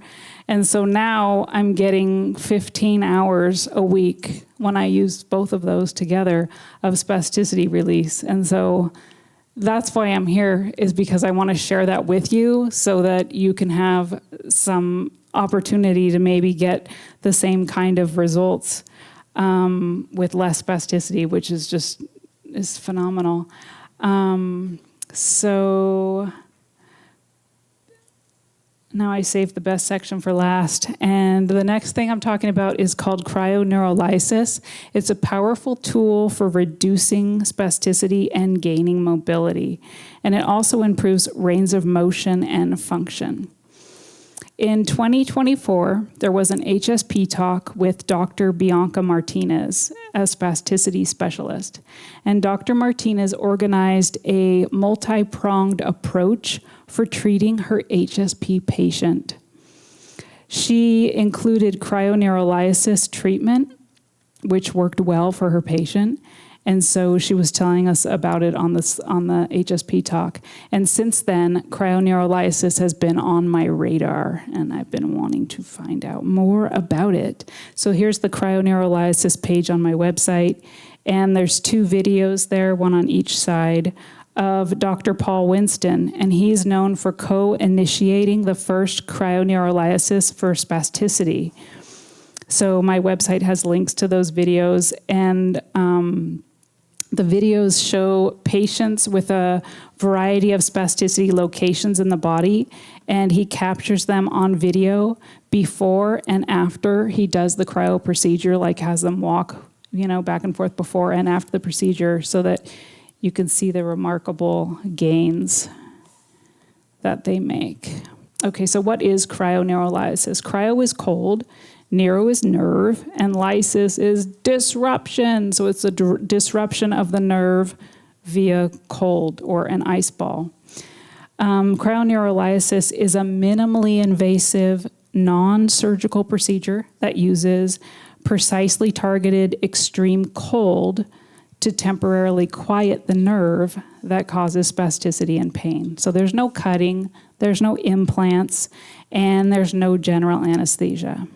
It's performed in the office or in a clinic-based setting and not at a hospital.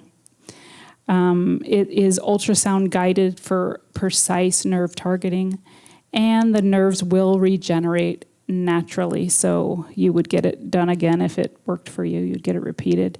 And it's drug-free, so no systemic medications. So how does cryoneurolysis work? Number 1, it's a diagnostic nerve block. So that the diagnostic nerve block, is done first. So that's kind of like your trial to see if you qualify for the cryo. So if the cryo is going to be successful for you. So lidocaine is injected near the target nerve to confirm which muscles are contributing to the spasticity versus true contracture.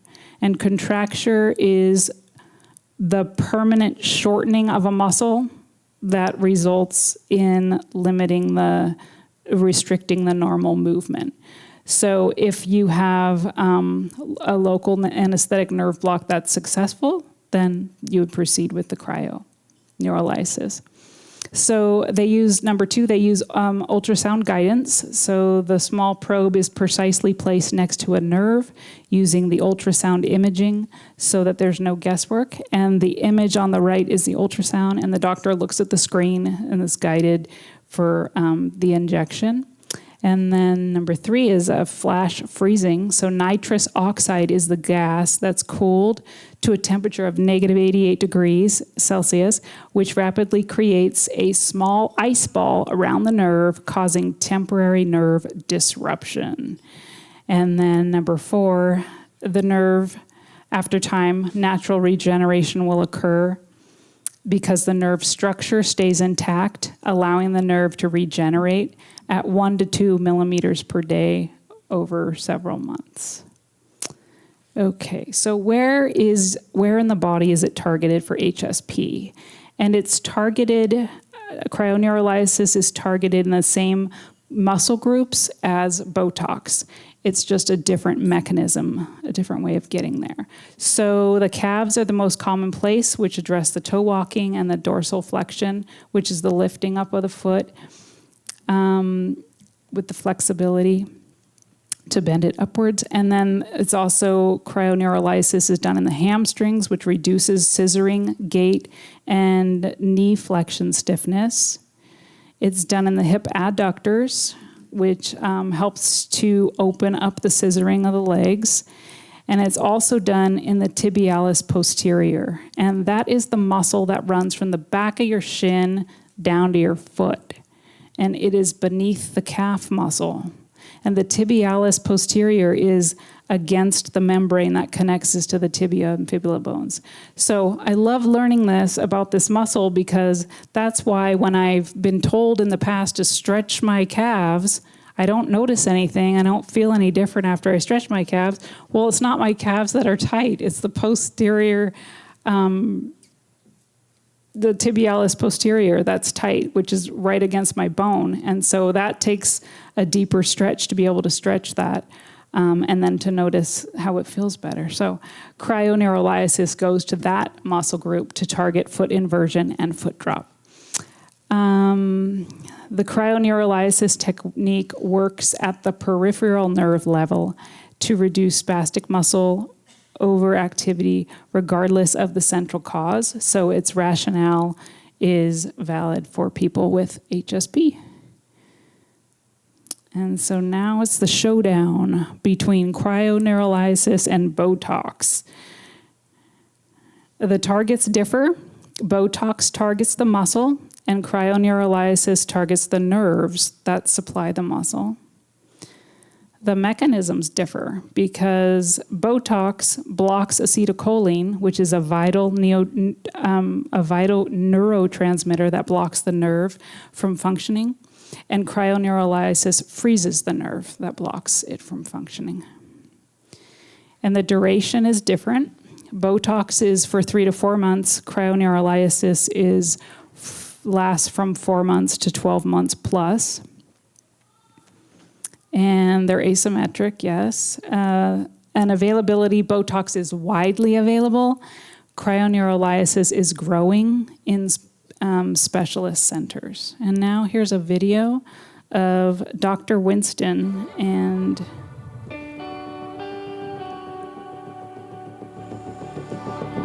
cryoneurolysis.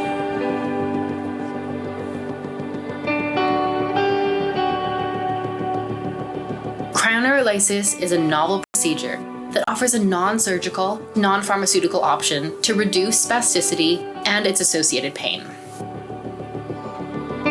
A diagnostic nerve block using a local anesthetic is performed on the targeted motor nerve before receiving cryoneurolysis.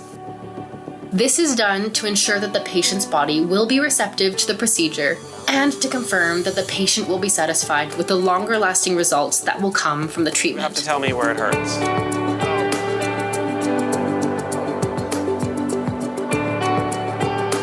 So much better range.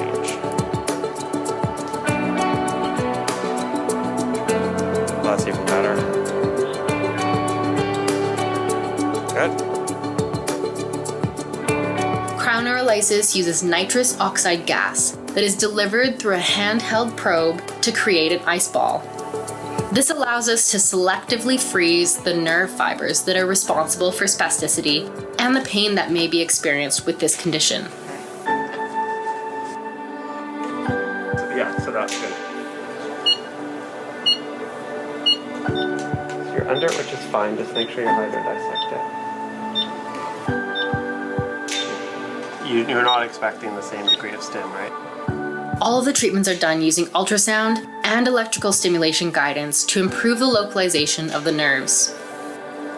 Results from the treatment have been shown to last for durations ranging from months to years. I'm okay with there because the nerve is traveling. Yeah, you're good. I would go there.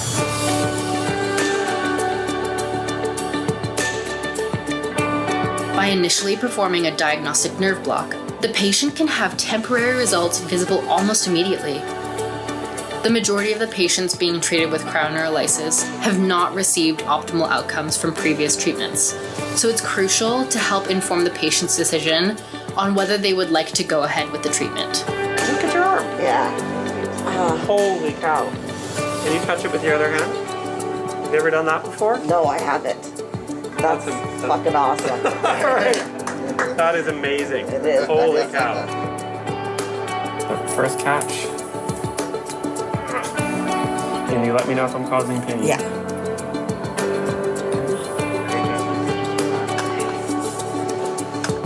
Whoa. Range of motion assessments are done before and after the treatment to help document the patient's change. This information, retrieved from the hundreds of patients Dr. Winston's team sees yearly, is added to the growing database used to generate evidence and critique for the treatment protocols being used. Good. And then lift to the side. And go like this. From way overhead. And down. That's crazy.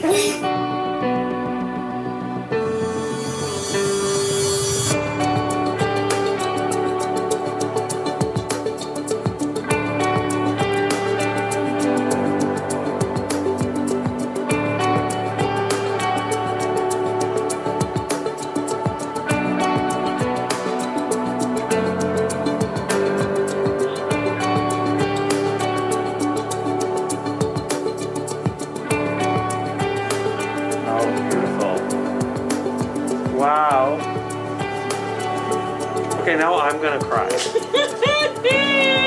so beautiful, okay? At Victoria General Hospital in British Columbia, Canada, Dr. Paul Winston and his team of experts are leading the way in cryoneurolysis, continuously publishing results from their ongoing research. To help train and educate medical professionals on cryoneurolysis and its protocols, Dr. Winston has developed a 2-day training that is hosted multiple times per year. These treatment days allow visiting licensed practitioners from outside British Columbia and Canada to learn the application of cryoneurolysis in a regulated and learning-centered environment.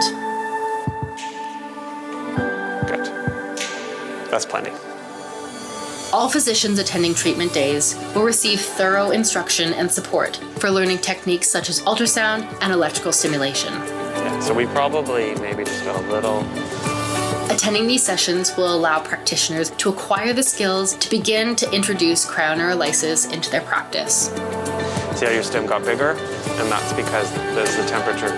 Collaboration with physicians from around the world creates a powerful learning environment. And by joining forces with medical professionals to deliver this treatment, we can create immediate, impactful, and measurable change. I want y'all to see something that I've been able to do for 12 years.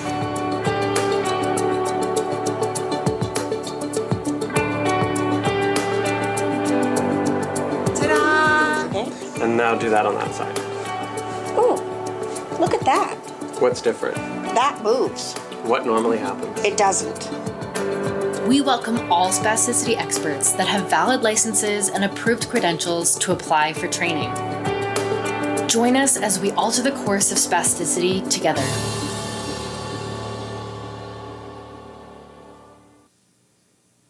So that's pretty amazing how cryoneurolysis works.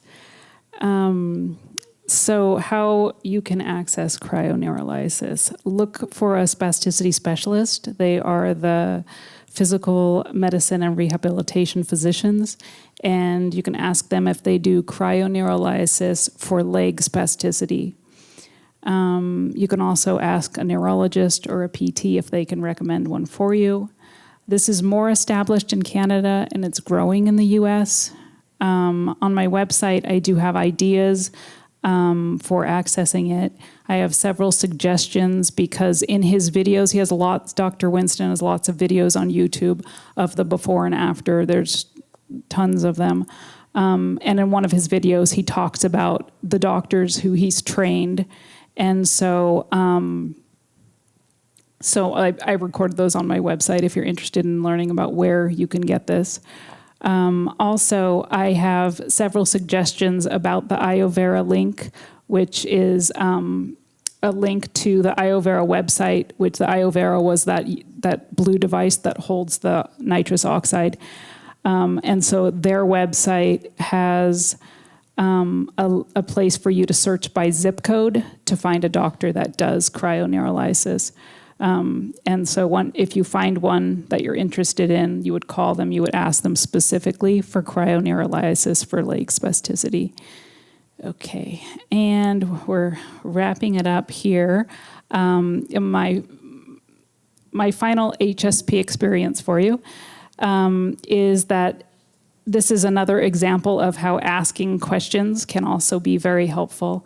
But it's not always helpful, and so there's a finesse to doing that, but I am learning.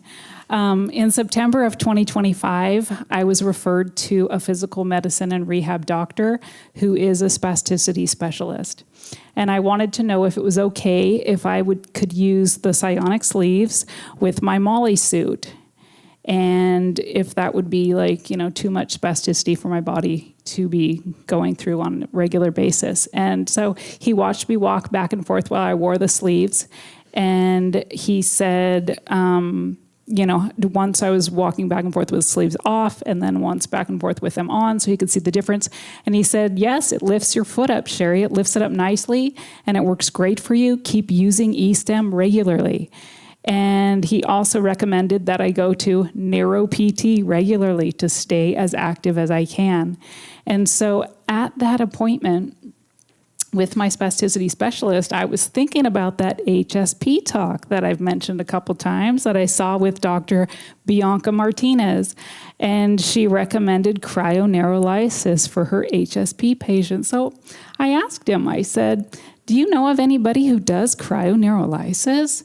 And he said, oh, well, actually, I'm going to Canada to get trained for cryoneurolysis, and I'll be certified by the beginning of the year. And I just got chills, and I was like, oh, what are the chances of this happening? This is so amazing. So I kept in touch with, his office and kept wondering if I could be on the wait list for getting cryoneurolysis. But there was a delay. And then in March, I went in for my first Botox treatment, and I asked him right before the treatment if there was any progress with him being able to do cryoneurolysis. And he said that he got the training, he's certified, that he bought all of the equipment for the hospital, but that the hospital was stalling. And perhaps the hospital wouldn't make enough money from the cryoneurolysis treatment. Now, that just rubs me the wrong way. They need to make a profit off of this. They can't just do it to help us. So they're stalling. And I kind of anticipated that this stall would be happening. And so I asked him a question, and I said, I really want you to do my cryoneurolysis, but this may be a really long wait, and since you don't know how long it's going to be until this hospital approves it, I wonder if I could get a prior authorization to get cryoneurolysis from Dr. Winston. And he said, I think I could do that, Sherry. And so I pulled out the prior auth paper that I had printed on the internet, and I asked him if he could sign it, and he said sure. And then 2 days later, after my Botox, my doctor called me to see how I was doing. And it turns out he's in a chat group with Dr. Winston. And he told Dr. Winston about his patient that really wanted to get cryo. And he did the legwork for me to schedule the cryo appointment. So I'm happy and grateful. I was so happy and grateful that I cried. And I am having cryoneurolysis on Tuesday, the 23rd, with Dr. Winston in Canada. And so I am very excited about this. And I really wished it could have been before this so that I could share the results with you today and let you know what the procedure's like and what the before and after is like. But I will post it on my website. And speaking of my website, this is the last slide that you can take a picture of that summarizes everything I've shared today. So this is your camera-ready moment. My website, again, is hsp-sandiego.com, and my email is hsp-sandiego@sonic.net. These are the devices that have successfully increased my mobility and or lessened my spasticity. So, and then treatment number 7 is to be determined next week. So I've learned more about these devices. You can learn more about these devices on my website and then click the links. And then, of course, if you have questions, please email me. I'm more than happy to get back to you. So the star there are the devices that I use at my Neuro PT, so any numbers that are starred. And the orange words are the tabs on my computer, how to find them easily. So the Psionic Neuro Sleeve, just as a summary, was the electrical stimulation for foot drop and mobility walking, and it can be worn for 8 hours a day. The Dynasys exoskeleton is the device that lifts up my legs for walking, making it easier with less fatigue. And it's the only device that I have here today that doesn't help with spasticity, just mobility. Number 3 was the Autobach Molly suit, the electrostimulation suit for the whole body therapy. And number 4, the vibration plate, that helps lessen the deep spasticity in my body. Number 5, the ARC EX, which is the electrical stimulation for the spinal cord that lessens spasticity for 3 hours. And number 6, the smart cuffs are the blood flow restriction cuffs that lessen my spasticity for 4 hours a week. And I can use it 3 times a week, so 12 hours a week of spasticity. 4 hours a time, 3 times a week, so 12 hours. And then cryoneurolysis was the medical treatment that uses an ice ball for spasticity reduction that lasts for 4 to 12 months. So please be sure to check with your cryoneurolysis. Check to see how my cryoneurolysis treatment goes next week. Check my website, I'll post on there. And I hope that you can experience the boost of a benefit of one of these devices or treatments.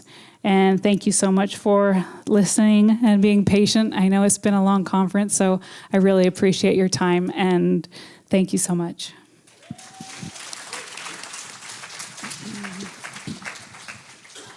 And I don't know if we have time for questions. I've run over, but no, we're okay. We'll take a couple here. I got one here in the back first, way back here in the back. Okay. Sherry, thank you so much for sharing all that information about all those tools. Let me ask you this question. If someone has a baclofen pump, will it preclude them from any of these tools that you know of? I'll answer behalf for Psionic Neural Sleeve. So if you use a baclofen pump, you can be able to use it just fine with your baclofen pump and use the sleeves simultaneously. And it shouldn't do any damage to the pump. Wonderful. Another question. Did I see a hand here? Here we go, right here. Thank you for sharing. Oh, you're welcome. Do you know what the cost is for the cryoneurolysis? It's done in Canada. Canada has free health care. Does that apply to you when you go to Canada? It is. Hallelujah. However, Dr. Winston asks for donations. So they are doing research studies all the time, and so there is a donation that you pay, and then it goes towards their research studies. And then you also need to buy that blue iovera that holds the nitrous oxide.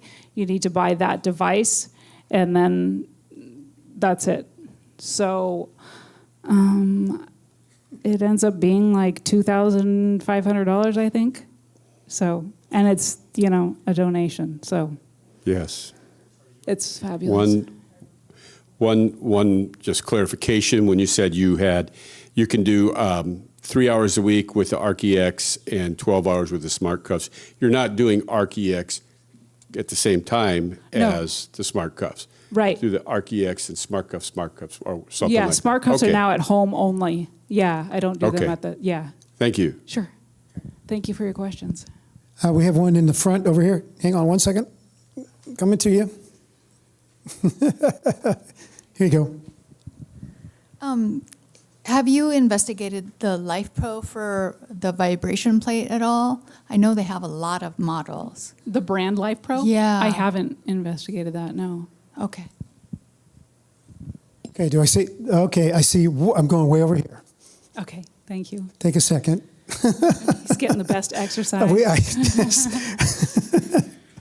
Next time we're going to condense this room as we go. Make you guys sit closer. Here you go.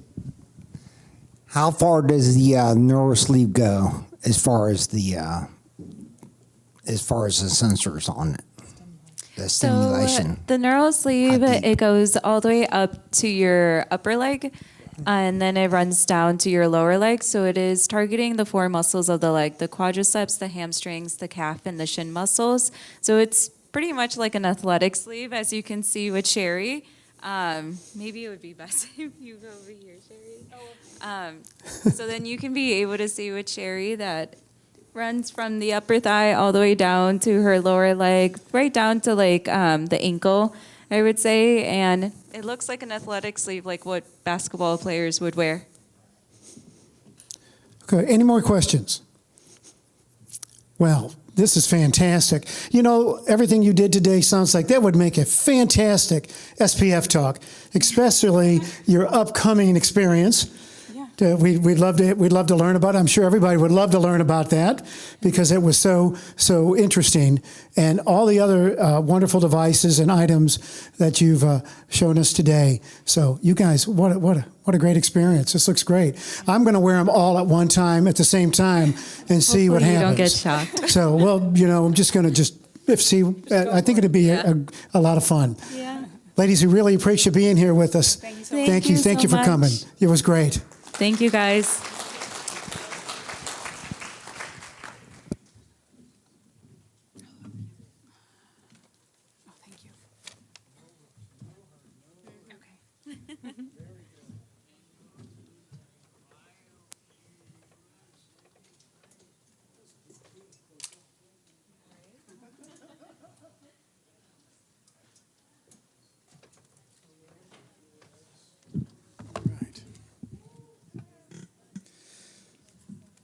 Okay, take a breath.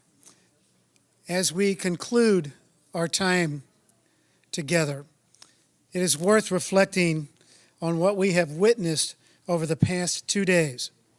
We have explored disease biology, collaborative research networks, clinical trial readiness, regulatory science, neurostimulation, mitochondrial dysfunction, motor neuron vulnerability, adaptive strategies, caregiving, palliative care, wellness, mobility technologies, and the lived experiences that unite us all.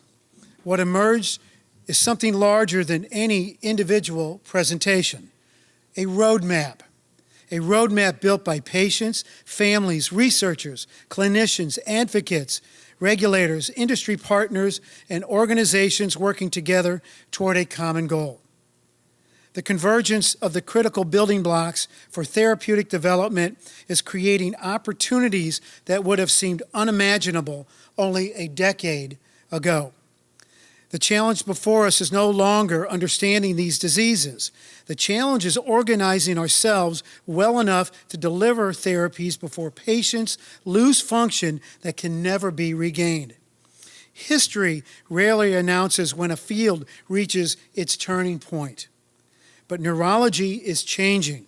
The ability to measure disease, understand disease biology, identify therapeutic targets, and evaluate interventions is advancing rapidly. The question is whether we can build the collaborative, regulatory, scientific, and financial infrastructure necessary to transform those advances into meaningful therapies. This is the work before us. The good news is that we are not starting from scratch. The networks are growing. The science is advancing. The partnerships are strengthening. The patients are engaged. The families are determined. And the future is brighter than it has ever been. On behalf of the Spastic Paraplegia Foundation, thank you for joining us on this journey. Travel safely, stay connected, continue supporting one another, and together, let us keep building the pathway to the gateway. Thank you.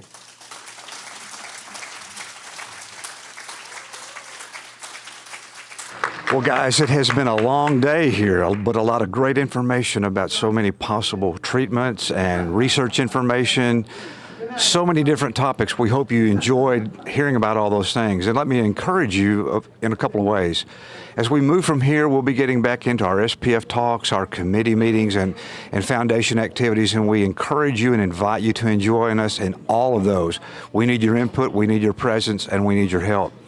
And soon, everything we've done here in the last 2 days will be on our YouTube channel. So if you missed something, or you maybe didn't understand a particular speaker, and you can take time to, watch YouTube and rewind and re-listen, please do that, because we need all of us to know all we can together as we work toward the future in treating these diseases. Well, guys, thanks for being with us. We appreciate your involvement from home, and we look forward to seeing you again soon.